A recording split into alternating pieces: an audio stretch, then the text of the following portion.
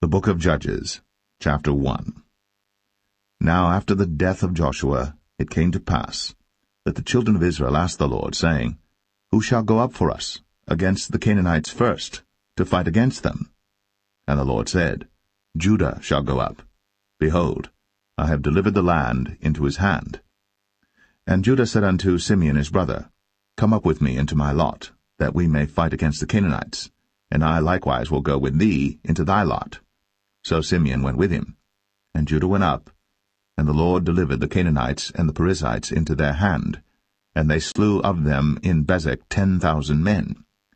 And they found Adoni-Bezek in Bezek, and they fought against him, and they slew the Canaanites and the Perizzites. But Adoni-Bezek fled, and they pursued after him, and caught him, and cut off his thumbs and his great toes. And Adoni-Bezek said, 70 kings, having their thumbs and their great toes cut off, gathered their meat under my table, as I have done, so God hath requited me. And they brought him to Jerusalem, and there he died.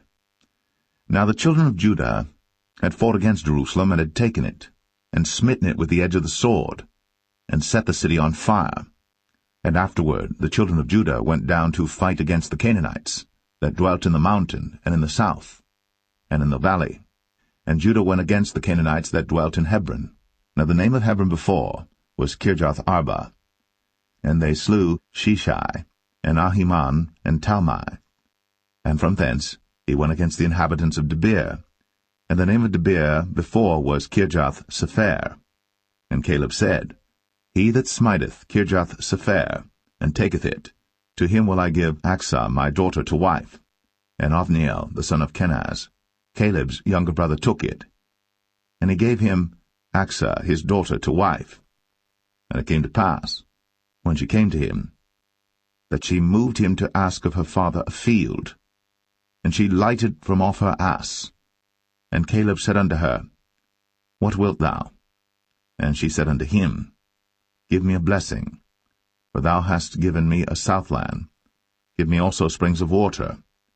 And Caleb gave her the upper springs and the nether springs. And the children of the Kenite, Moses' father-in-law, went up out of the city of palm trees, with the children of Judah into the wilderness of Judah, which lieth in the south of Arad. And they went and dwelt among the people.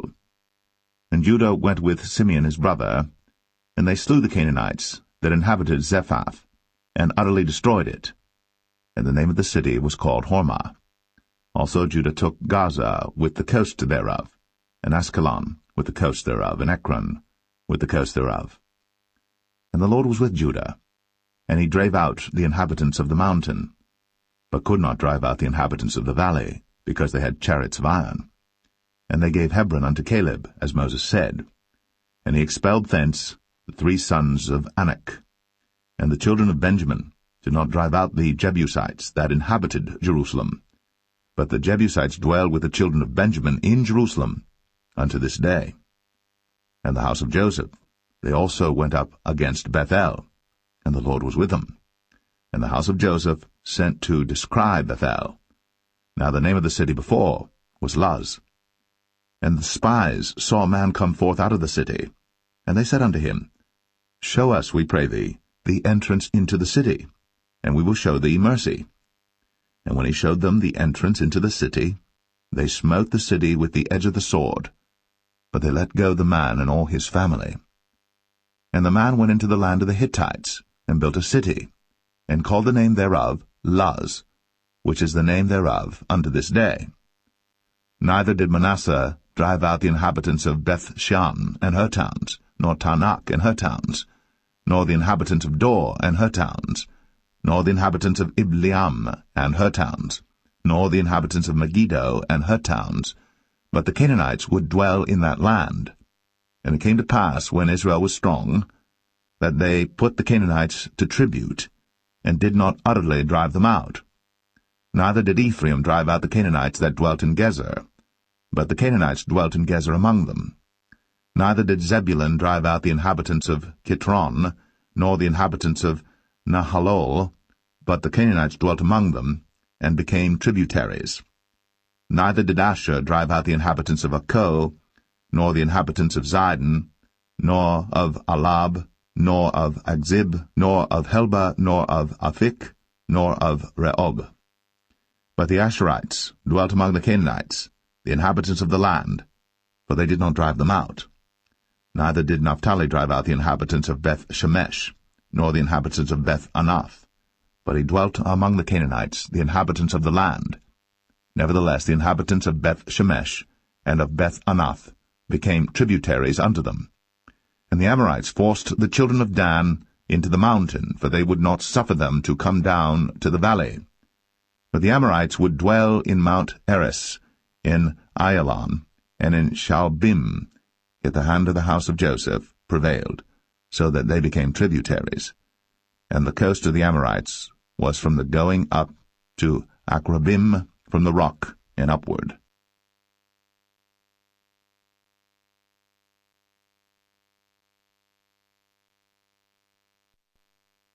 Judges 2.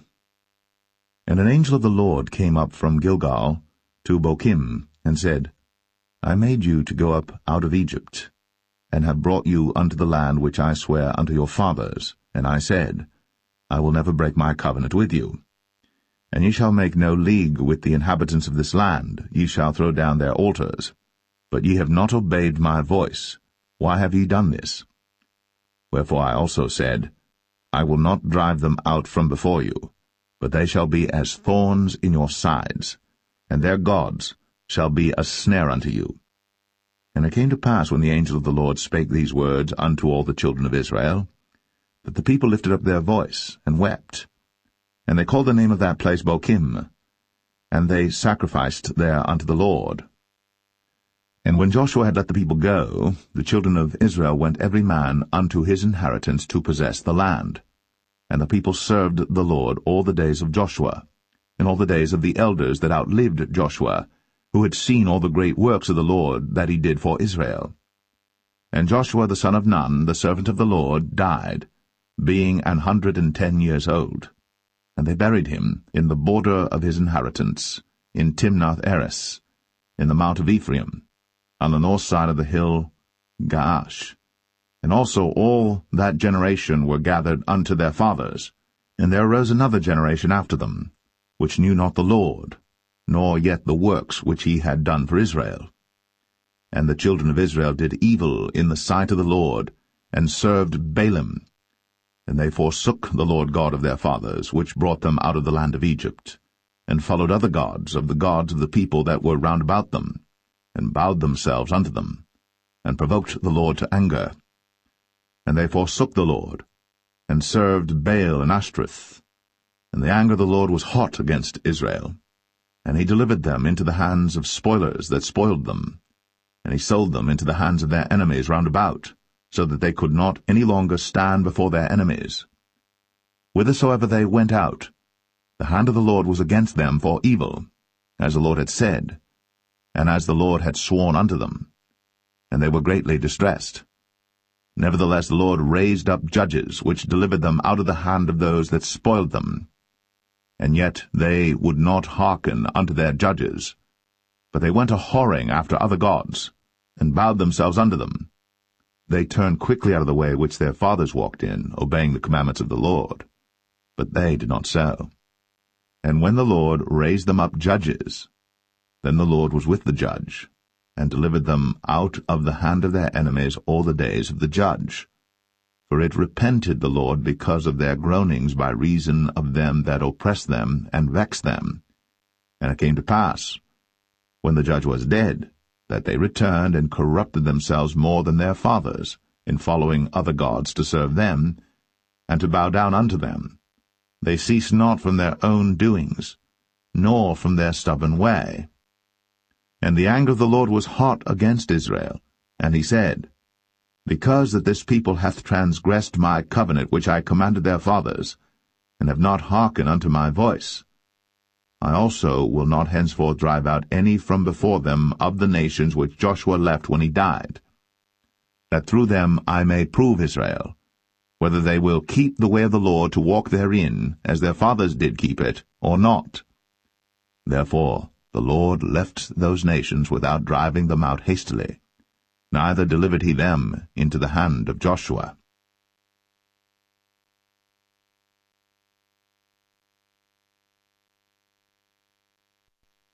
Judges 3. Now these are the nations which the Lord left, to prove Israel by them, even as many of Israel as had not known all the wars of Canaan, only that the generations of the children of Israel might know, to teach them war, at the least such as before knew nothing thereof.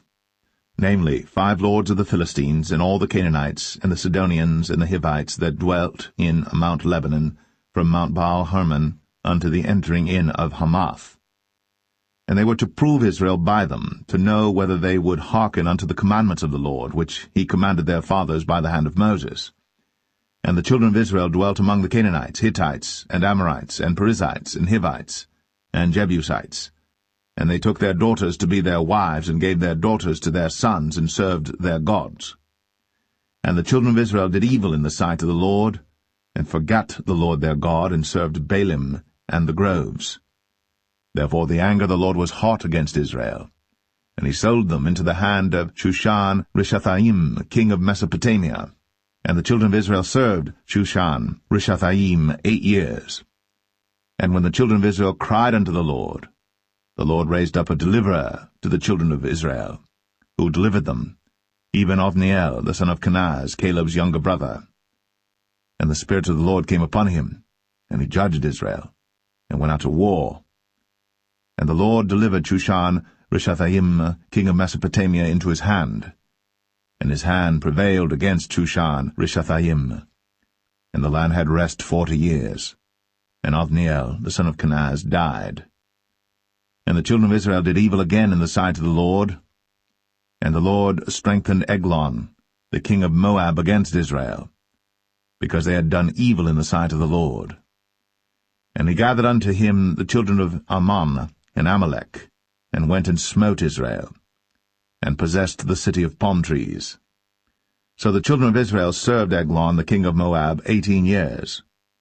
But when the children of Israel cried unto the Lord raised them up a deliverer, Ehud the son of Gera, a Benjamite, a man left-handed.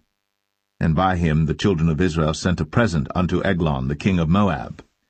But Ehud made him a dagger, which had 2 edges of a cubit length, and he did gird it under his raiment, upon his right thigh.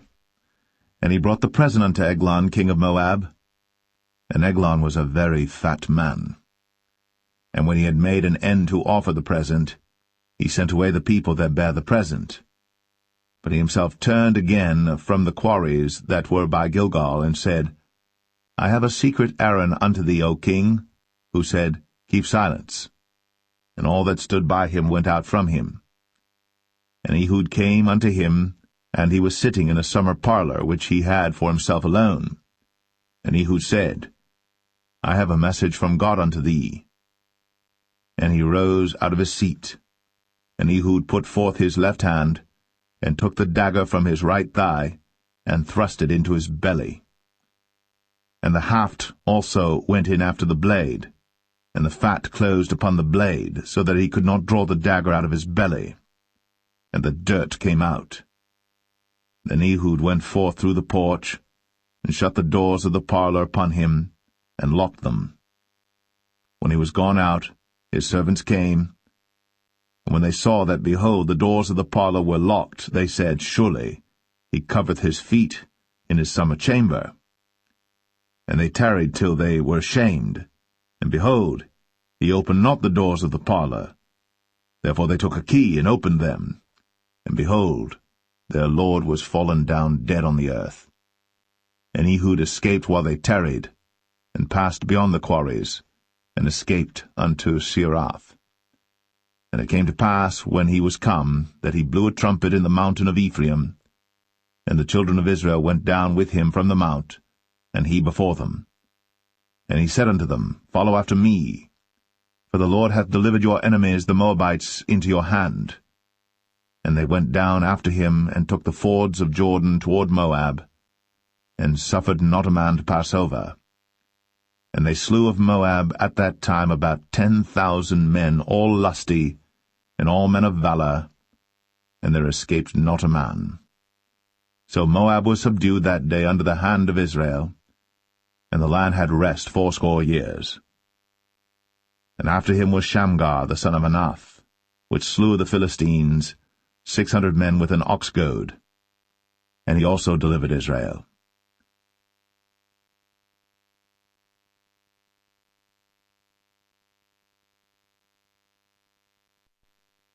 Judges 4. And the children of Israel again did evil in the sight of the Lord, when Ehud was dead. And the Lord sold them into the hand of Jabin, king of Canaan, that reigned in Hazor, the captain of whose host was Sisera, which dwelt in Harosheth of the Gentiles. And the children of Israel cried unto the Lord, for he had 900 chariots of iron. And 20 years he mightily oppressed the children of Israel. And Deborah prophetess, the wife of Lapidoth, she judged Israel at that time. And she dwelt under the palm tree of Deborah between Ramah and Bethel in Mount Ephraim. And the children of Israel came up to her for judgment. And she sent and called Barak, the son of Abinoam, out of Kadesh Naphtali, and said unto him, Hath not the Lord God of Israel commanded, saying, Go and draw toward Mount Tabor, and take with thee 10,000 men of the children of Naphtali and of the children of Zebulun? And I will draw unto thee to the river Kishon Sisera, the captain of Jabin's army, with his chariots and his multitude, and I will deliver him into thine hand. And Barak said unto her, If thou wilt go with me, then I will go. But if thou wilt not go with me, then I will not go. And she said, I will surely go with thee. Notwithstanding the journey that thou takest shall not be for thine honour, for the Lord shall sell Sisera into the hand of a woman. And Deborah rose, and went with Barak to Kadesh. And Barak called Zebulun and Naphtali to Kadesh. And he went up with 10,000 men at his feet, and Deborah went up with him. Now Heber the Kenite, which was of the children of Hobab the father-in-law of Moses, had severed himself from the Kenites, and pitched his tent unto the plain of Zanaim, which is by Kadesh. And they showed Sisera that Barak the son of Abinoam was gone up to Mount Tabor. And Sisera gathered together all his chariots, even 900 chariots of iron, and all the people that were with him, from Harosheth of the Gentiles unto the river of Kishon. And Deborah said unto Barak, Up, for this is the day in which the Lord hath delivered Sisera into thine hand. Is not the Lord gone out before thee? So Barak went down from Mount Tabor, and 10,000 men after him. And the Lord discomfited Sisera, and all his chariots and all his host with the edge of the sword before Barak, so that Sisera lighted down off his chariot, and fled away on his feet. But Barak pursued after the chariots and after the host, unto Harosheth of the Gentiles, and all the host of Sisera fell upon the edge of the sword, and there was not a man left. Howbeit Sisera fled away on his feet to the tent of Jael, the wife of Heber the Kenite. For there was peace between Jabin, the king of Hazor, and the house of Heber the Kenite. And Jael went out to meet Sisera, and said unto him, Turn in, my lord, turn in to me, fear not. And when he had turned in unto her into the tent, she covered him with a mantle. And he said unto her, Give me, I pray thee, a little water to drink, for I am thirsty. And she opened a bottle of milk, and gave him drink, and covered him. Again he said to her, Stand in the door of the tent. And it shall be, when any man doth come and inquire of thee, and say, Is there any man here? That thou shalt say, No. Then Jael, Heber's wife, took a nail of the tent, and took an hammer in her hand, and went softly unto him, and smote the nail into his temples, and fastened it into the ground, for he was fast asleep and weary. So he died. And behold, as Barak pursued Sisera, Jael came out to meet him, and said unto him, Come, and I will show thee the man whom thou seekest. And when he came into her tent, behold, Sisera lay dead, and the nail was in his temples.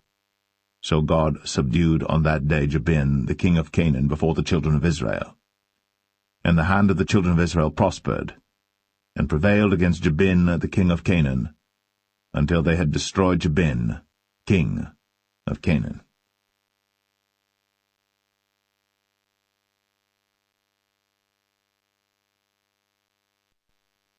Judges 5. Then sang Deborah and Barak, the son of Abinoam, on that day, saying, Praise ye the Lord for the avenging of Israel, when the people willingly offered themselves. Hear, O ye kings, give ear, O ye princes. I, even I, will sing unto the Lord. I will sing praise to the Lord God of Israel. Lord, when thou wentest out of Seir, when thou marchedst out of the field of Edom, the earth trembled, and the heavens dropped. The clouds also dropped water. The mountains melted from before the Lord, even that Sinai from before the Lord God of Israel. In the days of Shamgar the son of Anath, in the days of Jael, the highways were unoccupied, and the travelers walked through byways. The inhabitants of the villages ceased. They ceased in Israel until that I, Deborah, arose, that I arose a mother in Israel. They chose new gods. Then was war in the gates. Was there a shield or spear seen among 40,000 in Israel? My heart is toward the governors of Israel, that offered themselves willingly among the people. Bless ye the Lord. Speak, ye that ride on white asses, ye that sit in judgment, and walk by the way. They that are delivered from the noise of archers in the places of drawing water. There shall they rehearse the righteous acts of the Lord, even the righteous acts toward the inhabitants of his villages in Israel. Then shall the people of the Lord go down to the gates. Awake, awake, Deborah. Awake, awake, utter a song, arise, Barak, and lead thy captivity captive, thou son of Abinoam. Then he made him that remaineth have dominion over the nobles among the people. The Lord made me have dominion over the mighty. Out of Ephraim was there a root of them against Amalek, after thee Benjamin among thy people. Out of Machir came down governors, and out of Zebulun they that handle the pen of the writer. And the princes of Issachar were with Deborah, even Issachar, and also Barak. He was sent on foot into the valley. For the divisions of Reuben there were great thoughts of heart. Why abodest thou among the sheepfolds, to hear the bleatings of the flocks? For the divisions of Reuben there were great searchings of heart. Gilead abode beyond Jordan. And why did Dan remain in ships? Asher continued on the seashore, and abode in his breaches. Zebulun and Naphtali were a people that jeoparded their lives unto the death in the high places of the field. The kings came and fought. Then fought the kings of Canaan in Tanakh by the waters of Megiddo. They took no gain of money. They fought from heaven. The stars in their courses fought against Sisera. The river of Kishon swept them away, that ancient river, the river Kishon. O my soul, thou hast trodden down strength. Then were the horse hoofs broken by the means of the prancings of their mighty ones. Curse ye Maros, said the angel of the Lord. Curse ye bitterly the inhabitants thereof, because they came not to the help of the Lord, to the help of the Lord against the mighty. Blessed above women shall Jael the wife of Heber the Kenite be. Blessed shall she be above women in the tent. He asked water, and she gave him milk. She brought forth butter in a lordly dish. She put her hand to the nail, and her right hand to the workman's hammer, and with the hammer she smote Sisera. She smote off his head, when she had pierced and stricken through his temples. At her feet he bowed, he fell, he lay down. At her feet he bowed, he fell. Where he bowed, there he fell down dead. The mother of Sisera looked out at a window, and cried through the lattice, Why is his chariot so long in coming? Why tarry the wheels of his chariot? Her wise ladies answered her, yea, she returned, answered to herself. Have they not sped? Have they not divided the prey? To every man a damsel or two? To Sisera a prey of divers colours, a prey of divers colours of needlework, of divers colours of needlework on both sides, meat for the necks of them that take the spoil? So let all thine enemies perish, O Lord, but let them that love him be as the sun when he goeth forth in his might. And the land had rest 40 years.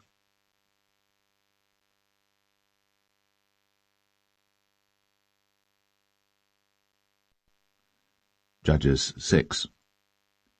And the children of Israel did evil in the sight of the Lord. And the Lord delivered them into the hand of Midian 7 years.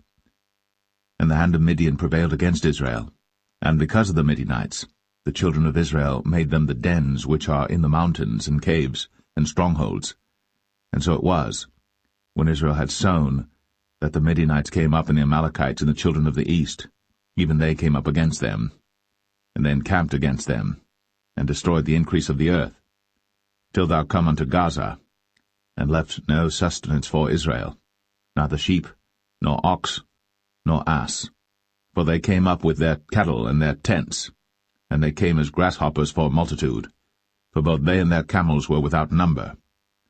And they entered into the land to destroy it. And Israel was greatly impoverished because of the Midianites, and the children of Israel cried unto the Lord. And it came to pass, when the children of Israel cried unto the Lord because of the Midianites, that the Lord sent a prophet unto the children of Israel, which said unto them, Thus saith the Lord God of Israel, I brought you up from Egypt, and brought you forth out of the house of bondage. And I delivered you out of the hand of the Egyptians, and out of the hand of all that oppressed you, and drave them out from before you, and gave you their land. I said unto you, I am the Lord your God. Fear not the gods of the Amorites, in whose land ye dwell. But ye have not obeyed my voice. And there came an angel of the Lord, and sat under an oak which was in Ophrah, that pertained unto Joash the Abiezrite. And his son Gideon threshed wheat by the winepress to hide it from the Midianites. And the angel of the Lord appeared unto him, and said unto him, The Lord is with thee, thou mighty man of valour. And Gideon said unto him, O my Lord, if the Lord be with us, why then is all this befallen us? And where be all his miracles which our fathers told us of, saying, Did not the Lord bring us up from Egypt? But now the Lord hath forsaken us, and delivered us into the hands of the Midianites. And the Lord looked upon him, and said, Go in this thy might, and thou shalt save Israel from the hand of the Midianites. Have not I sent thee? And he said unto him, O my Lord, wherewith shall I save Israel? Behold, my family is poor in Manasseh, and I am the least in my father's house. And the Lord said unto him, Surely I will be with thee, and thou shalt smite the Midianites as one man. And he said unto him, If now I have found grace in thy sight, then show me a sign that thou talkest with me. Depart not hence, I pray thee, until I come unto thee, and bring forth my present, and set it before thee. And he said, I will tarry until thou come again. And Gideon went in, and made ready a kid, and unleavened cakes of an ephah of flour. The flesh he put in a basket, and he put the broth in a pot, and brought it out unto him under the oak, and presented it. And the angel of God said unto him, Take the flesh and the unleavened cakes, and lay them upon this rock, and pour out the broth. And he did so.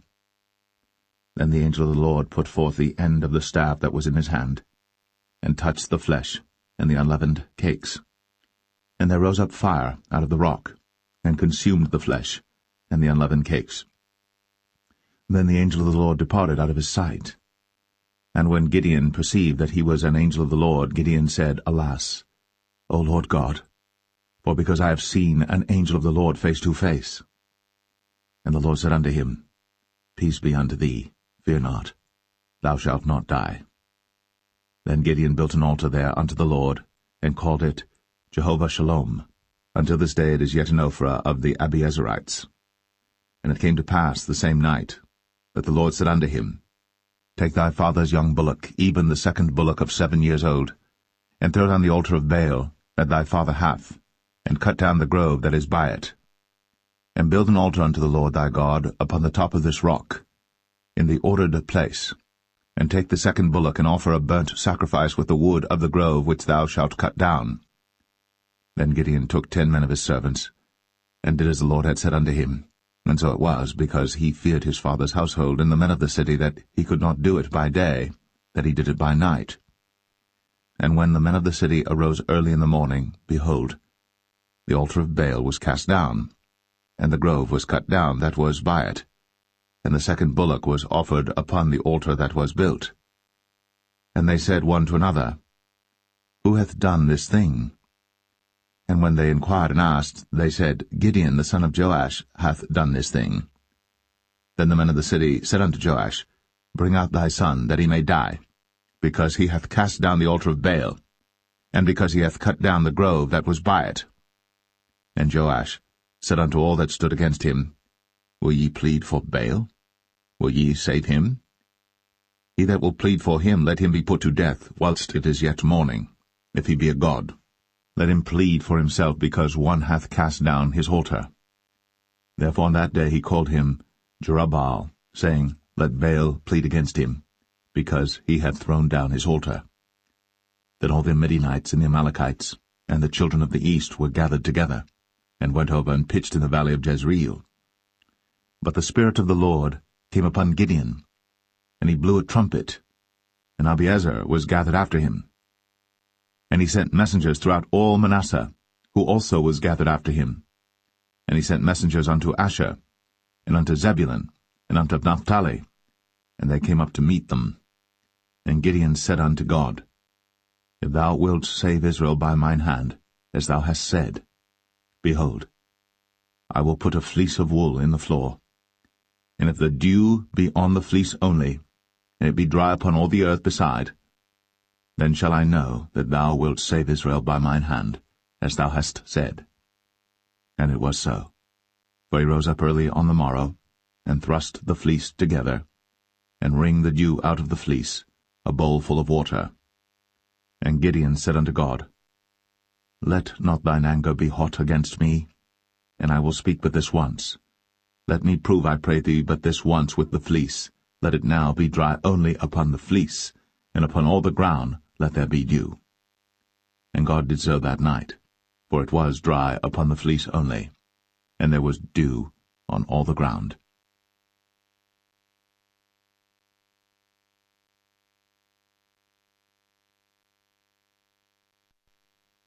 Judges 7. Then Jerubbaal, who is Gideon, and all the people that were with him, rose up early, and pitched beside the well of Harad, so that the host of the Midianites were on the north side of them, by the hill of Moreh in the valley. And the Lord said unto Gideon, The people that are with thee are too many for me to give the Midianites into their hands, lest Israel vaunt themselves against me, saying, Mine own hand hath saved me. Now therefore go to, proclaim in the ears of the people, saying, Whosoever is fearful and afraid, let him return and depart early from Mount Gilead. And there returned to the people 22,000, and there remained 10,000. And the Lord said unto Gideon, The people are yet too many. Bring them down unto the water, and I will try them for thee there. And it shall be that of whom I say unto thee, This shall go with thee, the same shall go with thee. And of whomsoever I say unto thee, This shall not go with thee, the same shall not go. So he brought down the people unto the water. And the Lord said unto Gideon, Every one that lappeth of the water with his tongue, as a dog lappeth, him shalt thou set by himself, likewise every one that boweth down upon his knees to drink. And the number of them that lapped, putting their hand to their mouth, were 300 men. But all the rest of the people bowed down upon their knees to drink water. And the Lord said unto Gideon, By the 300 men that lapped will I save you, and deliver the Midianites into thine hand, and let all the other people go every man unto his place. So the people took victuals in their hand, and their trumpets, and he sent all the rest of Israel every man unto his tent, and retained those 300 men, and the host of Midian was beneath him in the valley. And it came to pass the same night that the Lord said unto him, Arise, get thee down unto the host, for I have delivered it into thine hand. But if thou fear to go down, go thou with Phurah thy servant down to the host. And thou shalt hear what they say, and afterward shall thine hands be strengthened to go down unto the host. Then went he down with Phurah his servant unto the outside of the armed men that were in the host. And the Midianites, and the Amalekites, and all the children of the east lay along in the valley like grasshoppers for multitude, and their camels were without number, as the sand by the seaside for multitude. And when Gideon was come, behold, there was a man that told a dream unto his fellow, and said, Behold, I dreamed a dream, and lo, a cake of barley bread tumbled into the host of Midian, and came unto a tent. and smote it, that it fell, and overturned it, that the tent lay along. And his fellow answered and said, This is nothing else save the sword of Gideon, the son of Joash, a man of Israel. For into his hand hath God delivered Midian, and all the host. And it was so. When Gideon heard the telling of the dream and the interpretation thereof, that he worshipped and returned into the host of Israel, and said, Arise, for the Lord hath delivered into your hand the host of Midian. And he divided the 300 men into 3 companies, and he put a trumpet in every man's hand, with empty pitchers and lamps within the pitchers. And he said unto them, Look on me, and do likewise, and behold, when I come to the outside of the camp, it shall be that as I do, so shall ye do. When I blow with the trumpet, I and all that are with me, then blow ye the trumpets also on every side of all the camp, and say, The sword of the Lord and of Gideon. So Gideon and the 100 men that were with him came unto the outside of the camp in the beginning of the middle watch. And they had but newly set the watch, and they blew the trumpets, and brake the pitchers that were in their hands. And the 3 companies blew the trumpets, and brake the pitchers, and held the lamps in their left hands, and the trumpets in their right hands, to blow withal. And they cried, The sword of the Lord and of Gideon. And they stood every man in his place round about the camp. And all the host ran and cried and fled. And the 300 blew the trumpets, and the Lord set every man's sword against his fellow, even throughout all the host. And the host fled to Beth-shittah in Zererath, and to the border of Abel-meholah, unto Tabbath. And the men of Israel gathered themselves together out of Naphtali, and out of Asher, and out of all Manasseh, and pursued after the Midianites. And Gideon sent messengers throughout all Mount Ephraim, saying, Come down against the Midianites, and take before them the waters unto Beth-barah and Jordan. Then all the men of Ephraim gathered themselves together, and took the waters unto Beth-barah and Jordan. And they took 2 princes of the Midianites, Oreb and Zeb. And they slew Oreb upon the rock Oreb, and Zeb they slew at the winepress of Zeb, and pursued Midian, and brought the heads of Oreb and Zeb to Gideon on the other side Jordan.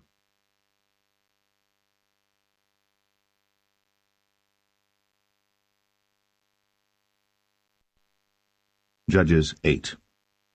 And the men of Ephraim said unto him, Why hast thou served us thus, that thou callest us not, when thou wentest to fight with the Midianites? And they did chide with him sharply. And he said unto them, What have I done now in comparison of you? Is not the gleaning of the grapes of Ephraim better than the vintage of Abiezer? God hath delivered into your hands the princes of Midian, Oreb, and Zeb. And what was I able to do in comparison of you? Then their anger was abated toward him, when he had said that. And Gideon came to Jordan and passed over, he and the 300 men that were with him, faint yet pursuing them. And he said unto the men of Succoth, Give, I pray you, loaves of bread unto the people that follow me, for they be faint, and I am pursuing after Zebah and Zalmunna, kings of Midian. And the princes of Succoth said, Are the hands of Zebah and Zalmunna now in thine hand, that we should give bread unto thine army? And Gideon said, Therefore when the Lord hath delivered Zebah and Zalmunna into mine hand, then I will tear your flesh with the thorns of the wilderness and with briars. And he went up thence to Penuel, and spake unto them likewise. And the men of Penuel answered him as the men of Succoth had answered him. And he spake also unto the men of Penuel, saying, When I come again in peace, I will break down this tower. Now Zebah and Zalmunna were in Karkor, and their hosts with them, about 15,000 men, all that were left of all the hosts of the children of the east. For there fell 120,000 men that drew sword. And Gideon went up by the way of them that dwelt in tents on the east of Nobah and Jogbeah, and smote the host, for the host was secure. And when Zebah and Zalmunna fled, he pursued after them, and took the 2 kings of Midian, Zebah and Zalmunna, and discomfited all the host. And Gideon the son of Joash returned from battle before the sun was up, and caught a young man of the men of Succoth, and inquired of him. And he described unto him the princes of Succoth and the elders thereof, even 70 men. And he came unto the men of Succoth, and said, Behold, Zebah and Zalmunna, with whom ye did upbraid me, saying, Are the hands of Zebah and Zalmunna now in thine hand, that we should give bread unto thy men that are weary? And he took the elders of the city, and thorns of the wilderness, and briars, and with them he taught the men of Succoth. And he beat down the tower of Penuel, and slew the men of the city. Then said he unto Zebah and Zalmunna, What manner of men were they whom ye slew at Tabor?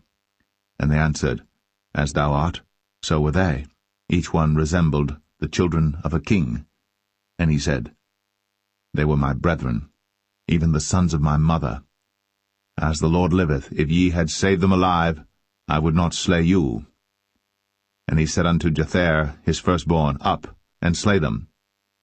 But the youth drew not his sword, for he feared, because he was yet a youth. Then Zebah and Zalmunna said, Rise thou, and fall upon us, for as the man is, so is his strength. And Gideon arose, and slew Zebah and Zalmunna, and took away the ornaments that were on their camels' necks. Then the men of Israel said unto Gideon, Rule thou over us, both thou and thy son, and thy son's son also, for thou hast delivered us from the hand of Midian. And Gideon said unto them, I will not rule over you, neither shall my son rule over you. The Lord shall rule over you. And Gideon said unto them, I would desire a request of you, that ye would give me every man the earrings of his prey. For they had golden earrings, because they were Ishmaelites. And they answered, We will willingly give them. And they spread a garment, and did cast therein every man the earrings of his prey. And the weight of the golden earrings that he requested was 1,700 shekels of gold, beside ornaments and collars and purple raiment that was on the king of Midian, and beside the chains that were about their camels' necks. And Gideon made an ephod thereof, and put it in his city, even in Ophrah. And all Israel went thither a-whoring after it, which thing became a snare unto Gideon and to his house. Thus was Midian subdued before the children of Israel, so that they lifted up their heads no more. And the country was in quietness 40 years in the days of Gideon. And Jerubbaal the son of Joash went and dwelt in his own house. And Gideon had 70 sons of his body begotten, for he had many wives. And his concubine that was in Shechem, she also bare him a son, whose name he called Abimelech. And Gideon the son of Joash died in a good old age, and was buried in the sepulchre of Joash his father, in Ophrah of the Abiezerites. And it came to pass, as soon as Gideon was dead, that the children of Israel turned again, and went a-whoring after Baalim, and made Baal-berith their god. And the children of Israel remembered not the Lord their God, who had delivered them out of the hands of all their enemies on every side. Neither showed they kindness to the house of Jerubbaal, namely Gideon, according to all the goodness which he had shown unto Israel.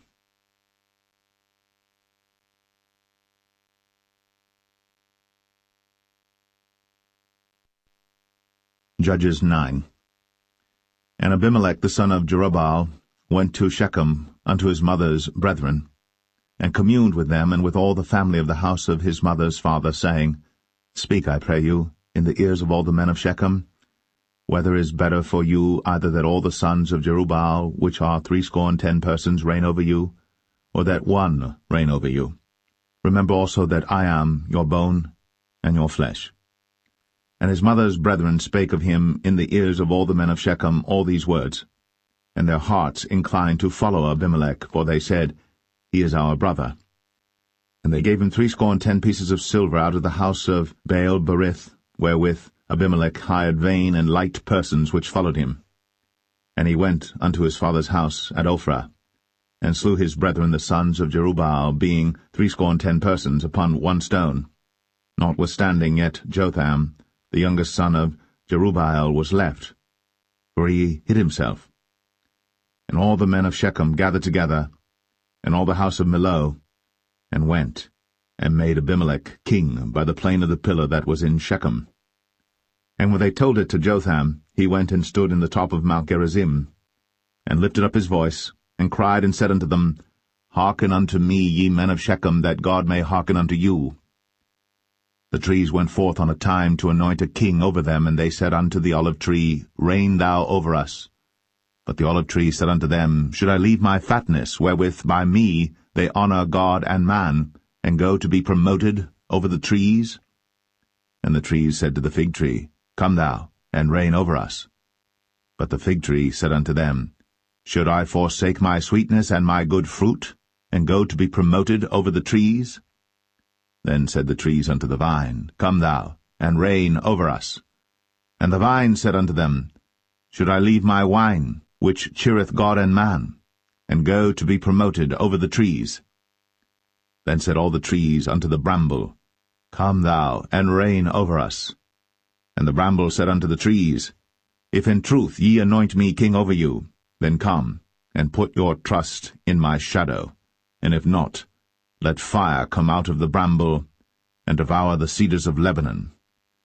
Now therefore, if ye have done truly and sincerely, in that ye have made Abimelech king, and if ye have dealt well with Jerubbaal and his house, and have done unto him according to the deserving of his hands. For my father fought for you, and adventured his life far, and delivered you out of the hand of Midian. And ye are risen up against my father's house this day, and have slain his sons, 70 persons, upon one stone, and have made Abimelech the son of his maidservant king over the men of Shechem, because he is your brother. If ye then have dealt truly and sincerely with Jerubbaal and with his house this day, then rejoice ye in Abimelech, and let him also rejoice in you. But if not, let fire come out from Abimelech, and devour the men of Shechem, and the house of Millo. And let fire come out from the men of Shechem, and from the house of Millo, and devour Abimelech.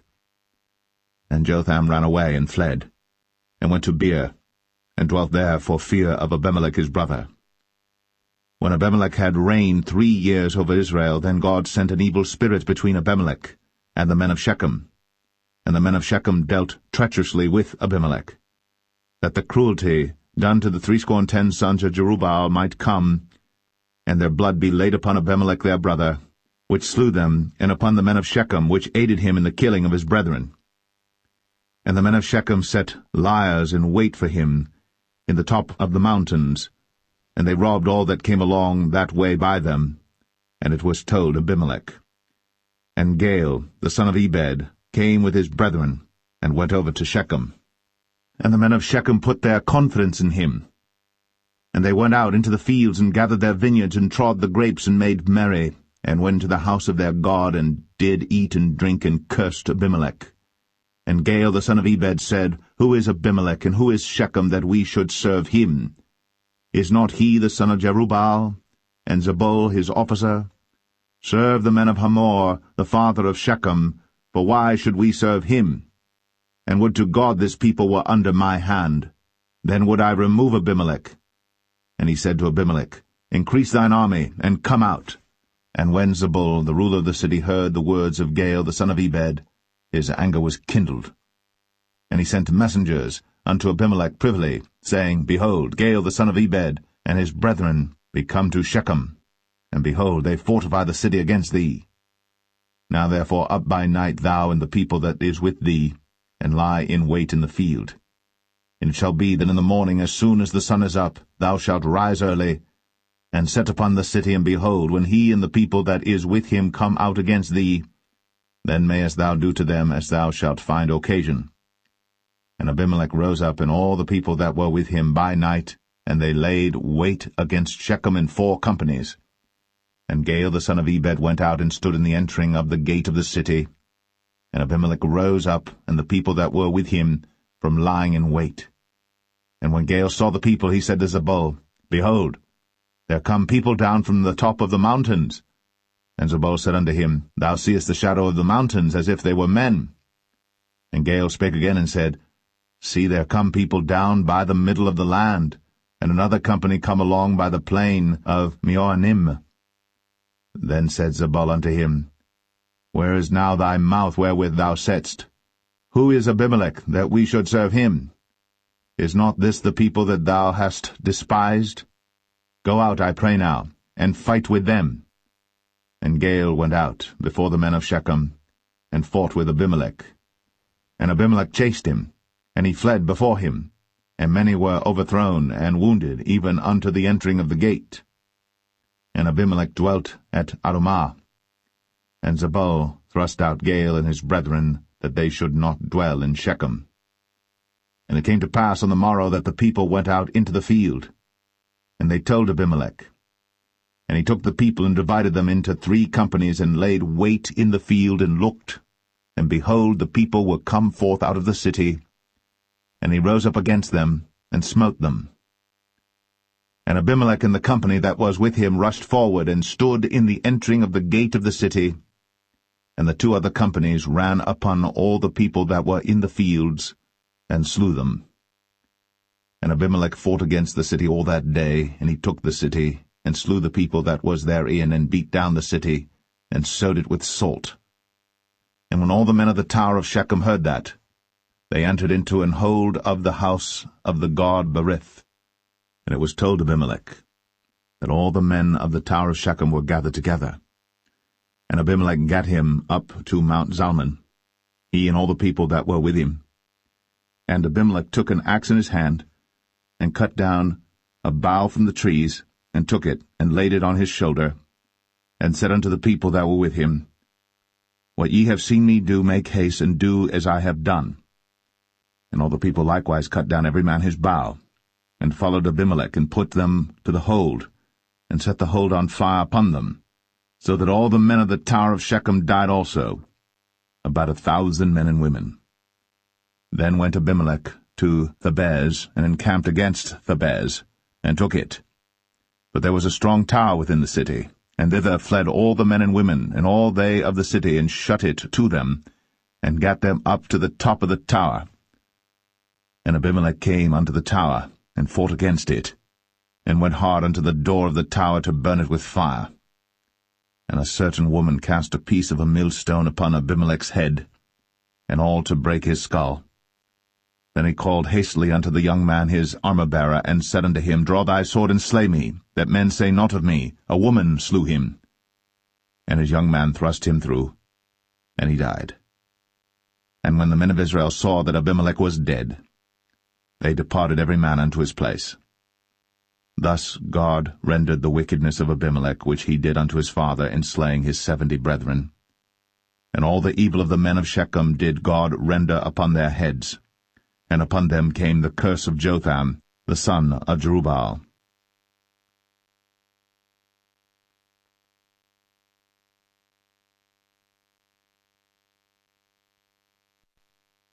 Judges 10.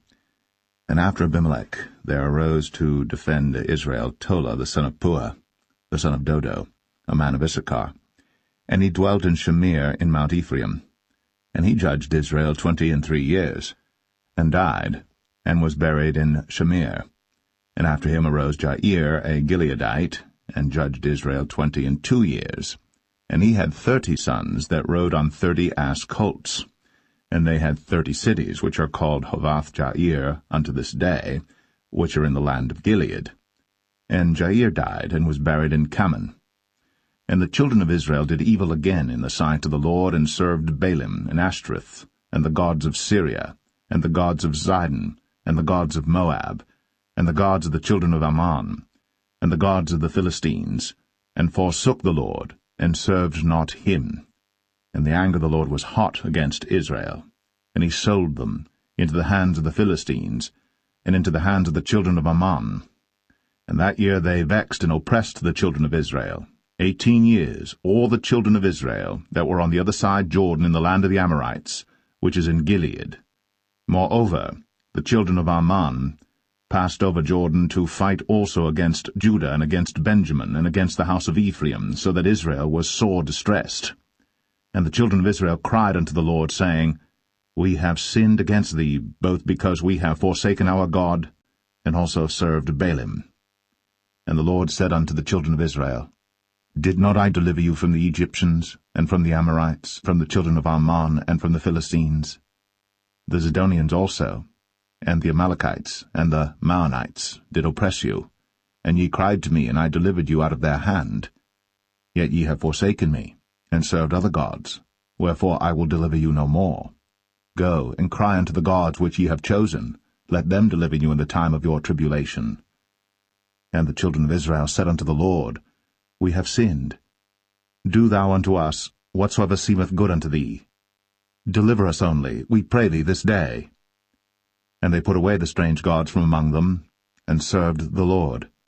And his soul was grieved for the misery of Israel. Then the children of Ammon were gathered together, and encamped in Gilead. And the children of Israel assembled themselves together, and encamped in Mizpeh. And the people and princes of Gilead said one to another, What man is he that will begin to fight against the children of Ammon? He shall be head over all the inhabitants of Gilead.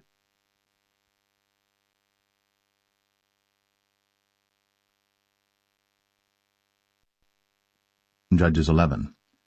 Now Jephthah, the Gileadite, was a mighty man of valor, and he was the son of an harlot. And Gilead begat Jephthah. And Gilead's wife bare him sons, and his wife's sons grew up. And they thrust out Jephthah, and said unto him, Thou shalt not inherit in our father's house, for thou art the son of a strange woman. Then Jephthah fled from his brethren, and dwelt in the land of Tob. And there were gathered vain men to Jephthah, and went out with him. And it came to pass in process of time, that the children of Ammon made war against Israel. And it was so that when the children of Ammon made war against Israel, the elders of Gilead went to fetch Jephthah out of the land of Tob. And they said unto Jephthah, Come, and be our captain, that we may fight with the children of Ammon. And Jephthah said unto the elders of Gilead, Did not ye hate me, and expel me out of my father's house? And why are ye come unto me now, when ye are in distress? And the elders of Gilead said unto Jephthah, Therefore we turn again to thee now, that thou mayest go with us, and fight against the children of Ammon, and be our head over all the inhabitants of Gilead. And Jephthah said unto the elders of Gilead, If ye bring me home again to fight against the children of Ammon, and the Lord deliver them before me, shall I be your head? And the elders of Gilead said unto Jephthah, The Lord be witness between us, if we do not so according to thy words. Then Jephthah went with the elders of Gilead, and the people made him head and captain over them. And Jephthah uttered all his words before the Lord in Mizpeh. And Jephthah sent messengers unto the king of the children of Ammon, saying, What hast thou to do with me, that thou art come against me to fight in my land? And the king of the children of Ammon answered unto the messengers of Jephthah, Because Israel took away my land when they came up out of Egypt, from Arnon even unto Jabbok, and unto Jordan. Now therefore restore those lands again peaceably. And Jephthah sent messengers again unto the king of the children of Ammon, and said unto him, Thus saith Jephthah, Israel took not away the land of Moab, nor the land of the children of Ammon. But when Israel came up from Egypt, and walked through the wilderness unto the Red Sea, and came to Kadesh, then Israel sent messengers unto the king of Edom, saying, Let me, I pray thee, pass through thy land. But the king of Edom would not hearken thereto. And in like manner they sent unto the king of Moab, but he would not consent. And Israel abode in Kadesh. Then they went along through the wilderness, and compassed the land of Edom, and the land of Moab, and came by the east side of the land of Moab, and pitched on the other side of Arnon, but came not within the border of Moab, for Arnon was the border of Moab. And Israel sent messengers unto Sihon, king of the Amorites, the king of Heshbon. And Israel said unto him, Let us pass, we pray thee, through thy land into my place. But Sihon trusted not Israel to pass through his coast. But Sihon gathered all his people together, and pitched in Jahaz, and fought against Israel. And the Lord God of Israel delivered Sihon and all his people into the hand of Israel, and they smote them. So Israel possessed all the land of the Amorites, the inhabitants of that country. And they possessed all the coasts of the Amorites, from Arnon even unto Jabbok, and from the wilderness even unto Jordan. So now the Lord God of Israel hath dispossessed the Amorites from before his people Israel.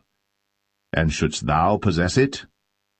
Wilt not thou possess that which Chemosh thy God giveth thee to possess? So, whomsoever the Lord our God shall drive out from before us, then will we possess. And now art thou anything better than Balak the son of Zippor, king of Moab? Did he ever strive against Israel, or did he ever fight against them? While Israel dwelt in Heshbon and her towns, and in Aroer and her towns, and in all the cities that be along by the coasts of Arnon, 300 years? Why therefore did ye not recover them within that time? Wherefore I have not sinned against thee, but thou dost me wrong to war against me. The Lord, the judge, be judged this day between the children of Israel and the children of Ammon. Howbeit the king of the children of Ammon hearkened not unto the words of Jephthah, which he sent him. Then the Spirit of the Lord came upon Jephthah, and he passed over Gilead and Manasseh, and passed over Mizpeh of Gilead, and from Mizpeh of Gilead he passed over unto the children of Ammon. And Jephthah vowed a vow unto the Lord, and said, If thou shalt without fail deliver the children of Ammon into mine hands, then it shall be, that whatsoever cometh forth of the doors of my house to meet me, when I return in peace from the children of Ammon, shall surely be the Lord's, and I will offer it up for a burnt offering. So Jephthah passed over unto the children of Ammon to fight against them, and the Lord delivered them into his hands. And he smote them from Aroer, even till thou come to Minnith, even 20 cities, and unto the plain of the vineyards, with a very great slaughter. Thus the children of Ammon were subdued before the children of Israel. And Jephthah came to Mizpeh unto his house, and behold, his daughter came out to meet him, with timbrels and with dances, and she was his only child. Beside her he had neither son nor daughter. And it came to pass, when he saw her, that he rent his clothes, and said, Alas, my daughter, thou hast brought me very low, and thou art one of them that trouble me. For I have opened my mouth unto the Lord, and I cannot go back. And she said unto him, My father, if thou hast opened thy mouth unto the Lord, do to me according to that which hath proceeded out of thy mouth. For as much as the Lord hath taken vengeance for thee of thine enemies, even of the children of Ammon. And she said unto her father, Let this thing be done for me. Let me alone 2 months, that I may go up and down upon the mountains and bewail my virginity, I and my fellows. And he said, Go. And he sent her away for 2 months. And she went with her companions, and bewailed her virginity upon the mountains. And it came to pass at the end of 2 months, that she returned unto her father, who did with her according to his vow which he had vowed. And she knew no man. And it was a custom in Israel, that the daughters of Israel went yearly to lament the daughter of Jephthah the Gileadite, 4 days in a year.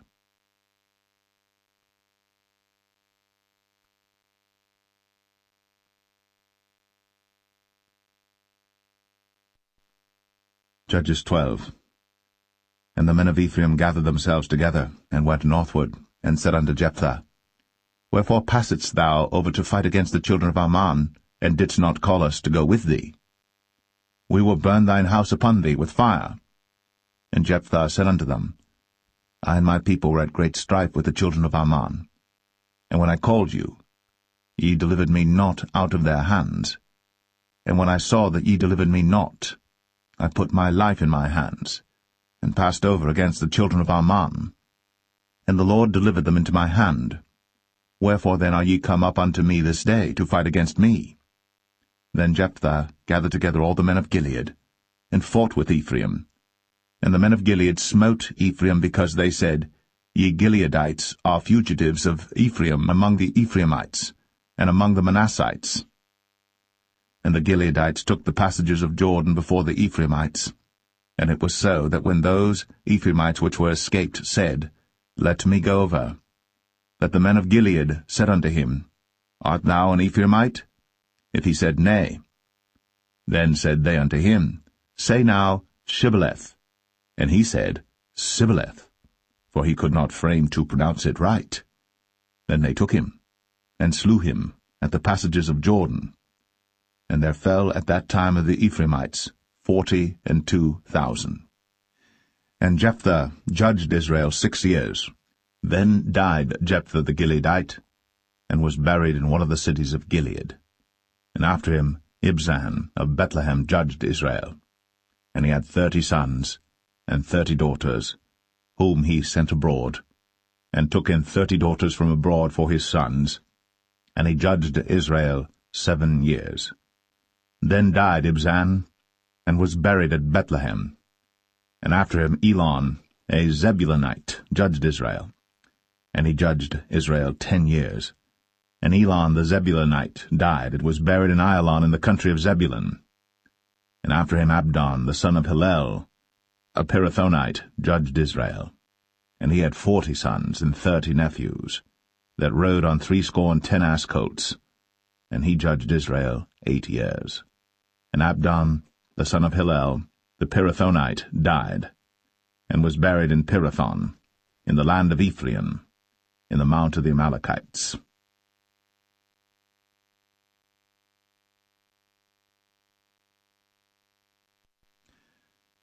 Judges 13. And the children of Israel did evil again in the sight of the Lord, and the Lord delivered them into the hand of the Philistines 40 years. And there was a certain man of Zorah, of the family of the Danites, whose name was Manoah, and his wife was barren, and bare not. And the angel of the Lord appeared unto the woman, and said unto her, Behold now, thou art barren, and bearest not, but thou shalt conceive, and bear a son. Now therefore beware, I pray thee, and drink not wine nor strong drink, and eat not any unclean thing.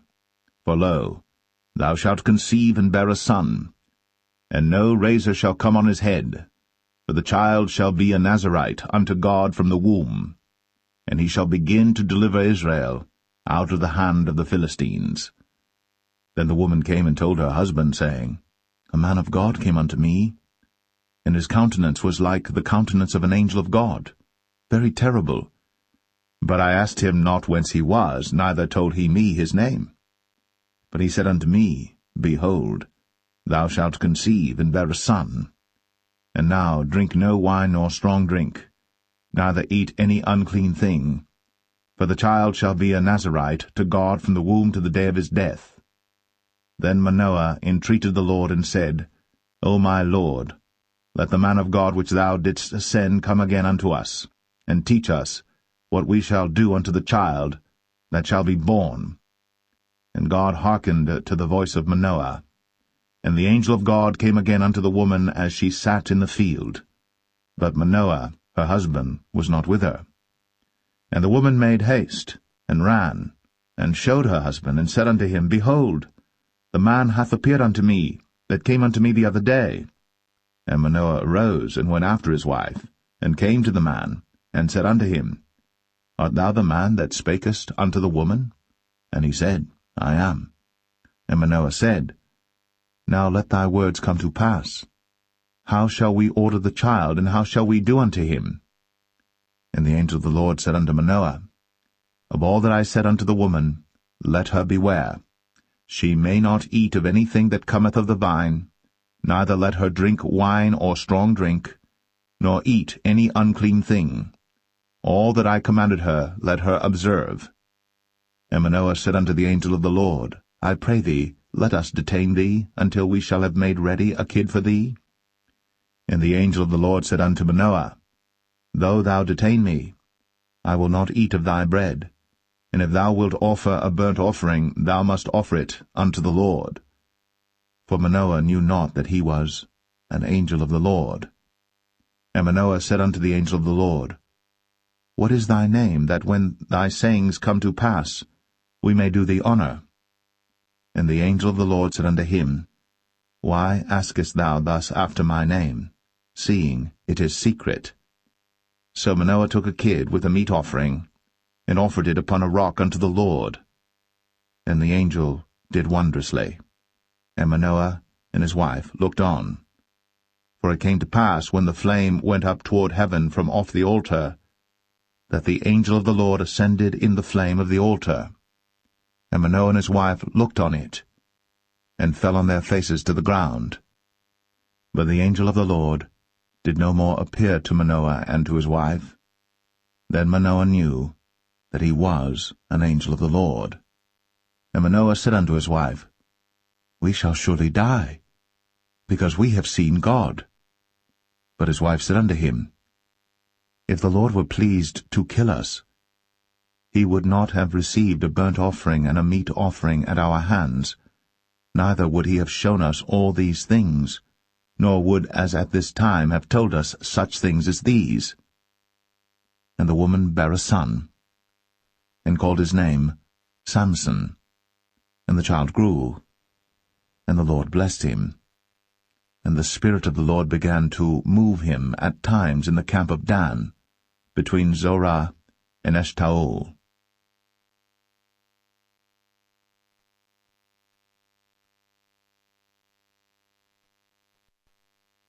Judges 14. And Samson went down to Timnath, and saw a woman in Timnath of the daughters of the Philistines. And he came up and told his father and his mother, and said, I have seen a woman in Timnath of the daughters of the Philistines. Now therefore get her for me to wife. Then his father and his mother said unto him, Is there never a woman among the daughters of thy brethren, or among all my people, that thou goest to take a wife of the uncircumcised Philistines? And Samson said unto his father, Get her for me, for she pleaseth me well.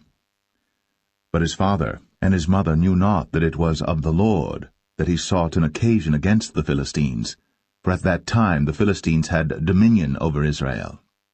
Then went Samson down, and his father and his mother, to Timnath, and came to the vineyards of Timnath, and behold, a young lion roared against him. And the Spirit of the Lord came mightily upon him, and he rent him as he would have rent a kid, and he had nothing in his hand. But he told not his father or his mother what he had done. And he went down, and talked with the woman, and she pleased Samson well. And after a time he returned to take her. And he turned aside to see the carcass of the lion, and behold, there was a swarm of bees and honey in the carcass of the lion. And he took thereof in his hands, and went on eating, and came to his father and mother, and he gave them, and they did eat. But he told not them that he had taken the honey out of the carcass of the lion. So his father went down unto the woman, and Samson made there a feast, for so used the young men to do. And it came to pass, when they saw him, that they brought 30 companions to be with him. And Samson said unto them, I will now put forth a riddle unto you. If ye can certainly declare it me within the 7 days of the feast, and find it out, then I will give you 30 sheets, and 30 change of garments. But if ye cannot declare it me, then shall ye give me 30 sheets, and 30 change of garments. And they said unto him, Put forth thy riddle, that we may hear it. And he said unto them, Out of the eater came forth meat, and out of the strong came forth sweetness. And they could not in 3 days expound the riddle. And it came to pass on the 7th day, that they said unto Samson's wife, Entice thy husband, that he may declare unto us the riddle, lest we burn thee, and thy father's house with fire. Have ye called us to take that we have? Is it not so? And Samson's wife wept before him, and said, Thou dost but hate me, and lovest me not. Thou hast put forth a riddle unto the children of my people, and hast not told it me. And he said unto her, Behold, I have not told it my father nor my mother, and shall I tell it thee? And she wept before him the 7 days, while their feast lasted. And it came to pass on the 7th day, that he told her, because she lay sore upon him, and she told the riddle to the children of her people. And the men of the city said unto him on the 7th day before the sun went down, What is sweeter than honey? And what is stronger than a lion? And he said unto them, If ye had not plowed with my heifer, ye had not found out my riddle. And the Spirit of the Lord came upon him, and he went down to Ashkelon, and slew 30 men of them, and took their spoil, and gave change of garments unto them which expounded the riddle. And his anger was kindled, and he went up to his father's house. But Samson's wife was given to his companion, whom he had used as his friend.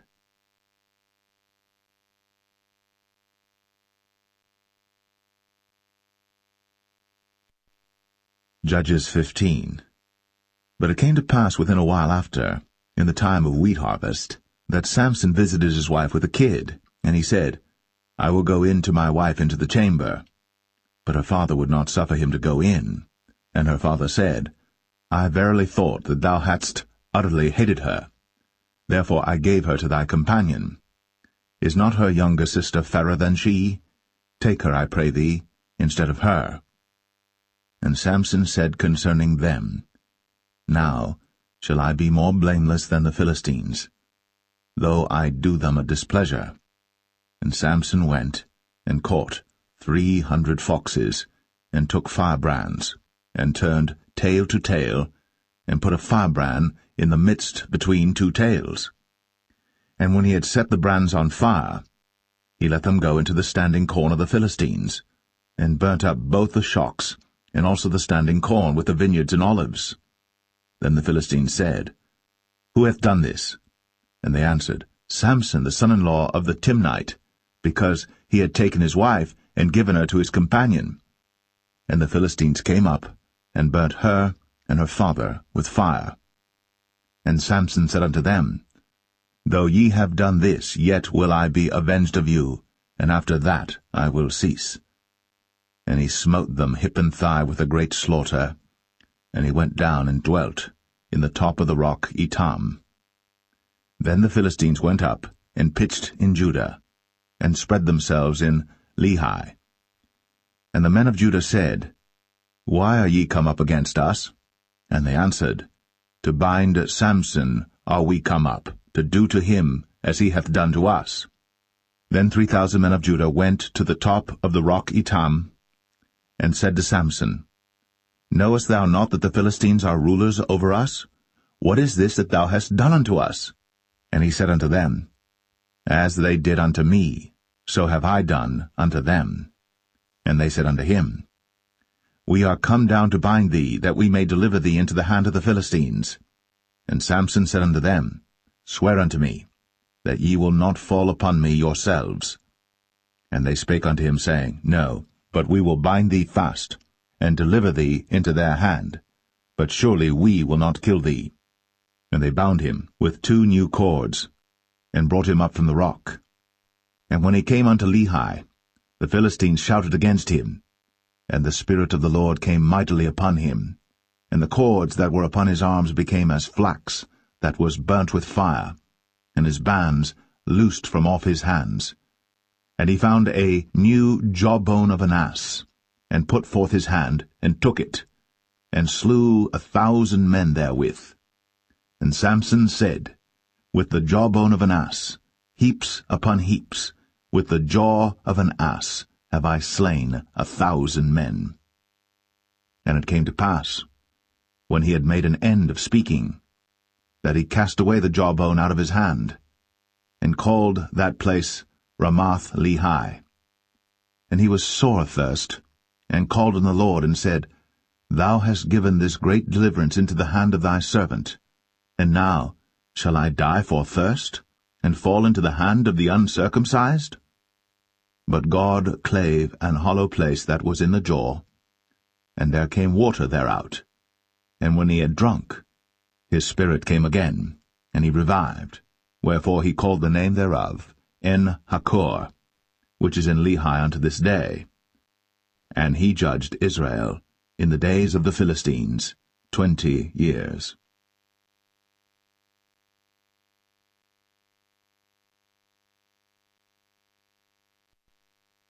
Judges 16. Then went Samson to Gaza, and saw there an harlot, and went in unto her. And it was told the Gazites, saying, Samson is come hither. And they compassed him in, and laid wait for him all night in the gate of the city, and were quiet all the night, saying, In the morning, when it is day, we shall kill him. And Samson lay till midnight, and arose at midnight, and took the doors of the gate of the city, and the 2 posts, and went away with them, bar and all, and put them upon his shoulders, and carried them up to the top of an hill that is before Hebron. And it came to pass afterward, that he loved a woman in the valley of Sorek, whose name was Delilah. And the lords of the Philistines came up unto her, and said unto her, Entice him, and see wherein his great strength lieth, and by what means we may prevail against him, that we may bind him to afflict him. And we will give thee every one of us 1,100 pieces of silver. And Delilah said to Samson, Tell me, I pray thee, wherein thy great strength lieth, and wherewith thou mightest be bound to afflict thee?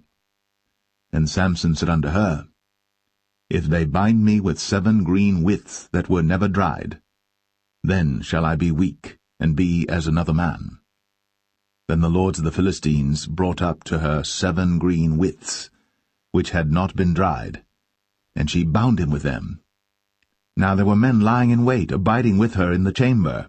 And she said unto him, The Philistines be upon thee, Samson. And he brake the withs, as a thread of tow is broken when it toucheth the fire. So his strength was not known. And Delilah said unto Samson, Behold, thou hast mocked me, and told me lies. Now tell me, I pray thee, wherewith thou mightest be bound. And he said unto her, If they bind me fast with new ropes, that never were occupied, then shall I be weak, and be as another man. Delilah therefore took new ropes, and bound him therewith, and said unto him, The Philistines be upon thee, Samson. And there were liers in wait, abiding in the chamber. And he brake them from off his arms like a thread. And Delilah said unto Samson, Hitherto thou hast mocked me, and told me lies. Tell me wherewith thou mightest be bound. And he said unto her, If thou weavest the 7 locks of my head with the web. And she fastened it with the pin, and said unto him, The Philistines be upon thee, Samson. And he awaked out of his sleep, and went away with the pin of the beam, and with the web. And she said unto him, How canst thou say, I love thee, when thine heart is not with me? Thou hast mocked me these 3 times, and hast not told me wherein thy great strength lieth. And it came to pass, when she pressed him daily with her words, and urged him, so that his soul was vexed unto death, that he told her all his heart, and said unto her, There hath not come a razor upon mine head, for I have been a Nazarite unto God from my mother's womb. If I be shaven, then my strength will go from me, and I shall become weak, and be like any other man. And when Delilah saw that he had told her all his heart, she sent and called for the lords of the Philistines, saying, Come up this once, for he hath shown me all his heart. Then the lords of the Philistines came up unto her, and brought money in their hand. And she made him sleep upon her knees, and she called for a man, and she caused him to shave off the 7 locks of his head, and she began to afflict him, and his strength went from him. And she said, The Philistines be upon thee, Samson. And he awoke out of his sleep, and said, I will go out as at other times before, and shake myself. And he wist not that the Lord was departed from him. But the Philistines took him, and put out his eyes, and brought him down to Gaza, and bound him with fetters of brass, and he did grind in the prison house. Howbeit, the hair of his head began to grow again after he was shaven. Then the lords of the Philistines gathered them together, for to offer a great sacrifice unto Dagon their god, and to rejoice, for they said, Our God hath delivered Samson our enemy into our hand. And when the people saw him, they praised their God, for they said, Our God hath delivered into our hands our enemy, and the destroyer of our country, which slew many of us. And it came to pass, when their hearts were merry, that they said, Call for Samson, that he may make us sport. And they called for Samson out of the prison house, and he made them sport, and they set him between the pillars. And Samson said unto the lad that held him by the hand, Suffer me that I may feel the pillars whereupon the house standeth, that I may lean upon them. Now the house was full of men and women, and all the lords of the Philistines were there. And there were upon the roof about 3,000 men and women that beheld while Samson made sport. And Samson called unto the Lord and said, O Lord God, remember me, I pray thee, and strengthen me, I pray thee, only this once, O God, that I may be at once avenged of the Philistines for my 2 eyes. And Samson took hold of the 2 middle pillars upon which the house stood, and on which it was borne up, of the one with his right hand, and of the other with his left. And Samson said, Let me die with the Philistines. And he bowed himself with all his might. And the house fell upon the lords, and upon all the people that were therein. So the dead which he slew at his death were more than they which he slew in his life. Then his brethren and all the house of his father came down, and took him, and brought him up, and buried him between Zorah and Eshtaol, in the burying place of Manoah his father. And he judged Israel 20 years.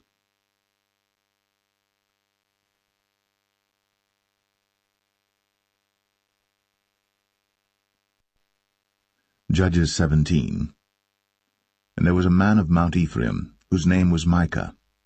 And he said unto his mother, The 1,100 shekels of silver that were taken from thee, about which thou cursedst, and spakest of also in mine ears, behold, the silver is with me, I took it. And his mother said, Blessed be thou of the Lord, my son.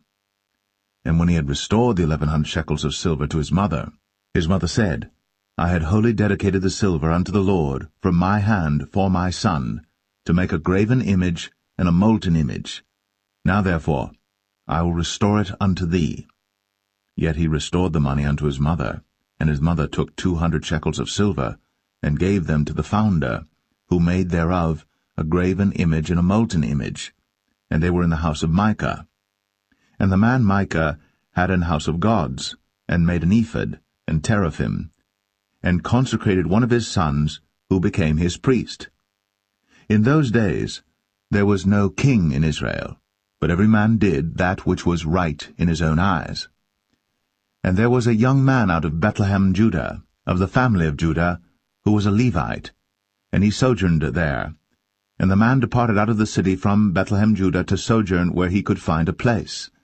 And he came to Mount Ephraim, to the house of Micah, as he journeyed. And Micah said unto him, Whence comest thou? And he said unto him, I am a Levite of Bethlehem, Judah, and I go to sojourn where I may find a place. And Micah said unto him, Dwell with me, and be unto me a father and a priest, and I will give thee 10 shekels of silver by the year, and a suit of apparel, and thy victuals. So the Levite went in, and the Levite was content to dwell with the man, and the young man was unto him as one of his sons. And Micah consecrated the Levite, and the young man became his priest, and was in the house of Micah. Then said Micah, Now know I that the Lord will do me good, seeing I have a Levite to my priest.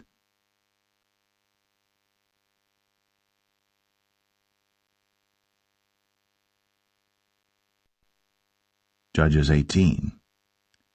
In those days there was no king in Israel, and in those days the tribe of the Danites sought them an inheritance to dwell in. For unto that day all their inheritance had not fallen unto them among the tribes of Israel. And the children of Dan sent of their family 5 men from their coasts, men of valor, from Zorah and from Eshtaol, to spy out the land, and to search it. And they said unto them, Go, search the land. Who, when they came to Mount Ephraim, to the house of Micah, they lodged there. When they were by the house of Micah, they knew the voice of the young man the Levite, and they turned in thither, and said unto him, Who brought thee hither? And what makest thou in this place? And what hast thou here? And he said unto them, Thus and thus dealeth Micah with me, and hath hired me, and I am his priest. And they said unto him, Ask counsel, we pray thee, of God, that we may know whether our way which we go shall be prosperous. And the priest said unto them, Go in peace. Before the Lord is your way wherein ye go. Then the 5 men departed, and came to Laish, and saw the people that were therein, how they dwelt careless, after the manner of the Zidonians, quiet and secure, and there was no magistrate in the land that might put them to shame in any thing, and they were far from the Zidonians, and had no business with any man. And they came unto their brethren to Zoar and Eshtaol, and their brethren said unto them, What say ye? And they said, Arise, that we may go up against them, for we have seen the land, and behold, it is very good. And are ye still? Be not slothful to go, and to enter to possess the land. When ye go, ye shall come unto a people secure, and to a large land, for God hath given it into your hands, a place where there is no want of anything that is in the earth. And there went from thence of the family of the Danites, out of Zorah and out of Eshtaol, 600 men appointed with weapons of war. And they went up and pitched in Kirjath-jearim, in Judah, wherefore they call that place Mahane Dan unto this day. Behold, it is behind Kirjath-jearim. And they passed thence unto Mount Ephraim, and came unto the house of Micah.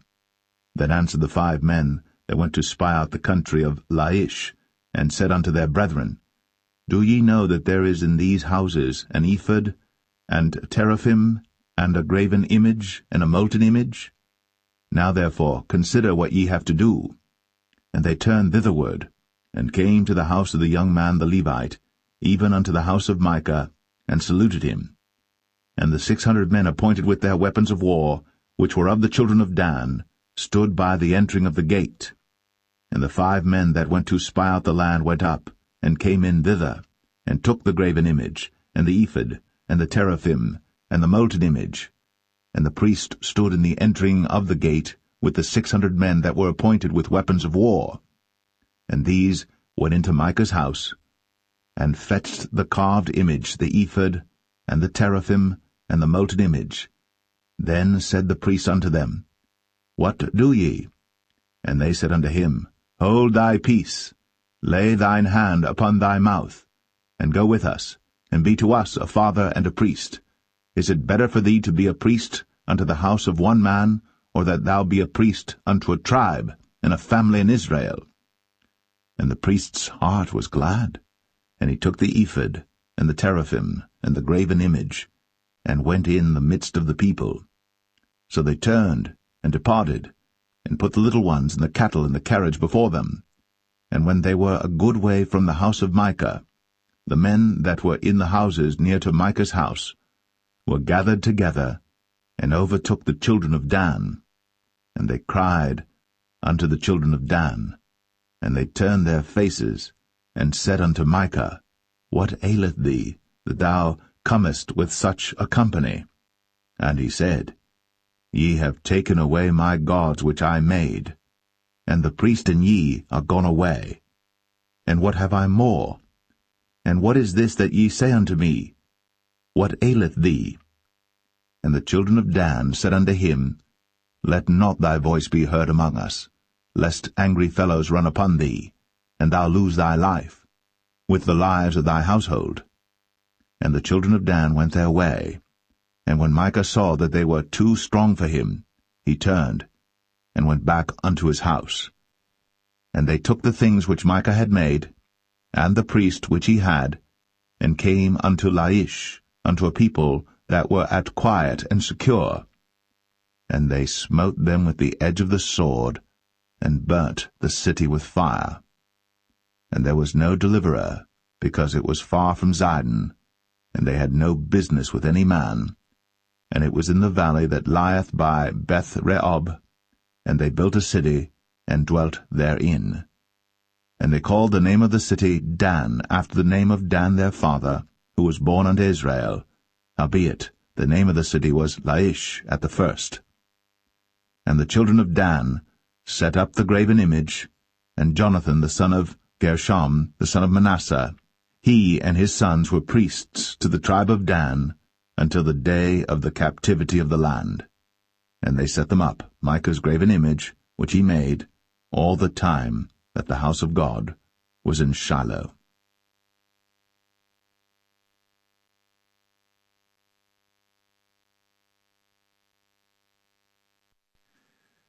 Judges 19. And it came to pass in those days, when there was no king in Israel, that there was a certain Levite sojourning on the side of Mount Ephraim, who took to him a concubine out of Bethlehem Judah. And his concubine played the whore against him, and went away from him unto her father's house to Bethlehem Judah, and was there 4 whole months. And her husband arose, and went after her, to speak friendly unto her, and to bring her again, having his servant with him, and a couple of asses. And she brought him into her father's house. And when the father of the damsel saw him, he rejoiced to meet him. And his father-in-law, the damsel's father, retained him, and he abode with him 3 days. So they did eat and drink and lodged there. And it came to pass on the 4th day, when they arose early in the morning, that he rose up to depart. And the damsel's father said unto his son-in-law, Comfort thine heart with a morsel of bread, and afterward go your way. And they sat down, and did eat and drink both of them together. For the damsel's father had said unto the man, Be content, I pray thee, and tarry all night, and let thine heart be merry. And when the man rose up to depart, his father-in-law urged him, therefore he lodged there again. And he rose early in the morning on the 5th day to depart. And the damsel's father said, Comfort thine heart, I pray thee. And they tarried until afternoon, and they did eat both of them. And when the man rose up to depart, he and his concubine, and his servant, his father-in-law, the damsel's father, said unto him, Behold, now the day draweth toward evening. I pray you, tarry all night. Behold, the day groweth to an end. Lodge here, that thine heart may be merry. And tomorrow get you early on your way, that thou mayest go home. But the man would not tarry that night, but he rose up and departed, and came over against Jebus, which is Jerusalem. And there were with him 2 asses saddled. His concubine also was with him. And when they were by Jebus, the day was far spent. And the servant said unto his master, Come, I pray thee, and let us turn into this city of the Jebusites, and lodge in it. And his master said unto him, We will not turn aside hither into the city of a stranger, that is not of the children of Israel. We will pass over to Gibeah. And he said unto his servant, Come, and let us draw near to one of these places to lodge all night in Gibeah, or in Ramah. And they passed on, and went their way. And the sun went down upon them when they were by Gibeah, which belongeth to Benjamin. And they turned aside thither, to go in and to lodge in Gibeah. And when he went in, he sat him down in a street of the city, for there was no man that took them into his house to lodging. And behold, there came an old man from his work out of the field at even, which was also of Mount Ephraim, and he sojourned in Gibeah. But the men of the place were Benjamites. And when he had lifted up his eyes, he saw a wayfaring man in the street of the city. And the old man said, Whither goest thou? And whence comest thou? And he said unto him, We are passing from Bethlehem Judah toward the side of Mount Ephraim. From thence am I. And I went to Bethlehem Judah, but I am now going to the house of the Lord, and there is no man that receiveth me to house. Yet there is both straw and provender for our asses, and there is bread and wine also for me, and for thy handmaid, and for the young man which is with thy servants. There is no want of anything. And the old man said, Peace be with thee. Howsoever let all thy wants lie upon me, only lodge not in the street. So he brought him into his house, and gave provender unto the asses, and they washed their feet, and did eat and drink. Now as they were making their hearts merry, behold, the men of the city, certain sons of Belial, beset the house round about, and beat at the door, and spake to the master of the house, the old man, saying, Bring forth the man that came into thine house, that we may know him. And the man, the master of the house, went out unto them, and said unto them, Nay, my brethren, nay, I pray you, do not so wickedly, seeing that this man is come into mine house. Do not this folly. Behold, here is my daughter, a maiden, and his concubine. Them I will bring out now, and humble ye them, and do with them what seemeth good unto you. But unto this man do not so vile a thing. But the men would not hearken to him. So the man took his concubine, and brought her forth unto them. And they knew her, and abused her all the night until the morning. And when the day began to spring, they let her go. Then came the woman in the dawning of the day, and fell down at the door of the man's house, where her lord was, till it was light. And her lord rose up in the morning, and opened the doors of the house, and went out to go his way. And behold, the woman, his concubine, was fallen down at the door of the house, and her hands were upon the threshold. And he said unto her, Up, and let us be going. But none answered. Then the man took her up upon an ass.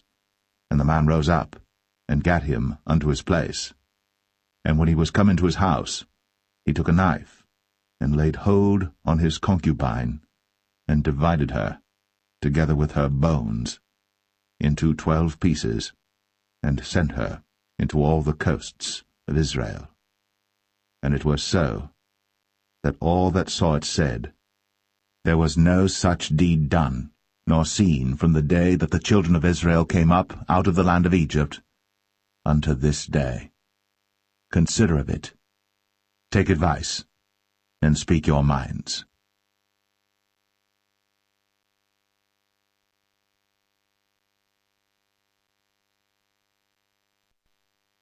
Judges 20. Then all the children of Israel went out, and the congregation was gathered together as one man, from Dan even to Beersheba with the land of Gilead unto the Lord in Mizpeh. And the chief of all the people, even of all the tribes of Israel, presented themselves in the assembly of the people of God, 400,000 footmen that drew sword. Now the children of Benjamin heard that the children of Israel were gone up to Mizpeh. Then said the children of Israel, Tell us, how was this wickedness? And the Levite, the husband of the woman that was slain, answered and said, I came into Gibeah, that belongeth to Benjamin, I and my concubine, to lodge. And the men of Gibeah rose against me, and beset the house round about upon me by night, and thought to have slain me, and my concubine have they forced, that she is dead. And I took my concubine, and cut her in pieces, and sent her throughout all the country of the inheritance of Israel, for they have committed lewdness and folly in Israel. Behold, ye are all children of Israel, give here your advice and counsel. And all the people arose as one man, saying, We will not any of us go to his tent, neither will we any of us turn into his house. But now this shall be the thing which we will do to Gibeah. We will go up by lot against it. And we will take 10 men of 100 throughout all the tribes of Israel, and 100 of 1,000, and 1,000 out of 10,000, to fetch victual for the people, that they may do, when they come to Gibeah Benjamin, according to all the folly that they have wrought in Israel. So all the men of Israel were gathered against the city, knit together as one man. And the tribes of Israel sent men through all the tribe of Benjamin, saying, What wickedness is this that is done among you? Now therefore, deliver us the men, the children of Belial, which are in Gibeah, that we may put them to death, and put away evil from Israel. But the children of Benjamin would not hearken to the voice of their brethren, the children of Israel. But the children of Benjamin gathered themselves together out of the cities unto Gibeah, to go out to battle against the children of Israel. And the children of Benjamin were numbered at that time out of the cities 26,000 men that drew sword, beside the inhabitants of Gibeah, which were numbered 700 chosen men. Among all this people there were 700 chosen men left-handed. Every one could sling stones at an hairbreadth, and not miss. And the men of Israel beside Benjamin were numbered 400,000 men that drew sword. All these were men of war. And the children of Israel arose, and went up to the house of God, and asked counsel of God, and said, Which of us shall go up first to the battle against the children of Benjamin? And the Lord said, Judah shall go up first. And the children of Israel rose up in the morning, and encamped against Gibeah. And the men of Israel went out to battle against Benjamin. And the men of Israel put themselves in array to fight against them at Gibeah. And the children of Benjamin came forth out of Gibeah, and destroyed down to the ground of the Israelites that day 22,000 men. And the people, the men of Israel, encouraged themselves, and set their battle again in array in the place where they put themselves in array the first day. And the children of Israel went up and wept before the Lord until even, and asked counsel of the Lord, saying, Shall I go up again to battle against the children of Benjamin my brother? And the Lord said, Go up against him. And the children of Israel came near against the children of Benjamin the second day. And Benjamin went forth against them out of Gibeah the second day, and destroyed down to the ground of the children of Israel again 18,000 men. All these drew the sword. Then all the children of Israel and all the people went up, and came unto the house of God, and wept, and sat there before the Lord, and fasted that day until even, and offered burnt offerings and peace offerings before the Lord. And the children of Israel inquired of the Lord, for the ark of the covenant of God was there in those days. And Phinehas, the son of Eleazar, the son of Aaron, stood before it in those days, saying, Shall I yet again go out to battle against the children of Benjamin my brother?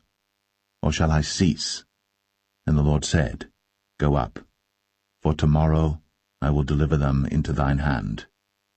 And Israel set liers in wait round about Gibeah. And the children of Israel went up against the children of Benjamin on the third day, and put themselves in array against Gibeah, as at other times. And the children of Benjamin went out against the people, and were drawn away from the city.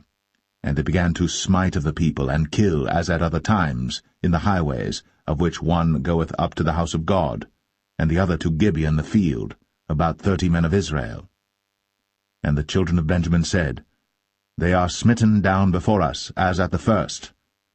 But the children of Israel said, Let us flee, and draw them from the city unto the highways. And all the men of Israel rose up out of their place, and put themselves in array at Baal-Tamar. And the liers in wait of Israel came forth out of their places, even out of the meadows of Gibeah. And there came against Gibeah 10,000 chosen men out of all Israel. And the battle was sore, but they knew not that evil was near them. And the Lord smote Benjamin before Israel. And the children of Israel destroyed of the Benjamites that day 25,000 and 100 men. All these drew the sword. So the children of Benjamin saw that they were smitten. For the men of Israel gave place to the Benjamites, because they trusted unto the liers in wait, which they had set beside Gibeah. And the liers in wait hasted, and rushed upon Gibeah. And the liers in wait drew themselves along, and smote all the city with the edge of the sword. Now there was an appointed sign between the men of Israel and the liers in wait, that they should make a great flame with smoke rise up out of the city. And when the men of Israel retired in the battle, Benjamin began to smite and kill of the men of Israel about 30 persons, for they said, Surely they are smitten down before us, as in the first battle. But when the flame began to arise up out of the city with a pillar of smoke, the Benjamites looked behind them, and behold, the flame of the city ascended up to heaven. And when the men of Israel turned again, the men of Benjamin were amazed, for they saw that evil was come upon them. Therefore they turned their backs before the men of Israel unto the way of the wilderness. But the battle overtook them, and them which came out of the cities they destroyed in the midst of them. Thus they enclosed the Benjamites round about, and chased them, and trod them down with ease over against Gibeah toward the sunrising. And there fell of Benjamin 18,000 men. All these were men of valor. And they turned and fled toward the wilderness, unto the rock of Rimmon. And they gleaned of them in the highways 5,000 men, and pursued hard after them unto Kidom, and slew 2,000 men of them. So that all which fell that day of Benjamin were 25,000 men that drew the sword. All these were men of valor. But 600 men turned and fled to the wilderness unto the rock Rimmon, and abode in the rock Rimmon 4 months. And the men of Israel turned again upon the children of Benjamin, and smote them with the edge of the sword, as well the men of every city, as the beast, and all that came to hand. Also they set on fire all the cities that they came to.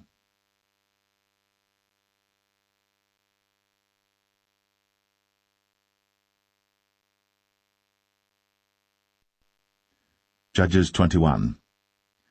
Now the men of Israel had sworn in Mizpeh, saying, There shall not any of us give his daughter unto Benjamin to wife. And the people came to the house of God, and abode there till even before God, and lifted up their voices, and wept sore, and said, O Lord God of Israel, why is this come to pass in Israel, that there should be today one tribe lacking in Israel? And it came to pass on the morrow, that the people rose early, and built there an altar, and offered burnt offerings, and peace offerings. And the children of Israel said, Who is there among all the tribes of Israel, that came not up with the congregation unto the Lord? For they had made a great oath concerning him that came not up to the Lord to Mizpeh, saying, He shall surely be put to death. And the children of Israel repented them for Benjamin their brother, and said, There is one tribe cut off from Israel this day. How shall we do for wives for them that remain, seeing we have sworn by the Lord, that we will not give them of our daughters to wives? And they said, What one is there of the tribes of Israel, that came not up to Mizpeh to the Lord? And behold, there came none to the camp, from Jabesh-Gilead to the assembly. For the people were numbered, and behold, there were none of the inhabitants of Jabesh-Gilead there. And the congregation sent thither 12,000 men, of the valiantest, and commanded them, saying, Go, and smite the inhabitants of Jabesh-Gilead with the edge of the sword, with the women and the children. And this is the thing that ye shall do. Ye shall utterly destroy every male, and every woman that hath lain by man. And they found among the inhabitants of Jabesh-Gilead 400 young virgins, that had known no man by lying with any male. And they brought them unto the camp to Shiloh, which is in the land of Canaan. And the whole congregation sent some to speak to the children of Benjamin that were in the rock Rimmon, and to call peaceably unto them. And Benjamin came again at that time, and they gave them wives which they had saved alive of the women of Jabesh-Gilead, and yet so they sufficed them not. And the people repented them for Benjamin, because that the Lord had made a breach in the tribes of Israel.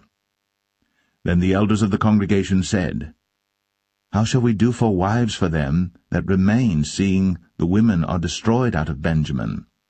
And they said, There must be an inheritance for them that be escaped of Benjamin, that a tribe be not destroyed out of Israel. Howbeit we may not give them wives of our daughters, for the children of Israel have sworn, saying, Cursed be he that giveth a wife to Benjamin. Then they said, Behold, there is a feast of the Lord in Shiloh yearly, in a place which is on the north side of Bethel, on the east side of the highway that goeth up from Bethel to Shechem, and on the south of Lebonah. Therefore they commanded the children of Benjamin, saying, Go, and lie in wait in the vineyards, and see, and behold, if the daughters of Shiloh come out to dance in dances.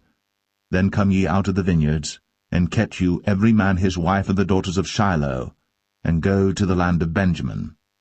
And it shall be, when their fathers or their brethren come unto us to complain, that we will say unto them, Be favorable unto them for our sakes, because we reserved not to each man his wife in the war. For ye did not give unto them at this time, that ye should be guilty. And the children of Benjamin did so, and took them wives, according to their number of them that danced, whom they caught.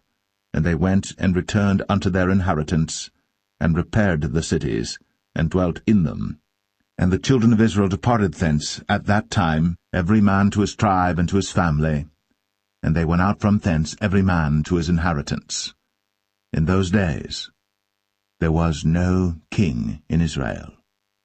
Every man did that which was right in his own eyes.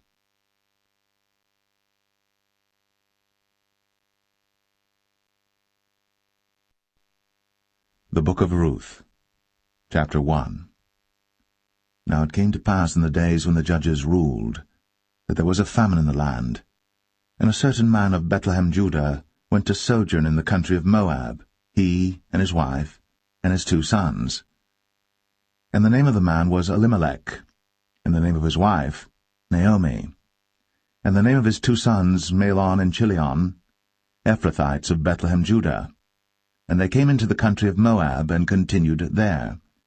And Elimelech, Naomi's husband, died, and she was left, and her 2 sons. And they took them wives of the women of Moab. The name of the one was Orpah, and the name of the other Ruth. And they dwelled there about 10 years. And Mahlon and Chilion died also, both of them. And the woman was left of her 2 sons and her husband. Then she arose with her daughters-in-law, that she might return from the country of Moab. For she had heard in the country of Moab how that the Lord had visited his people in giving them bread. Wherefore she went forth out of the place where she was, and her 2 daughters-in-law with her. And they went on the way to return unto the land of Judah. And Naomi said unto her 2 daughters-in-law, Go, return each to her mother's house. The Lord deal kindly with you, as ye have dealt with the dead, and with me. The Lord grant you that ye may find rest, each of you, in the house of her husband. Then she kissed them, and they lifted up their voice, and wept. And they said unto her, Surely we will return with thee unto thy people. And Naomi said, Turn again, my daughters, why will ye go with me? Are there yet any more sons in my womb, that they may be your husbands? Turn again, my daughters, go your way. For I am too old to have an husband. If I should say I have hope, if I should have an husband also tonight, and should also bear sons, would ye tarry for them till they were grown? Would ye stay for them from having husbands? Nay, my daughters, for it grieveth me much for your sakes that the hand of the Lord is gone out against me. And they lifted up their voice, and wept again. And Orpah kissed her mother-in-law. But Ruth clave unto her, and she said, Behold, thy sister-in-law is gone back unto her people, and unto her gods. Return thou after thy sister-in-law. And Ruth said, Entreat me not to leave thee, or to return from following after thee, for whither thou goest, I will go, and where thou lodgest, I will lodge. Thy people shall be my people, and thy God my God. Where thou diest will I die, and there will I be buried. The Lord do so to me, and more also, if aught but death part thee and me. When she saw that she was steadfastly minded to go with her, then she left speaking unto her. So they 2 went until they came to Bethlehem. And it came to pass, when they were come to Bethlehem, that all the city was moved about them, and they said, Is this Naomi? And she said unto them, Call me not Naomi, call me Mara, for the Almighty hath dealt very bitterly with me. I went out full, and the Lord hath brought me home again empty. Why then call ye me Naomi, seeing the Lord hath testified against me, and the Almighty hath afflicted me? So Naomi returned, and Ruth the Moabitess her daughter-in-law with her, which returned out of the country of Moab, and they came to Bethlehem in the beginning of barley harvest.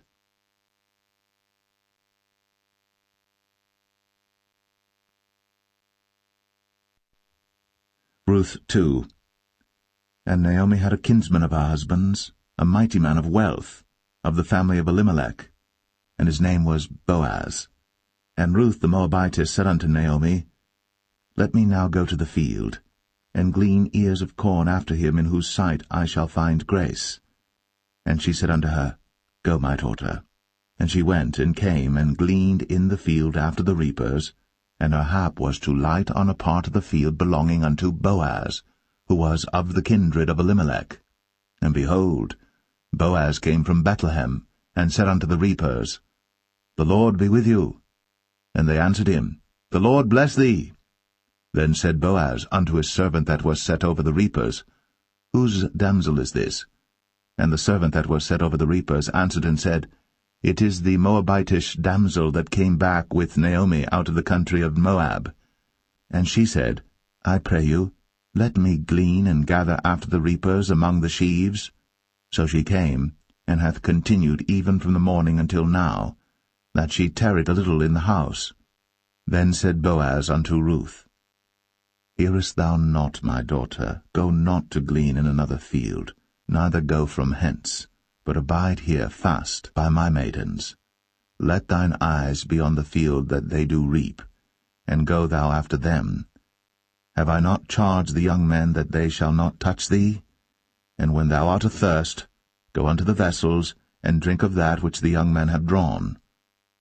Then she fell on her face, and bowed herself to the ground, and said unto him, Why have I found grace in thine eyes, that thou shouldst take knowledge of me, seeing I am a stranger? And Boaz answered and said unto her, It hath fully been shown me all that thou hast done unto thy mother-in-law since the death of thine husband, and how thou hast left thy father and thy mother, and the land of thy nativity, and art come unto a people which thou knewest not heretofore. The Lord recompense thy work, and a full reward be given thee of the Lord God of Israel, under whose wings thou art come to trust. Then she said, Let me find favor in thy sight, my Lord, for that thou hast comforted me, and for that thou hast spoken friendly unto thine handmaid, though I be not like unto one of thine handmaidens. And Boaz said unto her, At mealtime come thou hither, and eat of the bread, and dip thy morsel in the vinegar. And she sat beside the reapers, and he reached her parched corn, and she did eat, and was sufficed, and left. And when she was risen up to glean, Boaz commanded his young men, saying, Let her glean even among the sheaves, and reproach her not. And let fall also some of the handfuls of purpose for her, and leave them, that she may glean them, and rebuke her not. So she gleaned in the field until even, and beat out that she had gleaned, and it was about an ephah of barley. And she took it up, and went into the city, and her mother-in-law saw what she had gleaned, and she brought forth, and gave to her that she had reserved after she was sufficed. And her mother-in-law said unto her, Where hast thou gleaned today? And where wroughtest thou? Blessed be he that did take knowledge of thee. And she showed her mother-in-law with whom she had wrought, and said, The man's name with whom I wrought today is Boaz. And Naomi said unto her daughter-in-law, Blessed be he of the Lord, who hath not left off his kindness to the living and to the dead. And Naomi said unto her, The man is near of kin unto us, one of our next kinsmen. And Ruth, the Moabitess, said, He said unto me also, Thou shalt keep fast by my young men, until they have ended all my harvest. And Naomi said unto Ruth her daughter-in-law, It is good, my daughter, that thou go out with his maidens, that they meet thee not in any other field.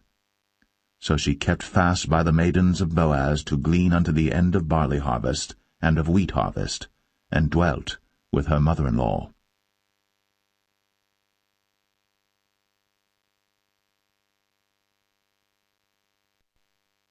Ruth 3.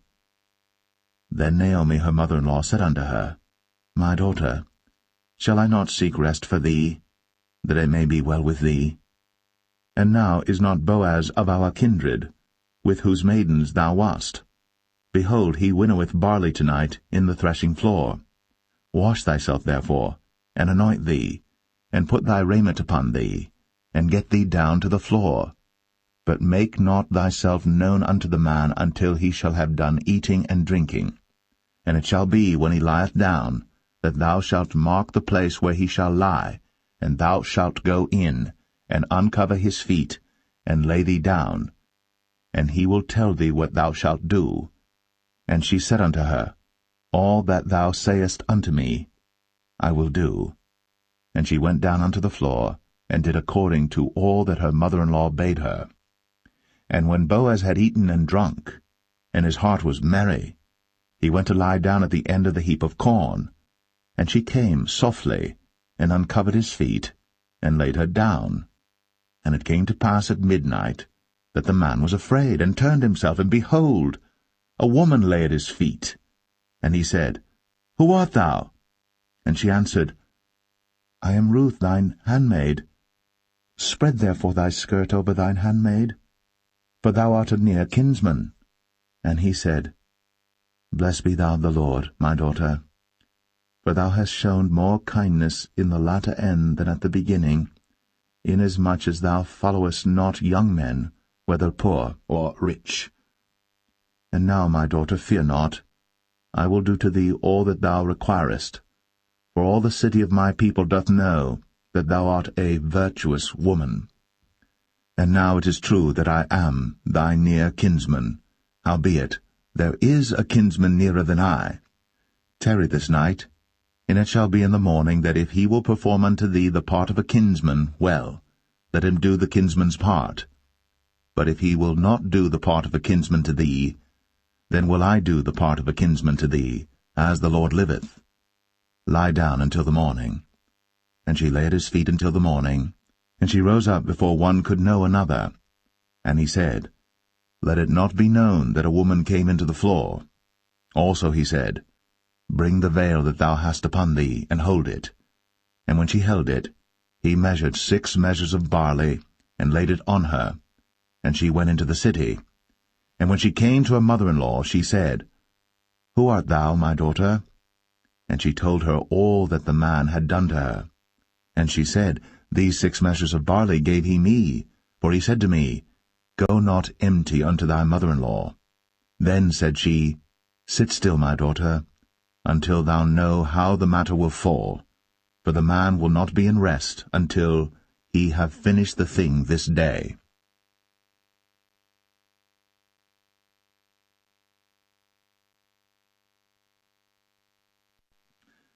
Ruth 4.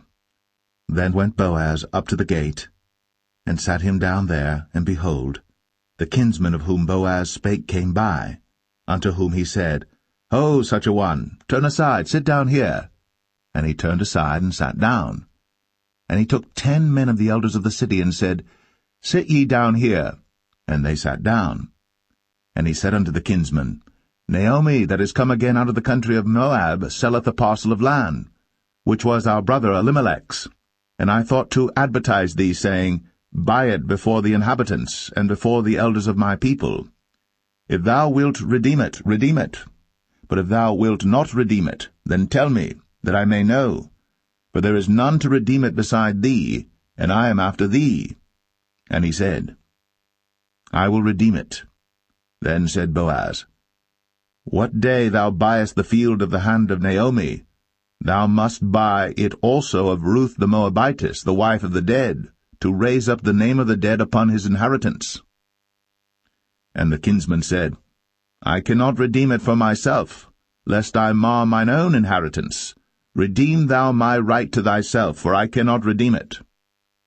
Now this was the manner in former time in Israel concerning redeeming and concerning changing, for to confirm all things, a man plucked off his shoe, and gave it to his neighbor, and this was a testimony in Israel.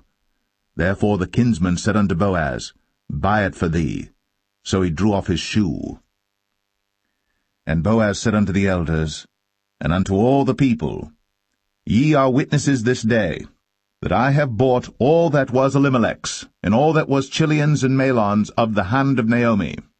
Moreover, Ruth the Moabitess, the wife of Mahlon, have I purchased to be my wife, to raise up the name of the dead upon his inheritance, that the name of the dead be not cut off from among his brethren, and from the gate of his place. Ye are witnesses this day. And all the people that were in the gate, and the elders said, We are witnesses. The Lord make the woman that is come into thine house like Rachel and like Leah, which two did build the house of Israel. And do thou worthily in Ephratah, and be famous in Bethlehem. And let thy house be like the house of Pharez, whom Tamar bare unto Judah, of the seed which the Lord shall give thee of this young woman. So Boaz took Ruth, and she was his wife. And when he went in unto her, the Lord gave her conception, and she bare a son. And the women said unto Naomi, Blessed be the Lord, which hath not left thee this day without a kinsman, that his name may be famous in Israel. And he shall be unto thee a restorer of thy life, and a nourisher of thine old age. For thy daughter-in-law, which loveth thee, which is better to thee than 7 sons, hath borne him. And Naomi took the child, and laid it in her bosom, and became nurse unto it. And the women her neighbors gave it a name, saying, There is a son born to Naomi. And they called his name Obed. He is the father of Jesse, the father of David. Now these are the generations of Pharez. Pharez begat Hezron, and Hezron begat Ram, and Ram begat Amminadab, and Amminadab begat Nahshon, and Nahshon begat Salmon, and Salmon begat Boaz, and Boaz begat Obed, and Obed begat Jesse, and Jesse begat David.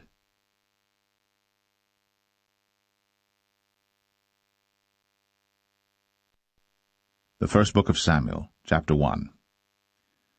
Now there was a certain man of Ramathaim Zophim of Mount Ephraim, and his name was Elkanah, the son of Jeroham, the son of Elihu, the son of Tohu, the son of Zoph, an Ephrathite. And he had 2 wives. The name of the one was Hannah, and the name of the other was Peninnah. And Peninnah had children, but Hannah had no children. And this man went up out of his city yearly to worship and to sacrifice unto the Lord of hosts in Shiloh. And the 2 sons of Eli, Hophni and Phinehas, the priests of the Lord, were there.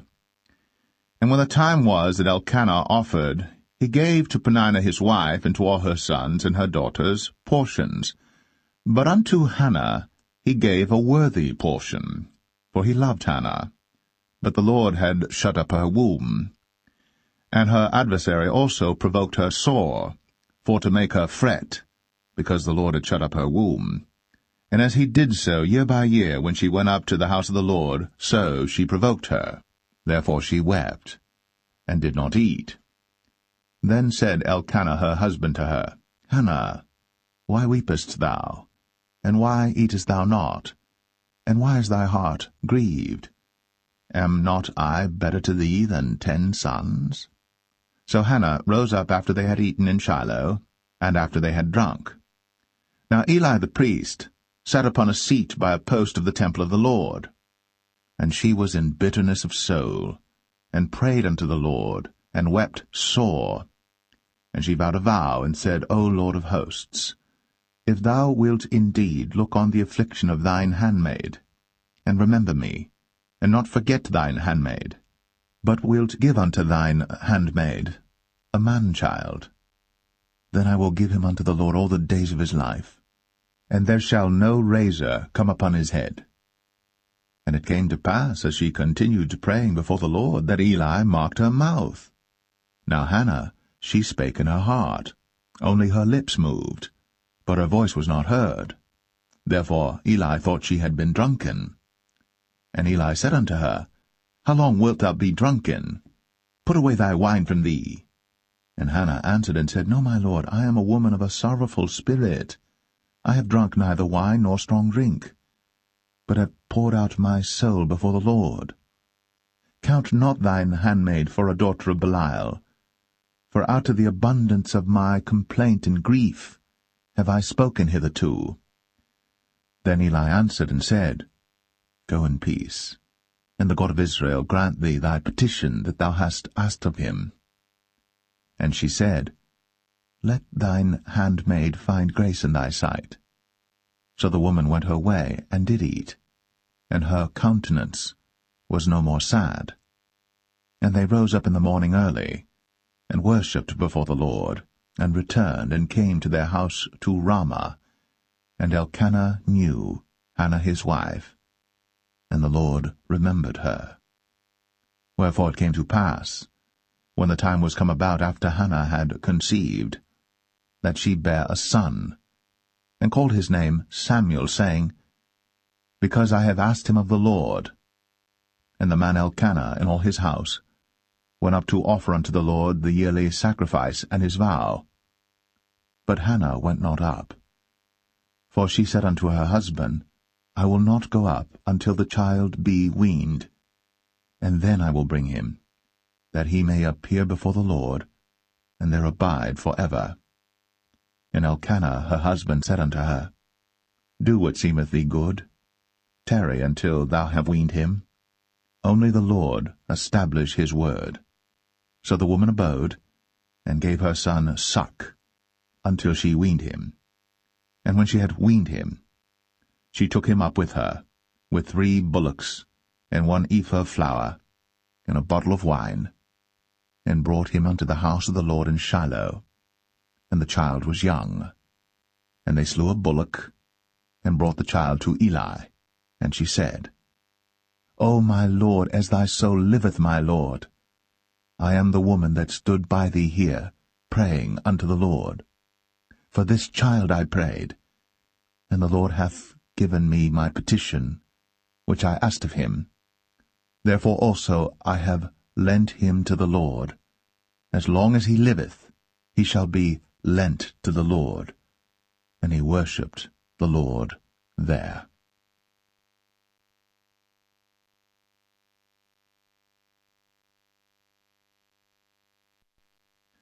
1 Samuel chapter 2. And Hannah prayed and said, My heart rejoiceth in the Lord. Mine horn is exalted in the Lord. My mouth is enlarged over mine enemies, because I rejoice in thy salvation. There is none holy as the Lord, for there is none beside thee. Neither is there any rock like our God. Talk no more so exceeding proudly. Let not arrogancy come out of your mouth. For the Lord is a God of knowledge, and by him actions are weighed. The bows of the mighty men are broken, and they that stumbled are girded with strength. They that were full have hired out themselves for bread, and they that were hungry ceased, so that the barren hath borne 7, and she that hath many children is waxed feeble. The Lord killeth, and maketh alive. He bringeth down to the grave, and bringeth up. The Lord maketh poor, and maketh rich. He bringeth low, and lifteth up. He raiseth up the poor out of the dust, and lifteth up the beggar from the dunghill, to set them among princes, and to make them inherit the throne of glory. For the pillars of the earth are the Lord's, and he hath set the world upon them. He will keep the feet of his saints, and the wicked shall be silent in darkness, for by strength shall no man prevail. The adversaries of the Lord shall be broken to pieces. Out of heaven shall he thunder upon them. The Lord shall judge the ends of the earth, and he shall give strength unto his king, and exalt the horn of his anointed. And Elkanah went to Ramah to his house, and the child did minister unto the Lord before Eli the priest. Now the sons of Eli were sons of Belial. They knew not the Lord. And the priest's custom with the people was, that when any man offered sacrifice, the priest's servant came, while the flesh was in seething, with a flesh-hook of 3 teeth in his hand, and he struck it into the pan or kettle or cauldron or pot. All that the flesh-hook brought up, the priest took for himself. So they did in Shiloh unto all the Israelites that came thither. Also before they burnt the fat, the priest's servant came and said to the man that sacrificed, Give flesh to roast for the priest, for he will not have sodden flesh of thee, but raw. And if any man said unto him, Let them not fail to burn the fat presently, and then take as much as thy soul desireth, then he would answer him, Nay, but thou shalt give it me now, and if not, I will take it by force. Wherefore the sin of the young men was very great before the Lord, for men abhorred the offering of the Lord. But Samuel ministered before the Lord, being a child, girded with a linen ephod. Moreover, his mother made him a little coat, and brought it to him from year to year, when she came up with her husband to offer the yearly sacrifice. And Eli blessed Elkanah and his wife, and said, The Lord give thee seed of this woman for the loan which is lent to the Lord. And they went unto their own home. And the Lord visited Hannah, so that she conceived, and bare 3 sons and 2 daughters. And the child Samuel grew before the Lord. Now Eli was very old, and heard all that his sons did unto all Israel, and how they lay with the women that assembled at the door of the tabernacle of the congregation. And he said unto them, Why do ye such things? For I hear of your evil dealings by all this people. Nay, my sons, for it is no good report that I hear. Ye make the Lord's people to transgress. If one man sin against another, the judge shall judge him. But if a man sin against the Lord, who shall entreat for him? Notwithstanding, they hearkened not unto the voice of their father, because the Lord would slay them. And the child Samuel grew on, and was in favor both with the Lord and also with men. And there came a man of God unto Eli, and said unto him, Thus saith the Lord, Did I plainly appear unto the house of thy father, when they were in Egypt, in Pharaoh's house? And did I choose him out of all the tribes of Israel to be my priest, to offer upon mine altar, to burn incense, to wear an ephod before me? And did I give unto the house of thy father all the offerings made by fire of the children of Israel? Wherefore kick ye at my sacrifice and at mine offering, which I have commanded in my habitation, and honourest thy sons above me, to make yourselves fat with the chiefest of all the offerings of Israel my people? Wherefore the Lord God of Israel saith, I said indeed that thy house and the house of thy father should walk before me for ever. But now the Lord saith, Be it far from me, for them that honour me I will honour, and they that despise me shall be lightly esteemed. Behold, the days come that I will cut off thine arm, and the arm of thy father's house, that there shall not be an old man in thine house. And thou shalt see an enemy in my habitation, in all the wealth which God shall give Israel. And there shall not be an old man in thine house for ever. And the man of thine whom I shall not cut off from mine altar shall be to consume thine eyes and to grieve thine heart, and all the increase of thine house shall die in the flower of their age. And this shall be a sign unto thee, that shall come upon thy 2 sons, on Hophni and Phinehas, in one day. They shall die, both of them. And I will raise me up a faithful priest, that shall do according to that which is in mine heart and in my mind. And I will build him a sure house, and he shall walk before mine anointed for ever. And it shall come to pass, that every one that is left in thine house shall come and crouch to him for a piece of silver and a morsel of bread, and shall say, Put me, I pray thee, into one of the priest's offices, that I may eat a piece of bread.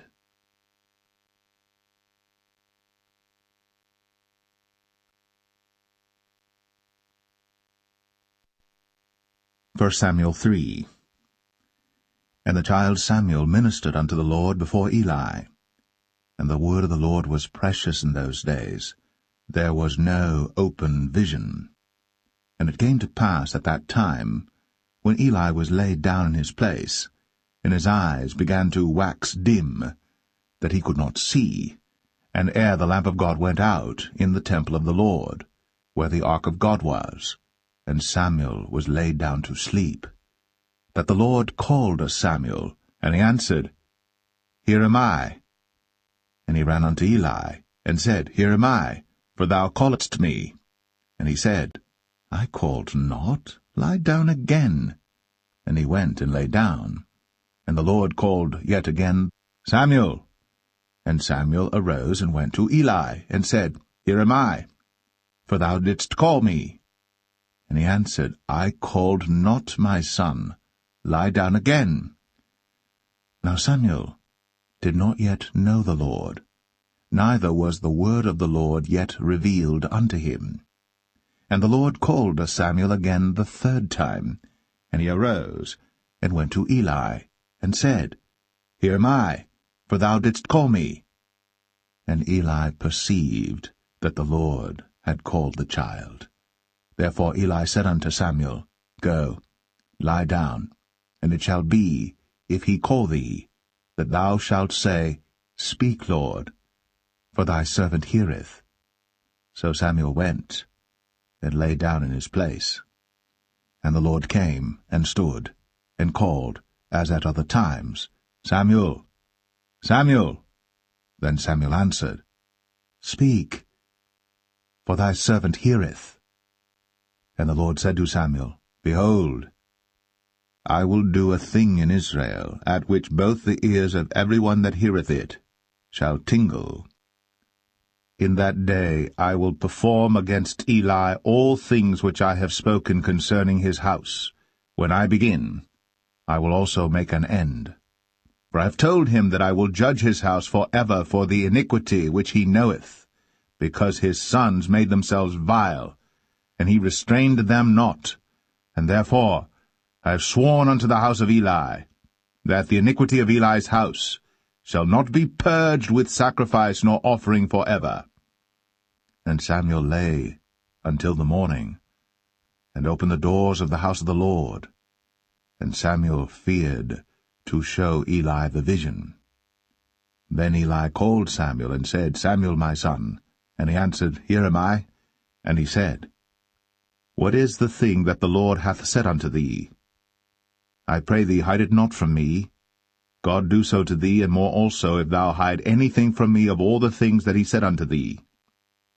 And Samuel told him every whit, and hid nothing from him. And he said, It is the Lord. Let him do what seemeth him good. And Samuel grew, and the Lord was with him, and did let none of his words fall to the ground. And all Israel from Dan even to Beersheba knew that Samuel was established to be a prophet of the Lord. And the Lord appeared again in Shiloh.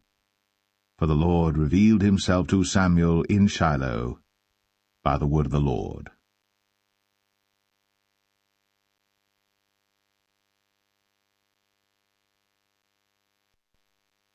1 Samuel 4. And the word of Samuel came to all Israel. Now Israel went out against the Philistines to battle, and pitched beside Ebenezer. And the Philistines pitched in Aphek.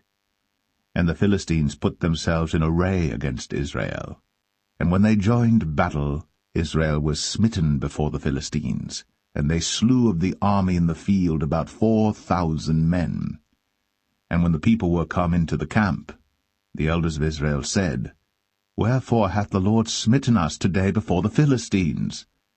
Let us fetch the ark of the covenant of the Lord out of Shiloh unto us, that, when it cometh among us, it may save us out of the hand of our enemies. So the people sent to Shiloh, that they might bring from thence the ark of the covenant of the Lord of hosts, which dwelleth between the cherubims. And the two sons of Eli, Hophni and Phinehas, were there with the ark of the covenant of God. And when the ark of the covenant of the Lord came into the camp, all Israel shouted with a great shout, so that the earth rang again.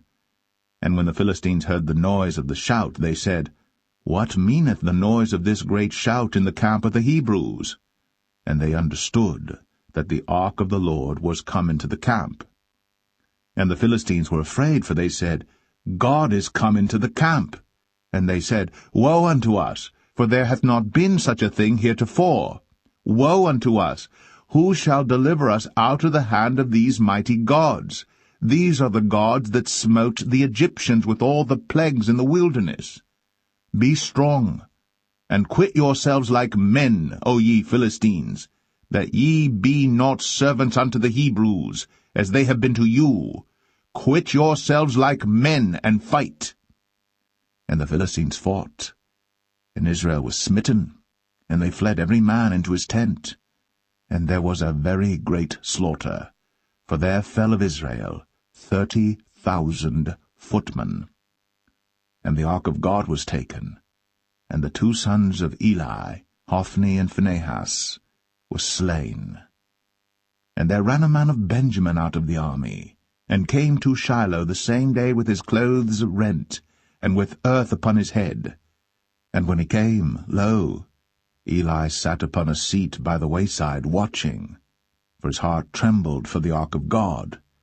And when the man came into the city and told it, all the city cried out. And when Eli heard the noise of the crying, he said, What meaneth the noise of this tumult?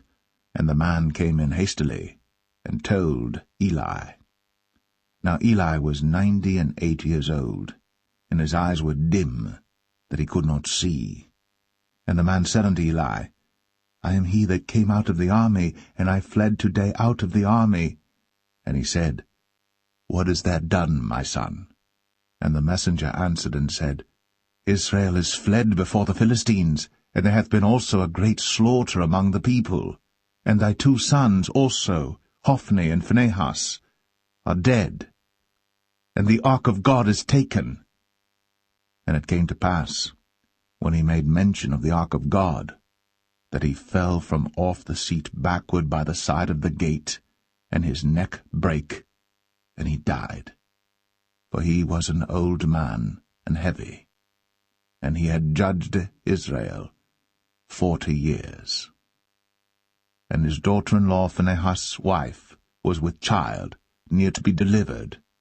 And when she heard the tidings that the ark of God was taken, and that her father-in-law and her husband were dead, she bowed herself and travailed, for her pains came upon her. And about the time of her death the women that stood by her said unto her, Fear not, for thou hast borne a son. But she answered not, neither did she regard it.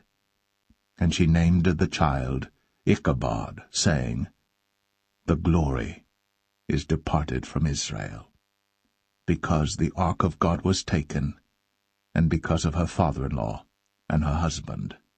And she said, The glory is departed from Israel, for the ark of God is taken.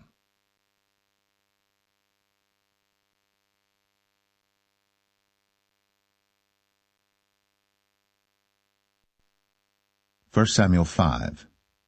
And the Philistines took the ark of God, and brought it from Ebenezer unto Ashdod. When the Philistines took the ark of God, they brought it into the house of Dagon, and set it by Dagon. And when they of Ashdod arose early on the morrow, behold, Dagon was fallen upon his face to the earth before the ark of the Lord. And they took Dagon, and set him in his place again. And when they arose early on the morrow morning, behold, Dagon was fallen upon his face to the ground before the ark of the Lord, and the head of Dagon and both the palms of his hands were cut off upon the threshold. Only the stump of Dagon was left to him. Therefore neither the priests of Dagon, nor any that come into Dagon's house, tread on the threshold of Dagon in Ashdod unto this day. But the hand of the Lord was heavy upon them of Ashdod, and he destroyed them, and smote them with emerods, even Ashdod, and the coast thereof. And when the men of Ashdod saw that it was so, they said, The ark of the God of Israel shall not abide with us, for his hand is sore upon us, and upon Dagon our God. They sent therefore, and gathered all the lords of the Philistines unto them, and said, What shall we do with the ark of the God of Israel? And they answered, Let the ark of the God of Israel be carried about unto Gath. And they carried the ark of the God of Israel about thither. And it was so, that after they had carried it about, the hand of the Lord was against the city with a very great destruction, and he smote the men of the city, both small and great, and they had emerods in their secret parts. Therefore they sent the ark of God to Ekron, and it came to pass, as the ark of God came to Ekron, that the Ekronites cried out, saying, They have brought about the ark of the God of Israel to us, to slay us and our people. So they sent and gathered together all the lords of the Philistines, and said, Send away the ark of the God of Israel, and let it go again to his own place, that it slay us not and our people. For there was a deadly destruction throughout all the city. The hand of God was very heavy there. And the men that died not were smitten with the emerods, and the cry of the city went up to heaven.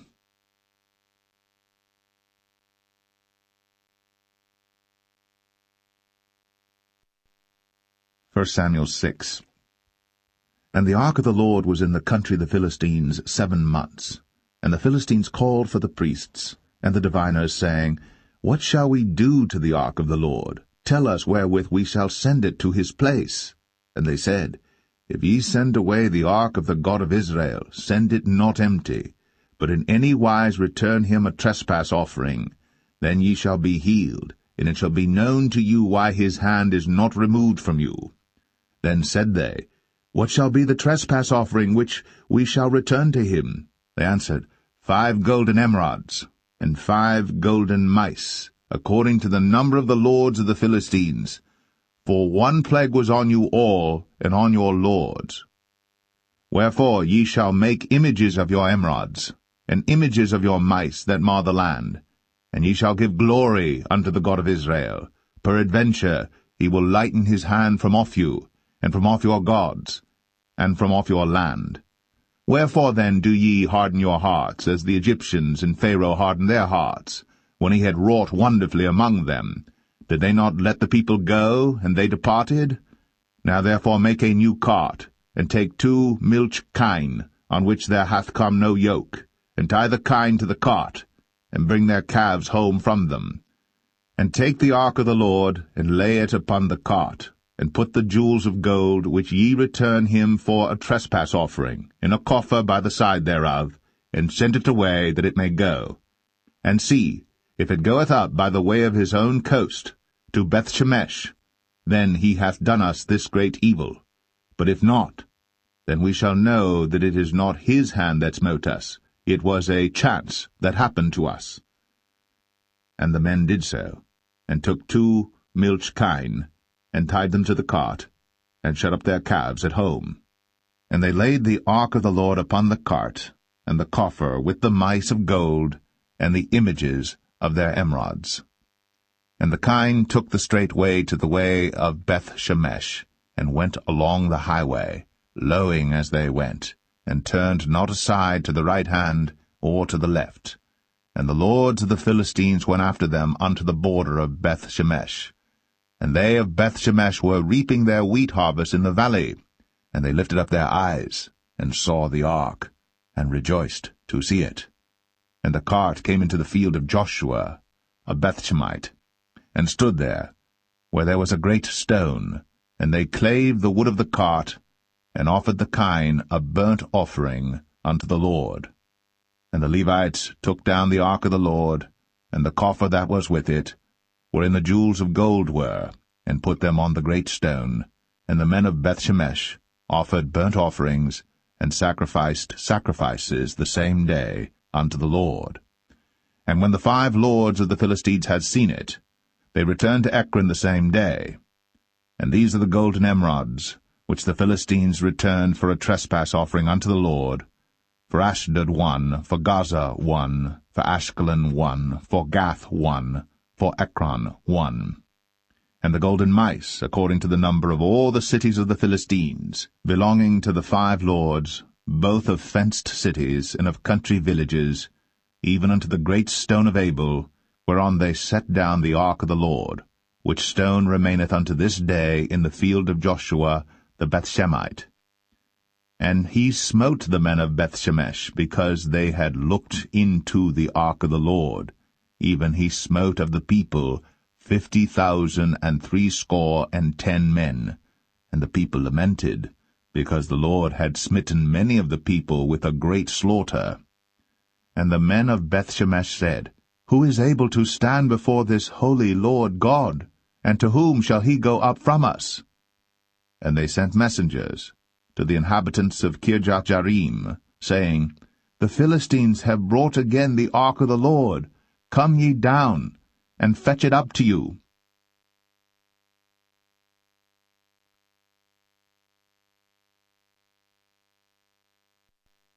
1 Samuel 7.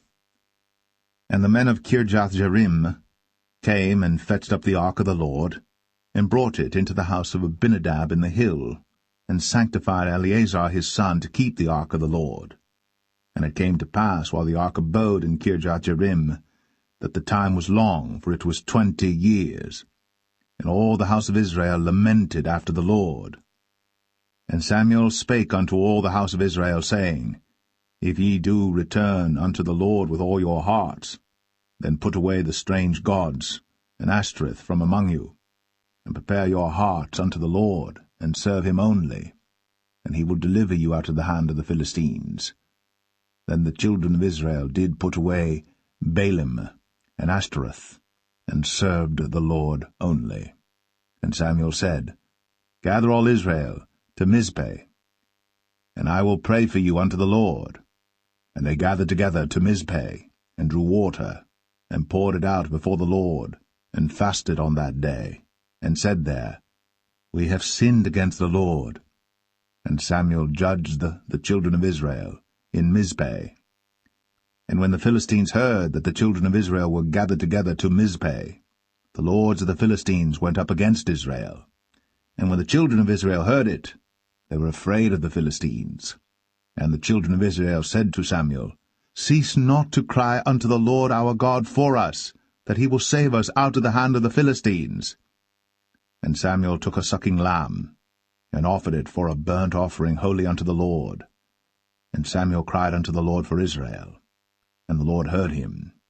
And as Samuel was offering up the burnt offering, the Philistines drew near to battle against Israel. But the Lord thundered with a great thunder on that day upon the Philistines, and discomfited them, and they were smitten before Israel. And the men of Israel went out of Mizpeh, and pursued the Philistines, and smote them until they came under Bethkar. Then Samuel took a stone, and set it between Mizpeh and Shen, and called the name of it Ebenezer, saying, Hitherto hath the Lord helped us. So the Philistines were subdued, and they came no more into the coast of Israel. And the hand of the Lord was against the Philistines all the days of Samuel. And the cities which the Philistines had taken from Israel were restored to Israel, from Ekron even unto Gath. And the coasts thereof did Israel deliver out of the hands of the Philistines, and there was peace between Israel and the Amorites. And Samuel judged Israel all the days of his life. And he went from year to year in circuit to Bethel, and Gilgal, and Mizpeh, and judged Israel in all those places. And his return was to Ramah, for there was his house, and there he judged Israel, and there he built an altar unto the Lord.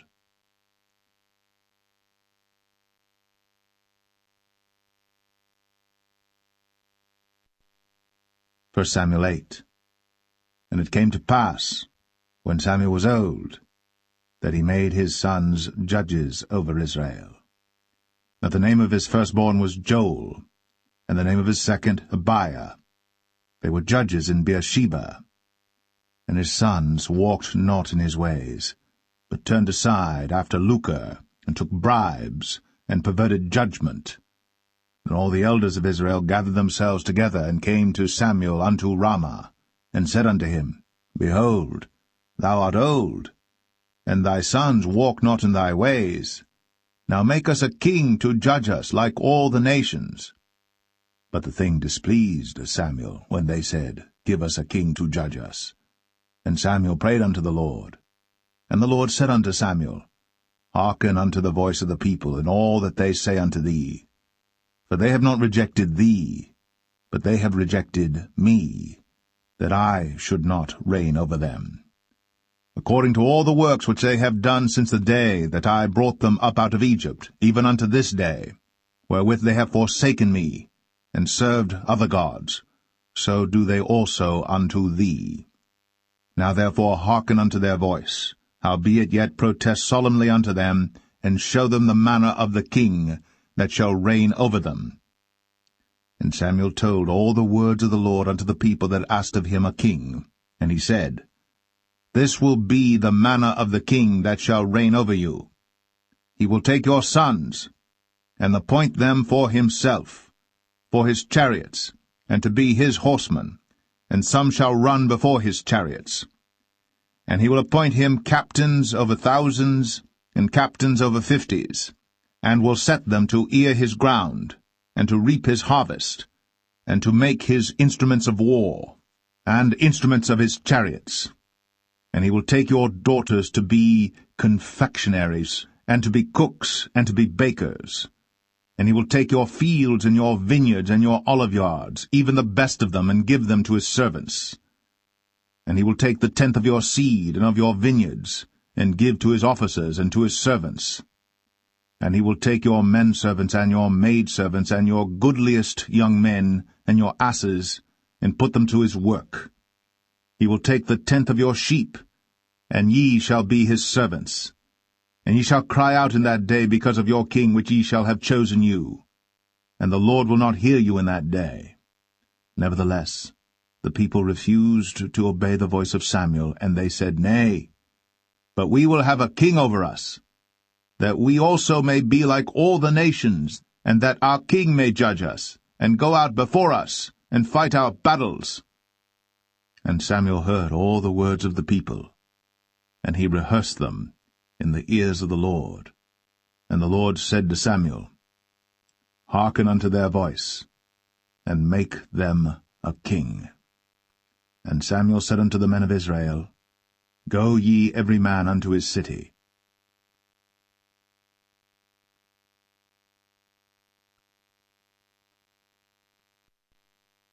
1 Samuel 9. Now there was a man of Benjamin, whose name was Kish, the son of Abiel, the son of Zeror, the son of Bechorath, the son of Aphiah, a Benjamite, a mighty man of power. And he had a son whose name was Saul, a choice young man, and a goodly. And there was not among the children of Israel a goodlier person than he.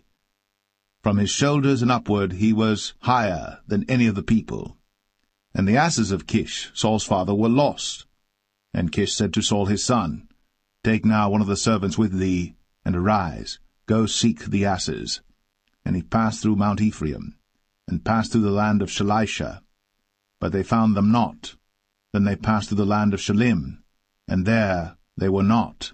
And he passed through the land of the Benjamites, but they found them not. And when they were come to the land of Zuph, Saul said to his servant that was with him, Come, and let us return, lest my father leave caring for the asses, and take thought for us. And he said unto him, Behold now, there is in this city a man of God, and he is an honorable man. All that he saith cometh surely to pass. Now let us go thither. Peradventure he can show us our way that we should go. Then said Saul to his servant, But behold, if we go, what shall we bring the man? For the bread is spent in our vessels, and there is not a present to bring to the man of God. What have we? And the servant answered Saul again, and said, Behold, I have here at hand the 4th part of a shekel of silver. That will I give to the man of God, to tell us our way. Before time in Israel, when a man went to inquire of God, thus he spake, Come, and let us go to the seer. For he that is now called a prophet was before time called a seer. Then said Saul to his servant, Well said, come, let us go. So they went unto the city where the man of God was.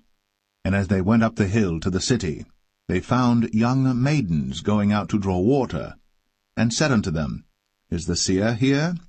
And they answered them, and said, He is, behold, he is before you.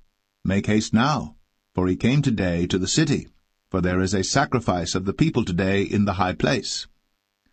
As soon as ye be come into the city, ye shall straightway find him, before he go up to the high place to eat. For the people will not eat until he come, because he doth bless the sacrifice, and afterwards they eat that be bidden. Now therefore get you up, for about this time ye shall find him. And they went up into the city. And when they were come into the city, behold, Samuel came out against them, for to go up to the high place. Now the Lord had told Samuel in his ear a day before Saul came, saying, Tomorrow, about this time, I will send thee a man out of the land of Benjamin, and thou shalt anoint him to be captain over my people Israel, that he may save my people out of the hand of the Philistines. For I have looked upon my people, because their cry is come unto me. And when Samuel saw Saul, the Lord said unto him, Behold the man whom I spake to thee of. This same shall reign over my people. Then Saul drew near to Samuel in the gate, and said, Tell me, I pray thee, where the seer's house is. And Samuel answered Saul, and said, I am the seer. Go up before me unto the high place. For ye shall eat with me today, and tomorrow I will let thee go, and will tell thee all that is in thine heart. And as for thine asses that were lost 3 days ago, set not thy mind on them, for they are found. And on whom is all the desire of Israel? Is it not on thee, and on all thy father's house? And Saul answered and said, Am not I a Benjamite, of the smallest of the tribes of Israel, and my family the least of all the families of the tribe of Benjamin? Wherefore then speakest thou so to me? And Samuel took Saul and his servant, and brought them into the parlour, and made them sit in the chiefest place among them that were bidden, which were about 30 persons. And Samuel said unto the cook, Bring the portion which I gave thee, of which I said unto thee, Set it by thee. And the cook took up the shoulder, and that which was upon it, and set it before Saul. And Samuel said, Behold that which is left, set it before thee, and eat. For unto this time hath it been kept for thee, since I said, I have invited the people. So Saul did eat with Samuel that day.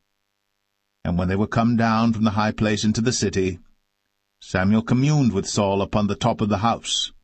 And they arose early. And it came to pass about the spring of the day that Samuel called Saul to the top of the house, saying, Up, that I may send thee away. And Saul arose. And they went out, both of them, he and Samuel, abroad.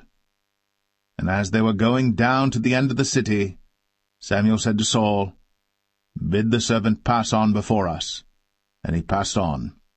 But stand thou still a while, that I may show thee the word of God.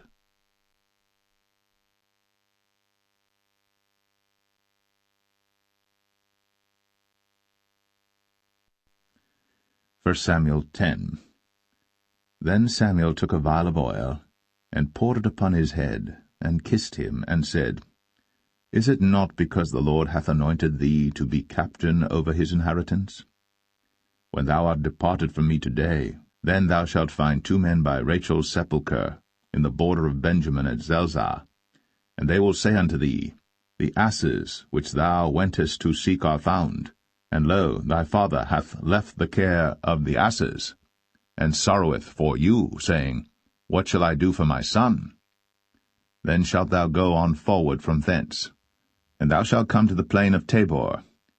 And there shall meet thee 3 men going up to God to Bethel, one carrying 3 kids, and another carrying 3 loaves of bread, and another carrying a bottle of wine. And they will salute thee, and give thee 2 loaves of bread, which thou shalt receive of their hands. After that thou shalt come to the hill of God, where is the garrison of the Philistines. And it shall come to pass, when thou art come thither to the city, that thou shalt meet a company of prophets coming down from the high place, with a psaltery, and a tabret, and a pipe, and a harp before them, and they shall prophesy. And the Spirit of the Lord will come upon thee, and thou shalt prophesy with them, and shalt be turned into another man. And let it be, when these signs are come unto thee, that thou do as occasion serve thee, for God is with thee. And thou shalt go down before me to Gilgal, and behold, I will come down unto thee to offer burnt offerings, and to sacrifice sacrifices of peace offerings. 7 days shalt thou tarry, till I come to thee, and show thee what thou shalt do. And it was so that when he had turned his back to go from Samuel, God gave him another heart. And all those signs came to pass that day. And when they came thither to the hill, behold, a company of prophets met him, and the Spirit of God came upon him, and he prophesied among them. And it came to pass, when all that knew him beforetime saw that, behold, he prophesied among the prophets, then the people said one to another, What is this that is come unto the son of Kish?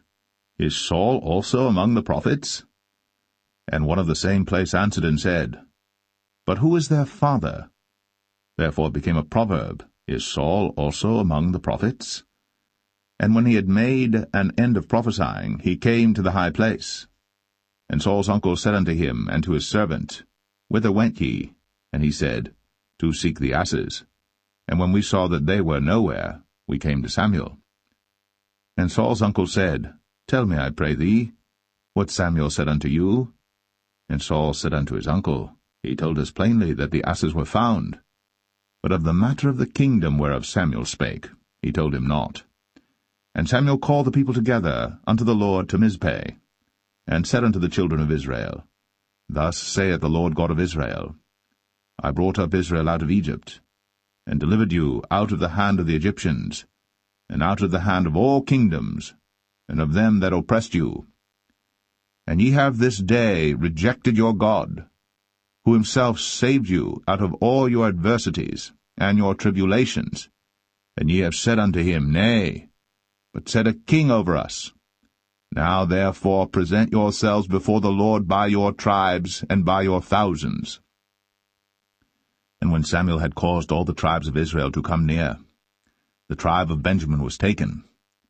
When he had caused the tribe of Benjamin to come near by their families, the family of Matri was taken.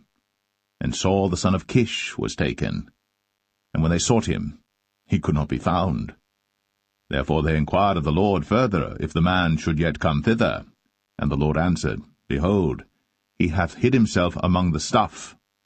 And they ran and fetched him thence. And when he stood among the people, he was higher than any of the people, from his shoulders and upward. And Samuel said to all the people, See ye him, whom the Lord hath chosen, that there is none like him among all the people? And all the people shouted and said, God save the king. Then Samuel told the people the manner of the kingdom, and wrote it in a book, and laid it up before the Lord. And Samuel sent all the people away, every man to his house. And Saul also went home to Gibeah, and there went with him a band of men, whose hearts God had touched. But the children of Belial said, How shall this man save us? And they despised him, and brought him no presents. But he held his peace.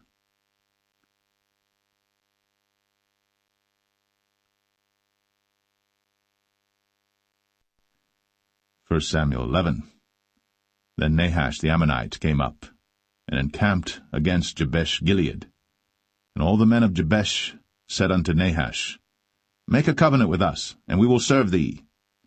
And Nahash the Ammonite answered them, On this condition will I make a covenant with you, that I may thrust out all your right eyes, and lay it for a reproach upon all Israel. And the elders of Jabesh said unto him, Give us 7 days' respite, that we may send messengers unto all the coasts of Israel, and then, if there be no man to save us, we will come out to thee. Then came the messengers to Gibeah of Saul, and told the tidings in the ears of the people. And all the people lifted up their voices and wept. And behold, Saul came after the herd out of the field. And Saul said, What aileth the people that they weep? And they told him the tidings of the men of Jabesh. And the Spirit of God came upon Saul when he heard those tidings, and his anger was kindled greatly. And he took a yoke of oxen, and hewed them in pieces, and sent them throughout all the coast of Israel by the hands of messengers, saying, Whosoever cometh not forth after Saul and after Samuel, so shall it be done unto his oxen. And the fear of the Lord fell on the people, and they came out with one consent. And when he numbered them in Bezek, the children of Israel were 300,000, and the men of Judah 30,000. And they said unto the messengers that came, Thus shall ye say unto the men of Jabesh Gilead, Tomorrow by that time the sun be hot, ye shall have help. And the messengers came and showed it to the men of Jabesh, and they were glad. Therefore the men of Jabesh said, Tomorrow we will come out unto you, and ye shall do with us all that seemeth good unto you. And it was so in the morrow, that Saul put the people in 3 companies, and they came into the midst of the host in the morning watch, and slew the Ammonites until the heat of the day. And it came to pass that they which remained were scattered, so that 2 of them were not left together. And the people said unto Samuel, Who is he that said, Shall Saul reign over us? Bring the men, that we may put them to death. And Saul said, There shall not a man be put to death this day, for today the Lord hath wrought salvation in Israel. Then said Samuel to the people, Come, and let us go to Gilgal, and renew the kingdom there. And all the people went to Gilgal, and there they made Saul king before the Lord in Gilgal, and there they sacrificed sacrifices of peace offerings before the Lord. And there Saul and all the men of Israel rejoiced greatly.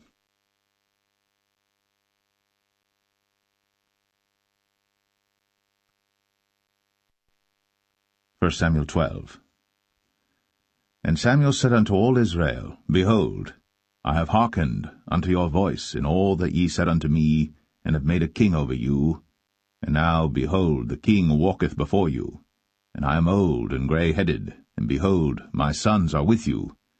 And I have walked before you from my childhood unto this day. Behold, here I am. Witness against me before the Lord and before his anointed, whose ox have I taken? Or whose ass have I taken? Or whom have I defrauded? Whom have I oppressed?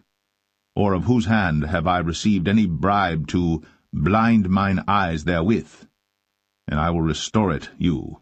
And they said, Thou hast not defrauded us, nor oppressed us, neither hast thou taken aught of any man's hand.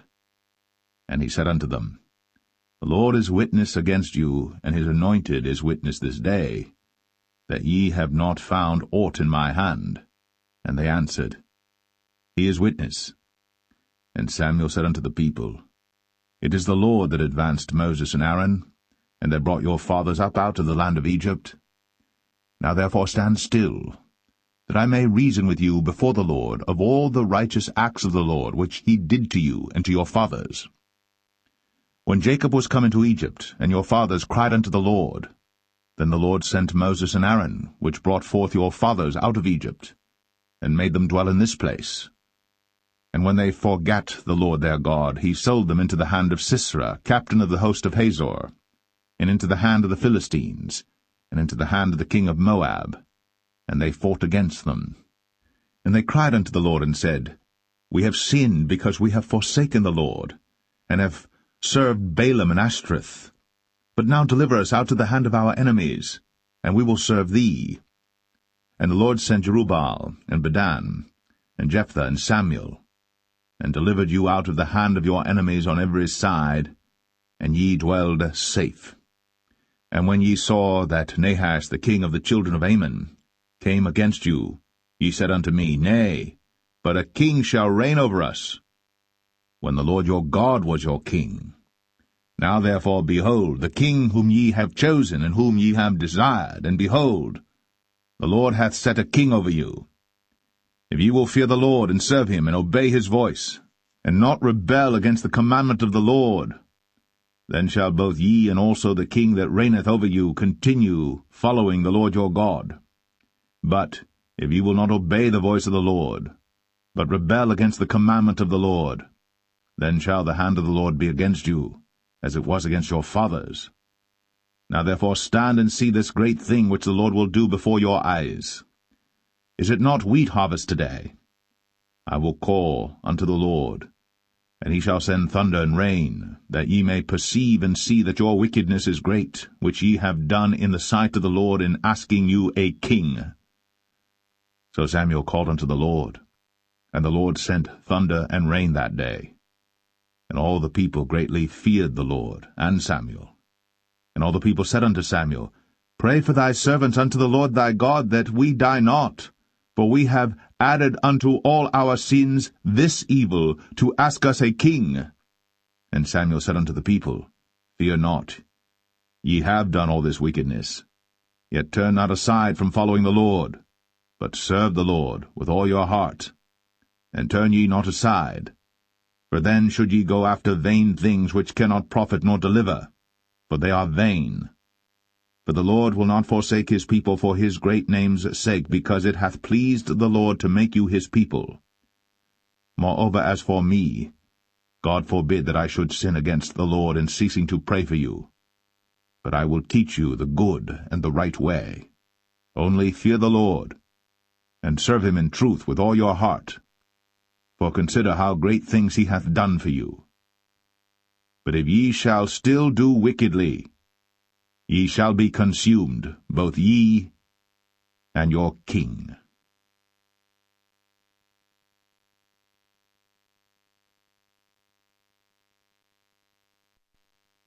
1 Samuel 13. Saul reigned 1 year. And when he had reigned 2 years over Israel, Saul chose him 3,000 men of Israel, whereof 2,000 were with Saul in Michmash and in Mount Bethel, and 1,000 were with Jonathan in Gibeah of Benjamin.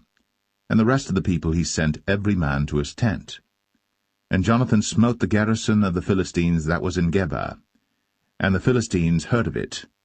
And Saul blew the trumpet throughout all the land, saying, Let the Hebrews hear. And all Israel heard say that Saul had smitten a garrison of the Philistines, and that Israel also was had in abomination with the Philistines. And the people were called together after Saul to Gilgal. And the Philistines gathered themselves together to fight with Israel, 30,000 chariots and 6,000 horsemen, and people as the sand which is on the seashore in multitude. And they came up, and pitched in Michmash, eastward from Bethaven. When the men of Israel saw that they were in a strait, for the people were distressed, then the people did hide themselves in caves, and in thickets, and in rocks, and in high places, and in pits. And some of the Hebrews went over Jordan to the land of Gad and Gilead. As for Saul, he was yet in Gilgal, and all the people followed him trembling. And he tarried 7 days according to the set time that Samuel had appointed. But Samuel came not to Gilgal, and the people were scattered from him. And Saul said, Bring hither a burnt offering to me, and peace offerings. And he offered the burnt offering. And it came to pass that as soon as he had made an end of offering the burnt offering, behold, Samuel came. And Saul went out to meet him, that he might salute him. And Samuel said, What hast thou done? And Saul said, Because I saw that the people were scattered from me, and that thou camest not within the days appointed, and that the Philistines gathered themselves together at Michmash. Therefore said I, The Philistines will come down now upon me to Gilgal, and I have not made supplication unto the Lord. I forced myself therefore, and offered a burnt offering. And Samuel said to Saul, Thou hast done foolishly. Thou hast not kept the commandment of the Lord thy God, which he commanded thee. For now would the Lord have established thy kingdom upon Israel for ever. But now thy kingdom shall not continue. The Lord hath sought him a man after his own heart. And the Lord hath commanded him to be captain over his people, because thou hast not kept that which the Lord commanded thee. And Samuel arose, and gat him up from Gilgal unto Gibeah of Benjamin. And Saul numbered the people that were present with him about 600 men. And Saul and Jonathan his son, and the people that were present with him, abode in Gibeah of Benjamin. But the Philistines encamped in Michmash. And the spoilers came out of the camp of the Philistines in 3 companies. 1 company turned unto the way that leadeth to Ophrah, unto the land of Shual. And another company turned the way to Bethhoron, and another company turned to the way of the border that looketh to the valley of Zeboim, toward the wilderness. Now there was no smith found throughout all the land of Israel. For the Philistines said, Lest the Hebrews make them swords or spears. But all the Israelites went down to the Philistines to sharpen every man his share, and his coulter, and his axe, and his mattock. Yet they had a file for the mattocks, and for the coulters, and for the forks, and for the axes, and to sharpen the goads. So it came to pass in the day of battle that there was neither sword nor spear found in the hand of any of the people that were with Saul and Jonathan. But with Saul and with Jonathan his son was there found. And the garrison of the Philistines went out to the passage of Michmash.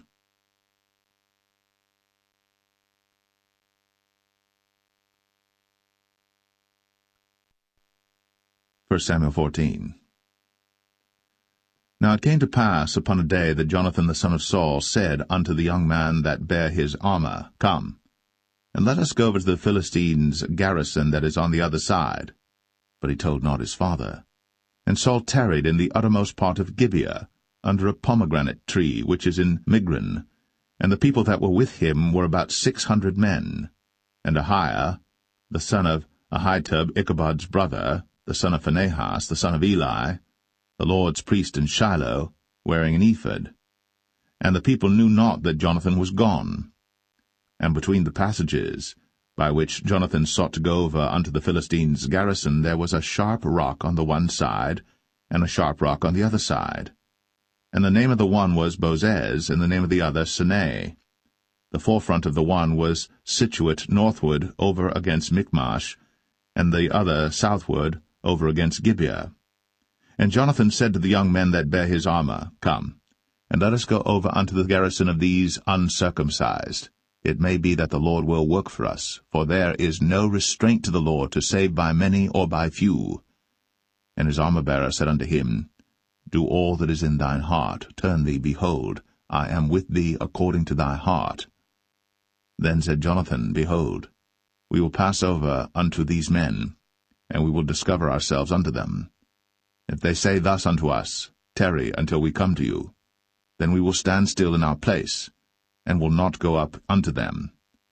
But if they say thus, Come up unto us, then we will go up, for the Lord hath delivered them into our hand, and this shall be a sign unto us.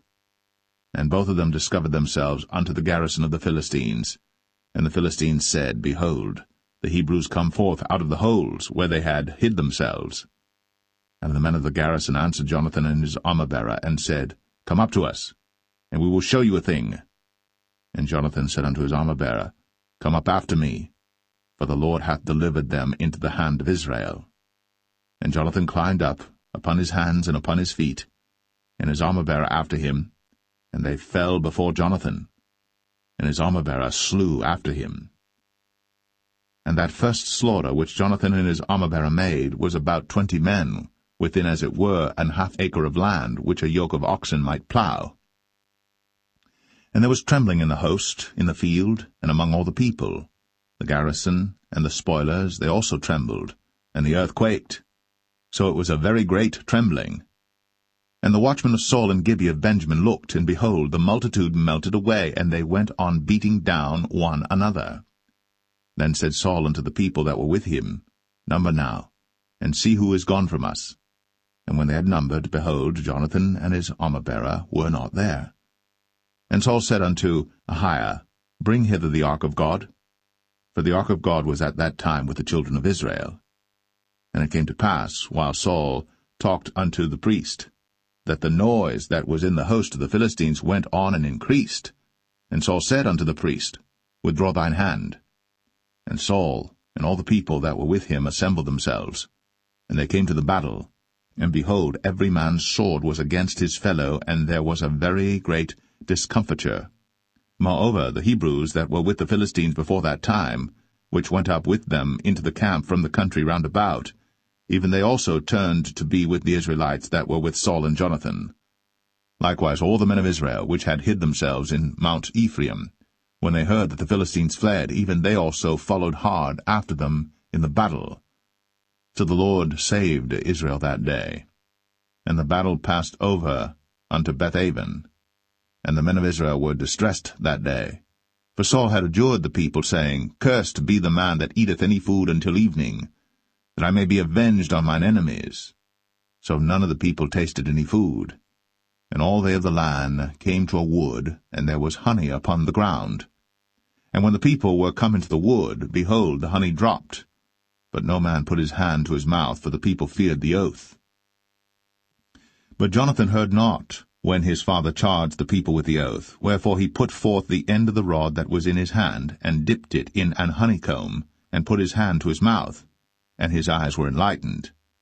Then answered one of the people, and said, Thy father straitly charged the people with an oath, saying, Cursed be the man that eateth any food this day. And the people were faint. Then said Jonathan, My father hath troubled the land. See, I pray you, how mine eyes have been enlightened, because I tasted a little of this honey. How much more, if haply the people had eaten freely today of the spoil of their enemies which they found? For had there not been now a much greater slaughter among the Philistines? And they smote the Philistines that day, from Michmash to Ailon. And the people were very faint. And the people flew upon the spoil, and took sheep and oxen and calves, and slew them on the ground. And the people did eat them with the blood. Then they told Saul, saying, Behold, the people sin against the Lord, in that they eat with the blood. And he said, Ye have transgressed. Roll a great stone unto me this day. And Saul said, Disperse yourselves among the people, and say unto them, Bring me hither every man his ox, and every man his sheep, and slay them here, and eat, and sin not against the Lord in eating with the blood. And all the people brought every man his ox with him that night, and slew them there.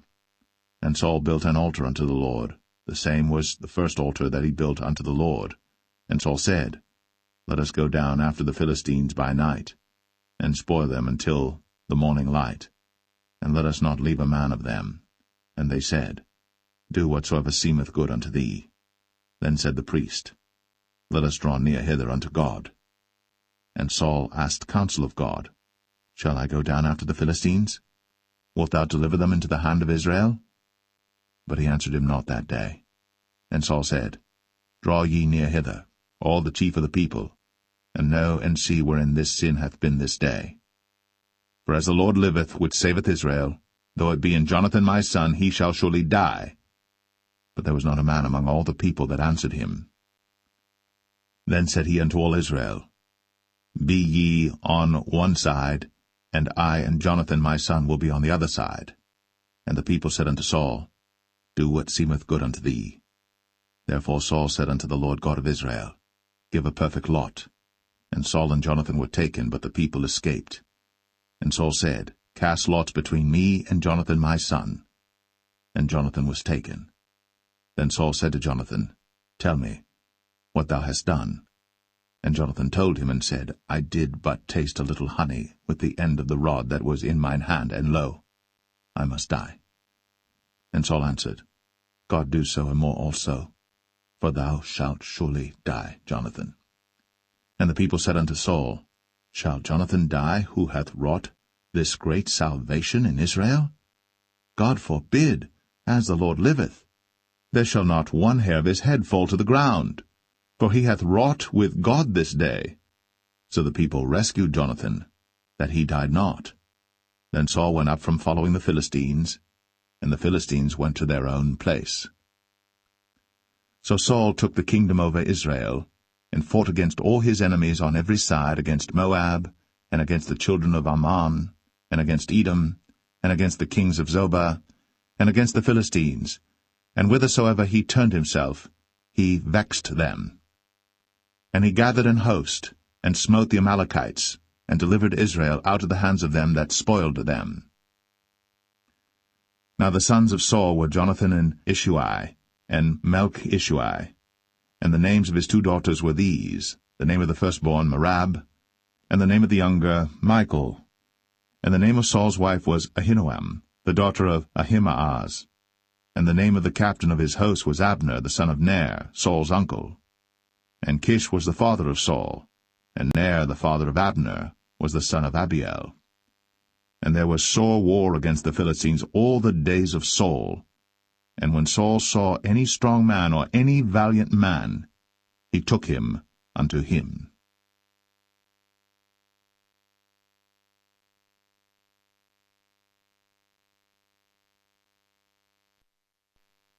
1 Samuel 15.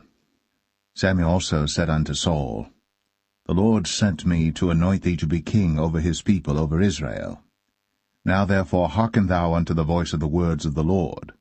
Thus saith the Lord of hosts, I remember that which Amalek did to Israel, how he laid wait for him in the way when he came up from Egypt. Now go, and smite Amalek, and utterly destroy all that they have, and spare them not, but slay both man and woman, infant and suckling, ox and sheep, camel and ass. And Saul gathered the people together, and numbered them in Telaim 200,000 footmen, and 10,000 men of Judah. And Saul came to a city of Amalek, and laid wait in the valley. And Saul said unto the Kenites, Go, depart, get you down from among the Amalekites, lest I destroy you with them. For ye showed kindness to all the children of Israel when they came up out of Egypt. So the Kenites departed from among the Amalekites. And Saul smote the Amalekites from Havilah until thou comest to Shur, that is over against Egypt. And he took Agag, the king of the Amalekites, alive, and utterly destroyed all the people with the edge of the sword. But Saul and the people spared Agag, and the best of the sheep, and of the oxen, and of the fatlings, and the lambs, and all that was good, and would not utterly destroy them. But everything that was vile and refuse, that they destroyed utterly. Then came the word of the Lord unto Samuel, saying, It repenteth me that I have set up Saul to be king, for he is turned back from following me, and hath not performed my commandments. And it grieved Samuel, and he cried unto the Lord all night. And when Samuel rose early to meet Saul in the morning, it was told Samuel, saying, Saul came to Carmel, and behold, he set him up a place, and is gone about, and passed on, and gone down to Gilgal. And Samuel came to Saul, and Saul said unto him, Blessed be thou of the Lord, I have performed the commandment of the Lord. And Samuel said, What meaneth then this bleating of the sheep in mine ears, and the lowing of the oxen which I hear? And Saul said, They have brought them from the Amalekites, for the people spared the best of the sheep and of the oxen to sacrifice unto the Lord thy God, and the rest we have utterly destroyed. Then Samuel said unto Saul, Stay, and I will tell thee what the Lord hath said to me this night. And he said unto him, Say on. And Samuel said, When thou wast little in thine own sight, wast thou not made the head of the tribes of Israel? And the Lord anointed thee king over Israel? And the Lord sent thee on a journey, and said, Go, and utterly destroy the sinners, the Amalekites, and fight against them until they be consumed. Wherefore then didst thou not obey the voice of the Lord, but didst fly upon the spoil, and didst evil in the sight of the Lord? And Saul said unto Samuel, Yea, I have obeyed the voice of the Lord, and have gone the way which the Lord sent me, and have brought Agag, the king of Amalek, and have utterly destroyed the Amalekites. But the people took of the spoil sheep and oxen, the chief of the things which should have been utterly destroyed, to sacrifice unto the Lord thy God in Gilgal. And Samuel said, Hath the Lord as great delight in burnt offerings and sacrifices as in obeying the voice of the Lord? Behold, to obey is better than sacrifice, and to hearken than the fat of rams. For rebellion is as the sin of witchcraft, and stubbornness is as iniquity and idolatry. Because thou hast rejected the word of the Lord, he hath also rejected thee from being king. And Saul said unto Samuel, I have sinned, for I have transgressed the commandment of the Lord, and thy words, because I feared the people, and obeyed their voice. Now therefore, I pray thee, pardon my sin, and turn again with me, that I may worship the Lord. And Samuel said unto Saul, I will not return with thee, for thou hast rejected the word of the Lord, and the Lord hath rejected thee from being king over Israel. And as Samuel turned about to go away, he laid hold upon the skirt of his mantle, and it rent. And Samuel said unto him, The Lord hath rent the kingdom of Israel from thee this day, and hath given it to a neighbor of thine, that is better than thou. And also the strength of Israel will not lie nor repent, for he is not a man that he should repent. Then he said, I have sinned. Yet honor me now, I pray thee, before the elders of my people, and before Israel, and turn again with me, that I may worship the Lord thy God. So Samuel turned again after Saul, and Saul worshipped the Lord. Then said Samuel, Bring ye hither to me Agag the king of the Amalekites. And Agag came unto him delicately, and Agag said, Surely the bitterness of death is past. And Samuel said, As thy sword hath made women childless, so shall thy mother be childless among women. And Samuel hewed Agag in pieces before the Lord in Gilgal. Then Samuel went to Ramah, and Saul went up to his house to Gibeah of Saul. And Samuel came no more to see Saul until the day of his death. Nevertheless Samuel mourned for Saul, and the Lord repented that he had made Saul king over Israel.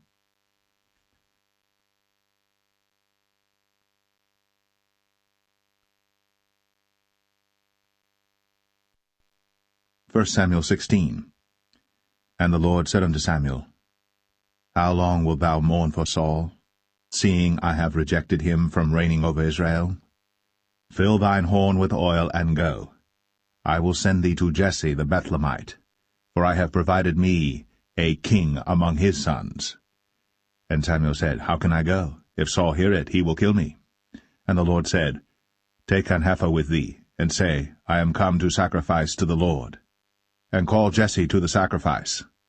And I will show thee what thou shalt do, and thou shalt anoint unto me him whom I name unto thee.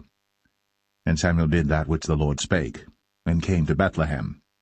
And the elders of the town trembled at his coming, and said, Comest thou peaceably? And he said, Peaceably. I am come to sacrifice unto the Lord. Sanctify yourselves, and come with me to the sacrifice. And he sanctified Jesse and his sons, and called them to the sacrifice. And it came to pass, when they were come, that he looked on Eliab, and said, Surely the Lord's anointed is before him. But the Lord said unto Samuel, Look not on his countenance, or on the height of his stature, because I have refused him. For the Lord seeth not as man seeth. For man looketh on the outward appearance, but the Lord looketh on the heart. Then Jesse called Abinadab, and made him pass before Samuel, and he said, Neither hath the Lord chosen this. Then Jesse made Shammah to pass by, and he said, Neither hath the Lord chosen this. Again Jesse made 7 of his sons to pass before Samuel. And Samuel said unto Jesse, The Lord hath not chosen these. And Samuel said unto Jesse, Are here all thy children? And he said, There remaineth yet the youngest, and behold, he keepeth the sheep.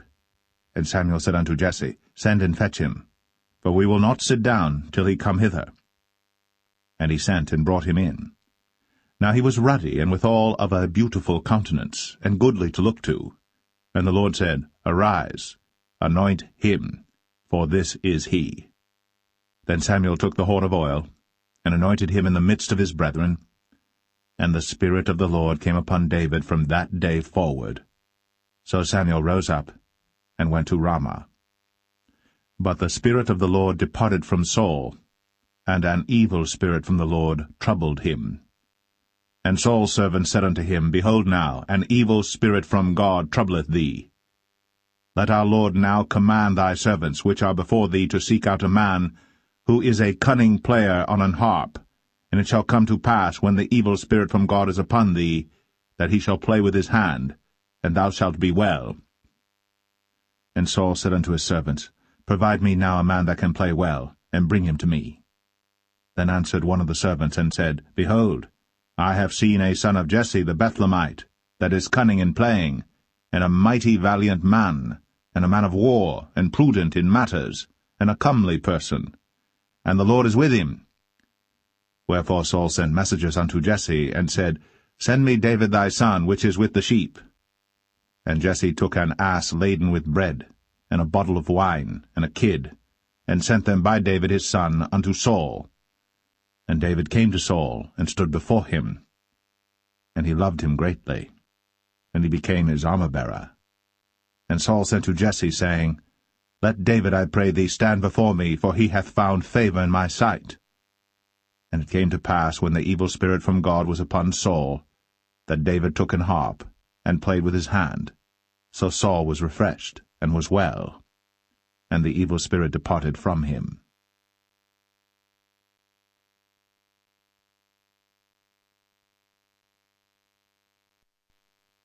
1 Samuel 17. Now the Philistines gathered together their armies to battle, and were gathered together at Shochoh, which belongeth to Judah, and pitched between Shochoh and Azekah in Ephes-dammim. And Saul and the men of Israel were gathered together and pitched by the valley of Elah, and set the battle in array against the Philistines. And the Philistines stood on a mountain on the one side, and Israel stood on a mountain on the other side, and there was a valley between them. And there went out a champion out of the camp of the Philistines, named Goliath of Gath, whose height was 6 cubits and a span. And he had an helmet of brass upon his head, and he was armed with a coat of mail, and the weight of the coat was 5,000 shekels of brass. And he had greaves of brass upon his legs, and a target of brass between his shoulders. And the staff of his spear was like a weaver's beam, and his spear's head weighed 600 shekels of iron, and one bearing a shield went before him. And he stood and cried unto the armies of Israel, and said unto them, Why are ye come out to set your battle in array? Am not I a Philistine, and ye servants to Saul? Choose you a man for you, and let him come down to me. If he be able to fight with me and to kill me, then will we be your servants.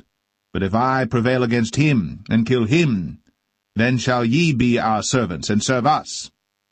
And the Philistine said, I defy the armies of Israel this day.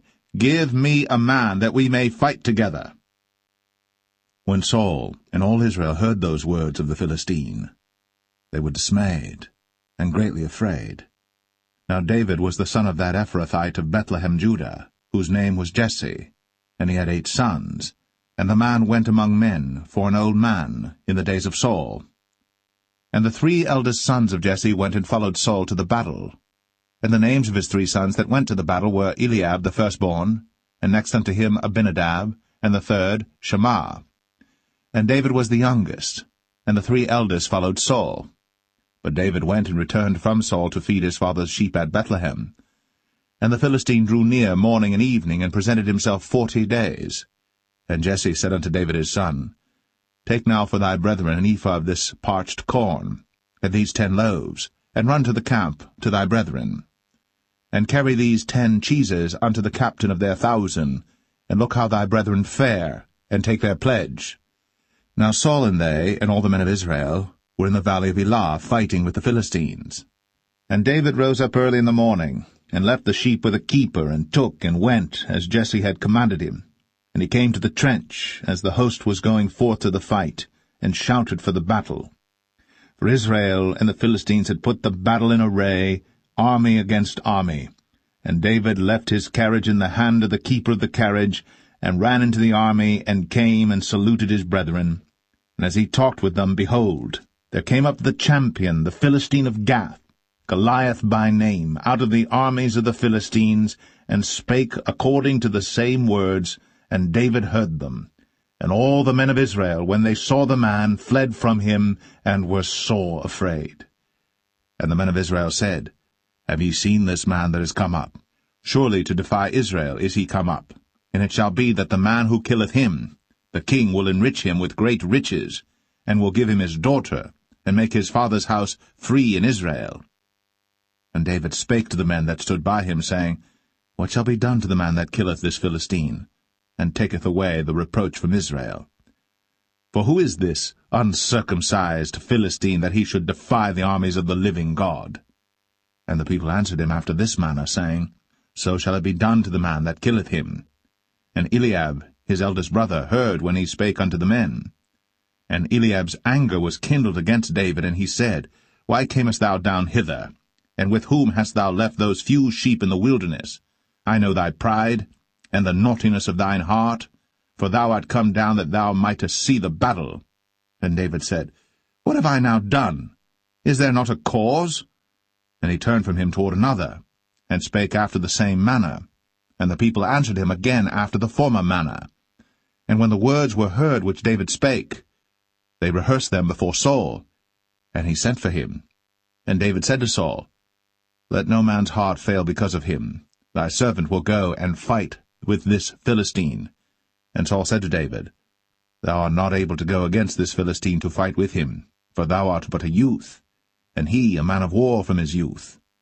And David said unto Saul, Thy servant kept his father's sheep, and there came a lion and a bear, and took a lamb out of the flock.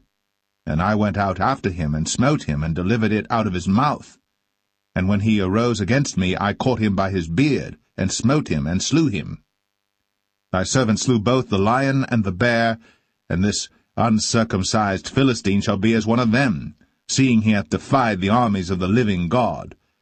David said, moreover, The Lord that delivered me out of the paw of the lion, and out of the paw of the bear, he will deliver me out of the hand of this Philistine. And Saul said unto David, Go, and the Lord be with thee. And Saul armed David with his armor, and he put an helmet of brass upon his head. Also he armed him with a coat of mail. And David girded his sword upon his armor, and he essayed to go, for he had not proved it. And David said unto Saul, I cannot go with these, for I have not proved them. And David put them off him. And he took his staff in his hand, and chose him 5 smooth stones out of the brook, and put them in a shepherd's bag which he had, even in a scrip, and his sling was in his hand. And he drew near to the Philistine. And the Philistine came on and drew near unto David. And the man that bare the shield went before him. And when the Philistine looked about and saw David, he disdained him, for he was but a youth, and ruddy, and of a fair countenance. And the Philistine said unto David, Am I a dog that thou comest to me with staves? And the Philistine cursed David by his gods. And the Philistine said to David, Come to me, and I will give thy flesh unto the fowls of the air, and to the beasts of the field. Then said David to the Philistine, Thou comest to me with a sword, and with a spear, and with a shield. But I come to thee in the name of the Lord of hosts, the God of the armies of Israel, whom thou hast defied. This day will the Lord deliver thee into mine hand, and I will smite thee, and take thine head from thee. And I will give the carcasses of the host of the Philistines this day unto the fowls of the air, and to the wild beasts of the earth, that all the earth may know that there is a God in Israel. And all this assembly shall know that the Lord saveth not with sword and spear, for the battle is the Lord's, and he will give you into our hands. And it came to pass, when the Philistine arose, and came and drew nigh to meet David, that David hasted, and ran toward the army to meet the Philistine.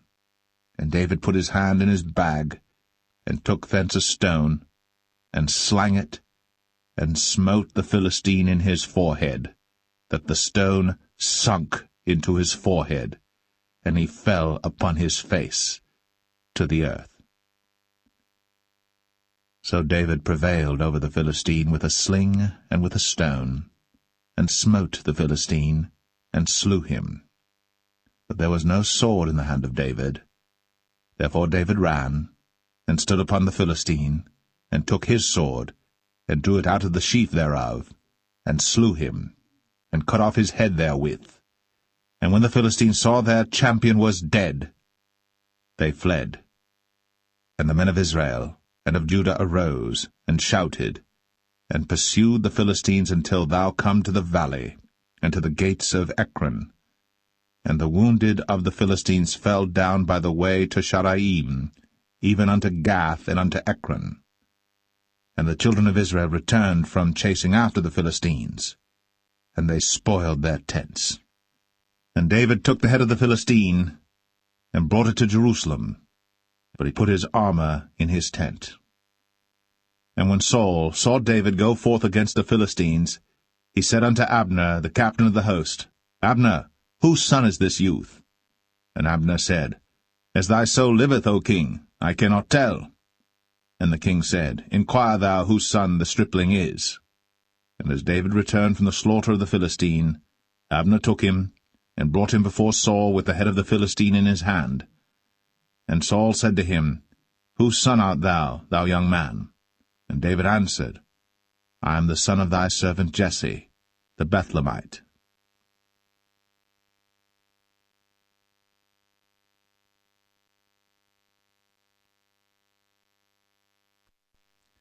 1 Samuel 18. And it came to pass, when he had made an end of speaking unto Saul, that the soul of Jonathan was knit with the soul of David, and Jonathan loved him as his own soul. And Saul took him that day, and would let him go no more home to his father's house. Then Jonathan and David made a covenant, because he loved him as his own soul.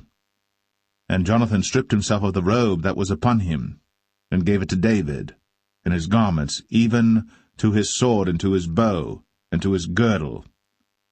And David went out whithersoever Saul sent him, and behaved himself wisely. And Saul set him over the men of war, and he was accepted in the sight of all the people, and also in the sight of Saul's servants. And it came to pass, as they came, when David was returned from the slaughter of the Philistine, that women came out of all cities of Israel, singing and dancing to meet King Saul, with tabrets, with joy, and with instruments of music. And the women answered one another as they played, and said, Saul hath slain his thousands, and David his 10,000s. And Saul was very wroth. And the saying displeased him, and he said, They have ascribed unto David 10,000s, and to me they have ascribed but thousands. And what can he have more but the kingdom? And Saul eyed David from that day and forward. And it came to pass on the morrow that the evil spirit from God came upon Saul, and he prophesied in the midst of the house. And David played with his hand, as at other times. And there was a javelin in Saul's hand. And Saul cast the javelin, for he said, I will smite David even to the wall with it.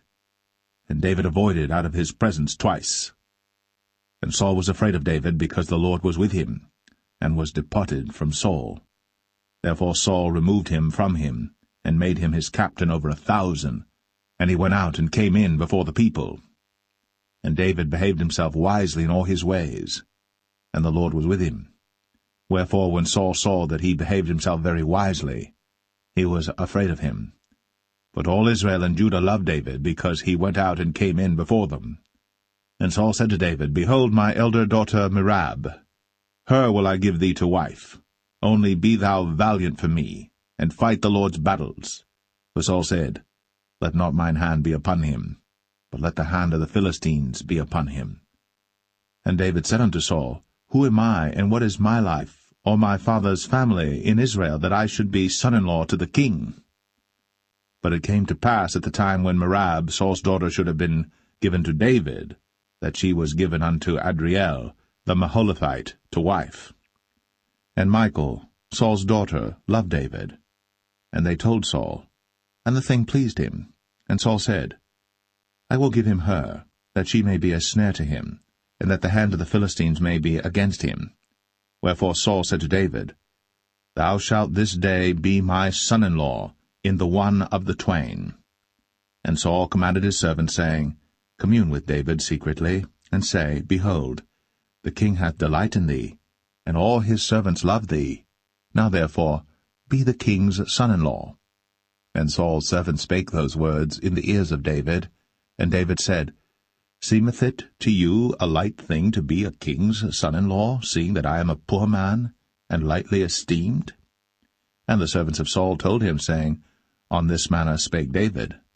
And Saul said, Thus shall ye say to David, The king desireth not any dowry, but 100 foreskins of the Philistines to be avenged of the king's enemies.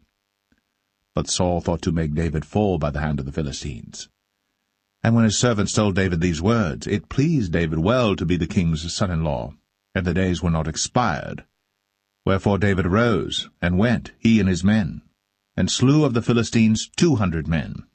And David brought their foreskins, and they gave them in full tale to the king, that he might be the king's son-in-law. And Saul gave him Michal his daughter to wife. And Saul saw and knew that the Lord was with David, and that Michal, Saul's daughter, loved him. And Saul was yet the more afraid of David, and Saul became David's enemy continually. Then the princes of the Philistines went forth, and it came to pass after they went forth that David behaved himself more wisely than all the servants of Saul, so that his name was much set by.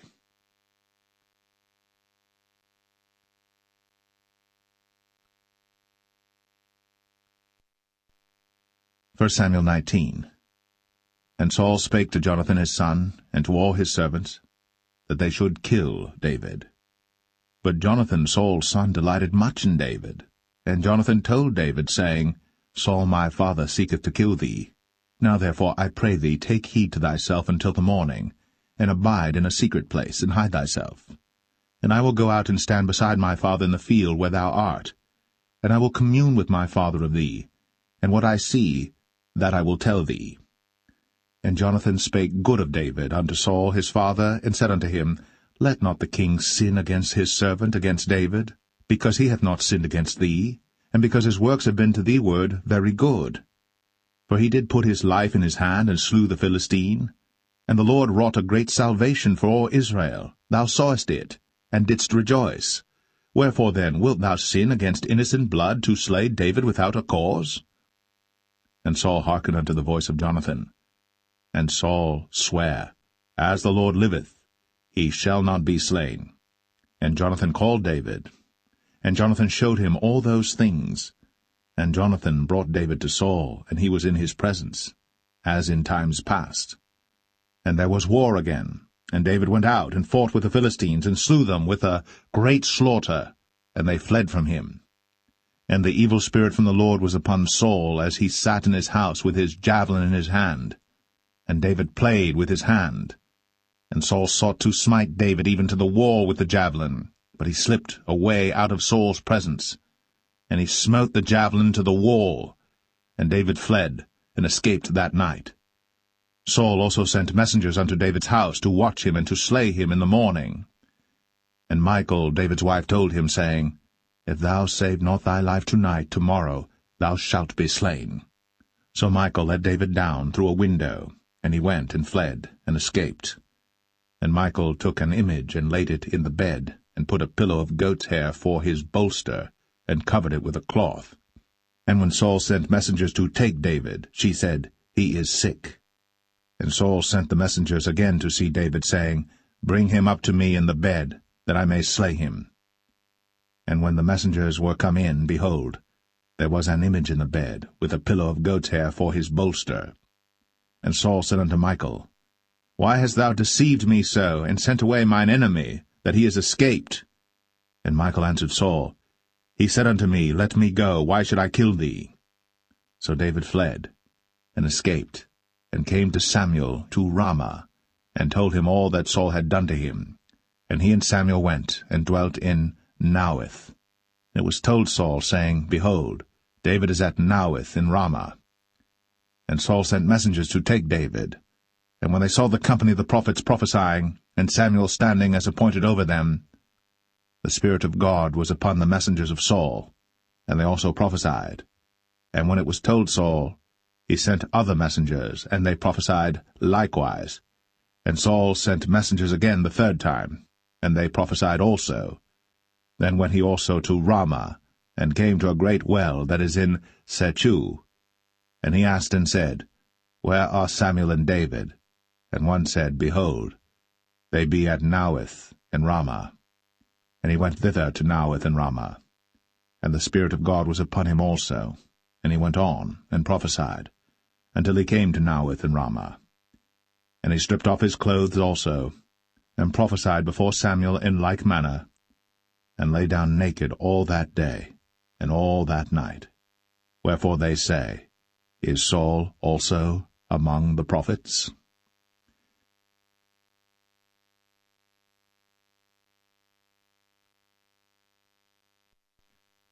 First Samuel 20. And David fled from Naueth in Ramah, and came and said before Jonathan, What have I done? What is mine iniquity? And what is my sin before thy father, that he seeketh my life? And he said unto him, God forbid, thou shalt not die. Behold, my father will do nothing either great or small, but that he will show it me. And why should my father hide this thing from me? It is not so. And David sware moreover, and said, Thy father certainly knoweth that I have found grace in thine eyes.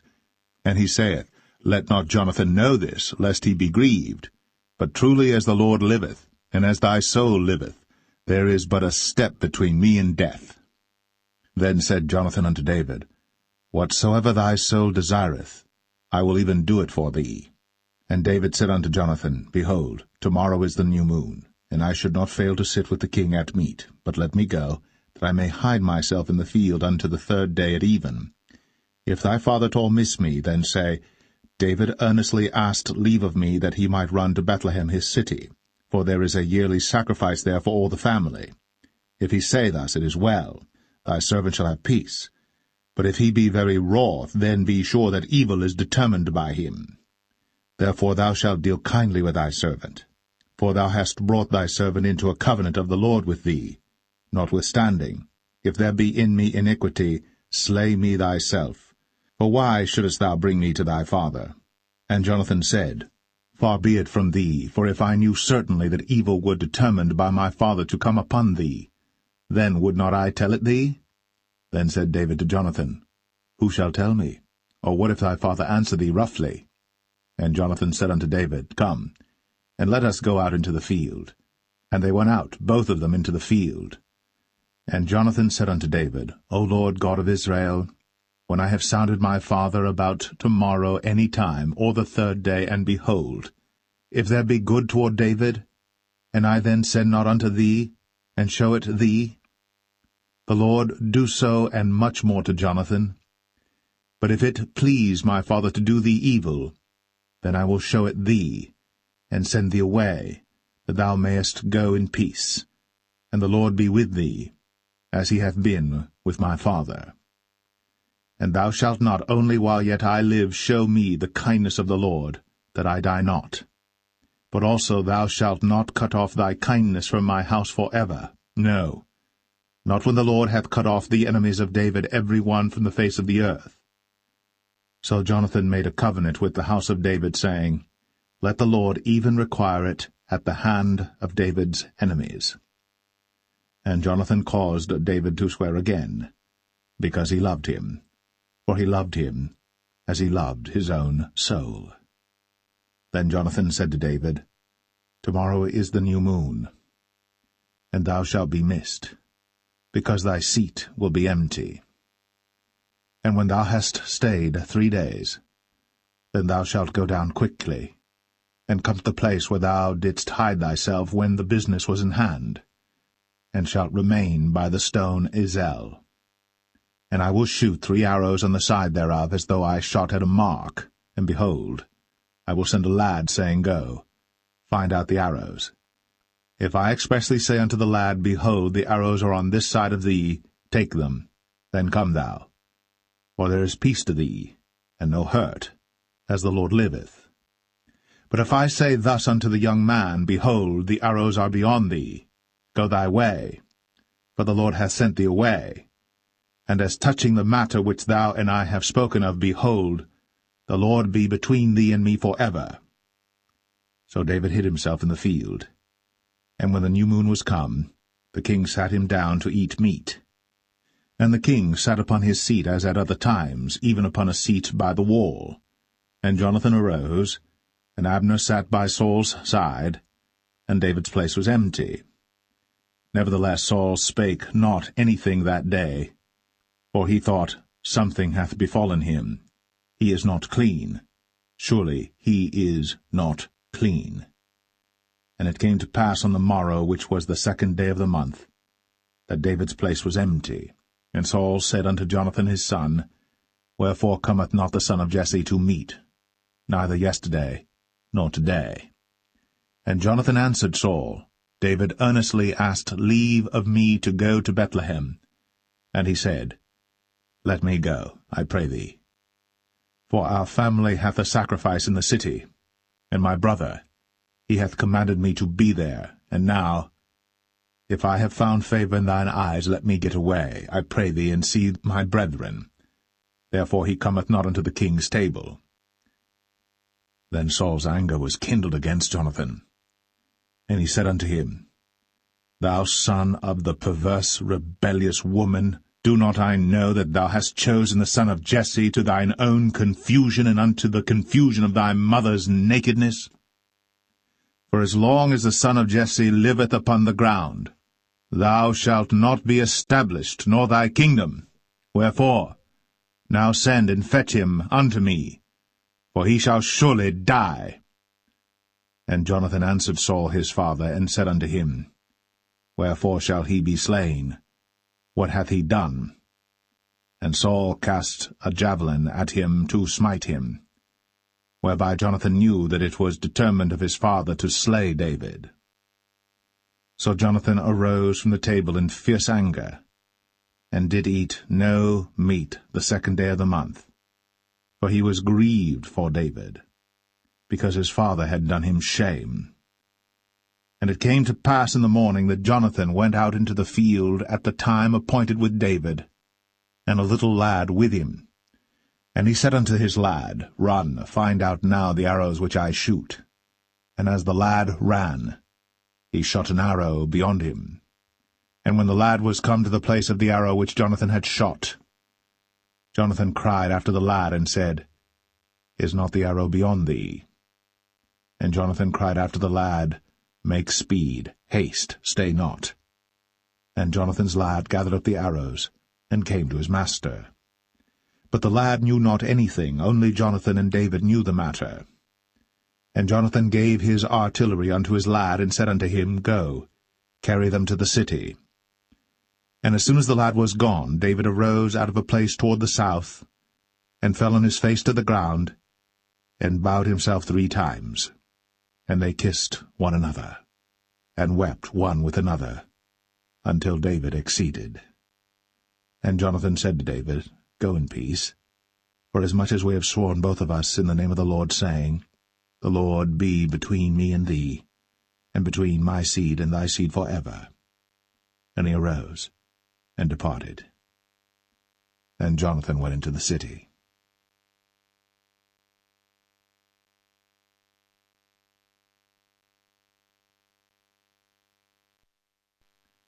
First Samuel 21.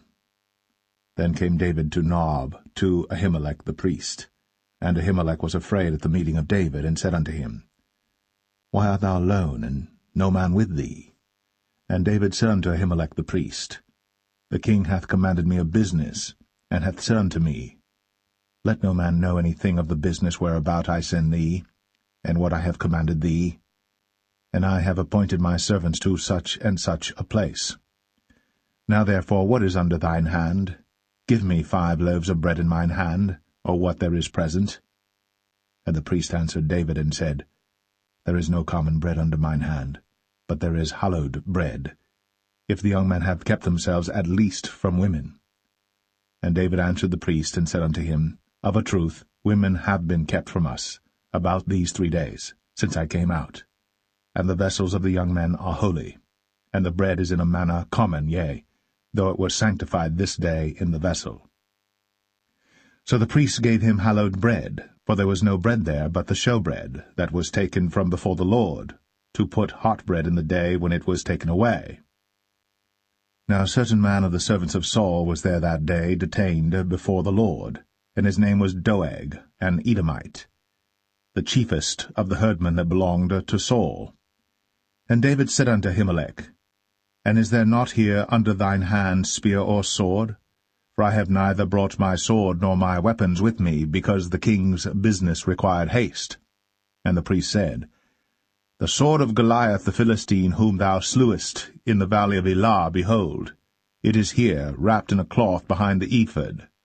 If thou wilt take that, take it, for there is no other save that here. And David said, There is none like that, give it me. And David arose, and fled that day for fear of Saul, and went to Achish, the king of Gath. And the servants of Achish said unto him, Is not this David the king of the land? Did they not sing one to another of him in dances, saying, Saul hath slain his thousands, and David his 10,000s? And David laid up these words in his heart, and was sore afraid of Achish, the king of Gath. And he changed his behavior before them, and feigned himself mad in their hands, and scrabbled on the doors of the gate, and let his spittle fall down upon his beard. Then said Achish unto his servants, Lo, ye see the man is mad. Wherefore then have ye brought him to me? Have I need of madmen, that ye have brought this fellow to play the madman in my presence? Shall this fellow come into my house?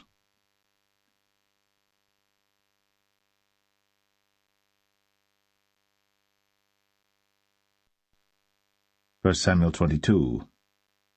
David therefore departed thence, and escaped to the cave Adullam. And when his brethren and all his father's house heard it, they went down thither to him. And every one that was in distress, and every one that was in debt, and every one that was discontented gathered themselves unto him. And he became a captain over them. And there were with him about 400 men. And David went thence to Mizpeh of Moab. And he said unto the king of Moab, Let my father and my mother, I pray thee, come forth, and be with you, till I know what God will do for me. And he brought them before the king of Moab, and they dwelt with him all the while that David was in the hold. And the prophet Gad said unto David, Abide not in the hold, depart, and get thee into the land of Judah. Then David departed, and came into the forest of Hareth. When Saul heard that David was discovered, and the men that were with him. Now Saul abode in Gibeah under a tree in Ramah, having his spear in his hand, and all his servants were standing about him. Then Saul said unto his servants that stood about him, Hear now, ye Benjamites, will the son of Jesse give every one of you fields and vineyards, and make you all captains of thousands and captains of hundreds, that all of you have conspired against me? And there is none that showeth me that my son hath made a league with the son of Jesse. And there is none of you that is sorry for me, or showeth unto me that my son hath stirred up my servant against me, to lie in wait, as at this day. Then answered Doeg the Edomite, which was set over the servants of Saul, and said, I saw the son of Jesse coming to Nob, to Ahimelech, the son of Ahitub. And he inquired of the Lord for him, and gave him victuals, and gave him the sword of Goliath the Philistine. Then the king sent to call Ahimelech the priest, the son of Ahitub, and all his father's house, the priests that were in Nob, and they came all of them to the king. And Saul said, Hear now, thou son of Ahitub. And he answered, Here I am, my lord. And Saul said unto him, Why have ye conspired against me, thou and the son of Jesse, in that thou hast given him bread and a sword, and hast inquired of God for him, that he should rise against me to lie in wait, as at this day? Then Ahimelech answered the king, and said, And who is so faithful among all thy servants as David, which is the king's son-in-law, and goeth at thy bidding, and is honorable in thine house? Did I then begin to inquire of God for him? Be it far from me. Let not the king impute anything unto his servant, nor to all the house of my father, for thy servant knew nothing of all this, less or more. And the king said, Thou shalt surely die, Ahimelech, thou, and all thy father's house. And the king said unto the footmen that stood about him, Turn, and slay the priests of the Lord, because their hand also is with David, and because they knew when he fled, and did not show it to me. But the servants of the king would not put forth their hand to fall upon the priests of the Lord. And the king said to Doeg, Turn thou, and fall upon the priests. And Doeg the Edomite turned, and he fell upon the priests, and slew on that day 75 persons that did wear a linen ephod. And Nob, the city of the priests, smote he with the edge of the sword, both men and women, children and sucklings, and oxen and asses, and sheep, with the edge of the sword. And one of the sons of Ahimelech, the son of Ahitub, named Abiathar, escaped, and fled after David. And Abiathar showed David that Saul had slain the Lord's priests. And David said unto Abiathar, I knew it that day when Doeg the Edomite was there, that he would surely tell Saul, I have occasioned the death of all the persons of thy father's house. Abide thou with me. Fear not, for he that seeketh my life seeketh thy life. But with me thou shalt be in safeguard.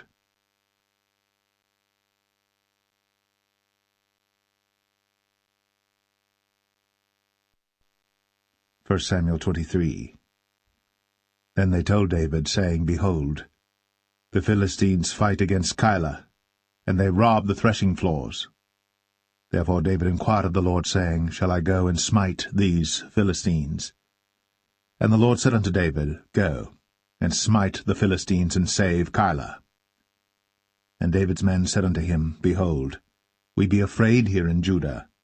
How much more then if we come to Keilah against the armies of the Philistines? Then David inquired of the Lord yet again. And the Lord answered him and said, Arise, go down to Keilah, for I will deliver the Philistines into thine hand. So David and his men went to Keilah, and fought with the Philistines, and brought away their cattle, and smote them with a great slaughter. So David saved the inhabitants of Keilah. And it came to pass, when Abiathar the son of Ahimelech fled to David to Keilah, that he came down with an ephod in his hand. And it was told Saul that David was come to Keilah, and Saul said, God hath delivered him into mine hand, for he is shut in, by entering into a town that hath gates and bars. And Saul called all the people together to war, to go down to Keilah, to besiege David and his men. And David knew that Saul secretly practiced mischief against him. And he said to Abiathar the priest, Bring hither the ephod. Then said David, O Lord God of Israel, Thy servant hath certainly heard that Saul seeketh to come to Keilah, to destroy the city for my sake. Will the men of Keilah deliver me up into his hand? Will Saul come down as thy servant hath heard? O Lord God of Israel, I beseech thee, tell thy servant. And the Lord said, He will come down. Then said David, Will the men of Keilah deliver me and my men into the hand of Saul? And the Lord said, They will deliver thee up. Then David and his men, which were about 600, arose, and departed out of Keilah, and went whithersoever they could go. And it was told Saul that David was escaped from Keilah, and he forbare to go forth. And David abode in the wilderness in strongholds, and remained in a mountain in the wilderness of Ziph. And Saul sought him every day, but God delivered him not into his hand. And David saw that Saul was come out to seek his life. And David was in the wilderness of Ziph in a wood. And Jonathan, Saul's son, arose, and went to David into the wood, and strengthened his hand in God.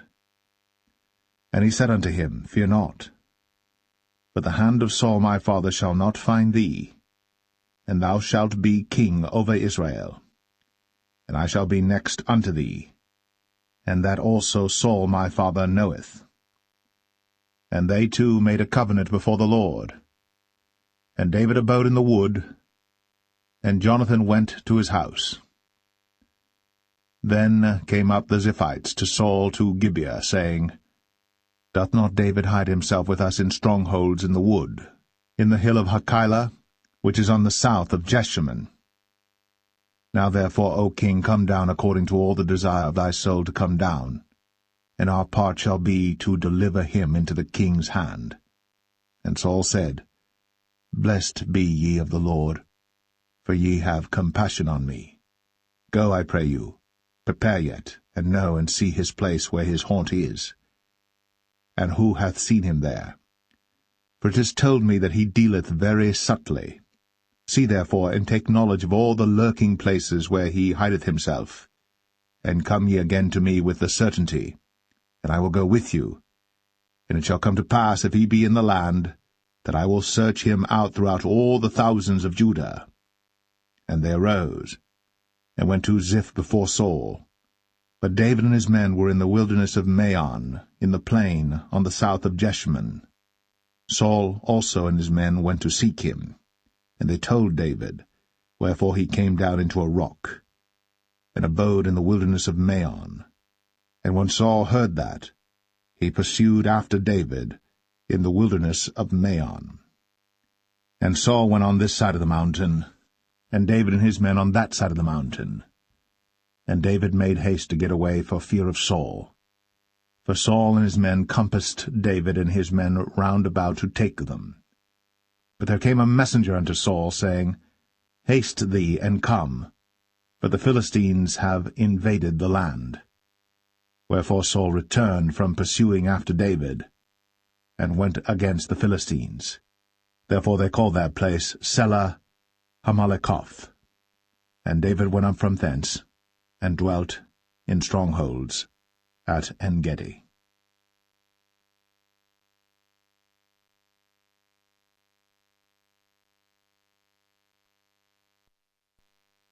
1 Samuel 24. And it came to pass, when Saul was returned from following the Philistines, that it was told him, saying, Behold, David is in the wilderness of En-gedi.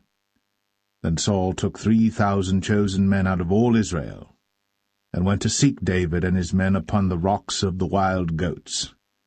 And he came to the sheepcotes by the way, where was a cave, and Saul went in to cover his feet, and David and his men remained in the sides of the cave. And the men of David said unto him, Behold the day of which the Lord said unto thee, Behold, I will deliver thine enemy into thine hand, that thou mayest do to him as it shall seem good unto thee. Then David arose, and cut off the skirt of Saul's robe privily. And it came to pass afterward that David's heart smote him, because he had cut off Saul's skirt. And he said unto his men, The Lord forbid that I should do this thing unto my master, the Lord's anointed, to stretch forth mine hand against him, seeing he is the anointed of the Lord. So David stayed his servants with these words, and suffered them not to rise against Saul. But Saul rose up out of the cave, and went on his way. David also rose afterward, and went out of the cave, and cried after Saul, saying, My lord the king. And when Saul looked behind him, David stooped with his face to the earth, and bowed himself. And David said to Saul, Wherefore hearest thou men's words, saying, Behold, David seeketh thy hurt? Behold, this day thine eyes have seen how that the Lord had delivered thee today into mine hand in the cave, and some bade me kill thee. But mine eye spared thee, and I said, I will not put forth mine hand against my Lord, for he is the Lord's anointed. Moreover, my father, see the skirt of thy robe in my hand. For in that I cut off the skirt of thy robe, and killed thee not. Know thou, and see that there is neither evil nor transgression in mine hand, and I have not sinned against thee. Yet thou huntest my soul to take it. The Lord judge between me and thee, and the Lord avenge me of thee, but mine hand shall not be upon thee. As saith the proverb of the ancients, Wickedness proceedeth from the wicked, but mine hand shall not be upon thee. After whom is the king of Israel come out? After whom dost thou pursue? After a dead dog, after a flea? The Lord therefore be judge, and judge between me and thee, and see, and plead my cause, and deliver me out of thine hand. And it came to pass, when David had made an end of speaking these words unto Saul, that Saul said, Is this thy voice, my son David? And Saul lifted up his voice, and wept. And he said to David, Thou art more righteous than I, for thou hast rewarded me good, whereas I have rewarded thee evil. And thou hast shown this day how that thou hast dealt well with me, forasmuch as when the Lord had delivered me into thine hand, thou killedst me not. For if a man find his enemy, will he let him go well away? Wherefore the Lord reward thee good for that thou hast done unto me this day. And now behold, I know well that thou shalt surely be king, and that the kingdom of Israel shall be established in thine hand. Swear now therefore unto me by the Lord, that thou wilt not cut off my seed after me, and that thou wilt not destroy my name out of my father's house. And David sware unto Saul. And Saul went home, but David and his men gat them up unto the hold.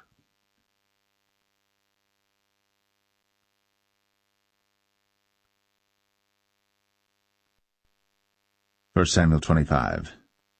And Samuel died, and all the Israelites were gathered together, and lamented him, and buried him in his house at Ramah. And David arose, and went down to the wilderness of Paran. And there was a man in Maon, whose possessions were in Carmel. And the man was very great. And he had 3,000 sheep and 1,000 goats.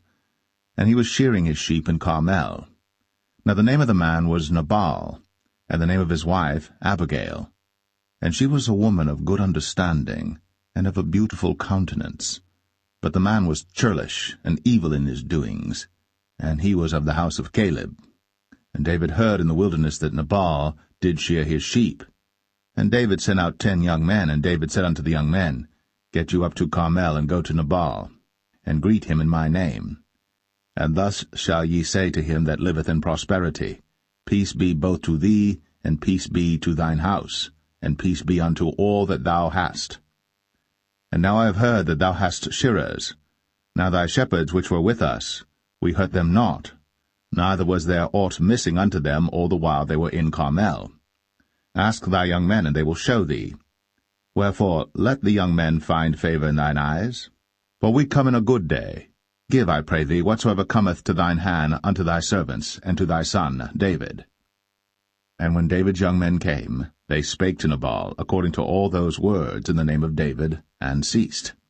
And Nabal answered David's servants, and said, Who is David? And who is the son of Jesse? There be many servants nowadays that break away every man from his master. Shall I then take my bread and my water and my flesh that I have killed for my shearers, and give it unto men whom I know not whence they be? So David's young men turned their way, and went again, and came and told him all those sayings. And David said unto his men, Gird ye on every man his sword. And they girded on every man his sword. And David also girded on his sword. And there went up after David about 400 men, and 200 abode by the stuff. But one of the young men told Abigail, Nabal's wife, saying, Behold, David sent messengers out of the wilderness to salute our master, and he railed on them. But the men were very good unto us, and we were not hurt, neither missed we any thing as long as we were conversant with them when we were in the fields. They were a wall unto us both by night and day.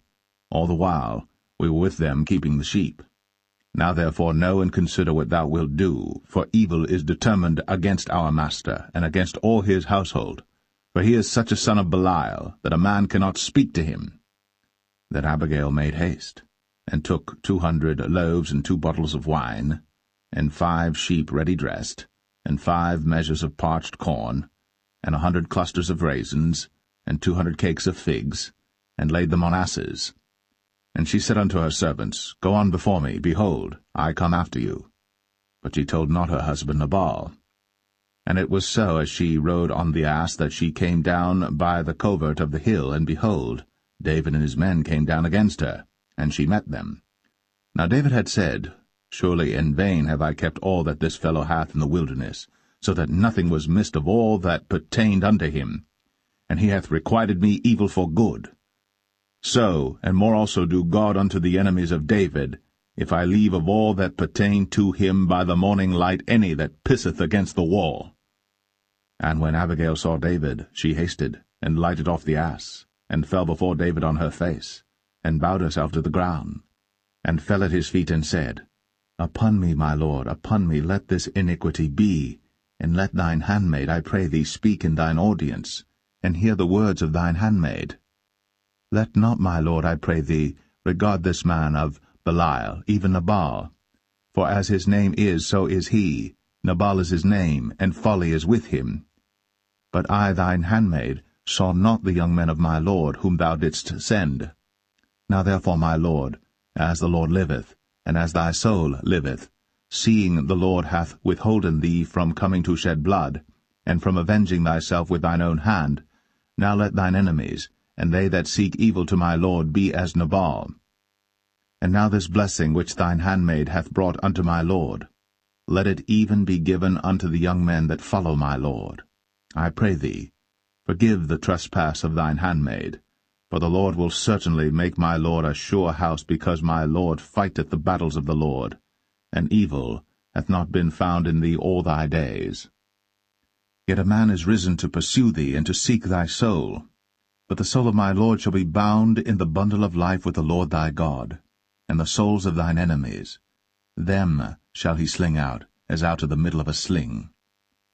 And it shall come to pass, when the Lord shall have done to my Lord according to all the good that he hath spoken concerning thee, and shall have appointed thee ruler over Israel, that this shall be no grief unto thee, nor offense of heart unto my Lord, either that thou hast shed blood causeless, or that my Lord hath avenged himself.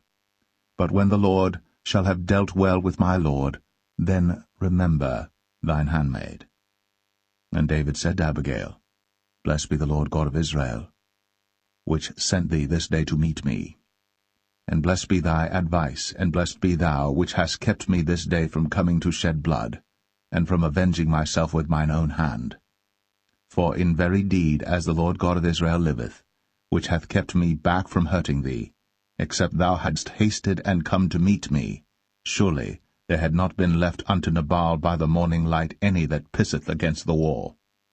So David received of her hand that which she had brought him, and said unto her, Go up in peace to thine house. See, I have hearkened to thy voice, and have accepted thy person. And Abigail came to Nabal, and behold, he held a feast in his house, like the feast of a king. And Nabal's heart was merry within him, for he was very drunken. Wherefore she told him nothing, less or more, until the morning light. But it came to pass in the morning, when the wine was gone out of Nabal, and his wife had told him these things, that his heart died within him, and he became as a stone. And it came to pass about 10 days after, that the Lord smote Nabal, that he died.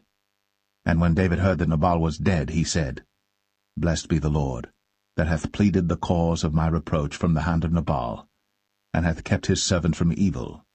For the Lord hath returned the wickedness of Nabal upon his own head. And David sent and communed with Abigail, to take her to him to wife. And when the servants of David were come to Abigail to Carmel, they spake unto her, saying, David sent us unto thee, to take thee to him to wife. And she arose, and bowed herself on her face to the earth, and said, Behold, let thine handmaid be a servant to wash the feet of the servants of my Lord. And Abigail hasted, and arose, and rode upon an ass, with 5 damsels of hers that went after her. And she went after the messengers of David, and became his wife. David also took Ahinoam of Jezreel, and they were also both of them his wives. But Saul had given Michal his daughter, David's wife, to Phalti, the son of Laish, which was of Galim.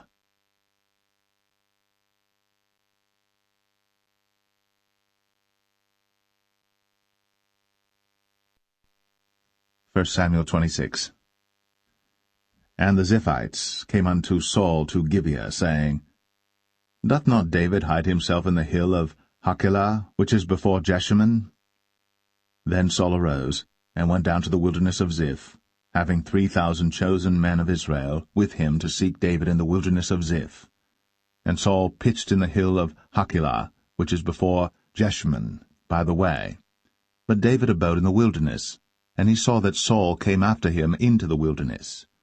David therefore sent out spies, and understood that Saul was come in very deed. And David arose, and came to the place where Saul had pitched. And David beheld the place where Saul lay, and Abner the son of Ner, the captain of his host. And Saul lay in the trench, and the people pitched round about him.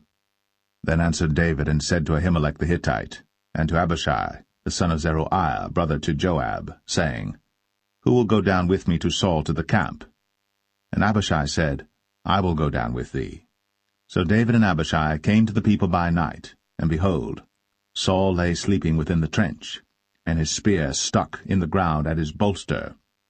But Abner and the people lay round about him. Then said Abishai to David, God hath delivered thine enemy into thine hand this day. Now therefore let me smite him, I pray thee, with the spear even to the earth at once, and I will not smite him the second time. And David said to Abishai, Destroy him not, for who can stretch forth his hand against the Lord's anointed, and be guiltless? David said furthermore, As the Lord liveth, the Lord shall smite him, or his day shall come to die, or he shall descend into battle and perish. The Lord forbid that I should stretch forth mine hand against the Lord's anointed. But I pray thee, take thou now the spear that is at his bolster, and the cruse of water, and let us go. So David took the spear and the cruse of water from Saul's bolster, and they gat them away. And no man saw it, nor knew it, neither awaked, for they were all asleep, because a deep sleep from the Lord was fallen upon them. Then David went over to the other side, and stood on the top of an hill afar off, a great space being between them. And David cried to the people, and to Abner the son of Ner, saying, Answerest thou not, Abner? Then Abner answered and said, Who art thou that criest to the king? And David said to Abner, Art not thou a valiant man? And who is like to thee in Israel? Wherefore then hast thou not kept thy lord the king? For there came one of the people in to destroy the king thy lord. This thing is not good that thou hast done. As the Lord liveth, ye are worthy to die, because ye have not kept your master the Lord's anointed. And now see where the king's spear is, and the cruse of water that was at his bolster. And Saul knew David's voice, and said, Is this thy voice, my son, David? And David said, It is my voice, my lord, O king. And he said, Wherefore doth my lord thus pursue after his servant? For what have I done, or what evil is in mine hand? Now therefore, I pray thee, let my lord the king hear the words of his servant. If the Lord have stirred thee up against me, let him accept an offering. But if they be the children of men, cursed be they before the Lord, for they have driven me out this day from abiding in the inheritance of the Lord, saying, Go serve other gods. Now therefore, let not my blood fall to the earth before the face of the Lord. For the king of Israel is come out to seek a flea, as when one doth hunt a partridge in the mountains. Then said Saul, I have sinned. Return, my son David. For I will no more do thee harm, because my soul was precious in thine eyes this day. Behold, I have played the fool, and have erred exceedingly. And David answered and said, Behold the king's spear, and let one of the young men come over and fetch it. The Lord render to every man his righteousness and his faithfulness. For the Lord delivered thee into my hand today. But I would not stretch forth mine hand against the Lord's anointed. And behold, as thy life was much set by this day in mine eyes, so let my life be much set by in the eyes of the Lord, and let him deliver me out of all tribulation. Then Saul said to David, Blessed be thou, my son David. Thou shalt both do great things, and also shalt still prevail. So David went on his way, and Saul returned to his place.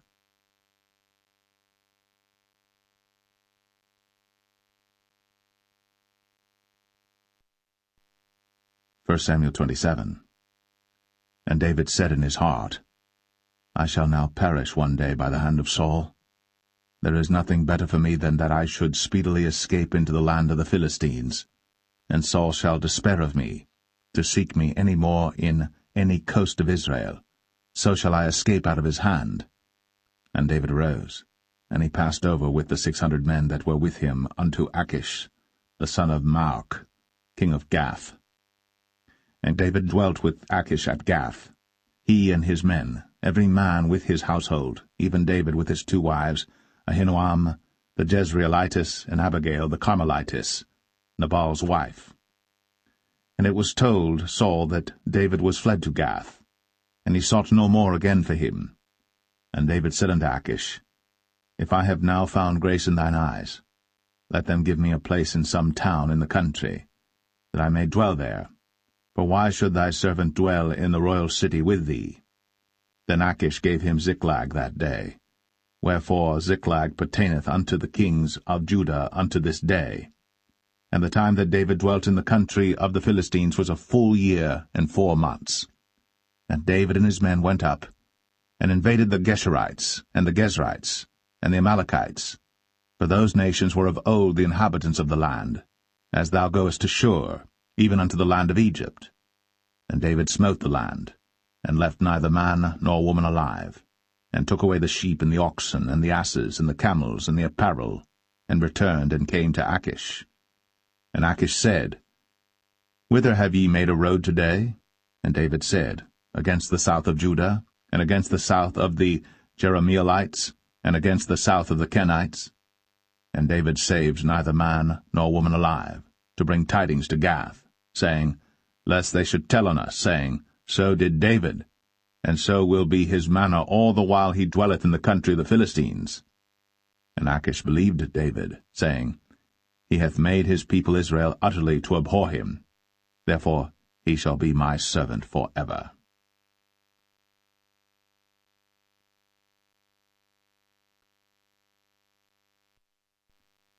1 Samuel 28. And it came to pass in those days that the Philistines gathered their armies together for warfare, to fight with Israel. And Achish said unto David, Know thou assuredly that thou shalt go out with me to battle, thou and thy men. And David said to Achish, Surely thou shalt know what thy servant can do? And Achish said to David, Therefore will I make thee keeper of mine head for ever. Now Samuel was dead, and all Israel had lamented him and buried him in Ramah, even in his own city. And Saul had put away those that had familiar spirits, and the wizards out of the land. And the Philistines gathered themselves together, and came and pitched in Shunem. And Saul gathered all Israel together, and they pitched in Gilboa. And when Saul saw the host of the Philistines, he was afraid, and his heart greatly trembled. And when Saul inquired of the Lord answered him not, neither by dreams, nor by Urim, nor by prophets.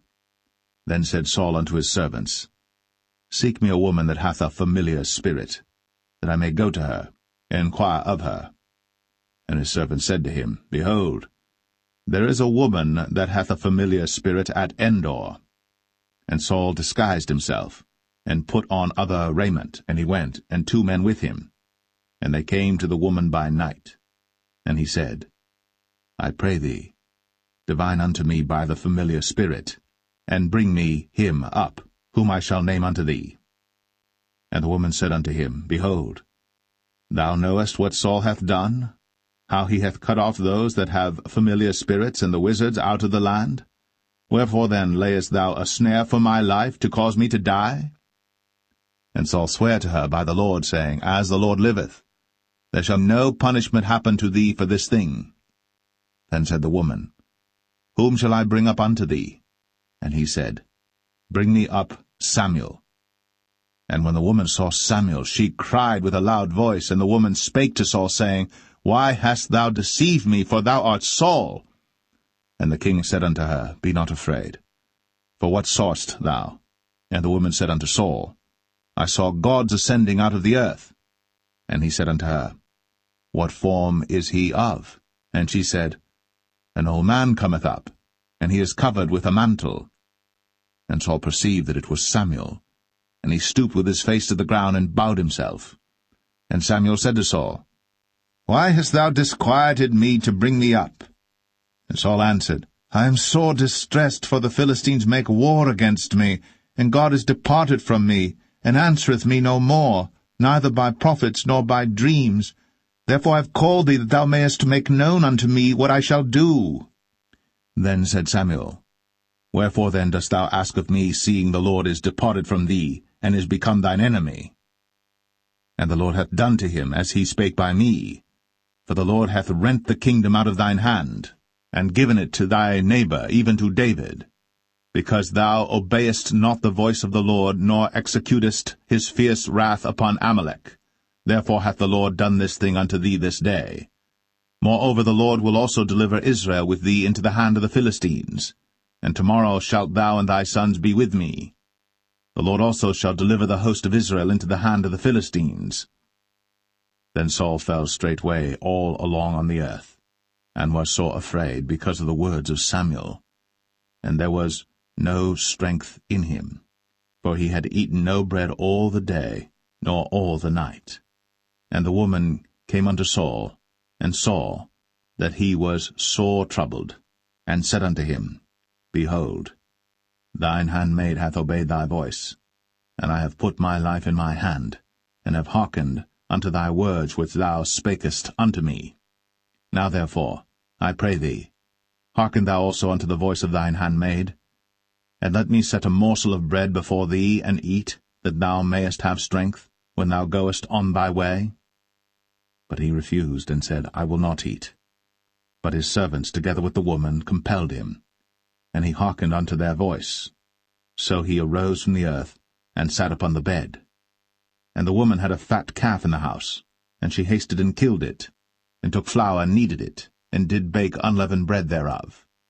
And she brought it before Saul, and before his servants, and they did eat. Then they rose up, and went away that night.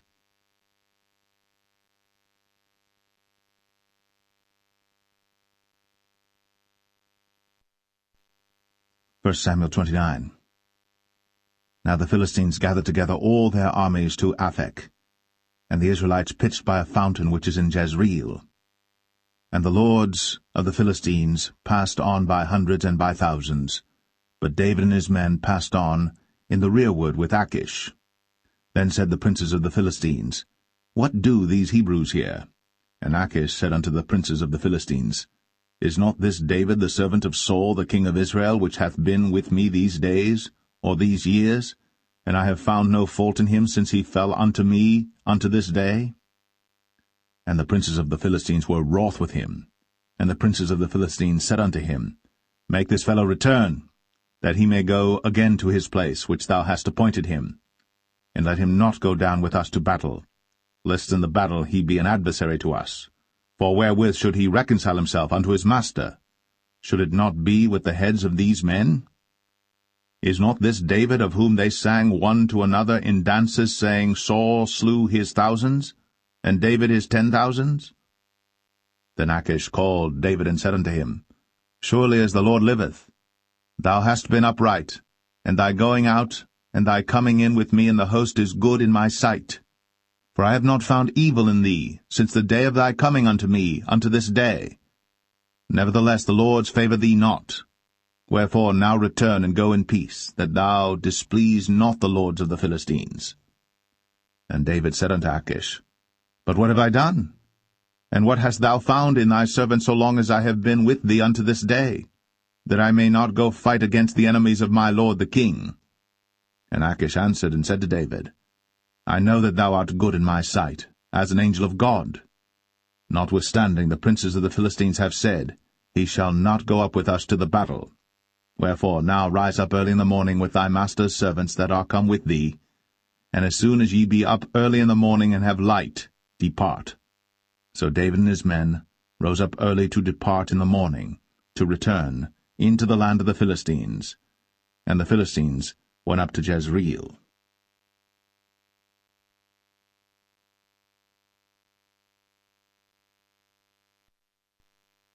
1 Samuel 30.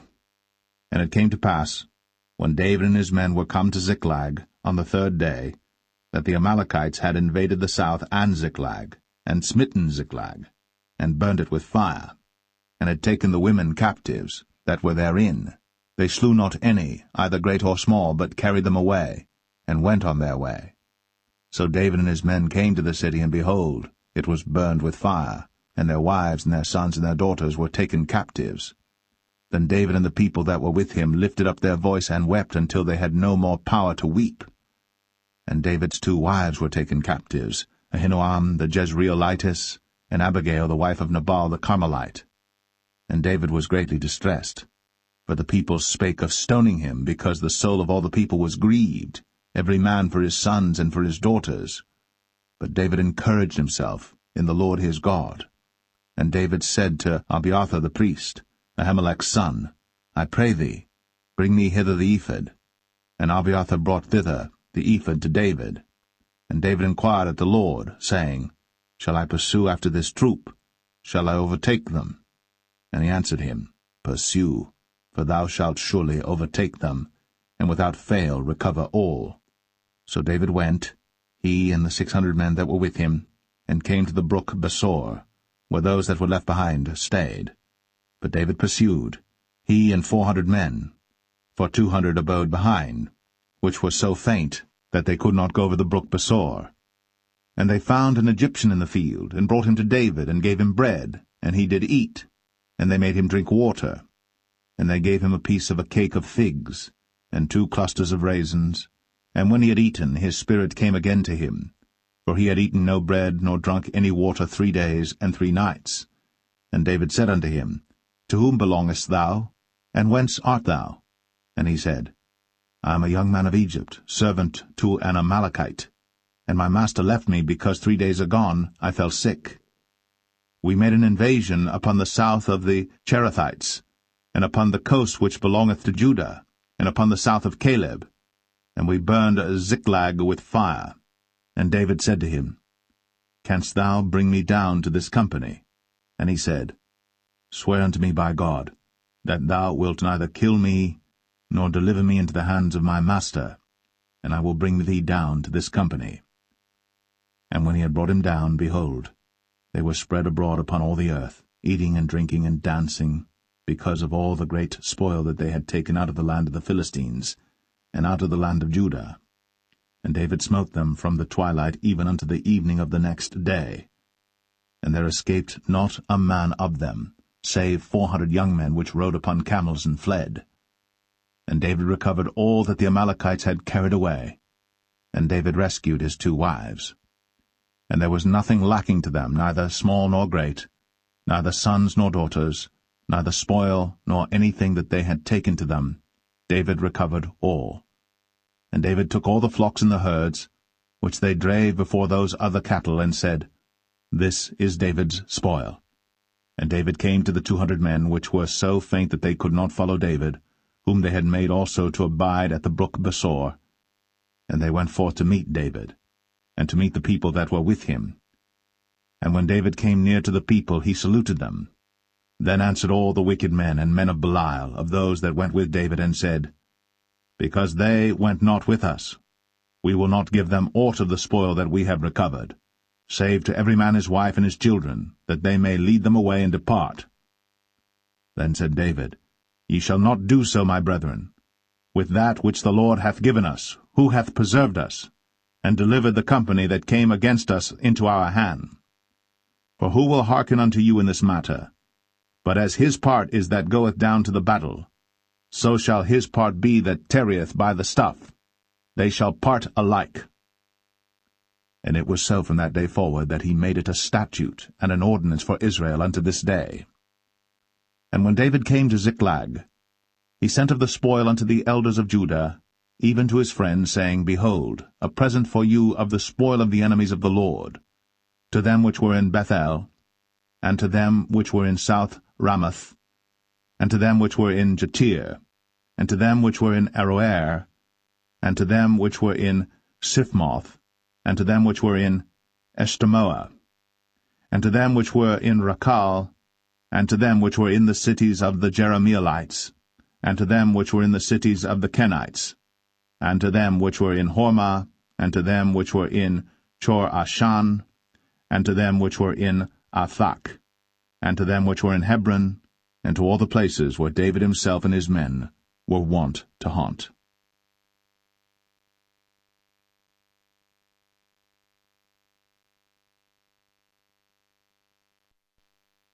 1 Samuel 31. Now the Philistines fought against Israel, and the men of Israel fled from before the Philistines, and fell down slain in Mount Gilboa. And the Philistines followed hard upon Saul and upon his sons. And the Philistines slew Jonathan, and Abinadab, and Malchishua, Saul's sons. And the battle went sore against Saul, and the archers hit him, and he was sore wounded of the archers. Then said Saul unto his armor-bearer, Draw thy sword, and thrust me through therewith, lest these uncircumcised come and thrust me through and abuse me. But his armor-bearer would not, for he was sore afraid. Therefore Saul took a sword, and fell upon it. And when his armor-bearer saw that Saul was dead, he fell likewise upon his sword, and died with him. So Saul died, and his 3 sons, and his armor-bearer, and all his men, that same day together. And when the men of Israel that were on the other side of the valley, and they that were on the other side, Jordan, saw that the men of Israel fled, and that Saul and his sons were dead, they forsook the cities and fled. And the Philistines came and dwelt in them. And it came to pass on the morrow, when the Philistines came to strip the slain, that they found Saul and his 3 sons fallen in Mount Gilboa. And they cut off his head, and stripped off his armor, and sent into the land of the Philistines round about to publish it in the house of their idols, and among the people. And they put his armor in the house of Ashtoreth, and they fastened his body to the wall of Bethshan. And when the inhabitants of Jabesh-Gilead heard of that which the Philistines had done to Saul, all the valiant men arose, and went all night, and took the body of Saul, and the bodies of his sons from the wall of Bethshan, and came to Jabesh, and burnt them there. And they took their bones, and buried them under a tree at Jabesh, and fasted 7 days.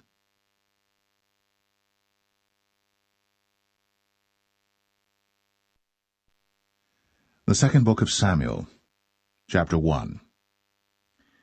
Now it came to pass after the death of Saul, when David was returned from the slaughter of the Amalekites, and David had abode 2 days in Ziklag, it came even to pass on the 3rd day that, behold, a man came out of the camp from Saul with his clothes rent, and earth upon his head. And so it was when he came to David, that he fell to the earth, and did obeisance. And David said unto him, From whence comest thou? And he said unto him, Out of the camp of Israel am I escaped. And David said unto him, How went the matter? I pray thee, tell me. And he answered, That the people are fled from the battle, and many of the people also are fallen and dead. And Saul and Jonathan his son are dead also. Then David said unto the young man that told him, How knowest thou that Saul and Jonathan his son be dead? And the young man that told him said, As I happened by chance upon Mount Gilboa, behold, Saul leaned upon his spear, and lo, the chariots and horsemen followed hard after him. And when he looked behind him, he saw me, and called unto me, and I answered, Here am I. And he said unto me, Who art thou? And I answered him, I am an Amalekite. He said unto me again, Stand, I pray thee, upon me, and slay me. For anguish is come upon me, because my life is yet whole in me. So I stood upon him, and slew him, because I was sure that he could not live after that he was fallen. And I took the crown that was upon his head, and the bracelet that was on his arm, and have brought them hither unto my lord. Then David took hold on his clothes, and rent them, and likewise all the men that were with him. And they mourned, and wept, and fasted until even, for Saul and for Jonathan his son, and for the people of the Lord, and for the house of Israel, because they were fallen by the sword. And David said unto the young man that told him, Whence art thou? And he answered, I am the son of a stranger, an Amalekite. And David said unto him, How wast thou not afraid to stretch forth thine hand to destroy the Lord's anointed?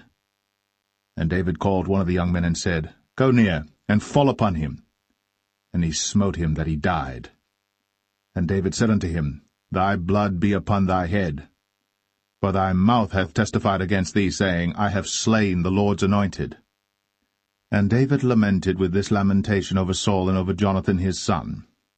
Also he bade them teach the children of Judah the use of the bow. Behold, it is written in the book of Jasher, The beauty of Israel is slain upon thy high places. How are the mighty fallen! Tell it not in Gath. Publish it not in the streets of Ashkelon, lest the daughters of the Philistines rejoice, lest the daughters of the uncircumcised triumph. Ye mountains of Gilboa, let there be no dew, neither let there be rain upon you, nor fields of offerings. For there the shield of the mighty is vilely cast away, the shield of Saul, as though he had not been anointed with oil. From the blood of the slain, from the fat of the mighty, the bow of Jonathan turned not back, and the sword of Saul returned not empty. Saul and Jonathan were lovely and pleasant in their lives, and in their death they were not divided. They were swifter than eagles. They were stronger than lions. Ye daughters of Israel, weep over Saul, who clothed you in scarlet, with other delights, who put on ornaments of gold upon your apparel. How are the mighty fallen in the midst of the battle, O Jonathan! Thou wast slain in thine high places. I am distressed for thee, my brother Jonathan. Very pleasant hast thou been unto me. Thy love to me was wonderful, passing the love of women. How are the mighty fallen, and the weapons of war perished.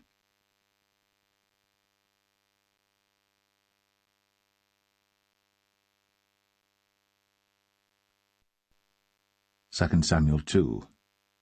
And it came to pass after this that David inquired of the Lord, saying, Shall I go up into any of the cities of Judah? And the Lord said unto him, Go up. And David said, Whither shall I go up? And he said, Unto Hebron. So David went up thither, and his 2 wives also, Ahinoam the Jezreelitess, and Abigail, Nabal's wife, the Carmelite. And his men that were with him did David bring up, every man with his household, and they dwelt in the cities of Hebron. And the men of Judah came, and there they anointed David king over the house of Judah. And they told David, saying, that the men of Jabesh-Gilead were they that buried Saul. And David sent messengers unto the men of Jabesh-Gilead, and said unto them, Blessed be ye of the Lord, that ye have shown this kindness unto your Lord, even unto Saul, and have buried him. And now the Lord show kindness and truth unto you, and I also will requite you this kindness, because ye have done this thing. Therefore now let your hands be strengthened, and be ye valiant, for your master Saul is dead, and also the house of Judah have anointed me king over them.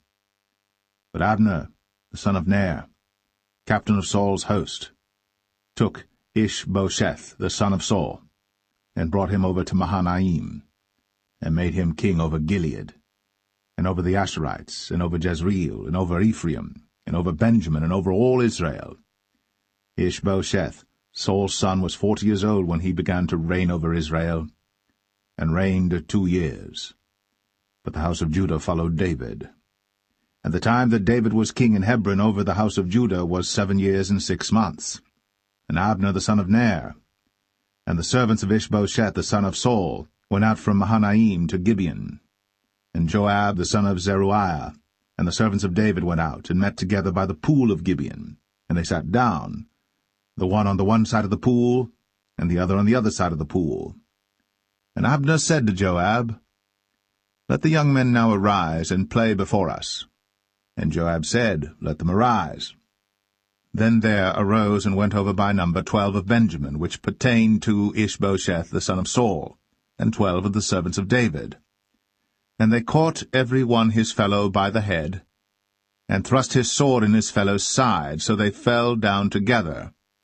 Wherefore that place was called Helkath-Hazurim, which is in Gibeon. And there was a very sore battle that day, and Abner was beaten, and the men of Israel, before the servants of David. And there were 3 sons of Zeruiah there, Joab, and Abishai, and Asahel. And Asahel was as light of foot as a wild roe. And Asahel pursued after Abner, and in going he turned not to the right hand nor to the left from following Abner. Then Abner looked behind him, and said, Art thou Asahel? And he answered, I am. And Abner said to him, Turn thee aside to thy right hand or to thy left, and lay thee hold on one of the young men, and take thee his armor. But Asahel would not turn aside from following of him. And Abner said again to Asahel, Turn thee aside from following me. Wherefore should I smite thee to the ground? How then should I hold up my face to Joab thy brother? Howbeit he refused to turn aside. Wherefore Abner, with the hinder end of the spear, smote him under the 5th rib, that the spear came out behind him, and he fell down there, and died in the same place. And it came to pass, that as many as came to the place where Asahel fell down and died stood still. Joab also and Abishai pursued after Abner, and the sun went down when they were come to the hill of Ammah, that lieth before Giah by the way of the wilderness of Gibeon. And the children of Benjamin gathered themselves together after Abner, and became one troop, and stood on the top of an hill. Then Abner called to Joab and said, Shall the sword devour for ever? Knowest thou not that it will be bitterness in the latter end? How long shall it be then, ere thou bid the people return from following their brethren? And Joab said, As God liveth, unless thou hadst spoken. Surely then in the morning the people had gone up every one from following his brother. So Joab blew a trumpet, and all the people stood still, and pursued after Israel no more, neither fought they any more.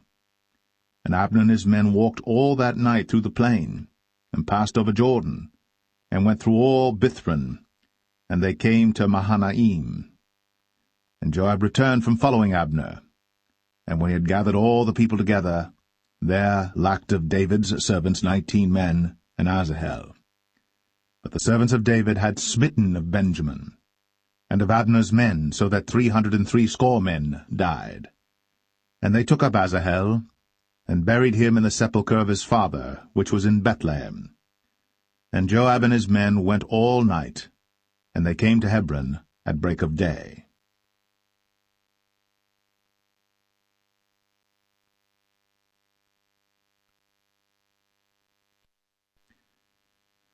2 Samuel 3. Now there was long war between the house of Saul and the house of David. But David waxed stronger and stronger, and the house of Saul waxed weaker and weaker. And unto David were sons born in Hebron, and his firstborn was Amnon, of Ahinoam the Jezreelitess, and his second Chileab, of Abigail the wife of Nabal the Carmelite, and the third Absalom, the son of Maacah, the daughter of Talmai, king of Geshur, and the fourth Adonijah, the son of Haggith, and the fifth Shephatiah, the son of Abital, and the sixth Ithream, by Eglah, David's wife. These were born to David in Hebron.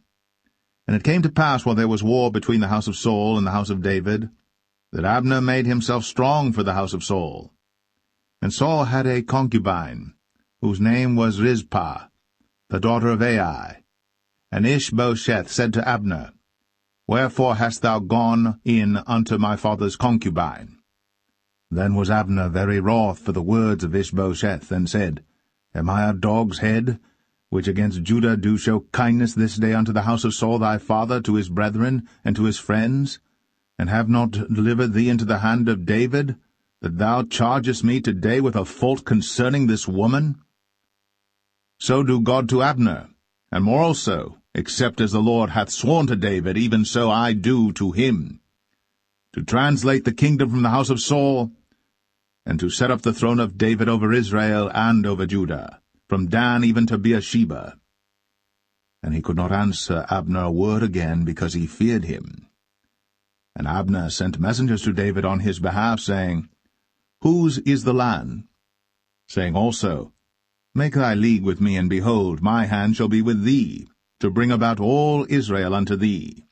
And he said, Well, I will make a league with thee. But one thing I require of thee, that is, thou shalt not see my face, except thou first bring Michal, Saul's daughter, when thou comest to see my face. And David sent messengers to Ishbosheth, Saul's son, saying, Deliver me my wife Michal, which I espoused to me, for 100 foreskins of the Philistines. And Ishbosheth sent and took her from her husband, even from Phaltiel, the son of Laish. And her husband went with her, along weeping, behind her to Bahurim. Then said Abner unto him, Go, return. And he returned. And Abner had communication with the elders of Israel, saying, Ye sought for David in times past to be king over you. Now then do it.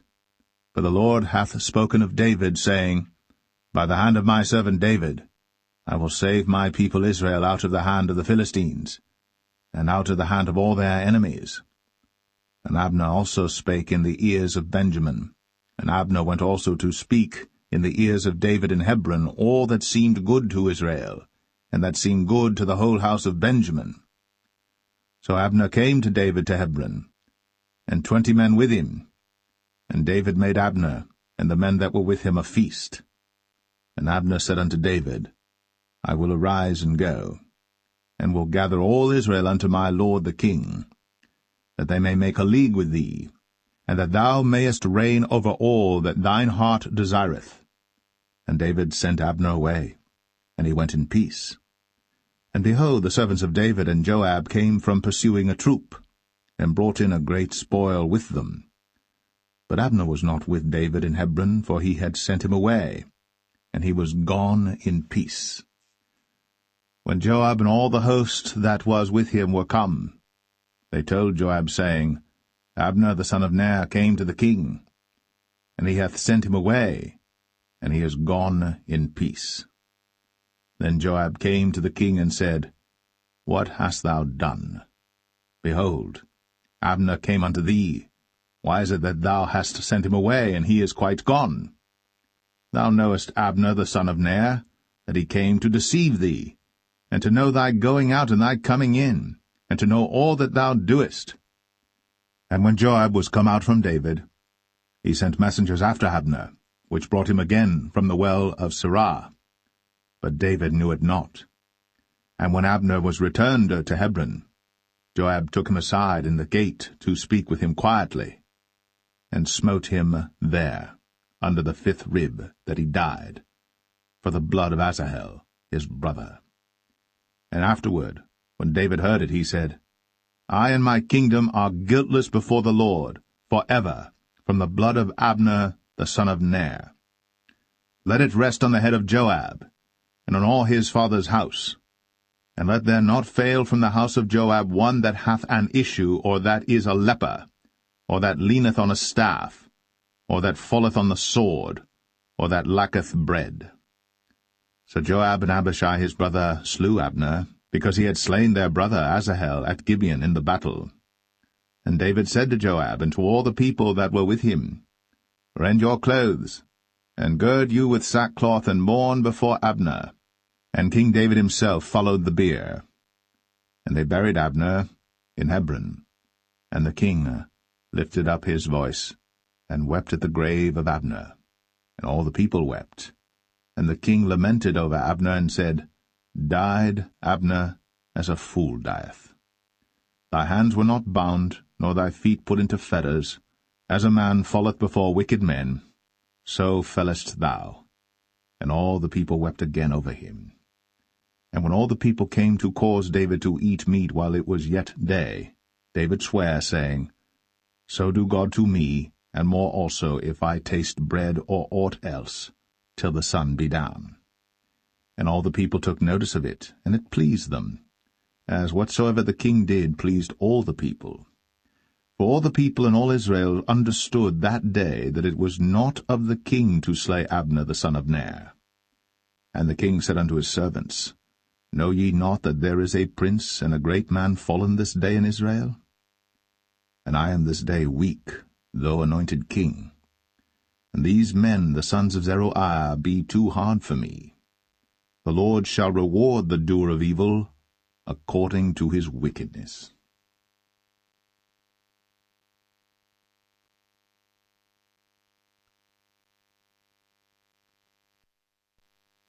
Second Samuel 4.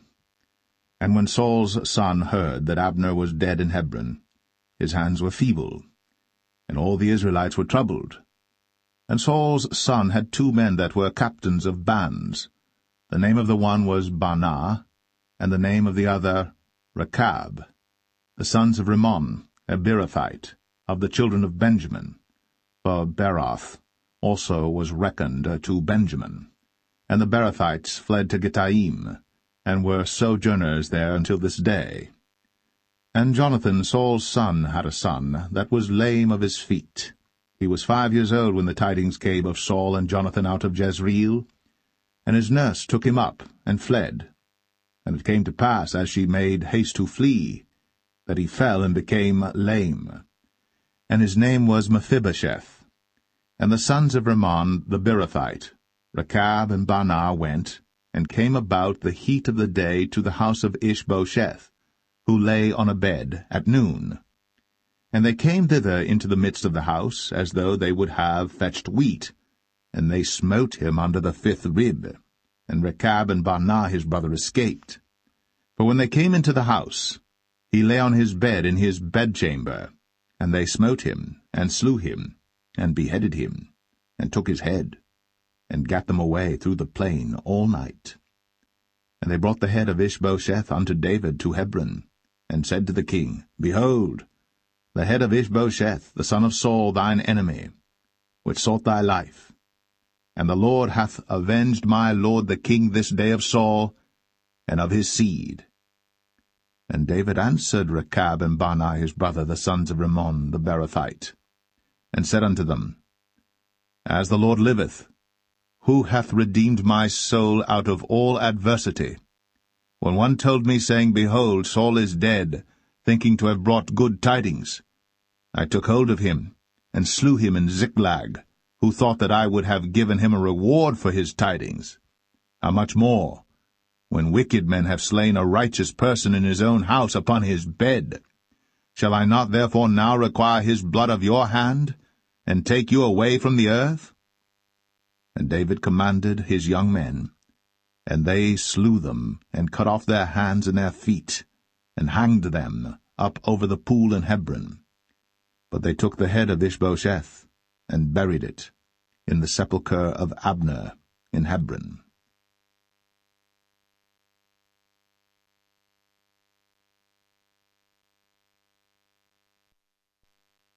2 Samuel 5. Then came all the tribes of Israel to David unto Hebron, and spake, saying, Behold, we are thy bone and thy flesh. Also in time past, when Saul was king over us, thou wast he that leddest out and broughtest in Israel. And the Lord said to thee, Thou shalt feed my people Israel, and thou shalt be a captain over Israel. So all the elders of Israel came to the king to Hebron, and King David made a league with them in Hebron before the Lord, and they anointed David king over Israel. David was 30 years old when he began to reign, and he reigned 40 years.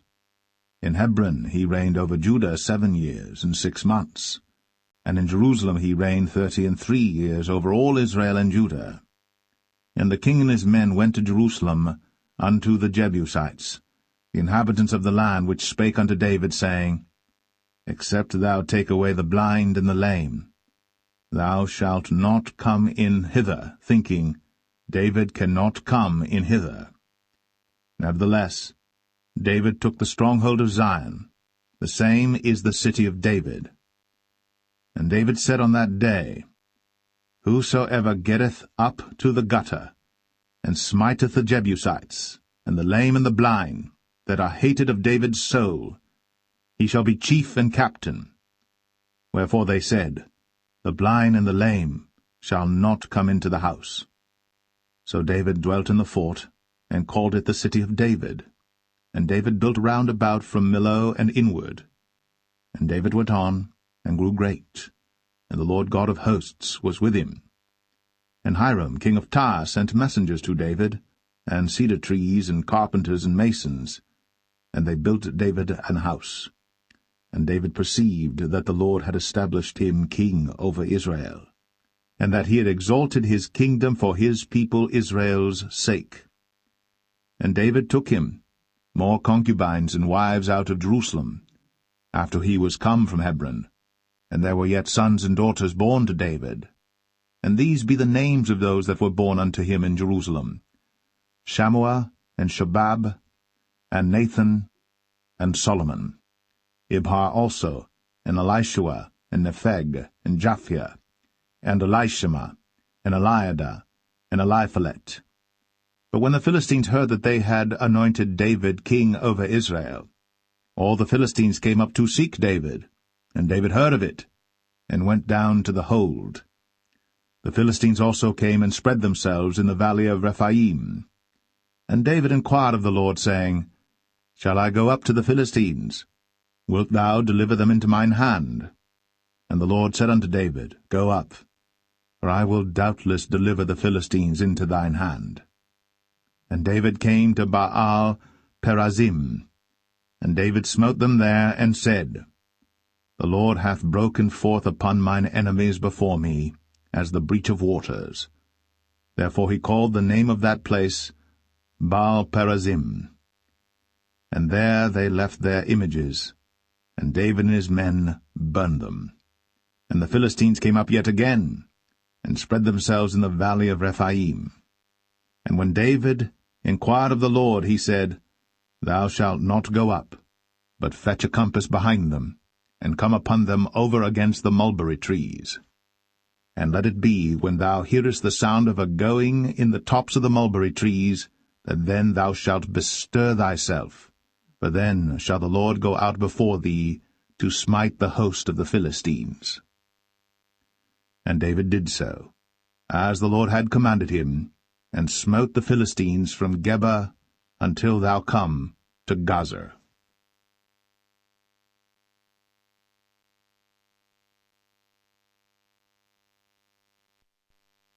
2 Samuel 6. Again David gathered together all the chosen men of Israel, 30,000. And David arose and went with all the people that were with him from Baalah of Judah, to bring up from thence the ark of God, whose name is called by the name of the Lord of hosts, that dwelleth between the cherubims. And they set the ark of God upon a new cart, and brought it out of the house of Abinadab that was in Gibeah. And Uzzah and Ahio, the sons of Abinadab, drave the new cart. And they brought it out of the house of Abinadab, which was at Gibeah, accompanying the ark of God, and Ahio went before the ark. And David and all the house of Israel played before the Lord in all manner of instruments made of fir wood, even on harps, and on psalteries, and on timbrels, and on cornets, and on cymbals.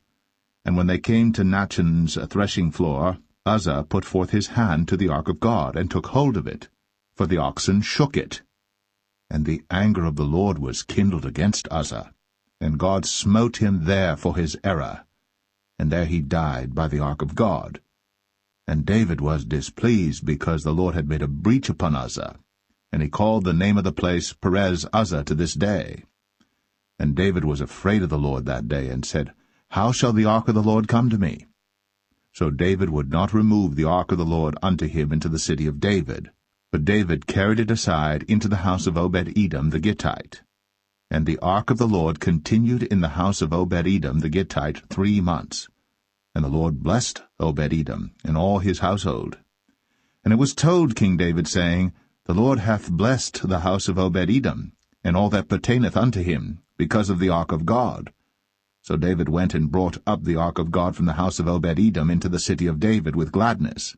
And it was so, that when they that bare the ark of the Lord had gone 6 paces, he sacrificed oxen and fatlings. And David danced before the Lord with all his might, and David was girded with a linen ephod.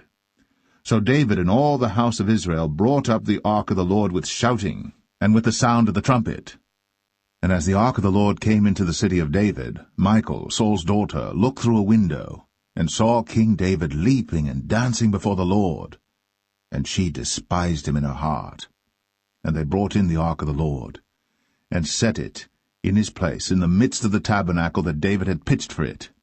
And David offered burnt offerings and peace offerings before the Lord. And as soon as David had made an end of offering burnt offerings and peace offerings, he blessed the people in the name of the Lord of hosts. And he dealt among all the people, even among the whole multitude of Israel, as well to the women as men, to every one a cake of bread, and a good piece of flesh, and a flagon of wine. So all the people departed every one to his house. Then David returned to bless his household, and Michal the daughter of Saul came out to meet David, and said, How glorious was the king of Israel today, who uncovered himself today in the eyes of the handmaids of his servants, as one of the vain fellows shamelessly uncovereth himself. And David said unto Michal, It was before the Lord which chose me before thy father and before all his house, to appoint me ruler over the people of the Lord, over Israel. Therefore will I play before the Lord. And I will yet be more vile than thus, and will be base in mine own sight. And of the maidservants which thou hast spoken of them shall I be had in honor. Therefore Michal, the daughter of Saul, had no child unto the day of her death.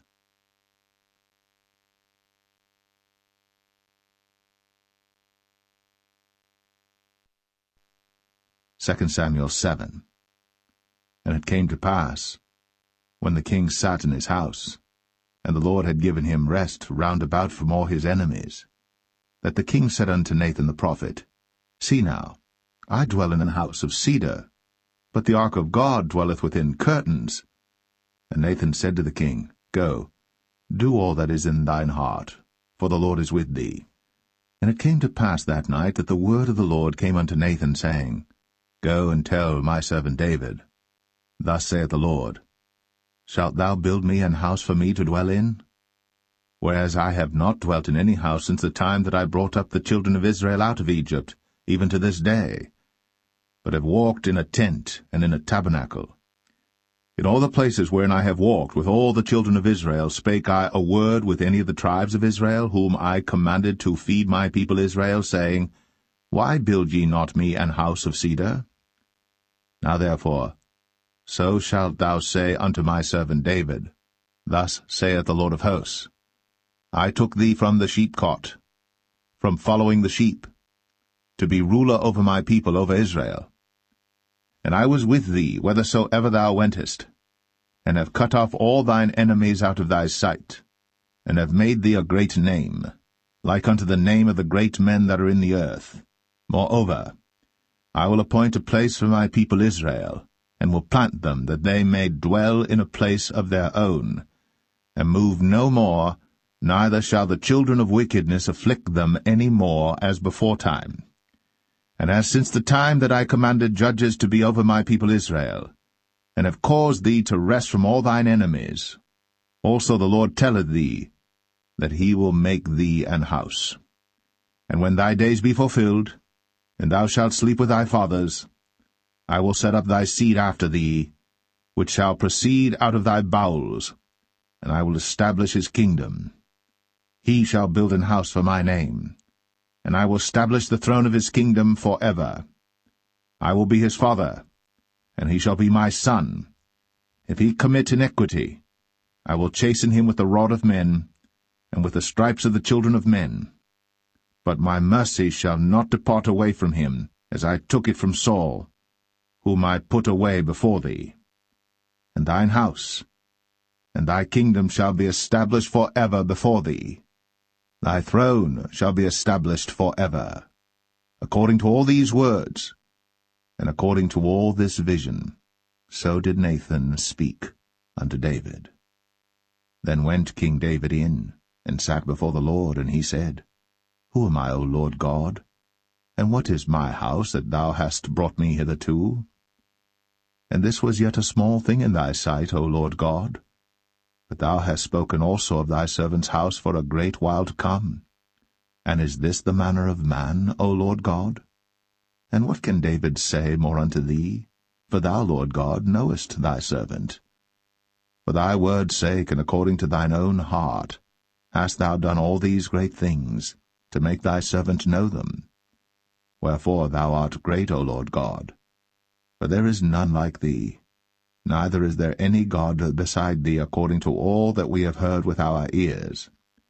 And what one nation in the earth is like thy people, even like Israel, whom God went to redeem for a people to himself, and to make him a name, and to do for you great things and terrible for thy land, before thy people, which thou redeemedst to thee from Egypt, from the nations and their gods. For thou hast confirmed to thyself thy people Israel to be a people unto thee for ever, and thou, Lord, art become their God. And now, O Lord God, the word that thou hast spoken concerning thy servant, and concerning his house, establish it for ever, and do as thou hast said. And let thy name be magnified for ever, saying, The Lord of hosts is the God of Israel. And let the house of thy servant David be established before thee. For thou, O Lord of hosts, God of Israel, hast revealed to thy servant, saying, I will build thee an house. Therefore hath thy servant found in his heart to pray this prayer unto thee. And now, O Lord God, thou art that God, and thy words be true, and thou hast promised this goodness unto thy servant. Therefore now, let it please thee to bless the house of thy servant, that it may continue for ever before thee. For thou, O Lord God, hast spoken it, and with thy blessing let the house of thy servant be blessed for ever.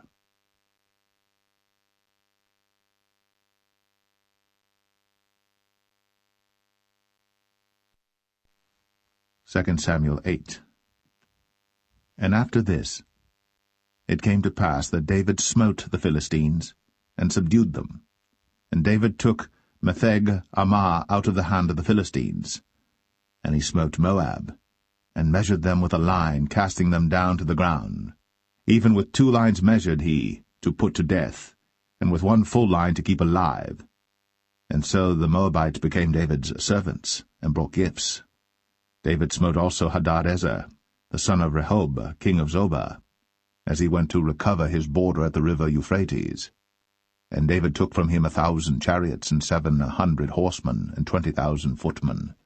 And David houghed all the chariot horses, but reserved of them 400 chariots. And when the Syrians of Damascus came to succor Hadadezer, king of Zobah, David slew of the Syrians 22,000 men.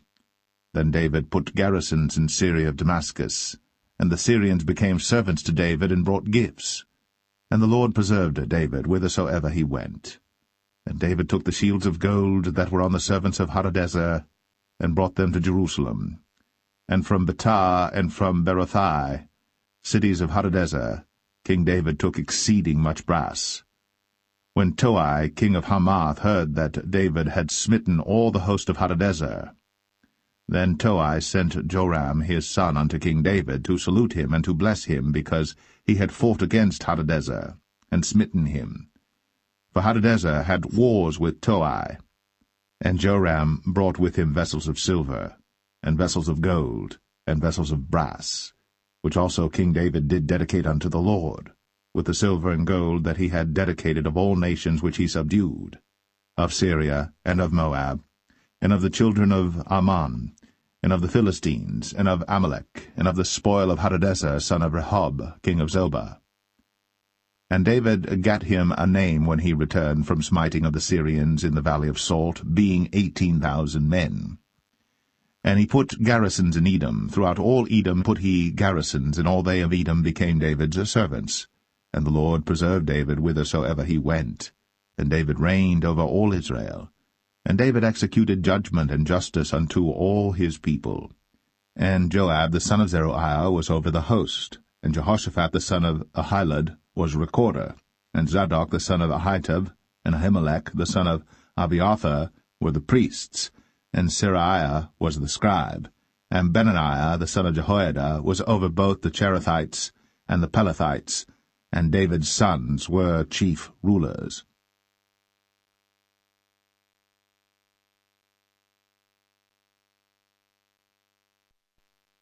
2 Samuel 9. And David said, Is there yet any that is left of the house of Saul, that I may show him kindness for Jonathan's sake? And there was of the house of Saul a servant whose name was Ziba. And when they had called him unto David, the king said unto him, Art thou Ziba? And he said, Thy servant is he. And the king said, Is there not yet any of the house of Saul, that I may show the kindness of God unto him?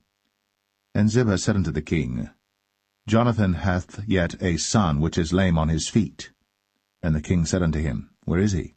And Ziba said unto the king, Behold, he is in the house of Machir, the son of Ammiel, in Lo-debar. Then King David sent and fetched him out of the house of Machir, the son of Ammiel, from Lo-debar.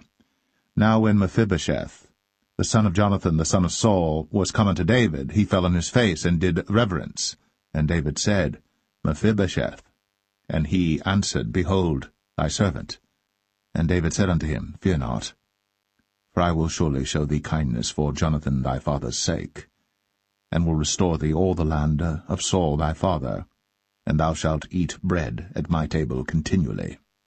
And he bowed himself and said, What is thy servant, that thou shouldst look upon such a dead dog as I am?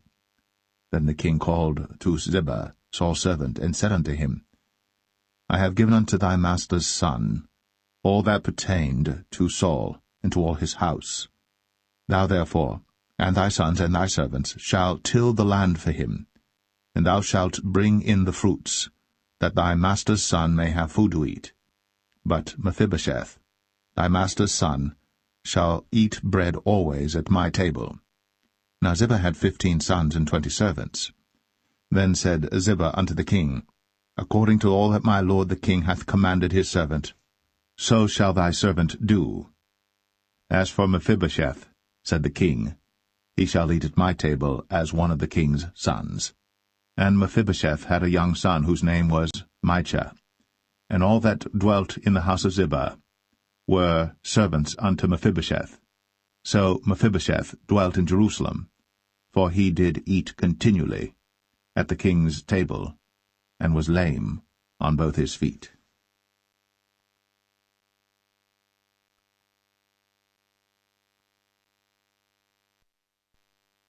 Second Samuel 10.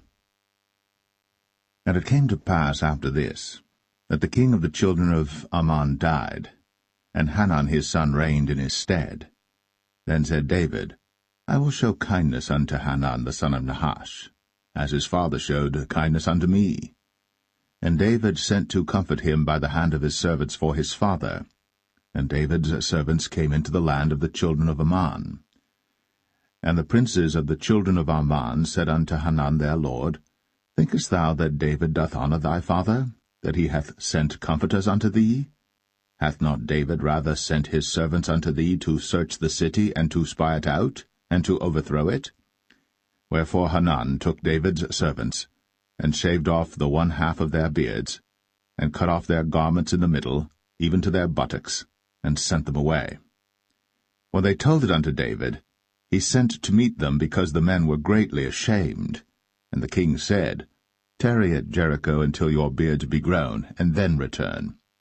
And when the children of Ammon saw that they stank before David, the children of Ammon sent and hired the Syrians of Beth-rehob, and the Syrians of Zobah, 20,000 footmen, and of King Maacah 1,000 men, and of Ishtab 12,000 men. And when David heard of it, he sent Joab and all the host of the mighty men. And the children of Ammon came out and put the battle in array at the entering in of the gate. And the Syrians of Zobah, and of Rehob, and Ishtab, and Maacah were by themselves in the field. When Joab saw that the front of the battle was against him before and behind, he chose of all the choice men of Israel, and put them in array against the Syrians. And the rest of the people he delivered into the hand of Abishai his brother, that he might put them in array against the children of Ammon. And he said, If the Syrians be too strong for me, then thou shalt help me. But if the children of Ammon be too strong for thee, then I will come and help thee. Be of good courage. Let us play the men for our people, and for the cities of our God. And the Lord do that which seemeth him good. And Joab drew nigh, and the people that were with him, unto the battle against the Syrians. And they fled before him. And when the children of Ammon saw that the Syrians were fled, then fled they also before Abishai, and entered into the city. So Joab returned from the children of Ammon, and came to Jerusalem. And when the Syrians saw that they were smitten before Israel, they gathered themselves together. And Hadarezer sent, and brought out the Syrians that were beyond the river, and they came to Helam. And Shobach, the captain of the host of Hadarezer, went before them. And when it was told David, he gathered all Israel together, and passed over Jordan, and came to Helam. And the Syrians set themselves in array against David, and fought with him. And the Syrians fled before Israel. And David slew the men of 700 chariots of the Syrians, and 40,000 horsemen, and smote Shobach, the captain of their host, who died there. And when all the kings that were servants to Hadarezer saw that they were smitten before Israel, they made peace with Israel, and served them. So the Syrians feared to help the children of Ammon any more.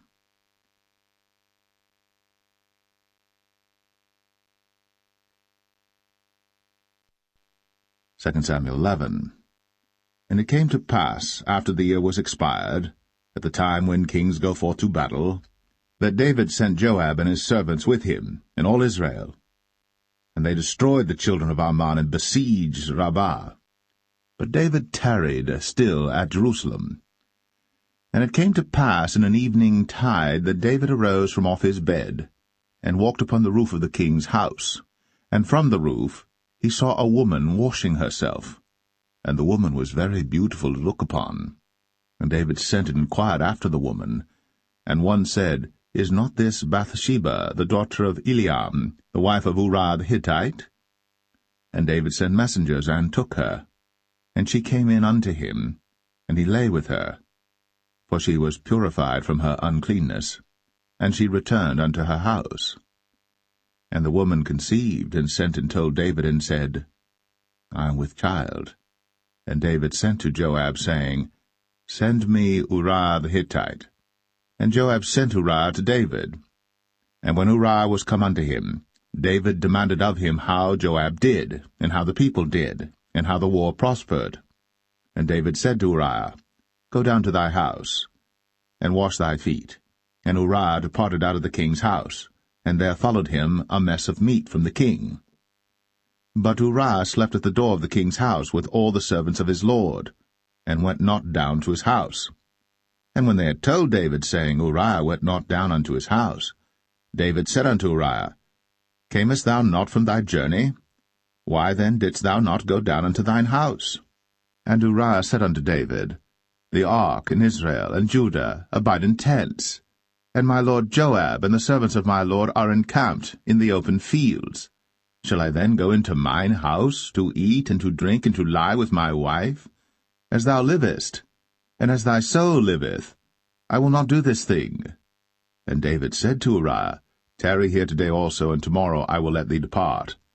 So Uriah abode in Jerusalem that day and the morrow.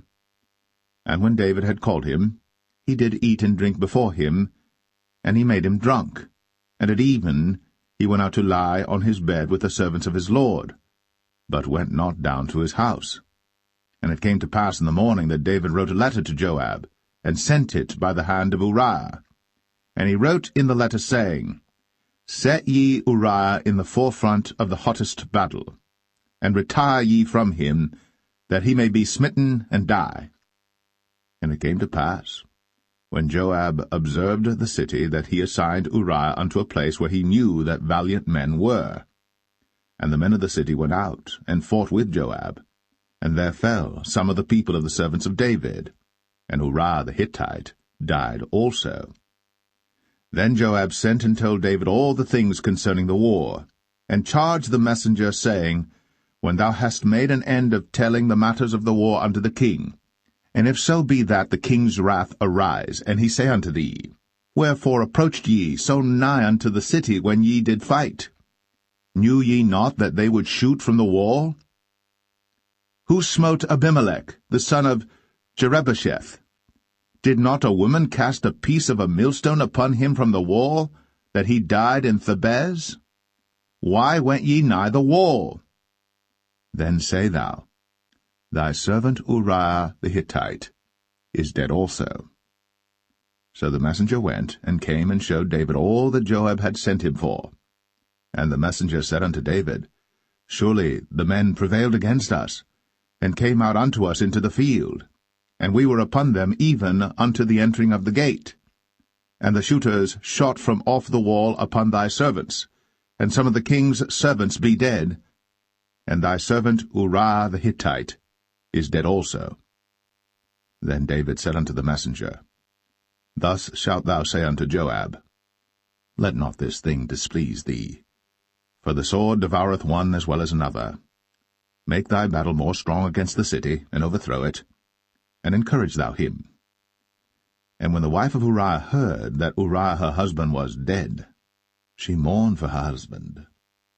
And when the morning was past, David sent and fetched her to his house, and she became his wife, and bare him a son. But the thing that David had done displeased the Lord.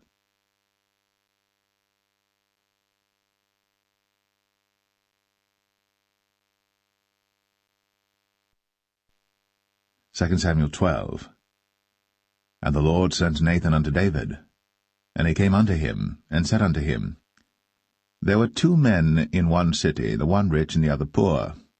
The rich man had exceeding many flocks and herds, But the poor man had nothing save one little ewe lamb, which he had bought and nursed up. And it grew up together with him, and with his children. It did eat of his own meat, and drank of his own cup, and lay in his bosom, and was unto him as a daughter. And there came a traveller unto the rich man, and he spared to take of his own flock and of his own herd to dress for the wayfaring man that was come unto him, but took the poor man's lamb, and dressed it for the man that was come to him.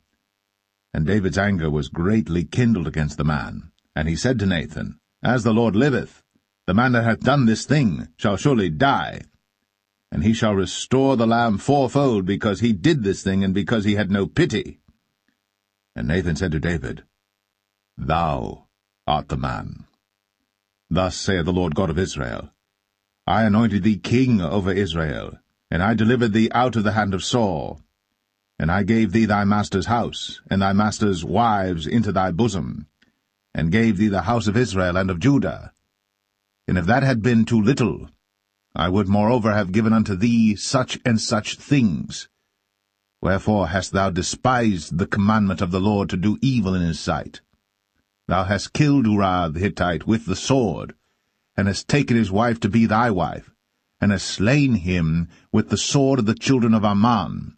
Now, therefore, the sword shall never depart from thine house, because thou hast despised me, and hast taken the wife of Uriah the Hittite to be thy wife. Thus saith the Lord, Behold, I will raise up evil against thee out of thine own house, and I will take thy wives before thine eyes, and give them unto thy neighbor, and he shall lie with thy wives in the sight of this sun. For thou didst it secretly, but I will do this thing before all Israel, and before the sun. And David said unto Nathan, I have sinned against the Lord. And Nathan said unto David, The Lord also hath put away thy sin. Thou shalt not die. Howbeit, because by this deed thou hast given great occasion to the enemies of the Lord to blaspheme, the child also that is born unto thee shall surely die. And Nathan departed unto his house. And the Lord struck the child that Uriah's wife bare unto David, and it was very sick. David therefore besought God for the child. And David fasted and went in, and lay all night upon the earth. And the elders of his house arose and went to him, to raise him up from the earth. But he would not, neither did he eat bread with them. And it came to pass on the 7th day that the child died. And the servants of David feared to tell him that the child was dead, for they said, Behold, while the child was yet alive, we spake unto him, and he would not hearken unto our voice. How will he then vex himself, if we tell him that the child is dead? But when David saw that his servants whispered, David perceived that the child was dead. Therefore David said unto his servants, Is the child dead? And they said, He is dead.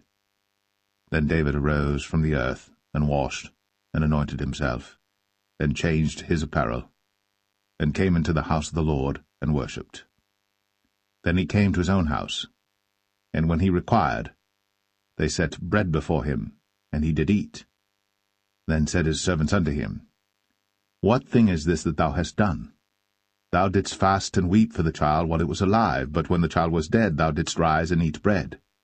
And he said, While the child was yet alive, I fasted and wept, for I said, Who can tell whether God will be gracious to me, that the child may live? But now he is dead. Wherefore should I fast? Can I bring him back again? I shall go to him, but he shall not return to me. And David comforted Bathsheba his wife, and went in unto her, and lay with her.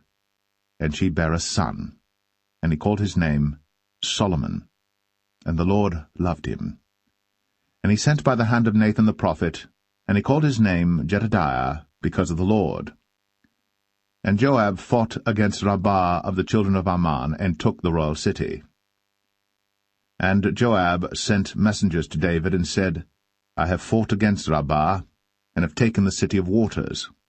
Now therefore, gather the rest of the people together, and encamp against the city, and take it, lest I take the city, and it be called after my name. And David gathered all the people together, and went to Rabbah, and fought against it, and took it. And he took their king's crown from off his head, the weight whereof was a talent of gold, with the precious stones, and it was set on David's head. And he brought forth the spoil of the city in great abundance. And he brought forth the people that were therein, and put them under saws, and under harrows of iron, and under axes of iron, and made them pass through the brick kiln. And thus did he unto all the cities of the children of Ammon. So David and all the people returned unto Jerusalem.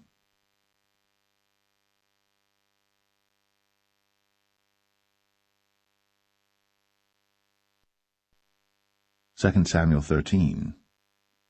And it came to pass after this, that Absalom the son of David had a fair sister whose name was Tamar, and Amnon the son of David loved her. And Amnon was so vexed that he felt sick for his sister Tamar, for she was a virgin, and Amnon thought it hard for him to do anything to her. But Amnon had a friend whose name was Jonadab, the son of Shimea, David's brother. And Jonadab was a very subtle man. And he said unto him, Why art thou, being the king's son, lean from day to day? Wilt thou not tell me? And Amnon said unto him, I love Tamar, my brother Absalom's sister. And Jonadab said unto him, Lay thee down on thy bed, and make thyself sick. And when thy father cometh to see thee, say unto him, I pray thee, let my sister Tamar come and give me meat, and dress the meat in my sight, that I may see it, and eat it at her hand. So Amnon lay down, and made himself sick. And when the king was come to see him, Amnon said unto the king, I pray thee, let Tamar my sister come, and make me a couple of cakes in my sight, that I may eat at her hand. Then David sent home to Tamar, saying, Go now to thy brother Amnon's house, and dress him meat. So Tamar went to her brother Amnon's house, and he was laid down. And she took flour, and kneaded it, and made cakes in his sight, and did bake the cakes. And she took a pan, and poured them out before him. But he refused to eat. And Amnon said, Have out all men from me. And they went out every man from him. And Amnon said unto Tamar, Bring the meat into the chamber, that I may eat of thine hand. And Tamar took the cakes which she had made, and brought them into the chamber to Amnon her brother. And when she had brought them unto him to eat, he took hold of her, and said unto her, Come, lie with me, my sister. And she answered him, Nay, my brother, do not force me. For no such thing ought to be done in Israel. Do not thou this folly. And I, whither shall I cause my shame to go? And as for thee, thou shalt be as one of the fools in Israel. Now therefore I pray thee, speak unto the king, for he will not withhold me from thee. Howbeit, he would not hearken unto her voice, but being stronger than she, forced her, and lay with her. Then Amnon hated her exceedingly, so that the hatred wherewith he hated her was greater than the love wherewith he had loved her. And Amnon said unto her, Arise, be gone. And she said unto him, There is no cause. This evil in sending me away is greater than the other that thou didst unto me. But he would not hearken unto her. Then he called his servant that ministered unto him, and said, Put now this woman out from me, and bolt the door after her. And she had a garment of divers colours upon her, for with such robes were the king's daughters that were virgins apparelled. Then his servant brought her out, and bolted the door after her. And Tamar put ashes on her head, and rent her garment of divers colours that was on her, and laid her hand on her head, and went on crying. And Absalom, her brother, said unto her, Hath Amnon thy brother been with thee? But hold now thy peace, my sister. He is thy brother. Regard not this thing. So Tamar remained desolate in her brother Absalom's house. But when King David heard of all these things, he was very wroth. And Absalom spake unto his brother Amnon, neither good nor bad, for Absalom hated Amnon, because he had forced his sister Tamar. And it came to pass after 2 full years that Absalom had sheep-shearers in Baal-Hazor, which is beside Ephraim. And Absalom invited all the king's sons. And Absalom came to the king and said, Behold now, thy servant hath sheep-shearers. Let the king, I beseech thee, and his servants go with thy servant. And the king said to Absalom, Nay, my son, let us not all now go, lest we be chargeable unto thee. And he pressed him, howbeit he would not go, but blessed him. Then said Absalom, If not, I pray thee, let my brother Amnon go with us. And the king said unto him, Why should he go with thee?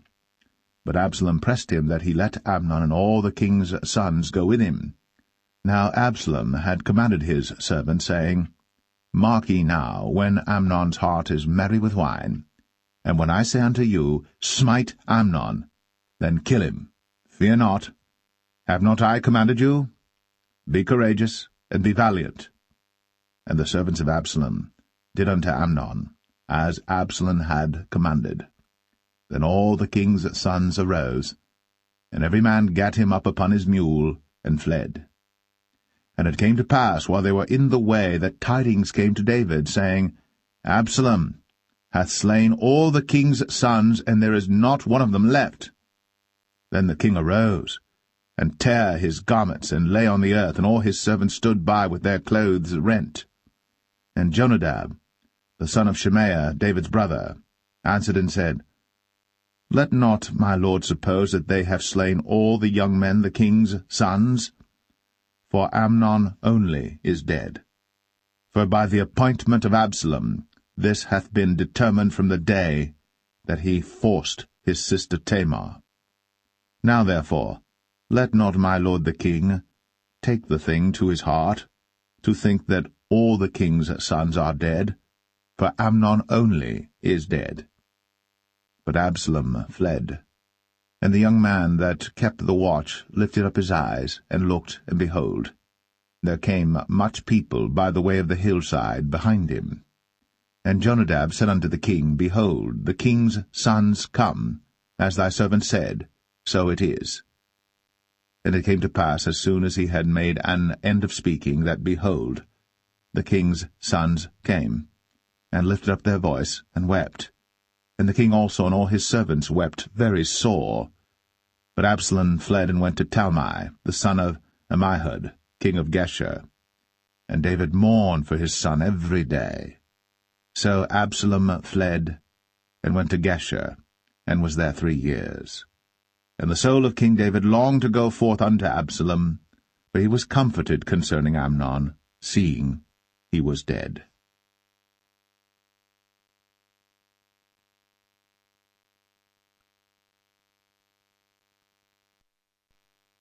2 Samuel 14. Now Joab the son of Zeruiah perceived that the king's heart was toward Absalom. And Joab sent to Tekoa, and fetched thence a wise woman, and said unto her, I pray thee, feign thyself to be a mourner, and put on now mourning apparel, and anoint not thyself with oil, but be as a woman that had a long time mourned for the dead. And come to the king, and speak on this manner unto him. So Joab put the words in her mouth. And when the woman of Tekoa spake to the king, she fell on her face to the ground, and did obeisance, and said, Help, O king.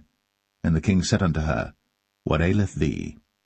And she answered, I am indeed a widow woman, and mine husband is dead. And thy handmaid had 2 sons, and they 2 strove together in the field, and there was none to part them. But the one smote the other, and slew him. And behold, the whole family is risen against thine handmaid. And they said, Deliver him that smote his brother, that we may kill him for the life of his brother whom he slew. And we will destroy the heir also. And so they shall quench my coal which is left, and shall not leave to my husband neither name nor remainder upon the earth. And the king said unto the woman, Go to thine house, and I will give charge concerning thee.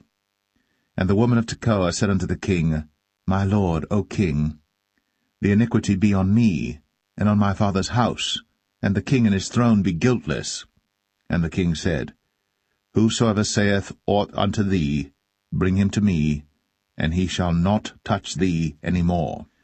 Then said she, I pray thee, let the king remember the Lord thy God, that thou wouldst not suffer the revengers of blood to destroy any more, lest they destroy my son.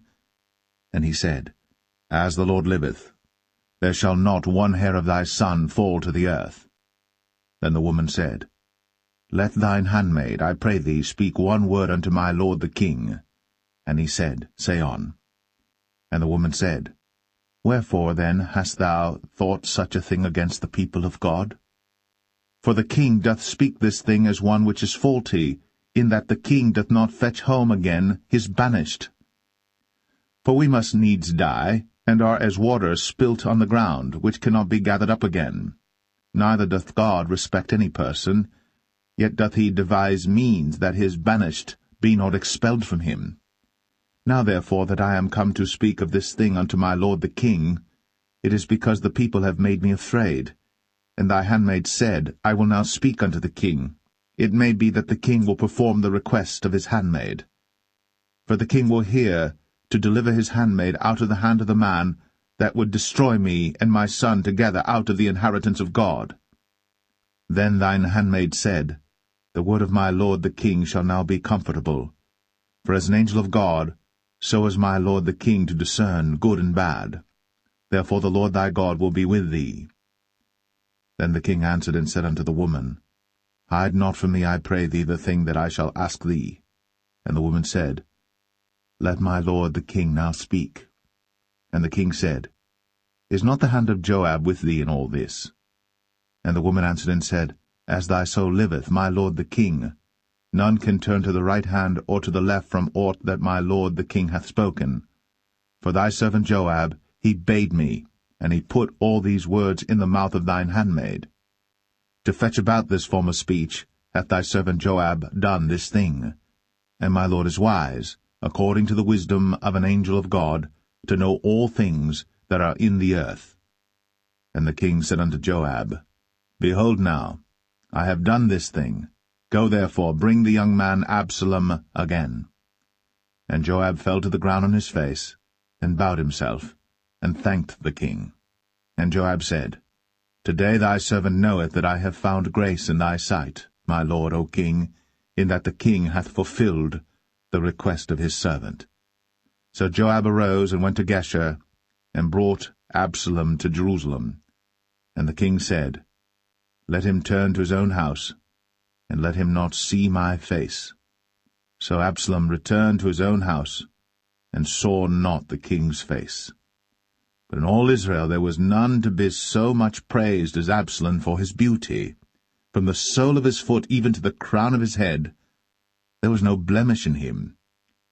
And when he polled his head, for it was at every year's end that he polled it, because the hair was heavy on him, therefore he polled it, he weighed the hair of his head at 200 shekels after the king's weight. And unto Absalom there were born 3 sons, and 1 daughter, whose name was Tamar. She was a woman of a fair countenance. So Absalom dwelt 2 full years in Jerusalem, and saw not the king's face. Therefore Absalom sent for Joab to have sent him to the king. But he would not come to him. And when he sent again the second time, he would not come. Therefore he said unto his servants, See, Joab's field is near mine, and he hath barley there. Go and set it on fire. And Absalom's servants set the field on fire.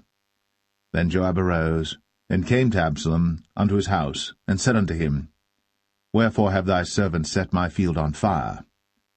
And Absalom answered Joab, Behold, I sent unto thee, saying, Come hither, that I may send thee to the king, to say, Wherefore am I come from Geshur? It had been good for me to have been there still. Now therefore let me see the king's face, and if there be any iniquity in me, let him kill me. So Joab came to the king, and told him. And when he had called for Absalom, he came to the king, and bowed himself on his face to the ground before the king. And the king kissed Absalom.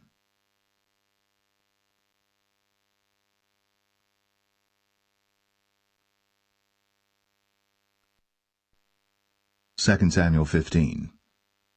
And it came to pass after this, that Absalom prepared him chariots and horses, and 50 men to run before him. And Absalom rose up early, and stood beside the way of the gate. And it was so, that when any man that had a controversy came to the king for judgment, then Absalom called unto him, and said, Of what city art thou? And he said, Thy servant is of one of the tribes of Israel. And Absalom said unto him, See, thy matters are good and right, but there is no man deputed of the king to hear thee. Absalom said moreover, O that I were made judge in the land, that every man which hath any suit or cause might come unto me, and I would do him justice. And it was so, that when any man came nigh to him to do him obeisance, he put forth his hand, and took him, and kissed him. And on this manner did Absalom to all Israel that came to the king for judgment. So Absalom stole the hearts of the men of Israel. And it came to pass after 40 years that Absalom said unto the king, I pray thee, let me go and pay my vow, which I have vowed unto the Lord in Hebron. For thy servant vowed a vow while I abode at Geshur in Syria, saying, If the Lord shall bring me again indeed to Jerusalem, then I will serve the Lord. And the king said unto him, Go in peace. So he arose, and went to Hebron. But Absalom sent spies throughout all the tribes of Israel, saying, As soon as ye hear the sound of the trumpet, then ye shall say, Absalom reigneth in Hebron. And with Absalom went 200 men out of Jerusalem, that were called, and they went in their simplicity, and they knew not anything. And Absalom sent for Ahithophel the Gilonite, David's counselor, from his city, even from Gilo, while he offered sacrifices. And the conspiracy was strong, for the people increased continually with Absalom. And there came a messenger to David, saying, The hearts of the men of Israel are after Absalom. And David said unto all his servants that were with him at Jerusalem, Arise, and let us flee. For we shall not else escape from Absalom. Make speed to depart, lest he overtake us suddenly, and bring evil upon us, and smite the city with the edge of the sword. And the king's servant said unto the king, Behold, thy servants are ready to do whatsoever my lord the king shall appoint. And the king went forth, and all his household after him. And the king left 10 women which were concubines to keep the house. And the king went forth, and all the people after him, and tarried in a place that was far off. And all his servants passed on beside him, and all the Cherethites, and all the Pelethites, and all the Gittites, 600 men which came after him from Gath, passed on before the king. Then said the king to Ittai the Gittite, Wherefore goest thou also with us? Return to thy place, and abide with the king, for thou art a stranger, and also an exile. Whereas thou camest but yesterday, should I this day make thee go up and down with us? Seeing I go whither I may, return thou, and take back thy brethren. Mercy and truth be with thee. And Ittai answered the king, and said, As the Lord liveth, and as my lord the king liveth, surely in what place my lord the king shall be, whether in death or life, even there also will thy servant be. And David said to Ittai, Go and pass over. And Ittai the Gittite passed over, and all his men, and all the little ones that were with him. And all the country wept with a loud voice. And all the people passed over. The king also himself passed over the brook Kidron. And all the people passed over toward the way of the wilderness. And lo, Zadok also, and all the Levites were with him, bearing the ark of the covenant of God. And they set down the ark of God, and Abiathar went up, until all the people had done passing out of the city. And the king said unto Zadok, Carry back the ark of God into the city. If I shall find favor in the eyes of the Lord, he will bring me again, and show me both it and his habitation. But if he thus say, I have no delight in thee, behold, here am I. Let him do to me as seemeth good unto him. The king said also unto Zadok the priest, Art not thou a seer? Return into the city in peace, and your 2 sons with you, Ahimaaz thy son, and Jonathan the son of Abiathar. See, I will tarry in the plain of the wilderness until there come word from you to certify me. Zadok therefore and Abiathar carried the ark of God again to Jerusalem, and they tarried there. And David went up by the ascent of Mount Olivet, and wept as he went up, and had his head covered, and he went barefoot, and all the people that was with him covered every man his head, and they went up, weeping as they went up. And one told David, saying, Ahithophel is among the conspirators with Absalom. And David said, O Lord, I pray thee, turn the counsel of Ahithophel into foolishness. And it came to pass that when David was come to the top of the mount, where he worshipped God, behold, Hushai the Archite came to meet him with his coat rent, and earth upon his head. Unto whom David said, If thou passest on with me, then thou shalt be a burden unto me. But if thou return to the city, and say unto Absalom, I will be thy servant, O king, as I have been thy father's servant hitherto, so will I now also be thy servant. Then mayest thou for me defeat the counsel of Ahithophel. And hast thou not there with thee Zadok and Abiathar the priests? Therefore it shall be that what thing soever thou shalt hear out of the king's house, thou shalt tell it to Zadok and Abiathar the priests. Behold, they have there with them their 2 sons, Ahimaaz Zadok's son, and Jonathan Abiathar's son. And by them ye shall send unto me everything that ye can hear. So Hushai, David's friend, came into the city, and Absalom came into Jerusalem.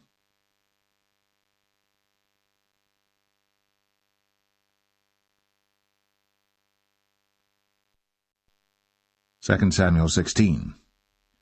And when David was a little past the top of the hill, behold, Ziba, the servant of Mephibosheth, met him with a couple of asses saddled, and upon them 200 loaves of bread, and 100 bunches of raisins, and 100 of summer fruits, and a bottle of wine.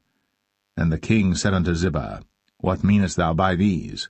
And Ziba said, The asses be for the king's household to ride on, and the bread and summer fruit for the young men to eat, and the wine, that such as be faint in the wilderness may drink. And the king said, And where is thy master's son? And Ziba said unto the king, Behold, he abideth at Jerusalem, for he said, Today shall the house of Israel restore me the kingdom of my father. Then said the king to Ziba, Behold, thine are all that pertained unto Mephibosheth. And Ziba said, I humbly beseech thee that I may find grace in thy sight, my lord, O king. And when King David came to Bahurim, behold, thence came out a man of the family of the house of Saul, whose name was Shimei, the son of Gera. He came forth, and cursed still as he came. And he cast stones at David, and at all the servants of King David. And all the people and all the mighty men were on his right hand and on his left. And thus said Shimei, when he cursed, come out, thou bloody man, and thou man of Belial. The Lord hath returned upon thee all the blood of the house of Saul, in whose stead thou hast reigned. And the Lord hath delivered the kingdom into the hand of Absalom thy son, and behold, thou art taken in thy mischief, because thou art a bloody man. Then said Abishai the son of Zeruiah unto the king, Why should this dead dog curse my lord the king? Let me go over, I pray thee, and take off his head. And the king said, What have I to do with you, ye sons of Zeruiah? So let him curse, because the Lord hath said unto him, Curse David. Who shall then say, Wherefore hast thou done so? And David said to Abishai and to all his servants, Behold, my son, which came forth of my bowels, seeketh my life. How much more now may this Benjamite do it? Let him alone, and let him curse. For the Lord hath bidden him. It may be that the Lord will look on mine affliction, and that the Lord will requite me good for his cursing this day. And as David and his men went by the way, Shimei went along on the hill's side over against him, and cursed as he went, and threw stones at him, and cast dust. And the king and all the people that were with him came weary, and refreshed themselves there. And Absalom And all the people, the men of Israel, came to Jerusalem, and Ahithophel with him. And it came to pass, when Hushai the Archite, David's friend, was come unto Absalom, that Hushai said unto Absalom, God save the king! God save the king! And Absalom said to Hushai, Is this thy kindness to thy friend? Why wentest thou not with thy friend? And Hushai said unto Absalom, Nay, but whom the Lord and this people, and all the men of Israel choose, his will I be, and with him will I abide. And again, whom should I serve? Should I not serve in the presence of his son? As I have served in thy father's presence, so will I be in thy presence. Then said Absalom to Ahithophel, Give counsel among you what we shall do. And Ahithophel said unto Absalom, Go in unto thy father's concubines, which he hath left to keep the house. And all Israel shall hear that thou art abhorred of thy father. Then shall the hands of all that are with thee be strong. So they spread Absalom a tent upon the top of the house. And Absalom went in unto his father's concubines in the sight of all Israel. And the counsel of Ahithophel, which he counselled in those days, was as if a man had inquired at the oracle of God. So was all the counsel of Ahithophel, both with David and with Absalom.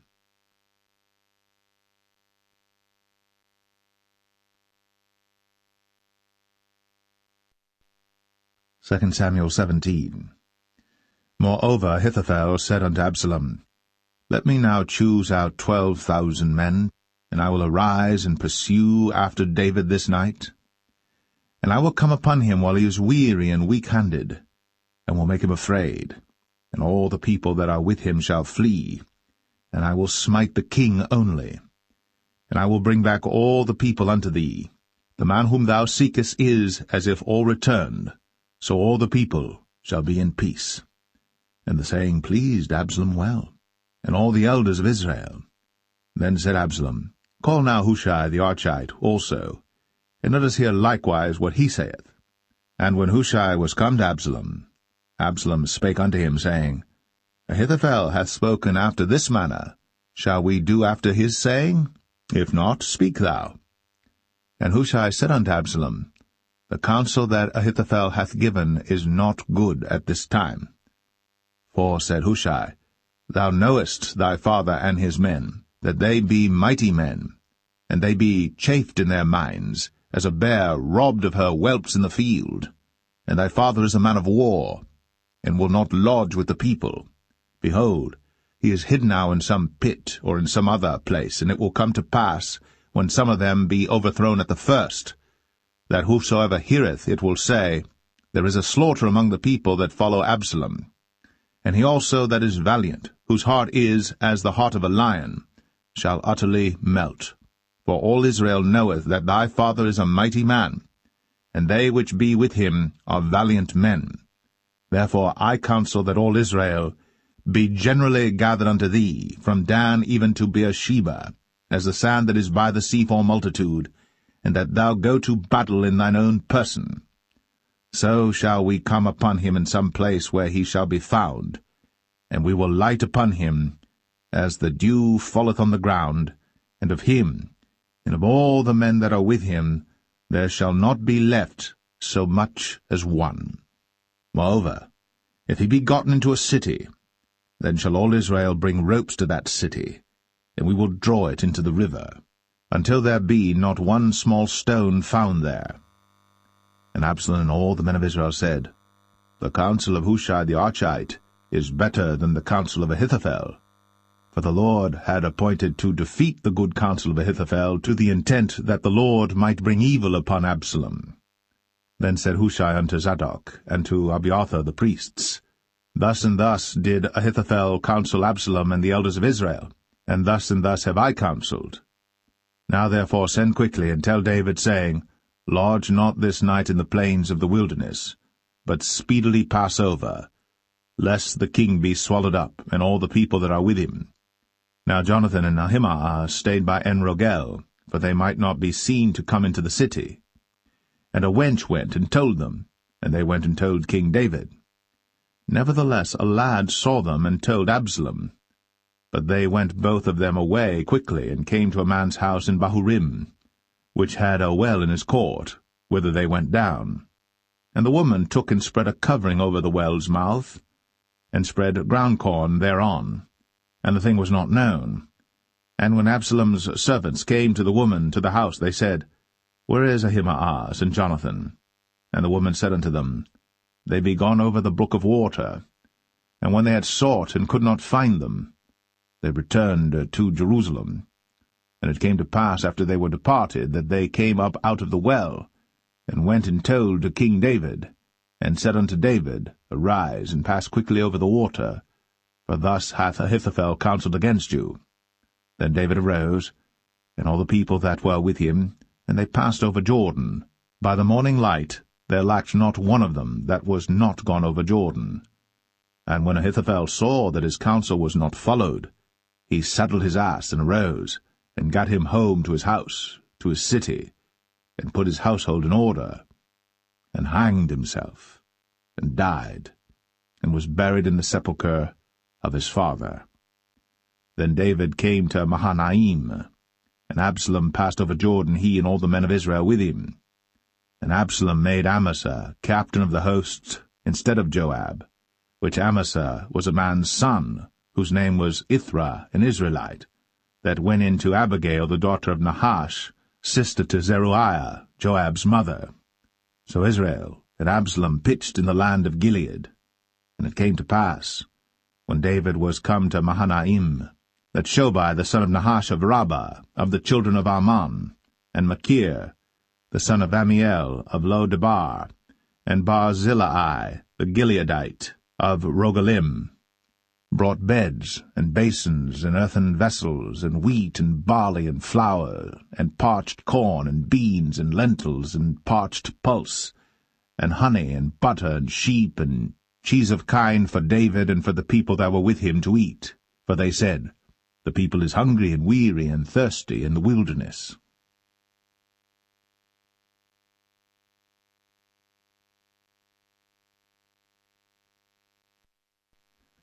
2 Samuel 18. And David numbered the people that were with him, and set captains of thousands and captains of hundreds over them. And David sent forth a third part of the people under the hand of Joab, and a third part under the hand of Abishai the son of Zeruiah, Joab's brother, and a third part under the hand of Ittai the Gittite. And the king said unto the people, I will surely go forth with you myself also. But the people answered, Thou shalt not go forth, for if we flee away, they will not care for us, neither, if half of us die, will they care for us. But now thou art worth 10,000 of us. Therefore now it is better that thou succour us out of the city. And the king said unto them, What seemeth you best, I will do. And the king stood by the gate side, and all the people came out by hundreds and by thousands. And the king commanded Joab and Abishai and Ittai, saying, Deal gently for my sake with the young man, even with Absalom. And all the people heard when the king gave all the captains charge concerning Absalom. So the people went out into the field against Israel, and the battle was in the wood of Ephraim, where the people of Israel were slain before the servants of David, and there was there a great slaughter that day of 20,000 men. For the battle was there scattered over the face of all the country, and the wood devoured more people that day than the sword devoured. And Absalom met the servants of David, and Absalom rode upon a mule, and the mule went under the thick boughs of a great oak, and his head caught hold of the oak, and he was taken up between the heaven and the earth, and the mule that was under him went away. And a certain man saw it, and told Joab, and said, Behold, I saw Absalom hanged in an oak. And Joab said unto the man that told him, And behold, thou sawest him, and why didst thou not smite him there to the ground? And I would have given thee 10 shekels of silver and a girdle. And the man said unto Joab, Though I should receive 1,000 shekels of silver in mine hand, yet would I not put forth mine hand against the king's son. For in our hearing the king charged thee and Abishai and Ittai, saying, Beware that none touch the young man Absalom. Otherwise I should have wrought falsehood against mine own life. For there is no matter hid from the king, and thou thyself wouldest have set thyself against me. Then said Joab, I may not tarry thus with thee. And he took 3 darts in his hand, and thrust them through the heart of Absalom, while he was yet alive, in the midst of the oak. And 10 young men that bare Joab's armor compassed about, and smote Absalom, and slew him. And Joab blew the trumpet, and the people returned from pursuing after Israel. For Joab held back the people. And they took Absalom, and cast him into a great pit in the wood, and laid a very great heap of stones upon him. And all Israel fled, every one to his tent. Now Absalom, in his lifetime, had taken and reared up for himself a pillar which is in the king's dale, for he said, I have no son to keep my name in remembrance. And he called the pillar after his own name, and it is called unto this day Absalom's place. Then said Ahimaaz, the son of Zadok, Let me now run, and bear the king tidings, how that the Lord hath avenged him of his enemies. And Joab said unto him, Thou shalt not bear tidings this day, but thou shalt bear tidings another day. But this day thou shalt bear no tidings, because the king's son is dead. Then said Joab to Cushai, Go tell the king what thou hast seen. And Cushai bowed himself unto Joab, and ran. Then said Ahimaaz, the son of Zadok, yet again to Joab, But howsoever let me, I pray thee, also run after Cushai. And Joab said, Wherefore wilt thou run, my son, seeing that thou hast no tidings ready? But howsoever said he, Let me run. And he said unto him, Run.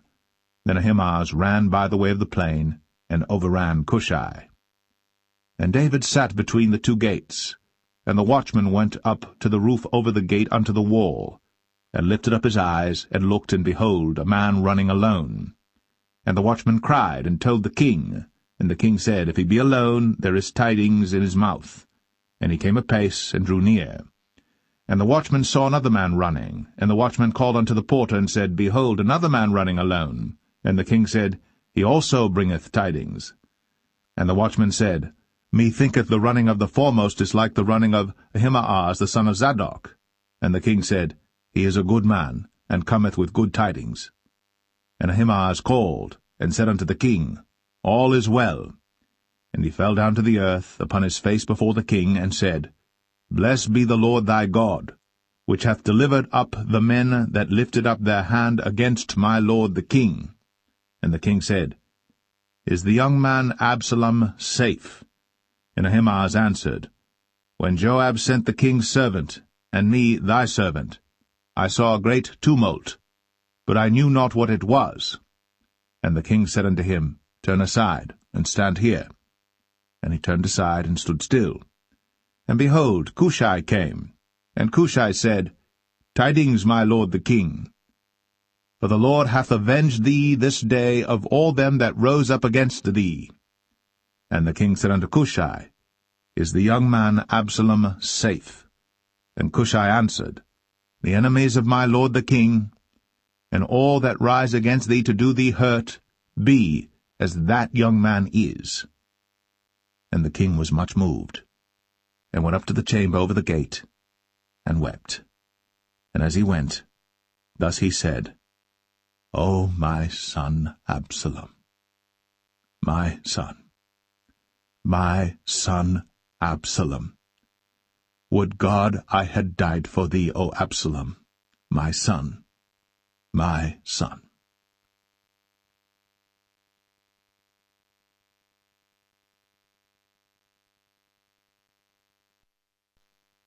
2 Samuel 19. And it was told Joab, Behold, the king weepeth and mourneth for Absalom. And the victory that day was turned into mourning unto all the people, for the people heard say that day how the king was grieved for his son. And the people gat them by stealth that day into the city, as people being ashamed steal away when they flee in battle.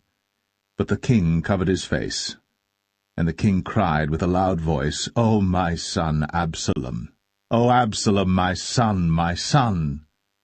And Joab came into the house to the king, and said, Thou hast shamed this day the faces of all thy servants, which this day have saved thy life and the lives of thy sons and of thy daughters, and the lives of thy wives and the lives of thy concubines, in that thou lovest thine enemies and hatest thy friends. For thou hast declared this day that thou regardest neither princes nor servants. For this day I perceive that if Absalom had lived, and all we had died this day, then it had pleased thee well. Now therefore arise, go forth, and speak comfortably unto thy servants. For I swear by the Lord, if thou go not forth, there will not tarry one with thee this night.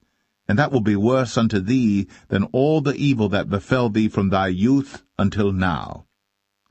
Then the king arose and sat in the gate. And they told unto all the people, saying, Behold, the king doth sit in the gate.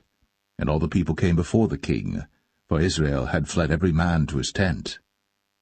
And all the people were at strife throughout all the tribes of Israel, saying, The king saved us out of the hand of our enemies, and he delivered us out of the hand of the Philistines, and now he is fled out of the land for Absalom. And Absalom, whom we anointed over us, is dead in battle.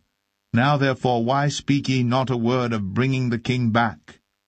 And King David sent to Zadok and to Abiathar the priests, saying, Speak unto the elders of Judah, saying, Why are ye the last to bring the king back to his house, seeing the speech of all Israel is come to the king, even to his house? Ye are my brethren, ye are my bones and my flesh, wherefore then are ye the last to bring back the king? And say ye to Amasa, Art thou not of my bone and of my flesh? God do so to me, and more also, if thou be not captain of the host before me continually in the room of Joab. And he bowed the heart of all the men of Judah, even as the heart of one man, so that they sent this word unto the king, Return thou, and all thy servants. So the king returned, and came to Jordan, and Judah came to Gilgal, to go to meet the king, to conduct the king over Jordan. And Shimei the son of Gera, a Benjamite, which was of Bahurim, hasted and came down with the men of Judah to meet King David.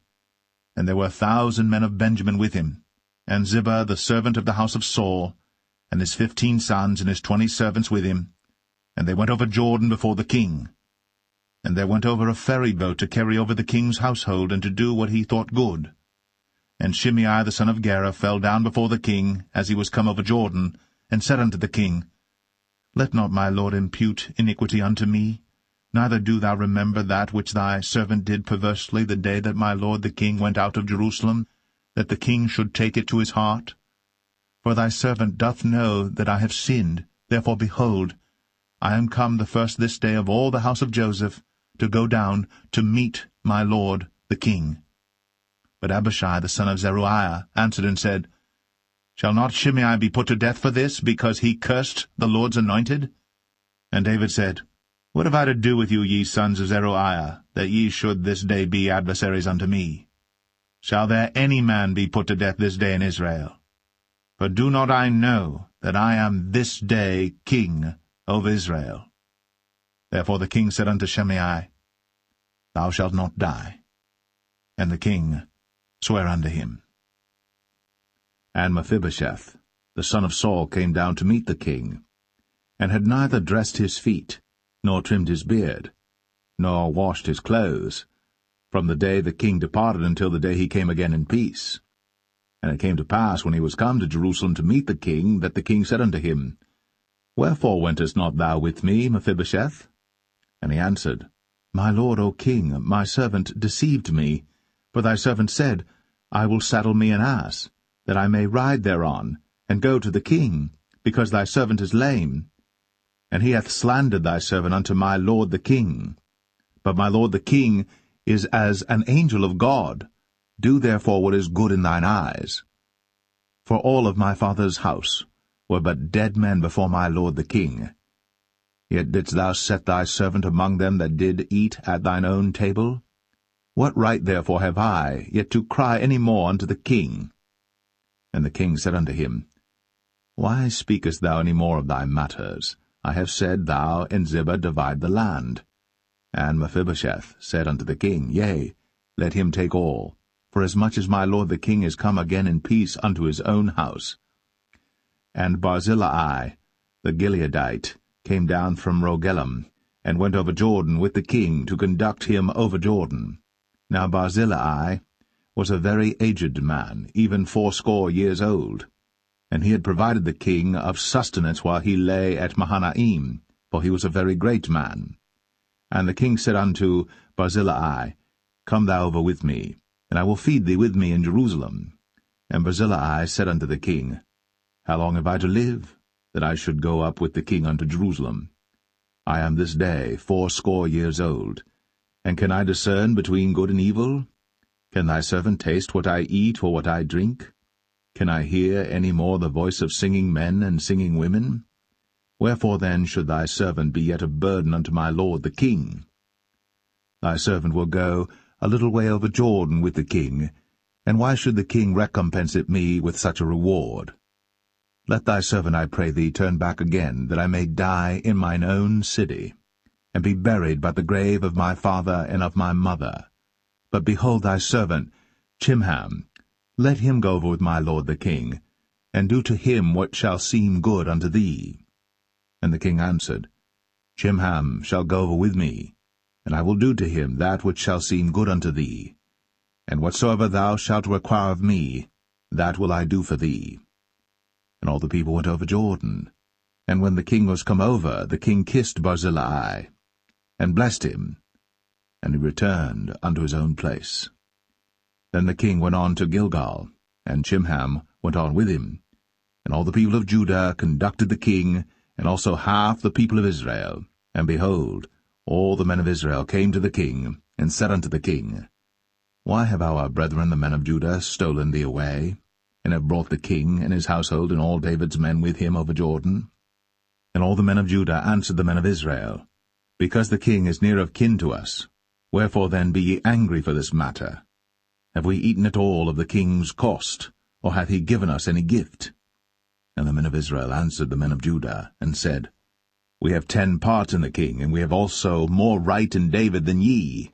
Why then did ye despise us, that our advice should not be first had in bringing back our king? And the words of the men of Judah were fiercer than the words of the men of Israel.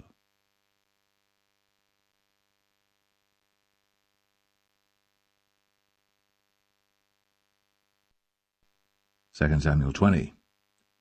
And there happened to be there a man of Belial, whose name was Sheba, the son of Bichri, a Benjamite. And he blew a trumpet, and said, We have no part in David, neither have we inheritance in the son of Jesse. Every man to his tents, O Israel. So every man of Israel went up from after David, and followed Sheba the son of Bichri. But the men of Judah clave unto their king, from Jordan even to Jerusalem. And David came to his house at Jerusalem. And the king took the 10 women his concubines, whom he had left to keep the house, and put them in ward, and fed them, but went not in unto them. So they were shut up unto the day of their death, living in widowhood. Then said the king to Amasa, Assemble me the men of Judah within 3 days, and be thou here present. So Amasa went to assemble the men of Judah, but he tarried longer than the set time which he had appointed him. And David said to Abishai, Now shall Sheba the son of Bichri do us more harm than did Absalom. Take thou thy lord's servants, and pursue after him, lest he get him fenced cities and escape us. And there went out after him Joab's men, and the Cherethites and the Pelethites, and all the mighty men, and they went out of Jerusalem, to pursue after Sheba the son of Bichri. When they were at the great stone which is in Gibeon, Amasa went before them, and Joab's garment that he had put on was girded unto him, and upon it a girdle with a sword fastened upon his loins in the sheath thereof. And as he went forth it fell out. And Joab said to Amasa, Art thou in health, my brother? And Joab took Amasa by the beard with the right hand to kiss him. But Amasa took no heed to the sword that was in Joab's hand. So he smote him therewith in the 5th rib, and shed out his bowels to the ground, and struck him not again, and he died. So Joab and Abishai his brother pursued after Sheba the son of Bichri. And one of Joab's men stood by him, and said, He that favoureth Joab, and he that is for David, let him go after Joab. And Amasa wallowed in blood in the midst of the highway. And when the man saw that all the people stood still, he removed Amasa out of the highway into the field, and cast a cloth upon him when he saw that every one that came by him stood still.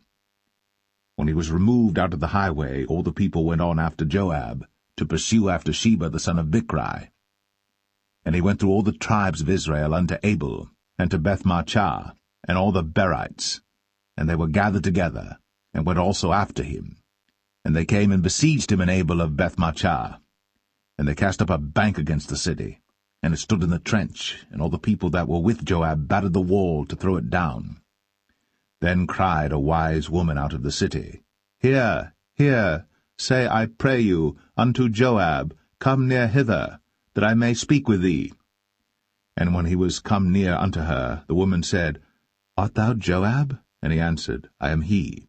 Then she said unto him, Hear the words of thine handmaid. And he answered, I do hear. Then she spake, saying, They were wont to speak in old times, saying, They shall surely ask counsel at Abel. And so they ended the matter. I am one of them that are peaceable and faithful in Israel. Thou seekest to destroy a city and a mother in Israel. Why wilt thou swallow up the inheritance of the Lord?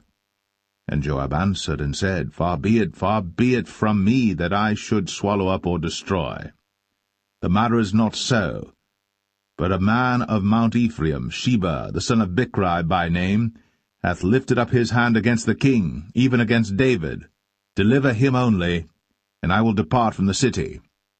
And the woman said unto Joab, Behold, his head shall be thrown to thee over the wall. Then the woman went unto all the people in her wisdom, and they cut off the head of Sheba the son of Bichri, and cast it out to Joab.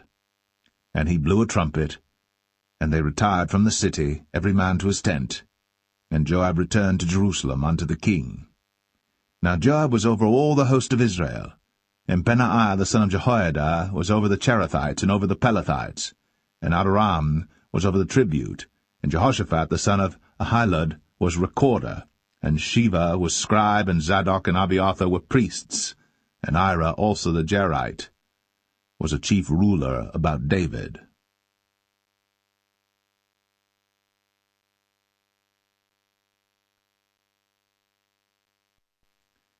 2 Samuel 21. Then there was a famine in the days of David 3 years, year after year. And David inquired of the Lord. And the Lord answered, It is for Saul and for his bloody house, because he slew the Gibeonites. And the king called the Gibeonites, and said unto them, Now the Gibeonites were not of the children of Israel, but of the remnant of the Amorites, and the children of Israel had sworn unto them. And Saul sought to slay them in his zeal to the children of Israel and Judah. Wherefore David said unto the Gibeonites, What shall I do for you? And wherewith shall I make the atonement, that ye may bless the inheritance of the Lord? And the Gibeonites said unto him, We will have no silver nor gold of Saul, nor of his house, neither for us shalt thou kill any man in Israel. And he said, What ye shall say, that will I do for you. And they answered the king, The man that consumed us, and that devised against us, that we should be destroyed from remaining in any of the coasts of Israel. Let 7 men of his sons be delivered unto us, and we will hang them up unto the Lord in Gibeah of Saul, whom the Lord did choose. And the king said, I will give them. But the king spared Mephibosheth, the son of Jonathan the son of Saul, because of the Lord's oath that was between them, between David and Jonathan the son of Saul. But the king took the 2 sons of Rizpah, the daughter of Aiah, whom she bare unto Saul, Armoni and Mephibosheth, and the 5 sons of Michal the daughter of Saul, whom she brought up for Adriel the son of Barzillai the Maholathite. And he delivered them into the hands of the Gibeonites, and they hanged them in the hill before the Lord. And they fell all 7 together, and were put to death in the days of harvest, in the first days, in the beginning of barley harvest. And Rizpah the daughter of Aiah took sackcloth, and spread it for her upon the rock, from the beginning of harvest until water dropped upon them out of heaven, and suffered neither the birds of the air to rest on them by day, nor the beast of the field by night. And it was told David what Rizpah the daughter of Aiah, the concubine of Saul, had done. And David went and took the bones of Saul, and the bones of Jonathan his son, from the men of Jabesh-Gilead, which had stolen them from the street of Bethshan, where the Philistines had hanged them, when the Philistines had slain Saul in Gilboa. And he brought up from thence the bones of Saul, and the bones of Jonathan his son, and they gathered the bones of them that were hanged. And the bones of Saul and Jonathan his son buried they in the country of Benjamin in Zelah, in the sepulchre of Kish his father, and they performed all that the king commanded, and after that God was entreated for the land. Moreover, the Philistines had yet war again with Israel, and David went down, and his servants with him, and fought against the Philistines, and David waxed faint. And Ishbi-Benob, which was of the sons of the giant, the weight of whose spear weighed 300 shekels of brass in weight, he being girded with a new sword, thought to have slain David. But Abishai the son of Zeruiah succoured him, and smote the Philistine, and killed him. Then the men of David sware unto him, saying, Thou shalt go no more out with us to battle, that thou quench not the light of Israel. And it came to pass after this, that there was again a battle with the Philistines at Gob. Then Sibbechai the Hushathite slew Saph, which was of the sons of the giant. And there was again a battle in Gob with the Philistines, where Elhanan the son of Jaare-Oregim, a Bethlehemite, slew the brother of Goliath the Gittite, the staff of whose spear was like a weaver's beam. And there was yet a battle in Gath, where was a man of great stature, that had on every hand 6 fingers, and on every foot 6 toes, 24 in number, and he also was born to the giant. And when he defied Israel, Jonathan the son of Shemaiah, the brother of David, slew him. These 4 were born to the giant in Gath, and fell by the hand of David, and by the hand of his servants.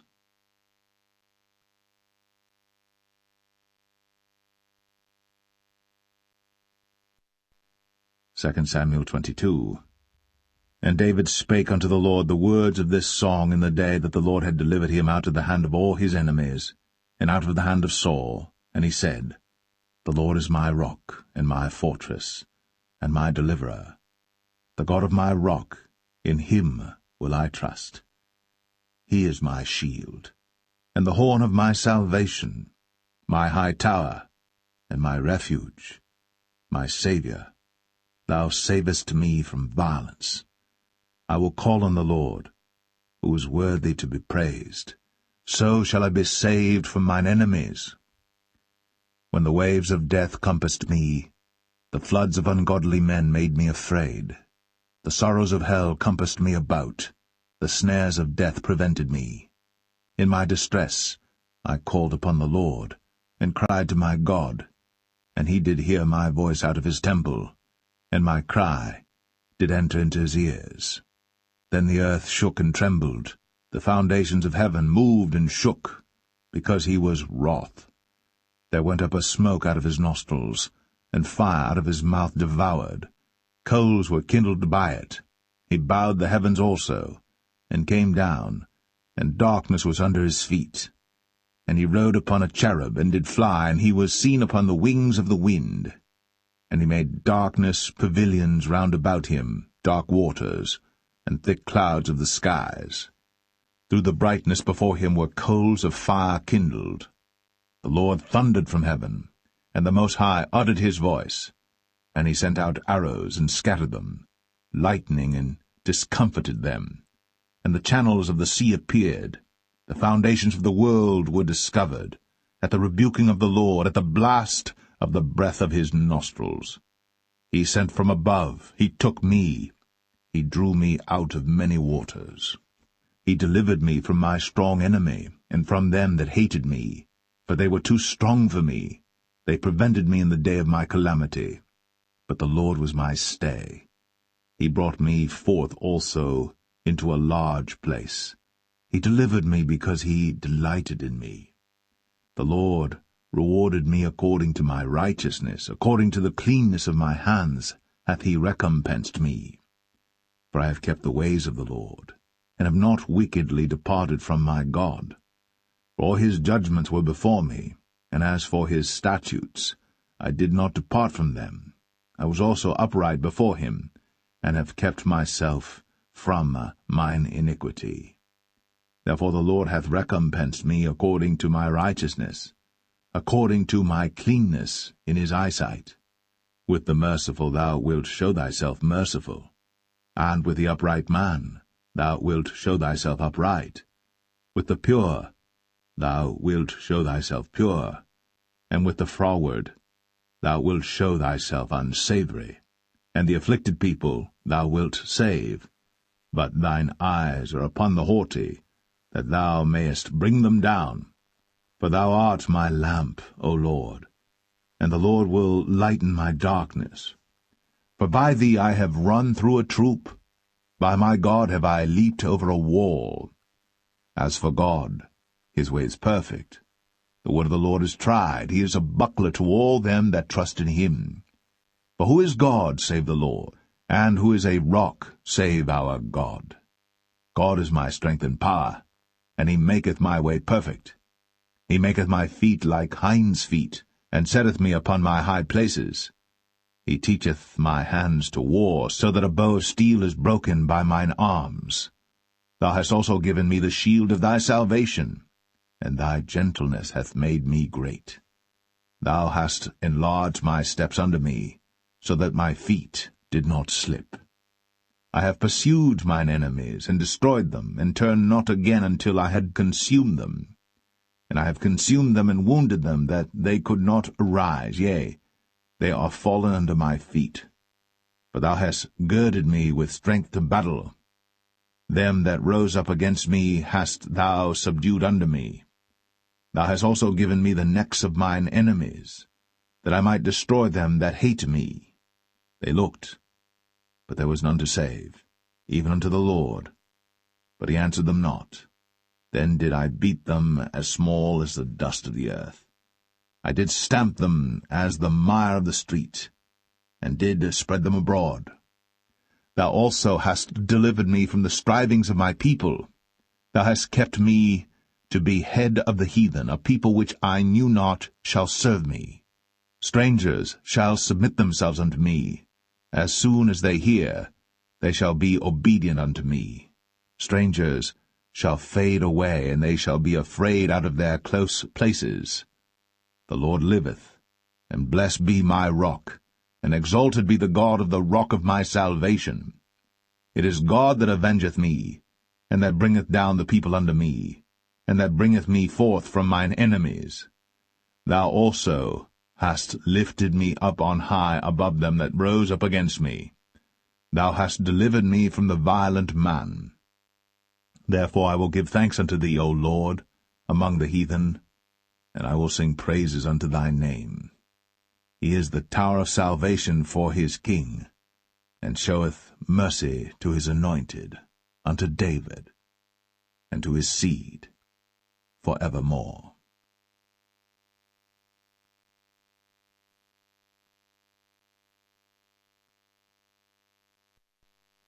2 Samuel 23. Now these be the last words of David. David the son of Jesse said, and the man who was raised up on high, the anointed of the God of Jacob, and the sweet psalmist of Israel, said, The Spirit of the Lord spake by me, and his word was in my tongue. The God of Israel said, The rock of Israel spake to me. He that ruleth over men must be just, ruling in the fear of God. And he shall be as the light of the morning, when the sun riseth, even a morning without clouds, as the tender grass springing out of the earth by clear shining after rain. Although my house be not so with God, yet he hath made with me an everlasting covenant, ordered in all things and sure. For this is all my salvation and all my desire, although he make it not to grow. But the sons of Belial shall be all of them as thorns thrust away, because they cannot be taken with hands. But the man that shall touch them must be fenced with iron, and the staff of a spear, and they shall be utterly burned with fire in the same place. These be the names of the mighty men whom David had. The Tachmonite, that sat in the seat, chief among the captains. The same was Adino, the Esnite. He lift up his spear against 800, whom he slew at one time. And after him was Eleazar the son of Dodo the Ahohite, one of the 3 mighty men with David, when they defied the Philistines that were there gathered together to battle, and the men of Israel were gone away. He arose, and smote the Philistines until his hand was weary, and his hand clave unto the sword. And the Lord wrought a great victory that day, and the people returned after him only to spoil. And after him was Shammah the son of Agi, the Harahite. And the Philistines were gathered together into a troop, where was a piece of ground full of lentils, and the people fled from the Philistines. But he stood in the midst of the ground, and defended it, and slew the Philistines, and the Lord wrought a great victory. And 3 of the 30 chief went down, and came to David, in the harvest time, unto the cave of Adullam. And the troop of the Philistines pitched in the valley of Rephaim. And David was then in an hold, and the garrison of the Philistines was then in Bethlehem. And David longed, and said, O that one would give me drink of the water of the well of Bethlehem, which is by the gate. And the 3 mighty men brake through the host of the Philistines, and drew water out of the well of Bethlehem that was by the gate, and took it, and brought it to David. Nevertheless he would not drink thereof, but poured it out unto the Lord. And he said, Be it far from me, O Lord, that I should do this. Is not this the blood of the men that went in jeopardy of their lives? Therefore he would not drink it. These things did these 3 mighty men. And Abishai the brother of Joab, the son of Zeruiah, was chief among 3.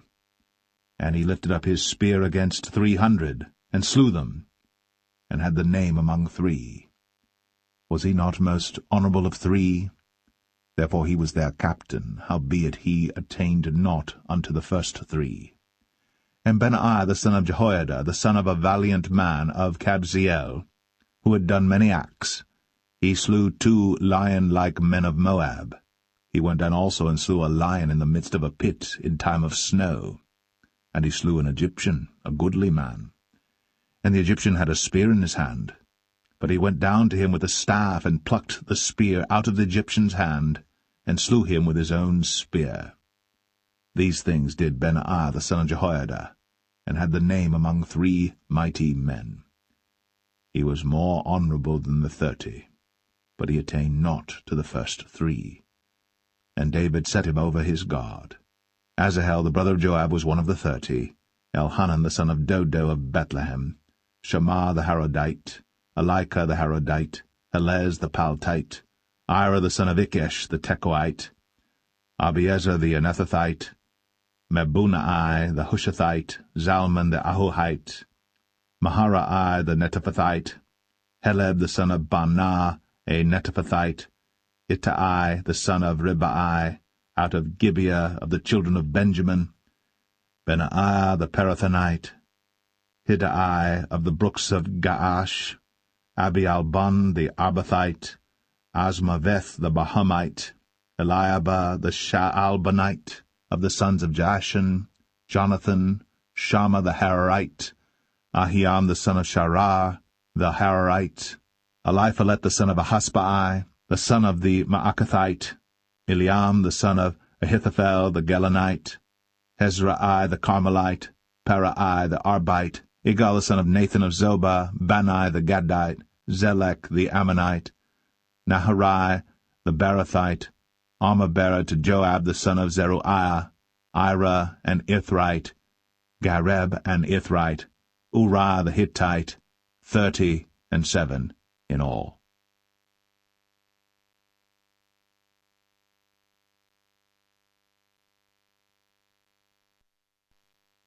2 Samuel 24. And again the anger of the Lord was kindled against Israel. And he moved David against them to say, Go, number Israel and Judah. For the king said to Joab, the captain of the host, which was with him, Go now through all the tribes of Israel, from Dan even to Beersheba, and number ye the people, that I may know the number of the people. And Joab said unto the king, Now the Lord thy God add unto the people, how many soever they be, an hundredfold, and that the eyes of my lord the king may see it. But why doth my lord the king delight in this thing? Notwithstanding the king's word prevailed against Joab and against the captains of the host. And Joab and the captains of the host went out from the presence of the king, to number the people of Israel. And they passed over Jordan, and pitched in Aroer, on the right side of the city that lieth in the midst of the river of Gad, and toward Jazer. Then they came to Gilead, and to the land of Tatim Hoshai, and they came to Dan Jaan, and about to Zidon, and came to the stronghold of Tyre, and to all the cities of the Hivites and of the Canaanites, and they went out to the south of Judah, even to Beersheba. So when they had gone through all the land, they came to Jerusalem at the end of 9 months and 20 days. And Joab gave up the sum of the number of the people unto the king, and there were in Israel 800,000 valiant men that drew the sword, and the men of Judah were 500,000 men. And David's heart smote him after that he had numbered the people.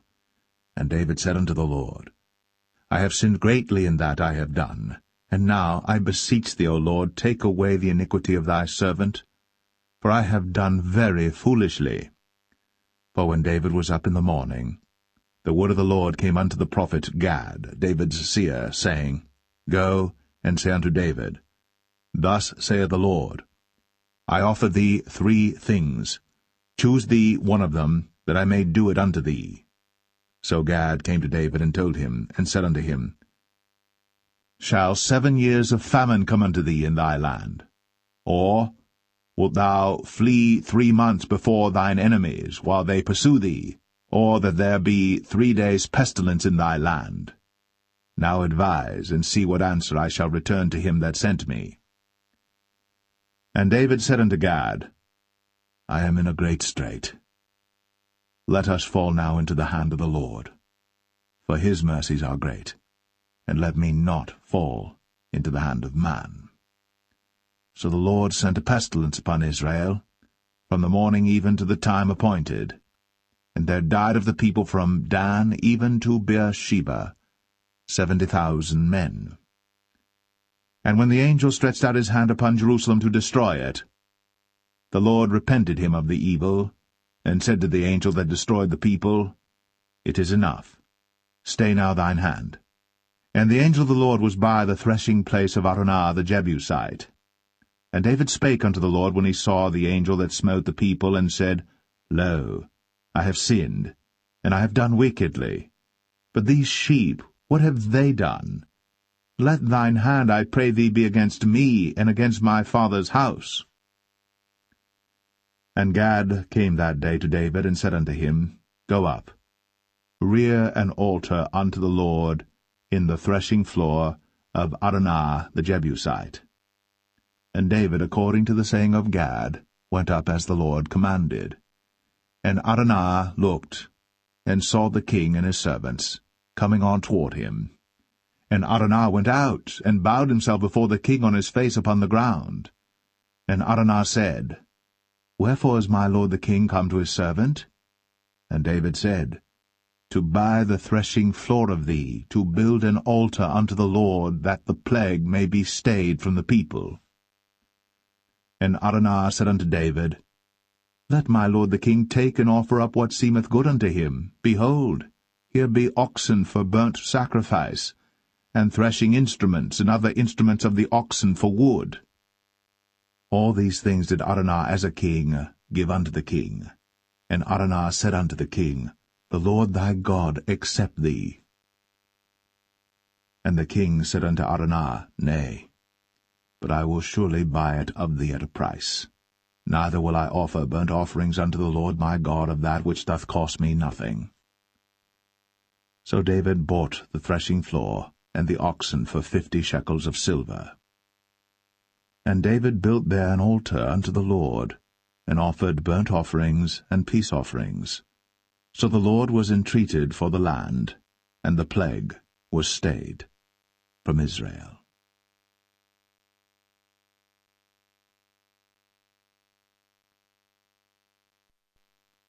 The first book of Kings, chapter 1.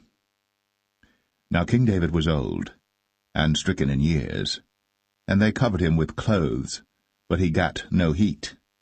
Wherefore his servants said unto him, Let there be sought for my lord the king a young virgin, and let her stand before the king, and let her cherish him, and let her lie in thy bosom, that my lord the king may get heat.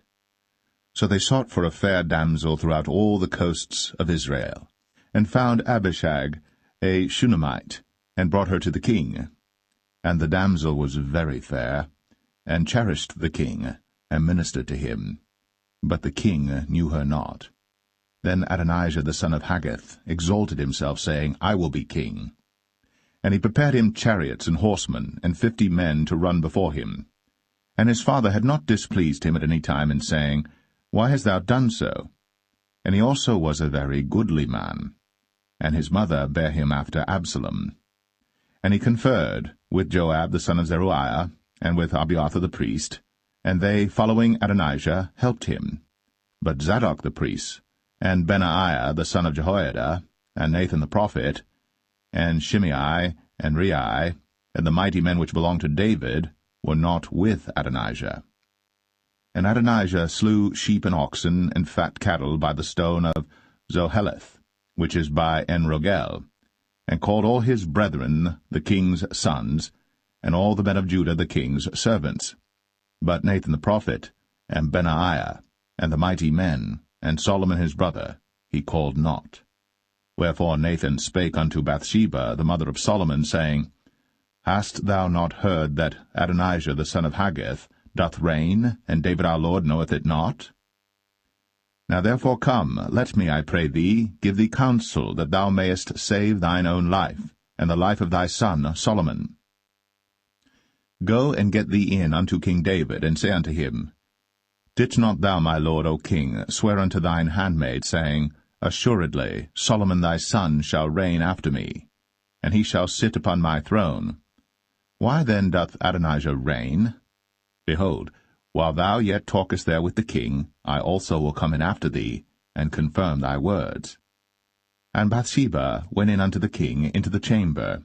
And the king was very old, and Abishag the Shunammite ministered unto the king.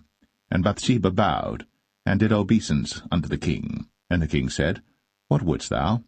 And she said unto him, My lord, thou swearest by the Lord thy God unto thine handmaid, saying, Assuredly Solomon thy son shall reign after me, and he shall sit upon my throne. And now, behold, Adonijah reigneth, and now, my lord the king, thou knowest it not. And he hath slain oxen and fat cattle, and sheep in abundance, and hath called all the sons of the king, and Abiathar the priest, and Joab the captain of the host. But Solomon thy servant hath he not called. And thou, my lord, O king, the eyes of all Israel are upon thee, that thou shouldst tell them who shall sit on the throne of my lord the king after him. Otherwise it shall come to pass, when my lord the king shall sleep with his fathers, that I and my son Solomon shall be counted offenders. And lo, while she yet talked with the king, Nathan the prophet also came in. And they told the king, saying, Behold, Nathan the prophet. And when he was come in before the king, he bowed himself before the king with his face to the ground. And Nathan said, My lord, O king, hast thou said, Adonijah shall reign after me, and he shall sit upon my throne? For he is gone down this day, and hath slain oxen and fat cattle and sheep in abundance, and hath called all the king's sons, and the captains of the host, and Abiathar the priest, and behold, they eat and drink before him, and say, God save King Adonijah. But me, even me thy servant, and Zadok the priest, and Benaiah the son of Jehoiada, and thy servant Solomon hath he not called. Is this thing done by my lord the king, and thou hast not showed it unto thy servant, who should sit on the throne of my lord the king after him? Then King David answered and said, Call me Bathsheba. And she came into the king's presence, and stood before the king. And the king sware, and said, As the Lord liveth, that hath redeemed my soul out of all distress, even as I swear unto thee by the Lord God of Israel, saying, Assuredly Solomon thy son shall reign after me, and he shall sit upon my throne in my stead, even so will I certainly do this day.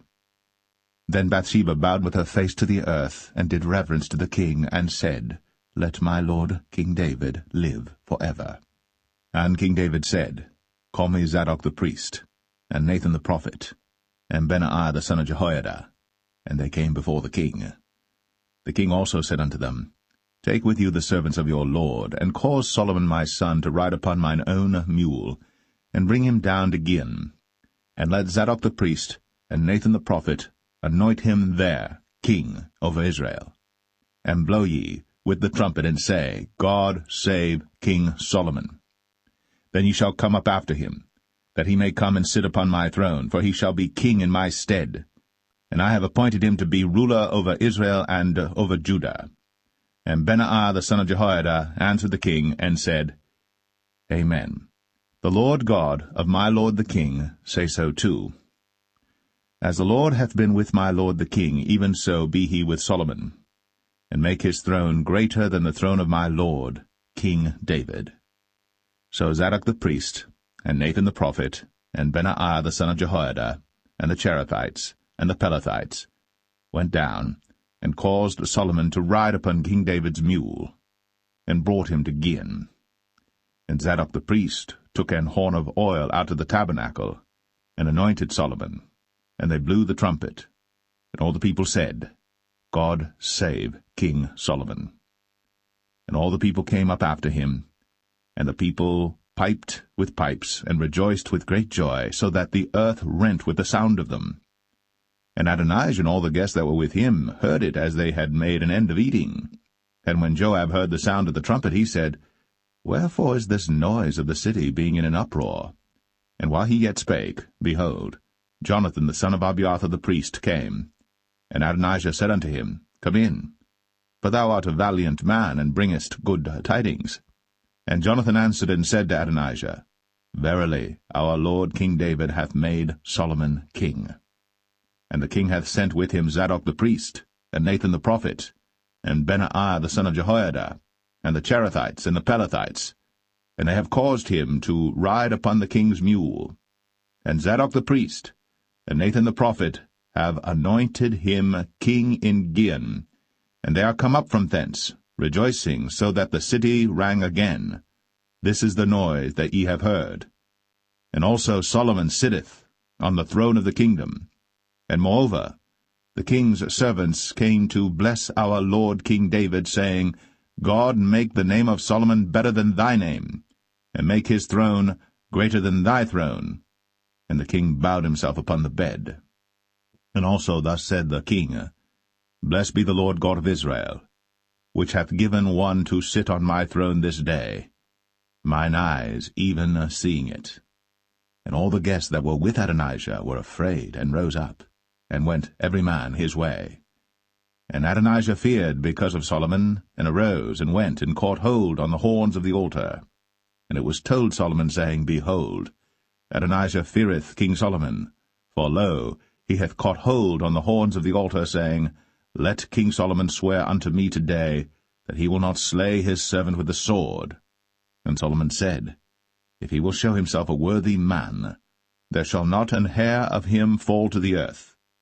But if wickedness shall be found in him, he shall die. So King Solomon sent, and they brought him down from the altar, and he came, and bowed himself to King Solomon. And Solomon said unto him, Go to thine house.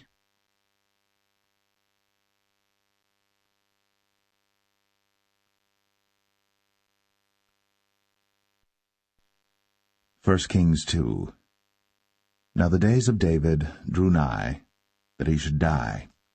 And he charged Solomon his son, saying, I go the way of all the earth. Be thou strong therefore, and show thyself a man, and keep the charge of the Lord thy God, to walk in his ways, to keep his statutes, and his commandments, and his judgments, and his testimonies, as it is written in the law of Moses, that thou mayest prosper in all that thou doest, and whithersoever thou turnest thyself, that the Lord may continue his word which he spake concerning me, saying, If thy children take heed to their way, to walk before me in truth with all their heart and with all their soul, there shall not fail thee, said he, a man, on the throne of Israel. Moreover, thou knowest also what Joab the son of Zeruiah did to me, and what he did to the 2 captains of the host of Israel, unto Abner the son of Ner, and unto Amasa the son of Jether, whom he slew, and shed the blood of war in peace, and put the blood of war upon his girdle that was about his loins, and in his shoes that were on his feet. Do therefore according to thy wisdom, and let not his hoar head go down to the grave in peace. But show kindness unto the sons of Barzillai the Gileadite, and let them be of those that eat at thy table. For so they came to me when I fled because of Absalom thy brother. And behold, thou hast with thee Shimei the son of Gera, a Benjamite of Bahurim, which cursed me with a grievous curse, in the day when I went to Mahanaim. But he came down to meet me at Jordan, and I swear to him by the Lord, saying, I will not put thee to death with the sword. Now therefore hold him not guiltless, for thou art a wise man, and knowest what thou oughtest to do unto him. But his hoar head bring thou down to the grave with blood. So David slept with his fathers, and was buried in the city of David. And the days that David reigned over Israel were 40 years. 7 years reigned he in Hebron, and 33 years reigned he in Jerusalem. Then sat Solomon upon the throne of David his father, and his kingdom was established greatly. And Adonijah the son of Haggith came to Bathsheba, the mother of Solomon, and she said, Comest thou peaceably? And he said, Peaceably. He said, Moreover, I have somewhat to say unto thee. And she said, Say on. And he said, Thou knowest that the kingdom was mine, and that all Israel set their faces on me, that I should reign. Howbeit the kingdom is turned about, and is become my brother's, for it was his from the Lord. And now I ask one petition of thee, deny me not. And she said unto him, Say on. And he said, Speak, I pray thee, unto Solomon the king. For he will not say thee nay, that he give me Abishag the Shunammite to wife. And Bathsheba said, Well, I will speak for thee unto the king. Bathsheba therefore went unto King Solomon, to speak unto him for Adonijah. And the king rose up to meet her, and bowed himself unto her, and sat down on his throne, and caused a seat to be set for the king's mother. And she sat on his right hand. Then she said, I desire one small petition of thee. I pray thee, say me not nay. And the king said unto her, Ask on, my mother, for I will not say thee nay. And she said, Let Abishag the Shunammite be given to Adonijah thy brother to wife. And King Solomon answered and said unto his mother, And why dost thou ask Abishag the Shunammite for Adonijah? Ask for him the kingdom also? For he is mine elder brother, even for him, and for Abiathar the priest, and for Joab the son of Zeruiah. Then King Solomon sware by the Lord, saying, God do so to me, and more also, if Adonijah have not spoken this word against his own life. Now therefore, as the Lord liveth, which hath established me, and set me on the throne of David my father, and who hath made me an house, as he promised, Adonijah shall be put to death this day. And King Solomon sent by the hand of Benaiah the son of Jehoiada, and he fell upon him, that he died. And unto Abiathar the priest said the king, Get thee to Anathoth, unto thine own fields, for thou art worthy of death. But I will not at this time put thee to death, because thou bearest the ark of the Lord God before David my father, and because thou hast been afflicted in all wherein my father was afflicted. So Solomon thrust out Abiathar from being priest unto the Lord, that he might fulfill the word of the Lord, which he spake concerning the house of Eli in Shiloh. Then tidings came to Joab. For Joab had turned after Adonijah, though he turned not after Absalom. And Joab fled unto the tabernacle of the Lord, and caught hold on the horns of the altar. And it was told King Solomon that Joab was fled unto the tabernacle of the Lord, and behold, he is by the altar. Then Solomon sent Benaiah the son of Jehoiada, saying, Go, fall upon him. And Benaiah came to the tabernacle of the Lord, and said unto him, Thus saith the king, Come forth. And he said, Nay, but I will die here. And Benaiah brought the king word again, saying, Thus said Joab. And thus he answered me. And the king said unto him, Do as he hath said, and fall upon him, and bury him, that thou mayest take away the innocent blood, which Joab shed from me, and from the house of my father. And the Lord shall return his blood upon his own head, who fell upon 2 men more righteous and better than he, and slew them with the sword. My father David, not knowing thereof, to wit, Abner the son of Ner, captain of the host of Israel, and Amasa the son of Jether, captain of the host of Judah.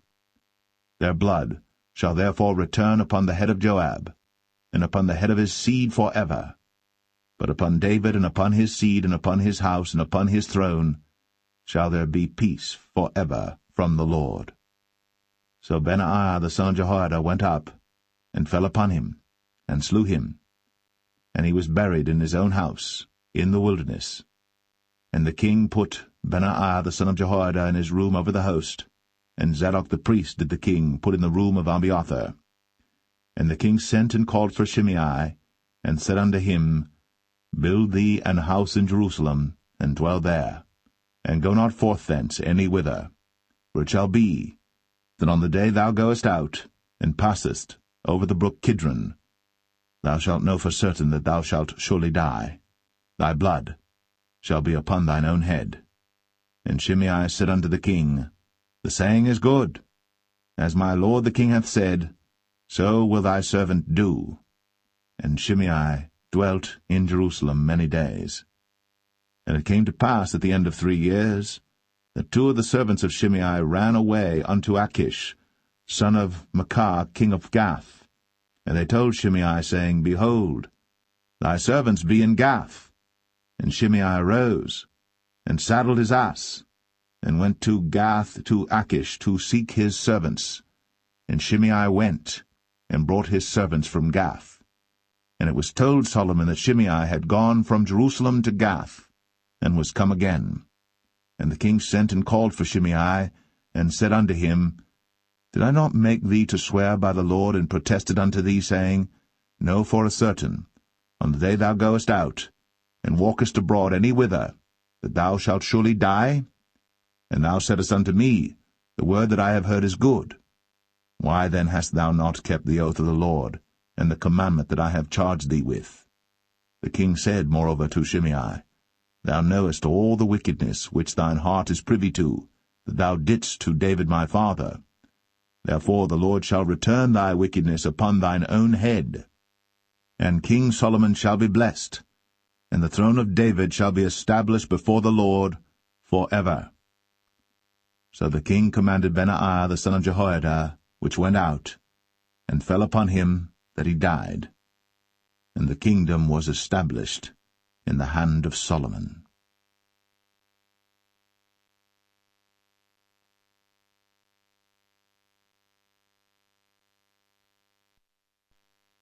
1 Kings 3. And Solomon made affinity with Pharaoh king of Egypt, and took Pharaoh's daughter, and brought her into the city of David, until he had made an end of building his own house, and the house of the Lord, and the wall of Jerusalem round about. Only the people sacrificed in high places, because there was no house built unto the name of the Lord, until those days. And Solomon loved the Lord, walking in the statutes of David his father. Only he sacrificed and burnt incense in high places. And the king went to Gibeon to sacrifice there, for that was the great high place. 1,000 burnt offerings did Solomon offer upon that altar. In Gibeon the Lord appeared to Solomon in a dream by night, and God said, Ask what I shall give thee. And Solomon said, Thou hast shown unto thy servant David my father great mercy, according as he walked before thee in truth, and in righteousness, and in uprightness of heart with thee. And thou hast kept for him this great kindness, that thou hast given him a son, to sit on his throne, as it is this day. And now, O Lord my God, thou hast made thy servant king instead of David my father, and I am but a little child. I know not how to go out or come in. And thy servant is in the midst of thy people which thou hast chosen, a great people, that cannot be numbered nor counted for multitude.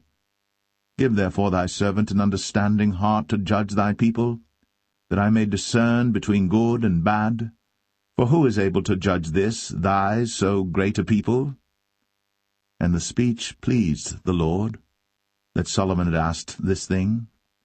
And God said unto him, Because thou hast asked this thing, and hast not asked for thyself long life, neither hast asked riches for thyself, nor hast asked the life of thine enemies, but hast asked for thyself understanding, to discern judgment. Behold, I have done according to thy words. Lo, I have given thee a wise and an understanding heart, so that there was none like thee before thee, neither after thee shall any arise like unto thee. And I have also given thee that which thou hast not asked, both riches and honour, so that there shall not be any among the kings like unto thee all thy days. And if thou wilt walk in my ways, to keep my statutes and my commandments, as thy father David did walk, then I will lengthen thy days. And Solomon awoke, and behold, it was a dream. And he came to Jerusalem, and stood before the ark of the covenant of the Lord, and offered up burnt offerings, and offered peace offerings, and made a feast to all his servants. Then came there 2 women that were harlots unto the king, and stood before him. And the one woman said, O my lord, I and this woman dwell in one house, and I was delivered of a child with her in the house. And it came to pass, the 3rd day after that I was delivered, that this woman was delivered also, and we were together. There was no stranger with us in the house, save we 2 in the house. And this woman's child died in the night, because she overlaid it. And she arose at midnight, and took my son from beside me while thine handmaid slept, and laid it in her bosom, and laid her dead child in my bosom. And when I rose in the morning to give my child suck, behold, it was dead. But when I had considered it in the morning, behold, it was not my son which I did bear. And the other woman said, Nay, but the living is my son, and the dead is thy son.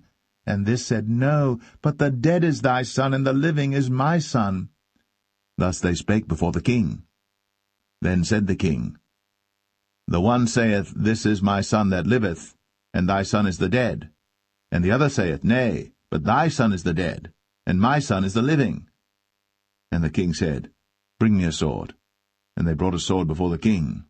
And the king said, Divide the living child in 2, and give half to the one, and half to the other. Then spake the woman, whose the living child was, unto the king. For her bowels yearned upon her son, and she said, O my lord, give her the living child, and in no wise slay it. But the other said, Let it be neither mine nor thine, but divide it. Then the king answered and said, Give her the living child, and in no wise slay it. She is the mother thereof. And all Israel heard of the judgment which the king had judged. And they feared the king, for they saw that the wisdom of God was in him, to do judgment.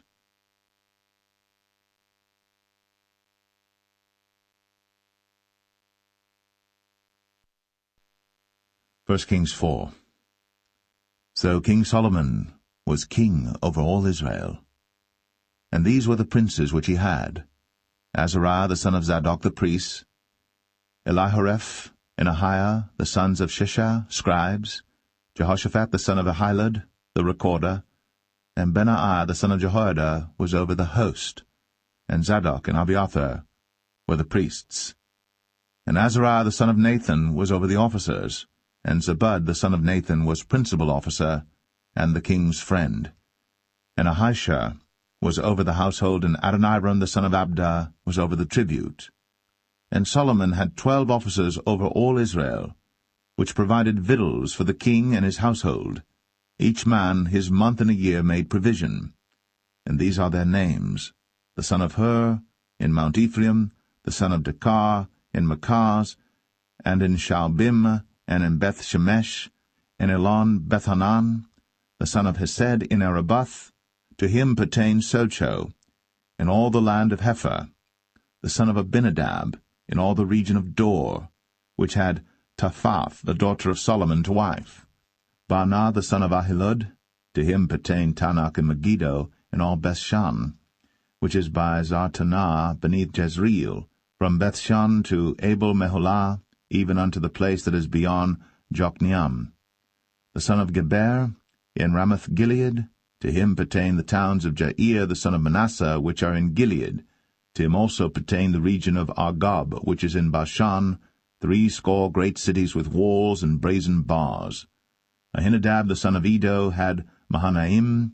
Ahimaaz was in Naphtali. He also took Basmath, the daughter of Solomon, to wife.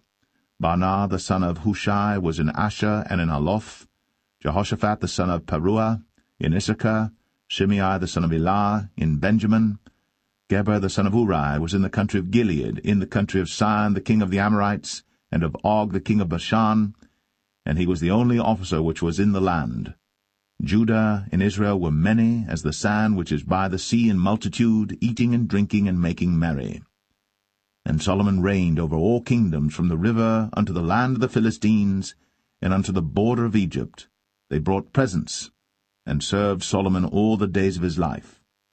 And Solomon's provisions for one day was 30 measures of fine flour, and 80 measures of meal, 10 fat oxen, and 20 oxen out of the pastures, and 100 sheep beside harts and roebucks, and fallow deer and fatted fowl, for he had dominion over all the region on this side the river, from Tiphsah even to Azar, over all the kings on this side the river, and he had peace on all sides round about him. And Judah and Israel dwelt safely, every man under his vine and under his fig tree, from Dan even to Beersheba, all the days of Solomon. And Solomon had 40,000 stalls of horses for his chariots, and 12,000 horsemen. And those officers provided victual for King Solomon, and for all that came unto King Solomon's table every man in his month, they lacked nothing. Barley also, and straw for the horses, and dromedaries brought they unto the place where the officers were, every man according to his charge. And God gave Solomon wisdom and understanding exceeding much, and largeness of heart, even as the sand that is on the seashore. And Solomon's wisdom excelled the wisdom of all the children of the east country, and all the wisdom of Egypt. For he was wiser than all men, than Ethan the Ezrahite, and Heman, and Chalcol, and Darda, the sons of Mahol, and his fame was in all nations round about. And he spake 3,000 proverbs, and his songs were 1,005. And he spake of trees, from the cedar tree that is in Lebanon even unto the hyssop that springeth out of the wall. He spake also of beasts, and of fowl, and of creeping things, and of fishes. And there came of all people to hear the wisdom of Solomon, from all kings of the earth, which had heard of his wisdom.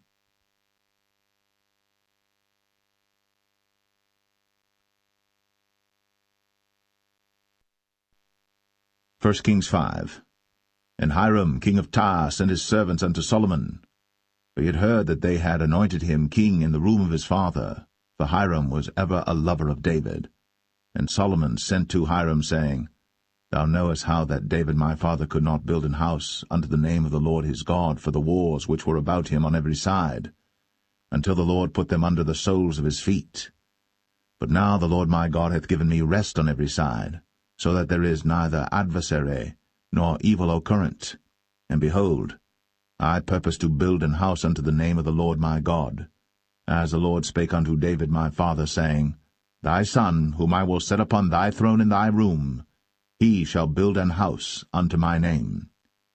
Now therefore command thou that they hew me cedar trees out of Lebanon, and my servants shall be with thy servants, and unto thee will I give hire for thy servants according to all that thou shalt appoint. For thou knowest that there is not among us any that can skill to hew timber like unto the Sidonians.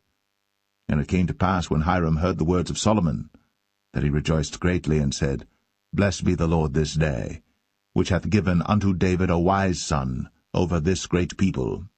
And Hiram sent to Solomon, saying, I have considered the things which thou sentest to me for, and I will do all thy desire concerning timber of cedar, and concerning timber of fir.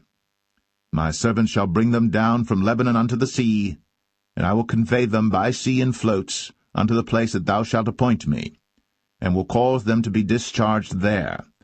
And thou shalt receive them, and thou shalt accomplish my desire in giving food for my household. So Hiram gave Solomon cedar trees and fir trees, according to all his desire. And Solomon gave Hiram 20,000 measures of wheat for food to his household, and 20 measures of pure oil. Thus gave Solomon to Hiram year by year. And the Lord gave Solomon wisdom, as he promised him. And there was peace between Hiram and Solomon, and they two made a league together. And King Solomon raised a levy out of all Israel, and the levy was 30,000 men. And he sent them to Lebanon, 10,000 a month by courses. A month they were in Lebanon, and 2 months at home, and Adoniram was over the levy. And Solomon had 70,000 that bare burdens, and 80,000 hewers in the mountains, beside the chief of Solomon's officers which were over the work, 3,300 which ruled over the people that wrought in the work. And the king commanded, and they brought great stones, costly stones, and hewed stones, to lay the foundation of the house. And Solomon's builders and Hiram's builders did hew them, and the stone squarers, so they prepared timber and stones to build the house.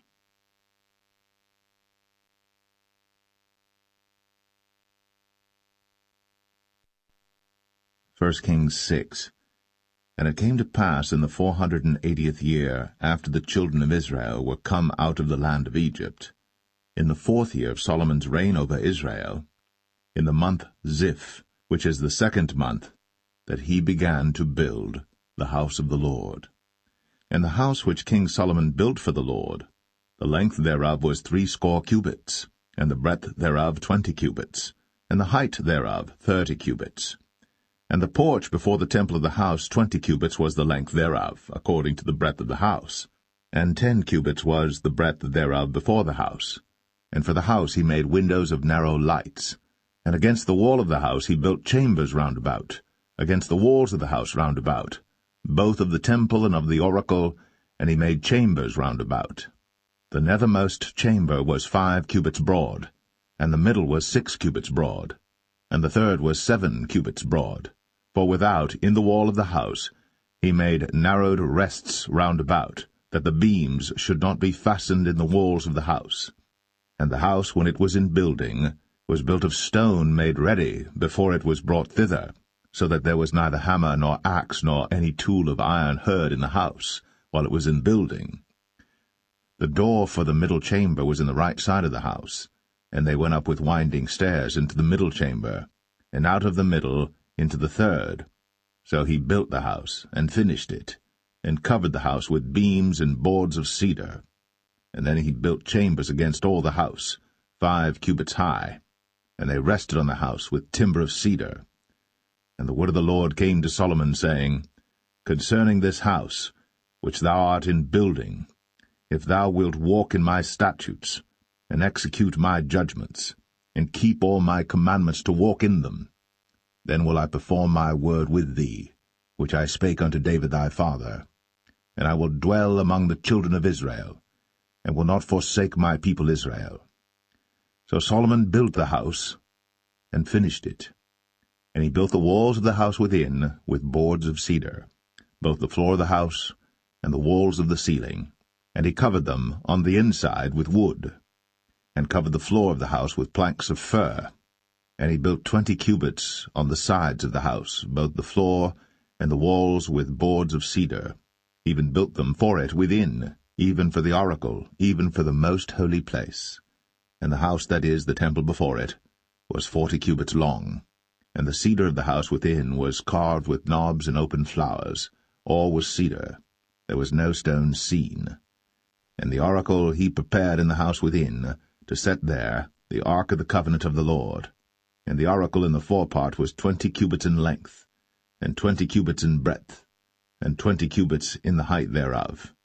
And he overlaid it with pure gold, and so covered the altar which was of cedar. So Solomon overlaid the house within with pure gold. And he made a partition by the chains of gold before the oracle, and he overlaid it with gold. And the whole house he overlaid with gold until he had finished all the house. Also the whole altar that was by the oracle he overlaid with gold. And within the oracle he made 2 cherubims of olive tree, each 10 cubits high. And 5 cubits was the one wing of the cherub, and 5 cubits the other wing of the cherub. From the uttermost part of the one wing unto the uttermost part of the other were 10 cubits. And the other cherub was 10 cubits. Both the cherubims were of one measure and one size. The height of the one cherub was 10 cubits, and so was it of the other cherub. And he set the cherubims within the inner house, and they stretched forth the wings of the cherubims, so that the wing of the one touched the one wall, and the wing of the other cherub touched the other wall, and their wings touched one another in the midst of the house. And he overlaid the cherubims with gold, and he carved all the walls of the house round about with carved figures of cherubims, and palm trees, and open flowers, within and without. And the floor of the house he overlaid with gold, within and without. And for the entering of the oracle he made doors of olive tree. The lintel and side posts were a 5th part of the wall.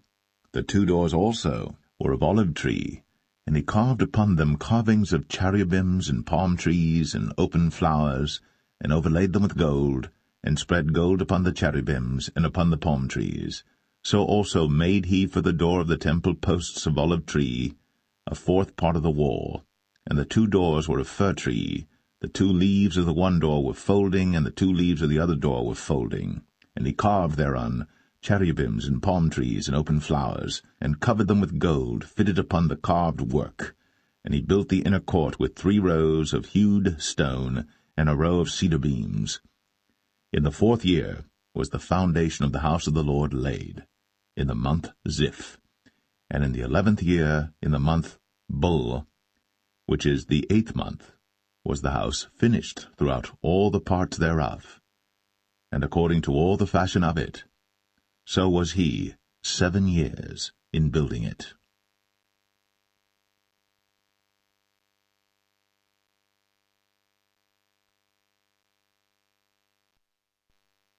1 Kings 7. But Solomon was building his own house 13 years, and he finished all his house. He built also the house of the forest of Lebanon. The length thereof was 100 cubits, and the breadth thereof 50 cubits, and the height thereof 30 cubits, upon 4 rows of cedar pillars, with cedar beams upon the pillars. And it was covered with cedar above, upon the beams, that lay on 45 pillars, 15 in a row. And there were windows in 3 rows, and light was against light in 3 ranks. And all the doors and posts were square, with the windows, and light was against light in 3 ranks. And he made a porch of pillars. The length thereof was 50 cubits, and the breadth thereof 30 cubits, and the porch was before them. And the other pillars and the thick beam were before them. Then he made a porch for the throne where he might judge, even the porch of judgment, and it was covered with cedar from one side of the floor to the other. And his house where he dwelt had another court within the porch, which was of the like work. Solomon made also an house for Pharaoh's daughter, whom he had taken to wife, like unto this porch. All these were of costly stones, according to the measures of hewed stones, sawed with saws, within and without, even from the foundation unto the coping, and so on the outside toward the great court. And the foundation was of costly stones, even great stones, stones of 10 cubits, and stones of 8 cubits. And above were costly stones after the measures of hewed stones and cedars. And the great court round about was with 3 rows of hewed stones, and a row of cedar beams, both for the inner court of the house of the Lord, and for the porch of the house. And King Solomon sent and fetched Hiram out of Tyre. He was a widow's son of the tribe of Naphtali, and his father was a man of Tyre, a worker in brass, and he was filled with wisdom and understanding and cunning, to work all works in brass. And he came to King Solomon, and wrought all his work. For he cast 2 pillars of brass of 18 cubits high apiece, and a line of 12 cubits did compass either of them about. And he made 2 chapiters, of molten brass, to set upon the tops of the pillars. The height of the one chapiter was 5 cubits, and the height of the other chapiter was 5 cubits.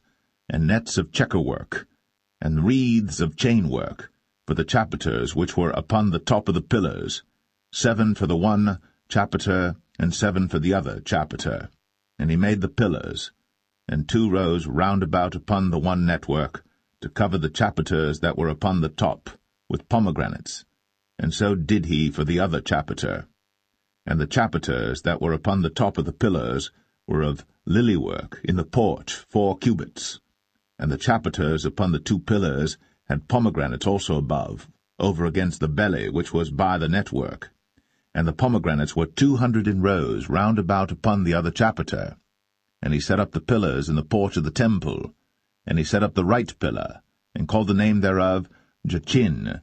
And he set up the left pillar, and called the name thereof Boaz. And upon the top of the pillars was lily-work. So was the work of the pillars finished. And he made a molten sea, 10 cubits from the one brim to the other. It was round all about, and his height was 5 cubits. And a line of 30 cubits did compass it round about.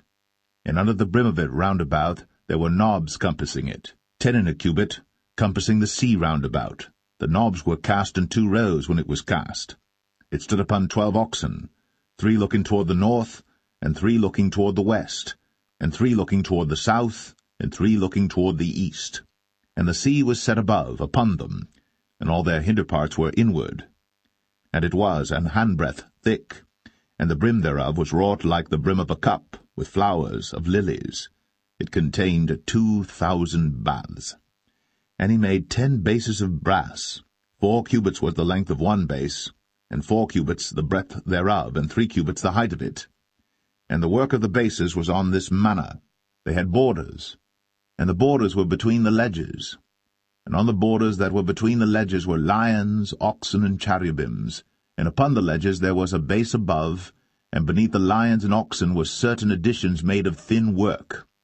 And every base had 4 brazen wheels, and plates of brass, and the 4 corners thereof had undersetters. Under the laver were undersetters molten, at the side of every addition. And the mouth of it within the chapiter, and above was a cubit, but the mouth thereof was round after the work of the base, a cubit and an half. And also upon the mouth of it were gravings with their borders, 4 square, not round. And under the borders were 4 wheels, and the axle trees of the wheels were joined to the base, and the height of a wheel was a cubit and a half a cubit. And the work of the wheels was like the work of a chariot wheel. Their axle trees and their naves and their felloes and their spokes were all molten. And there were 4 undersetters to the 4 corners of one base, and the undersetters were of the very base itself.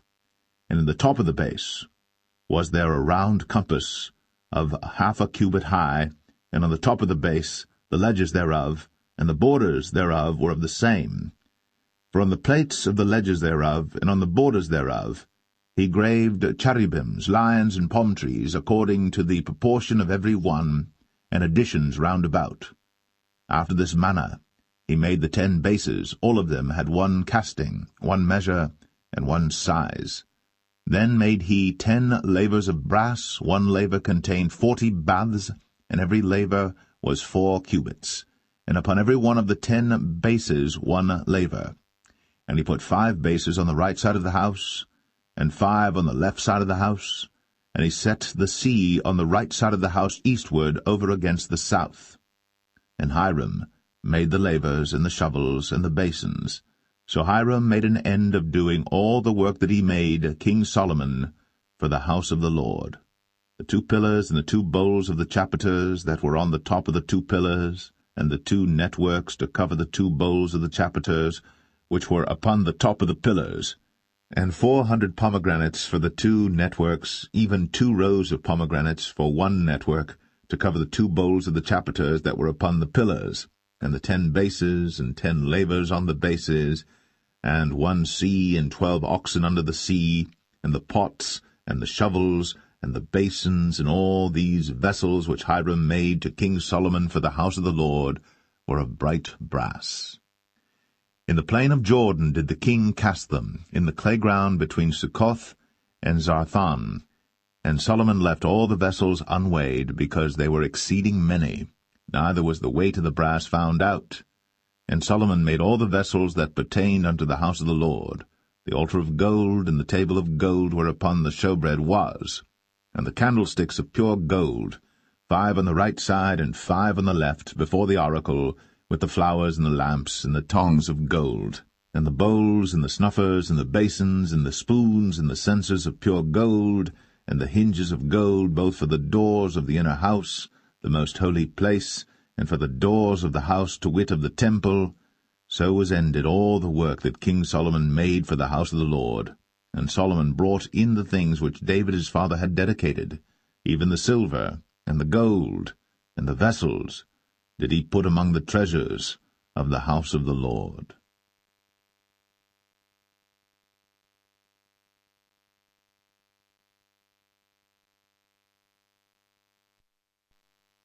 1 Kings 8.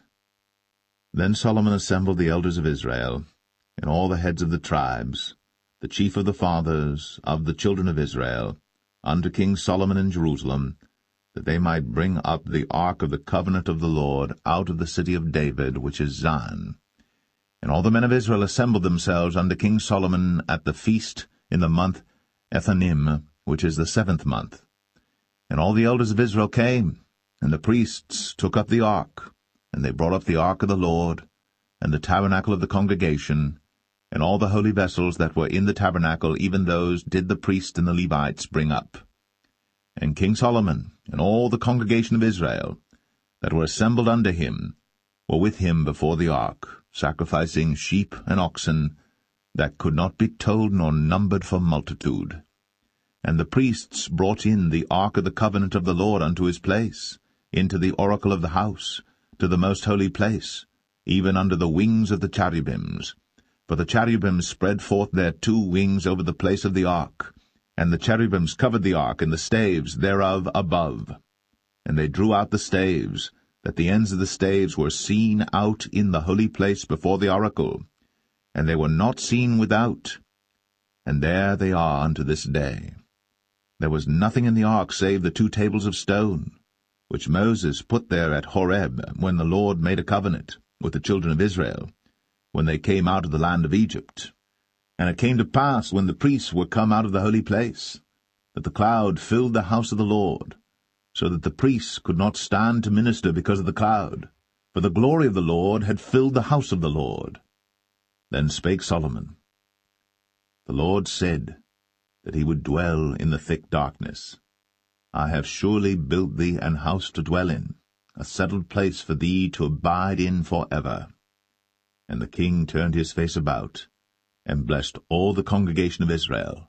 And all the congregation of Israel stood, and he said, Blessed be the Lord God of Israel, which spake with his mouth unto David my father, and hath with his hand fulfilled it, saying, Since the day that I brought forth my people Israel out of Egypt, I chose no city out of all the tribes of Israel to build an house, that my name might be therein. But I chose David to be over my people Israel. And it was in the heart of David my father to build an house for the name of the Lord God of Israel. And the Lord said unto David my father, Whereas it was in thine heart to build an house unto my name, thou didst well that it was in thine heart. Nevertheless thou shalt not build the house, but thy son that shall come forth out of thy loins, he shall build the house unto my name. And the Lord hath performed his word that he spake, and I am risen up in the room of David my father, and sit on the throne of Israel, as the Lord promised, and have built an house for the name of the Lord God of Israel. And I have set there a place for the ark, wherein is the covenant of the Lord, which he made with our fathers when he brought them out of the land of Egypt. And Solomon stood before the altar of the Lord in the presence of all the congregation of Israel, and spread forth his hands toward heaven, and he said, Lord God of Israel, there is no God like thee, in heaven above, or on earth beneath, who keepest covenant and mercy with thy servants that walk before thee with all their heart, who hast kept with thy servant David my father, that thou promised him, Thou spakest also with thy mouth, and hast fulfilled it with thine hand, as it is this day. Therefore now, Lord God of Israel, keep with thy servant David my father, that thou promisedst him, saying, There shall not fail thee a man in my sight to sit on the throne of Israel, so that thy children take heed to their way, that they walk before me as thou hast walked before me. And now, O God of Israel, let thy word, I pray thee, be verified, which thou spakest unto thy servant David my father. But will God indeed dwell on the earth? Behold, the heaven, and heaven of heavens cannot contain thee. How much less this house that I have builded? Yet have thou respect unto the prayer of thy servant, and to his supplication, O Lord my God, to hearken unto the cry and to the prayer which thy servant prayeth before thee today, that thine eyes may be open toward this house night and day, even toward the place of which thou hast said, My name shall be there, that thou mayest hearken unto the prayer which thy servant shall make toward this place. And hearken thou to the supplication of thy servant, and of thy people Israel, when they shall pray toward this place, and hear thou in heaven thy dwelling place, and when thou hearest, forgive. If any man trespass against his neighbor, and an oath be laid upon him to cause him to swear, and the oath come before thine altar in this house, then hear thou in heaven, and do and judge thy servants, condemning the wicked, to bring his way upon his head, and justifying the righteous, to give him according to his righteousness. When thy people Israel be smitten down before the enemy, because they have sinned against thee, and shall turn again to thee, and confess thy name, and pray, and make supplication unto thee in this house, then hear thou in heaven, and forgive the sin of thy people Israel, and bring them again unto the land which thou gavest unto their fathers. When heaven is shut up, and there is no rain because they have sinned against thee, if they pray toward this place, and confess thy name, and turn from their sin, when thou afflictest them, then hear thou in heaven, and forgive the sin of thy servants, and of thy people Israel, that thou teach them the good way wherein they should walk, and give rain upon thy land, which thou hast given to thy people for an inheritance. If there be in the land famine, if there be pestilence, blasting, mildew, locust, or if there be caterpillar, if their enemy besiege them in the land of their cities, whatsoever plague, whatsoever sickness there be, what prayer and supplication soever be made by any man, or by all thy people Israel, which shall know every man the plague of his own heart, and spread forth his hands toward this house, then hear thou in heaven thy dwelling place, and forgive, and do, and give to every man according to his ways, whose heart thou knowest, for thou, even thou only, knowest the hearts of all the children of men, that they may fear thee all the days that they live in the land which thou gavest unto our fathers. Moreover, concerning a stranger that is not of thy people Israel, but cometh out of a far country for thy name's sake, for they shall hear of thy great name, and of thy strong hand, and of thy stretched out arm, when he shall come and pray toward this house, hear thou in heaven thy dwelling place, and do according to all that the stranger calleth to thee for, that all people of the earth may know thy name, to fear thee, as do thy people Israel, and that they may know that this house which I have builded is called by thy name. If thy people go out to battle against their enemy, whithersoever thou shalt send them, and shall pray unto the Lord toward the city which thou hast chosen, and toward the house that I have built for thy name, then hear thou in heaven their prayer, and their supplication, and maintain their cause. If they sin against thee, for there is no man that sinneth not, and thou be angry with them, and deliver them to the enemy, so that they carry them away captives unto the land of the enemy, far or near. Yet if they shall bethink themselves in the land whither they were carried captives, and repent, and make supplication unto thee in the land of them that carried them captives, saying, We have sinned, and have done perversely, we have committed wickedness, and so return unto thee with all their heart, and with all their soul, in the land of their enemies, which led them away captive, and pray unto thee toward their land, which thou gavest unto their fathers, the city which thou hast chosen, and the house which I have built for thy name. Then hear thou their prayer, and their supplication in heaven thy dwelling place, and maintain their cause, and forgive thy people that have sinned against thee, and all their transgressions wherein they have transgressed against thee, and give them compassion before them who carry them captive, that they may have compassion on them. For they be thy people, and thine inheritance, which thou broughtest forth out of Egypt, from the midst of the furnace of iron, that thine eyes may be open unto the supplication of thy servant, and unto the supplication of thy people Israel, to hearken unto them in all that they call for unto thee. For thou didst separate them from among all the people of the earth to be thine inheritance, as thou spakest by the hand of Moses thy servant, when thou broughtest our fathers out of Egypt, O Lord God. And it was so that when Solomon had made an end of praying all this prayer and supplication unto the Lord, he arose from before the altar of the Lord, from kneeling on his knees with his hands spread up to heaven. And he stood, and blessed all the congregation of Israel with a loud voice, saying, Blessed be the Lord, that hath given rest unto his people Israel, according to all that he promised. There hath not failed one word of all his good promise, which he promised by the hand of Moses his servant. The Lord our God be with us, as he was with our fathers. Let him not leave us, nor forsake us, that he may incline our hearts unto him, to walk in all his ways, and to keep his commandments and his statutes and his judgments, which he commanded our fathers. And let these my words wherewith I have made supplication before the Lord be nigh unto the Lord our God day and night, that he maintain the cause of his servant, and the cause of his people Israel at all times, as the matter shall require, that all the people of the earth may know that the Lord is God, and that there is none else. Let your heart therefore be perfect with the Lord our God, to walk in his statutes, and to keep his commandments, as at this day. And the king and all Israel with him offered sacrifice before the Lord.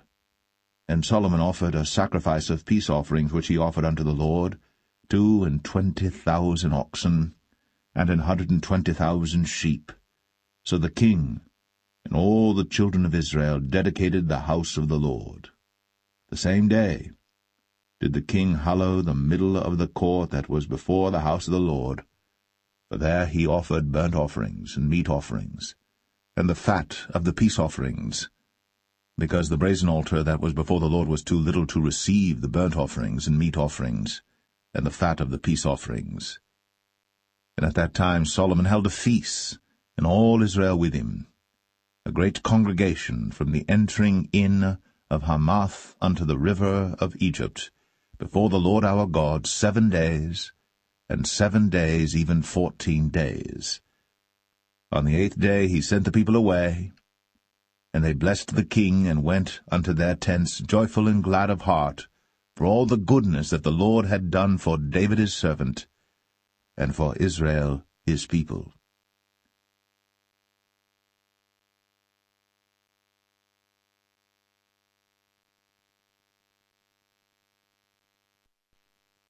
First Kings 9.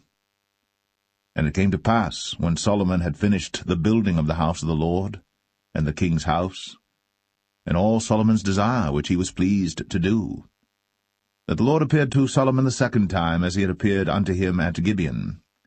And the Lord said unto him, I have heard thy prayer and thy supplication that thou hast made before me.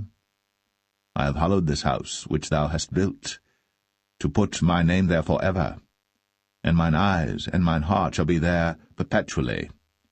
And if thou wilt walk before me, as David thy father walked, in integrity of heart, and in uprightness, to do according to all that I have commanded thee, and wilt keep my statutes and my judgments, then I will establish the throne of thy kingdom upon Israel forever, as I promised to David thy father, saying, There shall not fail thee a man upon the throne of Israel. But if ye shall at all turn from following me, ye or your children, and will not keep my commandments and my statutes which I have set before you, but go and serve other gods, and worship them, then will I cut off Israel out of the land which I have given them, and this house which I have hallowed for my name will I cast out of my sight, and Israel shall be a proverb and a byword among all people. And at this house which is high, every one that passeth by it shall be astonished, and shall hiss, and they shall say, Why hath the Lord done thus unto this land, and to this house? And they shall answer, Because they forsook the Lord their God, who brought forth their fathers out of the land of Egypt, and had taken hold upon other gods, and have worshipped them, and served them. Therefore hath the Lord brought upon them all this evil. And it came to pass at the end of 20 years, when Solomon had built the 2 houses, the house of the Lord, and the king's house. Now Hiram the king of Tyre had furnished Solomon with cedar trees and fir trees, and with gold according to all his desire. That then King Solomon gave Hiram 20 cities in the land of Galilee. And Hiram came out from Tyre to see the cities which Solomon had given him, and they pleased him not. And he said, What cities are these which thou hast given me, my brother? And he called them the land of Cabul unto this day.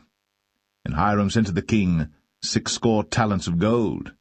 And this is the reason of the levy which King Solomon raised, for to build the house of the Lord and his own house, and Millo, and the wall of Jerusalem, and Hazor, and Megiddo, and Gezer. For Pharaoh king of Egypt had gone up and taken Gezer, and burnt it with fire, and slain the Canaanites that dwelt in the city, and given it for a present unto his daughter Solomon's wife. And Solomon built Gezer, and Beth-horon the nether, and Baalath, and Tadmor in the wilderness in the land, and all the cities of store that Solomon had, and cities for his chariots, and cities for his horsemen, and that which Solomon desired to build in Jerusalem, and in Lebanon, and in all the land of his dominion. And all the people that were left of the Amorites, Hittites, Perizzites, Hivites, and Jebusites, which were not of the children of Israel, their children that were left after them in the land, whom the children of Israel also were not able utterly to destroy, upon those did Solomon levy a tribute of bondservice unto this day. But of the children of Israel did Solomon make no bondmen, but they were men of war, and his servants, and his princes, and his captains, and rulers of his chariots, and his horsemen. These were the chief of the officers that were over Solomon's work, 550, which bare rule over the people that wrought in the work. But Pharaoh's daughter came up out of the city of David unto her house, which Solomon had built for her. Then did he build Millo. And 3 times in a year did Solomon offer burnt offerings and peace offerings upon the altar which he built unto the Lord. And he burnt incense upon the altar that was before the Lord. So he finished the house. And King Solomon made a navy of ships in Ezion-Geber, which is beside Eloth, on the shore of the Red Sea, in the land of Edom. And Hiram sent in the navy his servants, shipmen that had knowledge of the sea, with the servants of Solomon. And they came to Ophir, and fetched from thence gold 420 talents, and brought it to King Solomon.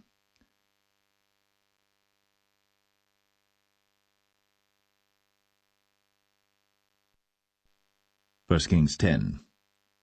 And when the queen of Sheba heard of the fame of Solomon concerning the name of the Lord, she came to prove him with hard questions. And she came to Jerusalem with a very great train, with camels that bare spices, and very much gold, and precious stones. And when she was come to Solomon, she communed with him of all that was in her heart. And Solomon told her all her questions. There was not anything hid from the king which he told her not. And when the queen of Sheba had seen all Solomon's wisdom, and the house that he had built, and the meat of his table, and the sitting of his servants, and the attendance of his ministers, and their apparel, and his cupbearers, and his ascent by which he went up unto the house of the Lord, there was no more spirit in her.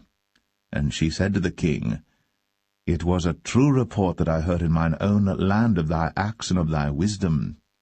Howbeit, I believed not the word until I came. And mine eyes had seen it, and behold, the half was not told me. Thy wisdom and prosperity exceedeth the fame which I heard. Happy are thy men, Happy are these thy servants, which stand continually before thee, and that hear thy wisdom. Blessed be the Lord thy God, which delighteth in thee, to set thee on the throne of Israel, because the Lord loved Israel for ever. Therefore made he thee king, to do judgment and justice. And she gave the king 120 talents of gold and of spices, very great store, and precious stones. There came no more such abundance of spices as these which the queen of Sheba gave to King Solomon. And the navy also of Hiram, that brought gold from Ophir, brought in from Ophir great plenty of almug trees and precious stones. And the king made of the almug trees pillars for the house of the Lord, and for the king's house, harps also, and psalteries for singers. There came no such almug trees, nor were seen unto this day. And King Solomon gave unto the queen of Sheba all her desire, whatsoever she asked, beside that which Solomon gave her of his royal bounty. So she turned, and went to her own country, she and her servants. Now the weight of gold that came to Solomon in 1 year was 666 talents of gold. Beside that he had of the merchantmen, and of the traffic of the spice merchants, and of all the kings of Arabia, and of the governors of the country. And King Solomon made 200 targets of beaten gold. 600 shekels of gold went to 1 target. And he made 300 shields of beaten gold. 3 pound of gold went to 1 shield, and the king put them in the house of the forest of Lebanon. Moreover, the king made a great throne of ivory, and overlaid it with the best gold. The throne had 6 steps, and the top of the throne was round behind, and there were stays on either side on the place of the seat, and 2 lions stood beside the stays, and 12 lions stood there on the one side, and on the other upon the 6 steps.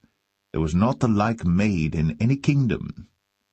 And all King Solomon's drinking vessels were of gold, and all the vessels of the house of the forest of Lebanon were of pure gold. None were of silver.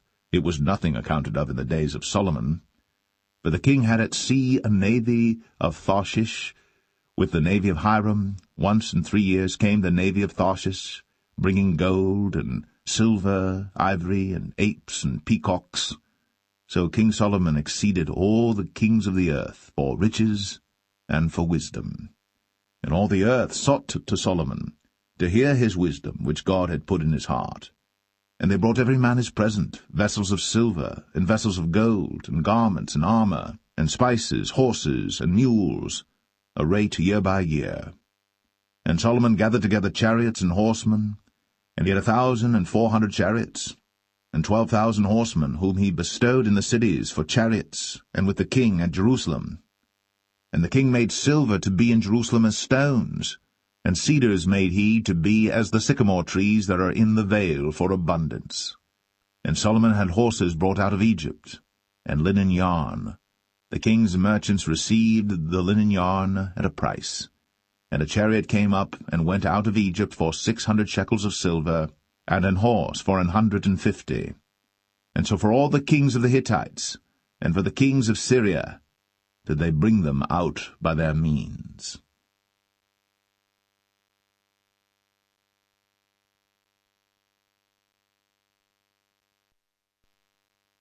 1 Kings 11. But King Solomon loved many strange women, together with the daughter of Pharaoh, women of the Moabites, Ammonites, Edomites, Zidonians, and Hittites. Of the nations concerning which the Lord said unto the children of Israel, Ye shall not go in to them, neither shall they come in unto you, for surely they will turn away your heart after their gods. Solomon clave unto these in love. And he had 700 wives, princesses, and 300 concubines, and his wives turned away his heart. For it came to pass, when Solomon was old, that his wives turned away his heart after other gods. And his heart was not perfect with the Lord his God, as was the heart of David his father. For Solomon went after Ashtoreth, the goddess of the Zidonians, and after Milcom, the abomination of the Ammonites. And Solomon did evil in the sight of the Lord, and went not fully after the Lord, as did David his father. Then did Solomon build an high place for Chemosh, the abomination of Moab, in the hill that is before Jerusalem, and for Molech, the abomination of the children of Ammon. And likewise did he for all his strange wives, which burnt incense, and sacrificed unto their gods. And the Lord was angry with Solomon, because his heart was turned from the Lord God of Israel, which had appeared unto him twice, and had commanded him concerning this thing, that he should not go after other gods. But he kept not that which the Lord commanded. Wherefore the Lord said unto Solomon, Forasmuch as this is done of thee, and thou hast not kept my covenant and my statutes which I have commanded thee, I will surely rend the kingdom from thee, and will give it to thy servant. Notwithstanding, in thy days, I will not do it for David thy father's sake, but I will rend it out of the hand of thy son. Howbeit, I will not rend away all the kingdom, but will give one tribe to thy son, for David my servant's sake, and for Jerusalem's sake, which I have chosen. And the Lord stirred up an adversary unto Solomon, Hadad the Edomite. He was of the king's seed in Edom. For it came to pass, when David was in Edom, and Joab, the captain of the host, was gone up to bury the slain, after he had smitten every male in Edom. For 6 months did Joab remain there with all Israel, until he had cut off every male in Edom. That Hadad fled, he and certain Edomites of his father's servants with him, to go into Egypt, Hadad being yet a little child. And they arose out of Midian, and came to Paran. And they took men with them out of Paran, and they came to Egypt, unto Pharaoh king of Egypt, which gave him an house, and appointed him victuals, and gave him land. And Hadad found great favour in the sight of Pharaoh, so that he gave him to wife the sister of his own wife, the sister of Tahpenes the queen. And the sister of Tahpenes bare him Genubath his son, whom Tahpenes weaned in Pharaoh's house. And Genubath was in Pharaoh's household among the sons of Pharaoh. And when Hadad heard in Egypt that David slept with his fathers, and that Joab the captain of the host was dead, Hadad said to Pharaoh, Let me depart, that I may go to mine own country. Then Pharaoh said unto him, But what hast thou lacked with me, that, behold, thou seekest to go to thine own country? And he answered, Nothing. Howbeit, let me go in any wise. And God stirred him up another adversary, Rezon the son of Eliadah, which fled from his lord Hadadezer king of Zobah. And he gathered men unto him, and became captain over a band, when David slew them of Zobah. And they went to Damascus, and dwelt therein, and reigned in Damascus. And he was an adversary to Israel all the days of Solomon, beside the mischief that Hadad did. And he abhorred Israel, and reigned over Syria. And Jeroboam the son of Nebat, an Ephrathite of Zeradah, Solomon's servant, whose mother's name was Zeruiah, a widow woman, even he lifted up his hand against the king. And this was the cause that he lifted up his hand against the king. Solomon built Millo, and repaired the breaches of the city of David his father. And the man Jeroboam was a mighty man of valour. And Solomon, seeing the young man that he was industrious, he made him ruler over all the charge of the house of Joseph. And it came to pass at that time, when Jeroboam went out of Jerusalem, that the prophet Ahijah the Shilonite found him in the way, and he had clad himself with a new garment. And they two were alone in the field. And Ahijah caught the new garment that was on him, and rent it in 12 pieces. And he said to Jeroboam, Take thee 10 pieces, for thus saith the Lord, the God of Israel, Behold, I will rend the kingdom out of the hand of Solomon, and will give 10 tribes to thee. But he shall have 1 tribe for my servant David's sake, and for Jerusalem's sake, the city which I have chosen out of all the tribes of Israel, because that they have forsaken me, and have worshipped Ashtoreth, the goddess of the Zidonians, Chemosh, the god of the Moabites, and Milcom, the god of the children of Ammon, and have not walked in my ways, to do that which is right in mine eyes, and to keep my statutes and my judgments, as did David his father. Howbeit, I will not take the whole kingdom out of his hand, but I will make him prince all the days of his life, for David my servant's sake, whom I chose, because he kept my commandments and my statutes. But I will take the kingdom out of his son's hand, and will give it unto thee, even 10 tribes. And unto his son will I give 1 tribe, that David my servant may have a light always before me in Jerusalem, the city which I have chosen me, to put my name there. And I will take thee, and thou shalt reign according to all that thy soul desireth, and shalt be king over Israel. And it shall be, if thou wilt hearken unto all that I command thee, and wilt walk in my ways, and do that is right in my sight, to keep my statutes and my commandments, as David my servant did, that I will be with thee, and build thee a sure house, as I built for David, and will give Israel unto thee. And I will for this afflict the seed of David, but not forever. Solomon sought therefore to kill Jeroboam. And Jeroboam arose and fled into Egypt, unto Shishak king of Egypt, and was in Egypt until the death of Solomon. And the rest of the acts of Solomon, and all that he did, and his wisdom, are they not written in the book of the acts of Solomon? And the time that Solomon reigned in Jerusalem over all Israel was 40 years. And Solomon slept with his fathers, and was buried in the city of David his father. And Rehoboam his son reigned in his stead.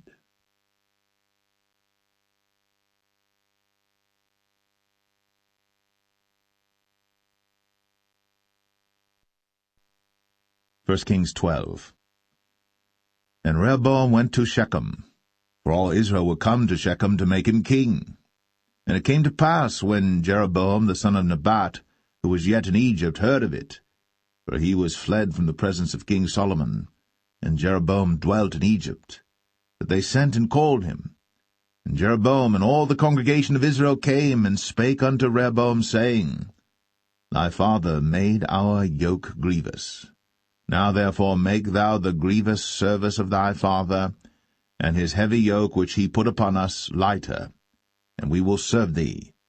And he said unto them, Depart yet for 3 days, then come again to me.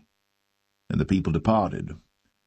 And King Rehoboam consulted with the old men that stood before Solomon his father while he yet lived, and said, How do ye advise that I may answer this people? And they spake unto him, saying, If thou wilt be a servant unto this people this day, and wilt serve them, and answer them, and speak good words to them, then they will be thy servants forever. But he forsook the counsel of the old men which they had given him, and consulted with the young men that were grown up with him, and which stood before him. And he said unto them, What counsel give ye that we may answer this people who have spoken to me, saying, Make the yoke which thy father did put upon us lighter? And the young men that were grown up with him spake unto him, saying, Thus shalt thou speak unto this people that spake unto thee, saying, Thy father made our yoke heavy, but make thou it lighter unto us. Thus shalt thou say unto them, My little finger shall be thicker than my father's loins. And now, whereas my father did lade you with a heavy yoke, I will add to your yoke. My father hath chastised you with whips, but I will chastise you with scorpions. So Jeroboam and all the people came to Rehoboam the 3rd day, as the king had appointed, saying, Come to me again the 3rd day. And the king answered the people roughly, and forsook the old men's counsel that they gave him, and spake to them after the counsel of the young men, saying, My father made your yoke heavy, and I will add to your yoke. My father also chastised you with whips, but I will chastise you with scorpions. Wherefore the king hearkened not unto the people. For the cause was from the Lord, that he might perform his saying, which the Lord spake by Ahijah the Shilonite unto Jeroboam the son of Nebat. So when all Israel saw that the king hearkened not unto them, the people answered the king, saying, What portion have we in David? neither have we inheritance in the son of Jesse. To your tents, O Israel. Now see to thine own house, David. So Israel departed unto their tents. But as for the children of Israel which dwelt in the cities of Judah, Rehoboam reigned over them. Then King Rehoboam sent Adoram, who was over the tribute, and all Israel stoned him with stones that he died. Therefore King Rehoboam made speed to get him up to his chariot, to flee to Jerusalem. So Israel rebelled against the house of David unto this day. And it came to pass, when all Israel heard that Jeroboam was come again, that they sent and called him unto the congregation, and made him king over all Israel. There was none that followed the house of David, but the tribe of Judah only. And when Rehoboam was come to Jerusalem, he assembled all the house of Judah with the tribe of Benjamin, 180,000 chosen men which were warriors, to fight against the house of Israel, to bring the kingdom again to Rehoboam the son of Solomon. But the word of God came unto Shemaiah the man of God, saying, Speak unto Rehoboam the son of Solomon, king of Judah, and unto all the house of Judah and Benjamin, and to the remnant of the people, saying, Thus saith the Lord, Ye shall not go up, nor fight against your brethren the children of Israel.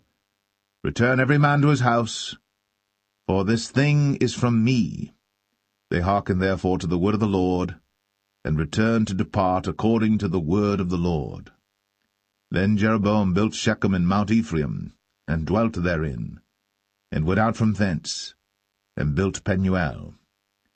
And Jeroboam said in his heart, Now shall the kingdom return to the house of David. If this people go up to do sacrifice in the house of the Lord at Jerusalem, then shall the heart of this people turn again unto their Lord, even unto Rehoboam king of Judah, and they shall kill me, and go again to Rehoboam king of Judah. Whereupon the king took counsel, and made 2 calves of gold, and said unto them, It is too much for you to go up to Jerusalem. Behold thy gods, O Israel, which brought thee up out of the land of Egypt. And he set the one in Bethel, and the other put he in Dan. And this thing became a sin, for the people went to worship before the one, even unto Dan. And he made an house of high places, and made priests of the lowest of the people, which were not of the sons of Levi. And Jeroboam ordained a feast in the 8th month, on the 15th day of the month, like unto the feast that is in Judah. And he offered upon the altar. So did he in Bethel, sacrificing unto the calves that he had made. And he placed in Bethel the priests of the high places which he had made. So he offered upon the altar which he had made in Bethel the 15th day of the 8th month, even in the month which he had devised of his own heart, and ordained a feast unto the children of Israel. And he offered upon the altar, and burnt incense.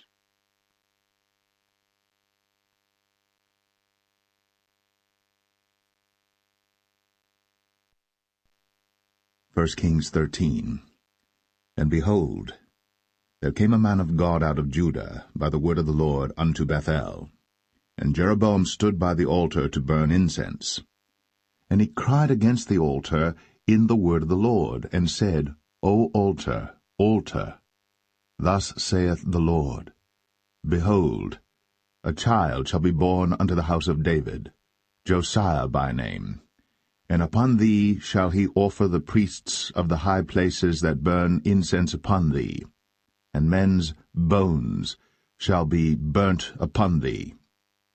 And he gave a sign the same day, saying, This is the sign which the Lord hath spoken. Behold, the altar shall be rent, and the ashes that are upon it shall be poured out. And it came to pass, when King Jeroboam heard the saying of the man of God, which had cried against the altar in Bethel, that he put forth his hand from the altar, saying, Lay hold on him. And his hand, which he put forth against him, dried up, so that he could not pull it in again to him. The altar also was rent, and the ashes poured out from the altar, according to the sign which the man of God had given by the word of the Lord. And the king answered and said unto the man of God, Entreat now the face of the Lord thy God, and pray for me, that my hand may be restored me again. And the man of God besought the Lord, and the king's hand was restored him again, and became as it was before. And the king said unto the man of God, Come home with me, and refresh thyself, and I will give thee a reward. And the man of God said unto the king, If thou wilt give me half thine house, I will not go in with thee, neither will I eat bread nor drink water in this place. For so was it charged me by the word of the Lord, saying, Eat no bread, nor drink water, nor turn again by the same way that thou camest. So he went another way, and returned not by the way that he came to Bethel. Now there dwelt an old prophet in Bethel, and his sons came and told him all the works that the man of God had done that day in Bethel, the words which he had spoken unto the king. Them they told also to their father. And their father said unto them, What way went he? For his sons had seen what way the man of God went, which came from Judah. And he said unto his sons, Saddle me the ass. So they saddled him the ass, and he rode thereon, and went after the man of God, and found him sitting under an oak. And he said unto him, Art thou the man of God that camest from Judah? And he said, I am. Then he said unto him, Come home with me, and eat bread. And he said, I may not return with thee, nor go in with thee, neither will I eat bread nor drink water with thee in this place. For it was said to me by the word of the Lord, Thou shalt eat no bread, nor drink water there, nor turn again to go by the way that thou camest. He said unto him, I am a prophet, also as thou art. And an angel spake unto me by the word of the Lord, saying, Bring him back with thee into thine house, that he may eat bread and drink water. But he lied unto him. So he went back with him, and did eat bread in his house, and drank water. And it came to pass, as they sat at the table, that the word of the Lord came unto the prophet that brought him back. And he cried unto the man of God that came from Judah, saying, Thus saith the Lord, For as much as thou hast disobeyed the mouth of the Lord, and hast not kept the commandment which the Lord thy God commanded thee, but camest back, and hast eaten bread, and drunk water in the place, of the which the Lord did say to thee, Eat no bread, and drink no water, thy carcass shall not come unto the sepulchre of thy fathers. And it came to pass, after he had eaten bread, and after he had drunk, that he saddled for him the ass, to wit, for the prophet whom he had brought back. And when he was gone, a lion met him by the way, and slew him. And his carcass was cast in the way, and the ass stood by it. The lion also stood by the carcass. And behold, men passed by, and saw the carcass cast in the way, and the lion standing by the carcass. And they came and told it in the city where the old prophet dwelt. And when the prophet that brought him back from the way heard thereof, he said, It is the man of God who was disobedient unto the word of the Lord. Therefore the Lord hath delivered him unto the lion, which hath torn him and slain him according to the word of the Lord, which he spake unto him. And he spake to his son, saying, Saddle me the ass. And they saddled him. And he went and found his carcass cast in the way, and the ass and the lion standing by the carcass. The lion had not eaten the carcass, nor torn the ass. And the prophet took up the carcass of the man of God, and laid it upon the ass, and brought it back. And the old prophet came to the city to mourn and to bury him. And he laid his carcass in his own grave. And they mourned over him, saying, Alas, my brother!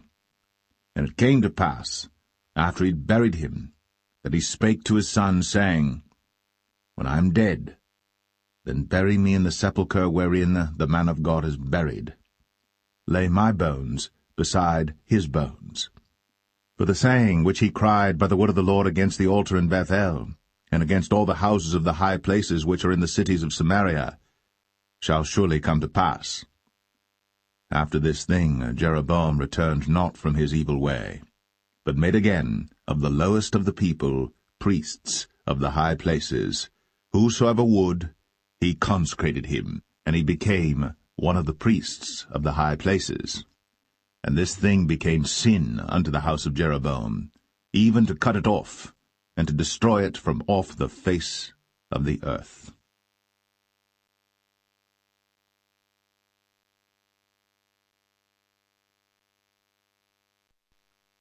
1 Kings 14. At that time Abijah, the son of Jeroboam, fell sick. And Jeroboam said to his wife, Arise, I pray thee, and disguise thyself, that thou be not known to be the wife of Jeroboam, and get thee to Shiloh. Behold, there is Ahijah the prophet, which told me that I should be king over this people. And take with thee 10 loaves and cracknels, and a cruse of honey, and go to him. He shall tell thee what shall become of the child.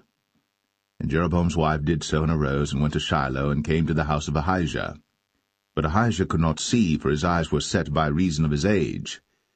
And the Lord said unto Ahijah, Behold, the wife of Jeroboam cometh to ask a thing of thee for her son, for he is sick. Thus and thus shalt thou say unto her, for it shall be, when she cometh in, that she shall feign herself to be another woman. And it was so, when Ahijah heard the sound of her feet, as she came in at the door, that he said, Come in, thou wife of Jeroboam. Why feignest thou thyself to be another?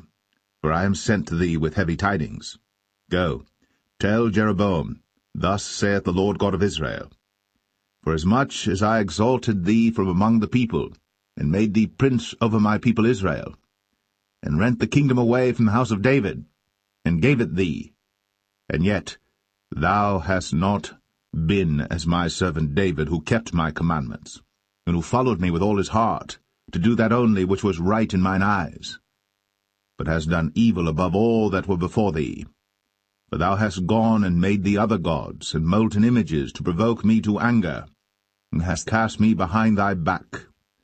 Therefore, behold, I will bring evil upon the house of Jeroboam, and will cut off from Jeroboam him that pisseth against the wall, and him that is shut up and left in Israel, and will take away the remnant of the house of Jeroboam as a man taketh away dung, till it be all gone. Him that dieth of Jeroboam in the city shall the dogs eat, and him that dieth in the field shall the fowls of the air eat. For the Lord hath spoken it. Arise thou therefore, get thee to thine own house, and when thy feet enter into the city, the child shall die. And all Israel shall mourn for him, and bury him. For he only of Jeroboam shall come to the grave, because in him there is found some good thing toward the Lord God of Israel in the house of Jeroboam. Moreover, the Lord shall raise him up a king over Israel, who shall cut off the house of Jeroboam that day. But what? Even now. For the Lord shall smite Israel, as a reed is shaken in the water, and he shall root up Israel out of this good land, which he gave to their fathers, and shall scatter them beyond the river, because they have made their groves, provoking the Lord to anger. And he shall give Israel up, because of the sins of Jeroboam, who did sin, and who made Israel to sin. And Jeroboam's wife arose and departed, and came to Tirzah. And when she came to the threshold of the door, the child died, and they buried him. And all Israel mourned for him according to the word of the Lord, which he spake by the hand of his servant Ahijah the prophet. And the rest of the acts of Jeroboam, how he warred and how he reigned, behold, they are written in the book of the Chronicles of the kings of Israel. And the days which Jeroboam reigned were 22 years, and he slept with his fathers, and Nadab his son reigned in his stead. And Rehoboam the son of Solomon reigned in Judah. Rehoboam was 41 years old when he began to reign, and he reigned 17 years in Jerusalem, the city which the Lord did choose out of all the tribes of Israel, to put his name there. And his mother's name was Naamah, an Ammonitess. And Judah did evil in the sight of the Lord, and they provoked him to jealousy with their sins which they had committed, above all that their fathers had done. For they also built them high places and images and groves on every high hill, and under every green tree. And there were also Sodomites in the land, and they did according to all the abominations of the nations which the Lord cast out before the children of Israel. And it came to pass in the 5th year of King Rehoboam, that Shishak king of Egypt came up against Jerusalem. And he took away the treasures of the house of the Lord, and the treasures of the king's house. He even took away all, and he took away all the shields of gold which Solomon had made. And King Rehoboam made in their stead brazen shields, and committed them unto the hands of the chief of the guard which kept the door of the king's house. And it was so, when the king went into the house of the Lord, that the guard bare them and brought them back into the guard chamber. Now the rest of the acts of Rehoboam, and all that he did, are they not written in the book of the chronicles of the kings of Judah? And there was war between Rehoboam and Jeroboam all their days. And Rehoboam slept with his fathers, and was buried with his fathers in the city of David. And his mother's name was Naamah, an Ammonitess. And Abijam, his son, reigned in his stead.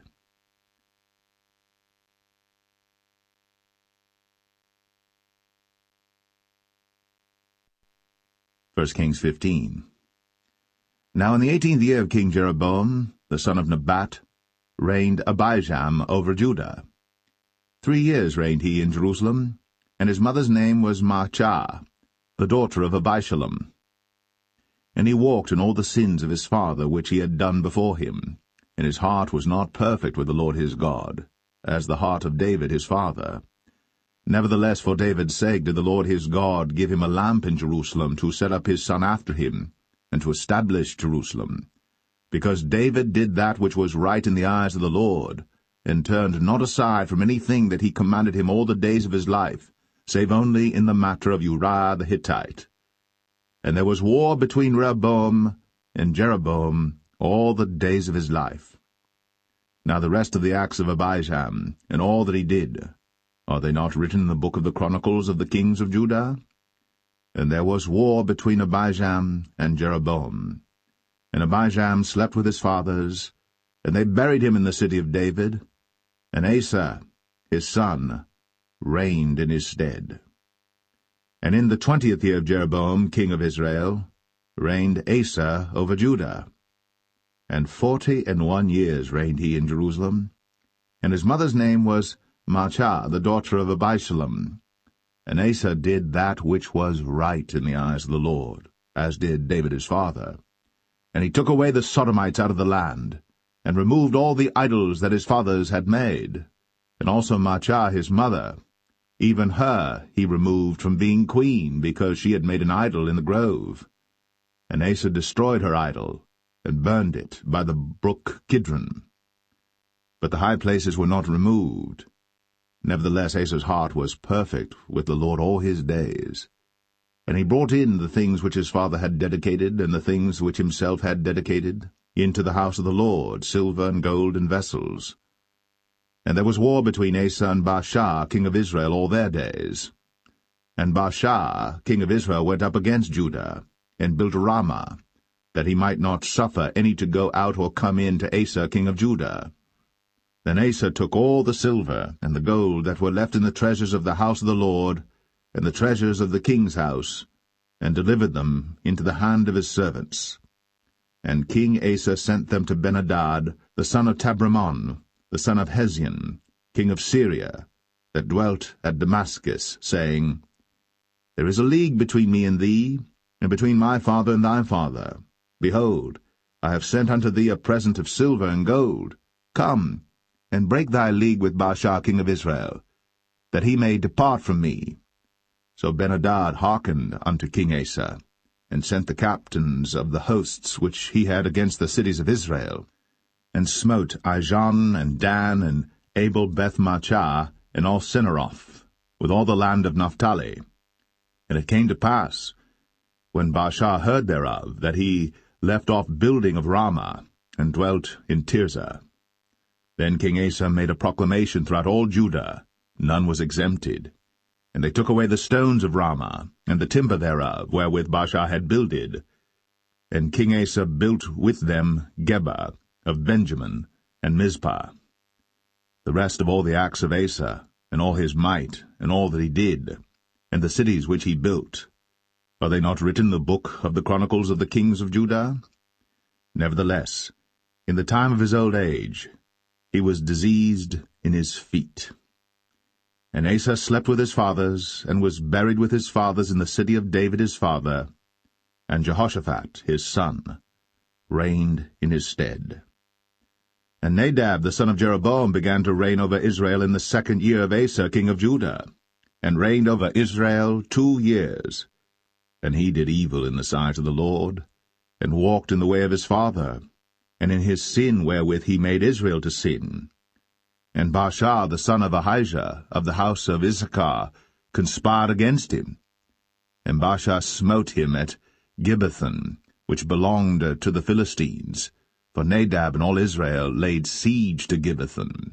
Even in the 3rd year of Asa king of Judah did Baasha slay him, and reigned in his stead. And it came to pass when he reigned, that he smote all the house of Jeroboam. He left not to Jeroboam any that breathed until he had destroyed him, according unto the saying of the Lord, which he spake by his servant Ahijah the Shilonite. Because of the sins of Jeroboam which he sinned, and which he made Israel sin, by his provocation wherewith he provoked the Lord God of Israel to anger. Now the rest of the acts of Nadab, and all that he did, are they not written in the book of the Chronicles of the kings of Israel? And there was war between Asa and Baasha, king of Israel, all their days. In the 3rd year of Asa king of Judah began Baasha the son of Ahijah to reign over all Israel in Tirzah 24 years. And he did evil in the sight of the Lord, and walked in the way of Jeroboam, and in his sin wherewith he made Israel to sin.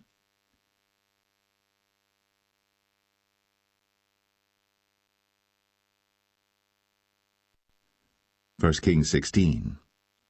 Then the word of the Lord came to Jehu the son of Hanani against Baasha, saying, Forasmuch as I exalted thee out of the dust, and made thee prince over my people Israel, and thou hast walked in the way of Jeroboam, and hast made my people Israel to sin, to provoke me to anger with their sins, behold, I will take away the posterity of Baasha, and the posterity of his house, and will make thy house like the house of Jeroboam the son of Nebat. Him that dieth of Baasha in the city shall the dogs eat, and him that dieth of his in the fields shall the fowls of the air eat. Now the rest of the acts of Baasha, and what he did, and his might, are they not written in the book of the Chronicles of the kings of Israel? So Baasha slept with his fathers, and was buried in Tirzah, and Elah his son reigned in his stead. And also by the hand of the prophet Jehu, the son of Hanani, came the word of the Lord against Baasha, and against his house, even for all the evil that he did in the sight of the Lord in provoking him to anger, with the work of his hands, in being like the house of Jeroboam, and because he killed him. In the 26th year of Asa king of Judah began Elah the son of Baasha to reign over Israel in Tirzah 2 years. And his servant Zimri, captain of half his chariots, conspired against him, as he was in Tirzah drinking himself drunk in the house of Arzah, steward of his house in Tirzah. And Zimri went in, and smote him, and killed him in the 27th year of Asa king of Judah, and reigned in his stead. And it came to pass, when he began to reign, as soon as he sat on his throne, that he slew all the house of Baasha. He left him not one that pisseth against a wall, neither of his kinsfolks, nor of his friends. Thus did Zimri destroy all the house of Baasha, according to the word of the Lord which he spake against Baasha by Jehu the prophet. For all the sins of Baasha, and the sins of Elah his son, by which they sinned, and by which they made Israel to sin, in provoking the Lord God of Israel to anger with their vanities. Now the rest of the acts of Elah, and all that he did, are they not written in the book of the Chronicles of the kings of Israel? In the 27th year of Asa king of Judah did Zimri reign 7 days in Tirzah. And the people were encamped against Gibbethon, which belonged to the Philistines. And the people that were encamped heard say, Zimri hath conspired, and hath also slain the king. Wherefore all Israel made Omri, the captain of the host, king over Israel that day in the camp. And Omri went up from Gibbethon, and all Israel with him, and they besieged Tirzah. And it came to pass, when Zimri saw that the city was taken, that he went into the palace of the king's house, and burnt the king's house over him with fire, and died. For his sins, which he sinned in doing evil in the sight of the Lord, and walking in the way of Jeroboam, and in his sin which he did, to make Israel to sin. Now the rest of the acts of Zimri, and his treason that he wrought, are they not written in the book of the Chronicles of the kings of Israel? Then were the people of Israel divided into two parts. Half of the people followed Tibni the son of Ginath, to make him king, and half followed Omri. But the people that followed Omri prevailed against the people that followed Tibni the son of Ginath. So Tibni died, and Omri reigned. In the 31st year of Asa king of Judah began Omri to reign over Israel 12 years. 6 years reigned he in Tirzah.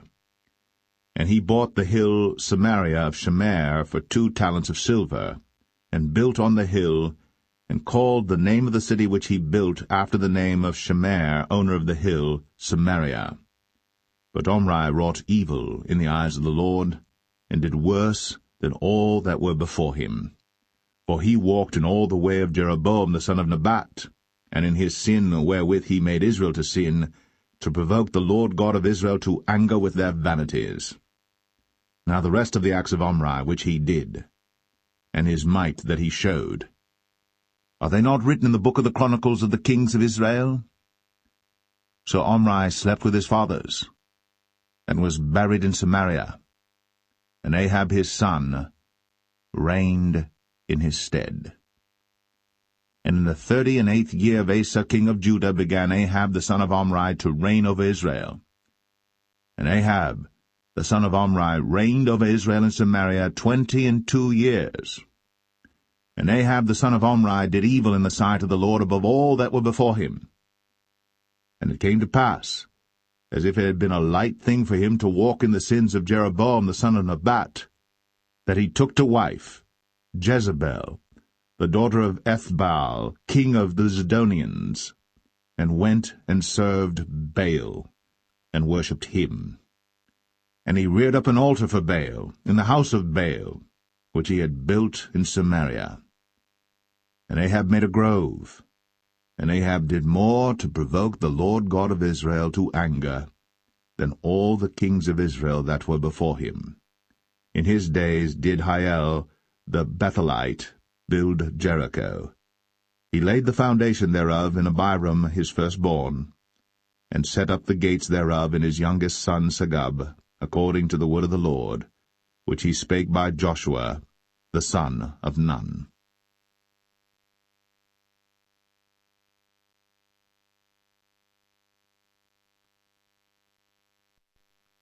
1 Kings 17.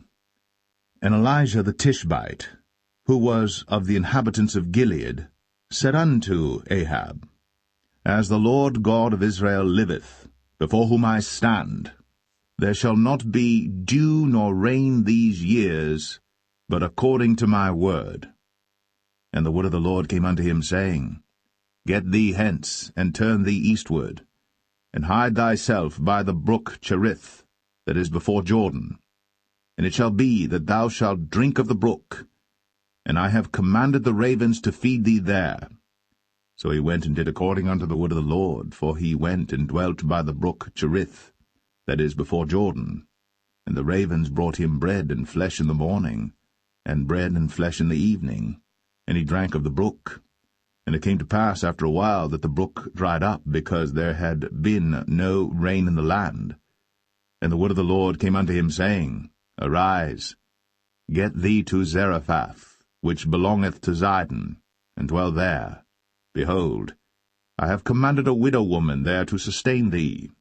So he arose and went to Zarephath. And when he came to the gate of the city, behold, the widow woman was there gathering of sticks.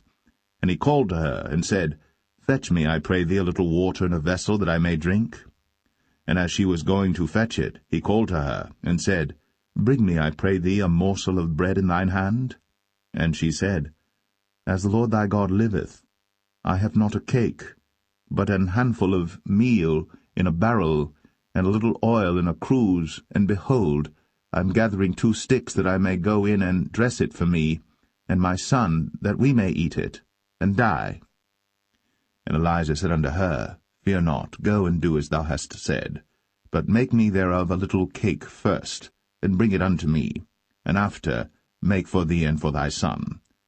For thus saith the Lord God of Israel, The barrel of meal shall not waste, neither shall the cruse of oil fail, until the day that the Lord sendeth rain upon the earth. And she went and did according to the saying of Elijah. And she and he and her house did eat many days. And the barrel of meal wasted not, neither did the cruse of oil fail, according to the word of the Lord which he spake by Elijah. And it came to pass after these things that the son of the woman, the mistress of the house, fell sick, and his sickness was so sore that there was no breath left in him. And she said unto Elijah, What have I to do with thee, O thou man of God? Art thou come unto me to call my sin to remembrance, and to slay my son? And he said unto her, Give me thy son. And he took him out of her bosom, and carried him up into a loft, where he abode, and laid him upon his own bed. And he cried unto the Lord, and said, O Lord my God, hast thou also brought evil upon the widow with whom I sojourn by slaying her son? And he stretched himself upon the child 3 times, and cried unto the Lord, and said, O Lord my God, I pray thee, let this child's soul come into him again. And the Lord heard the voice of Elijah, and the soul of the child came into him again, and he revived. And Elijah took the child, and brought him down out of the chamber into the house, and delivered him unto his mother. And Elijah said, See, thy son liveth. And the woman said to Elijah, Now by this I know that thou art a man of God, and that the word of the Lord in thy mouth is truth.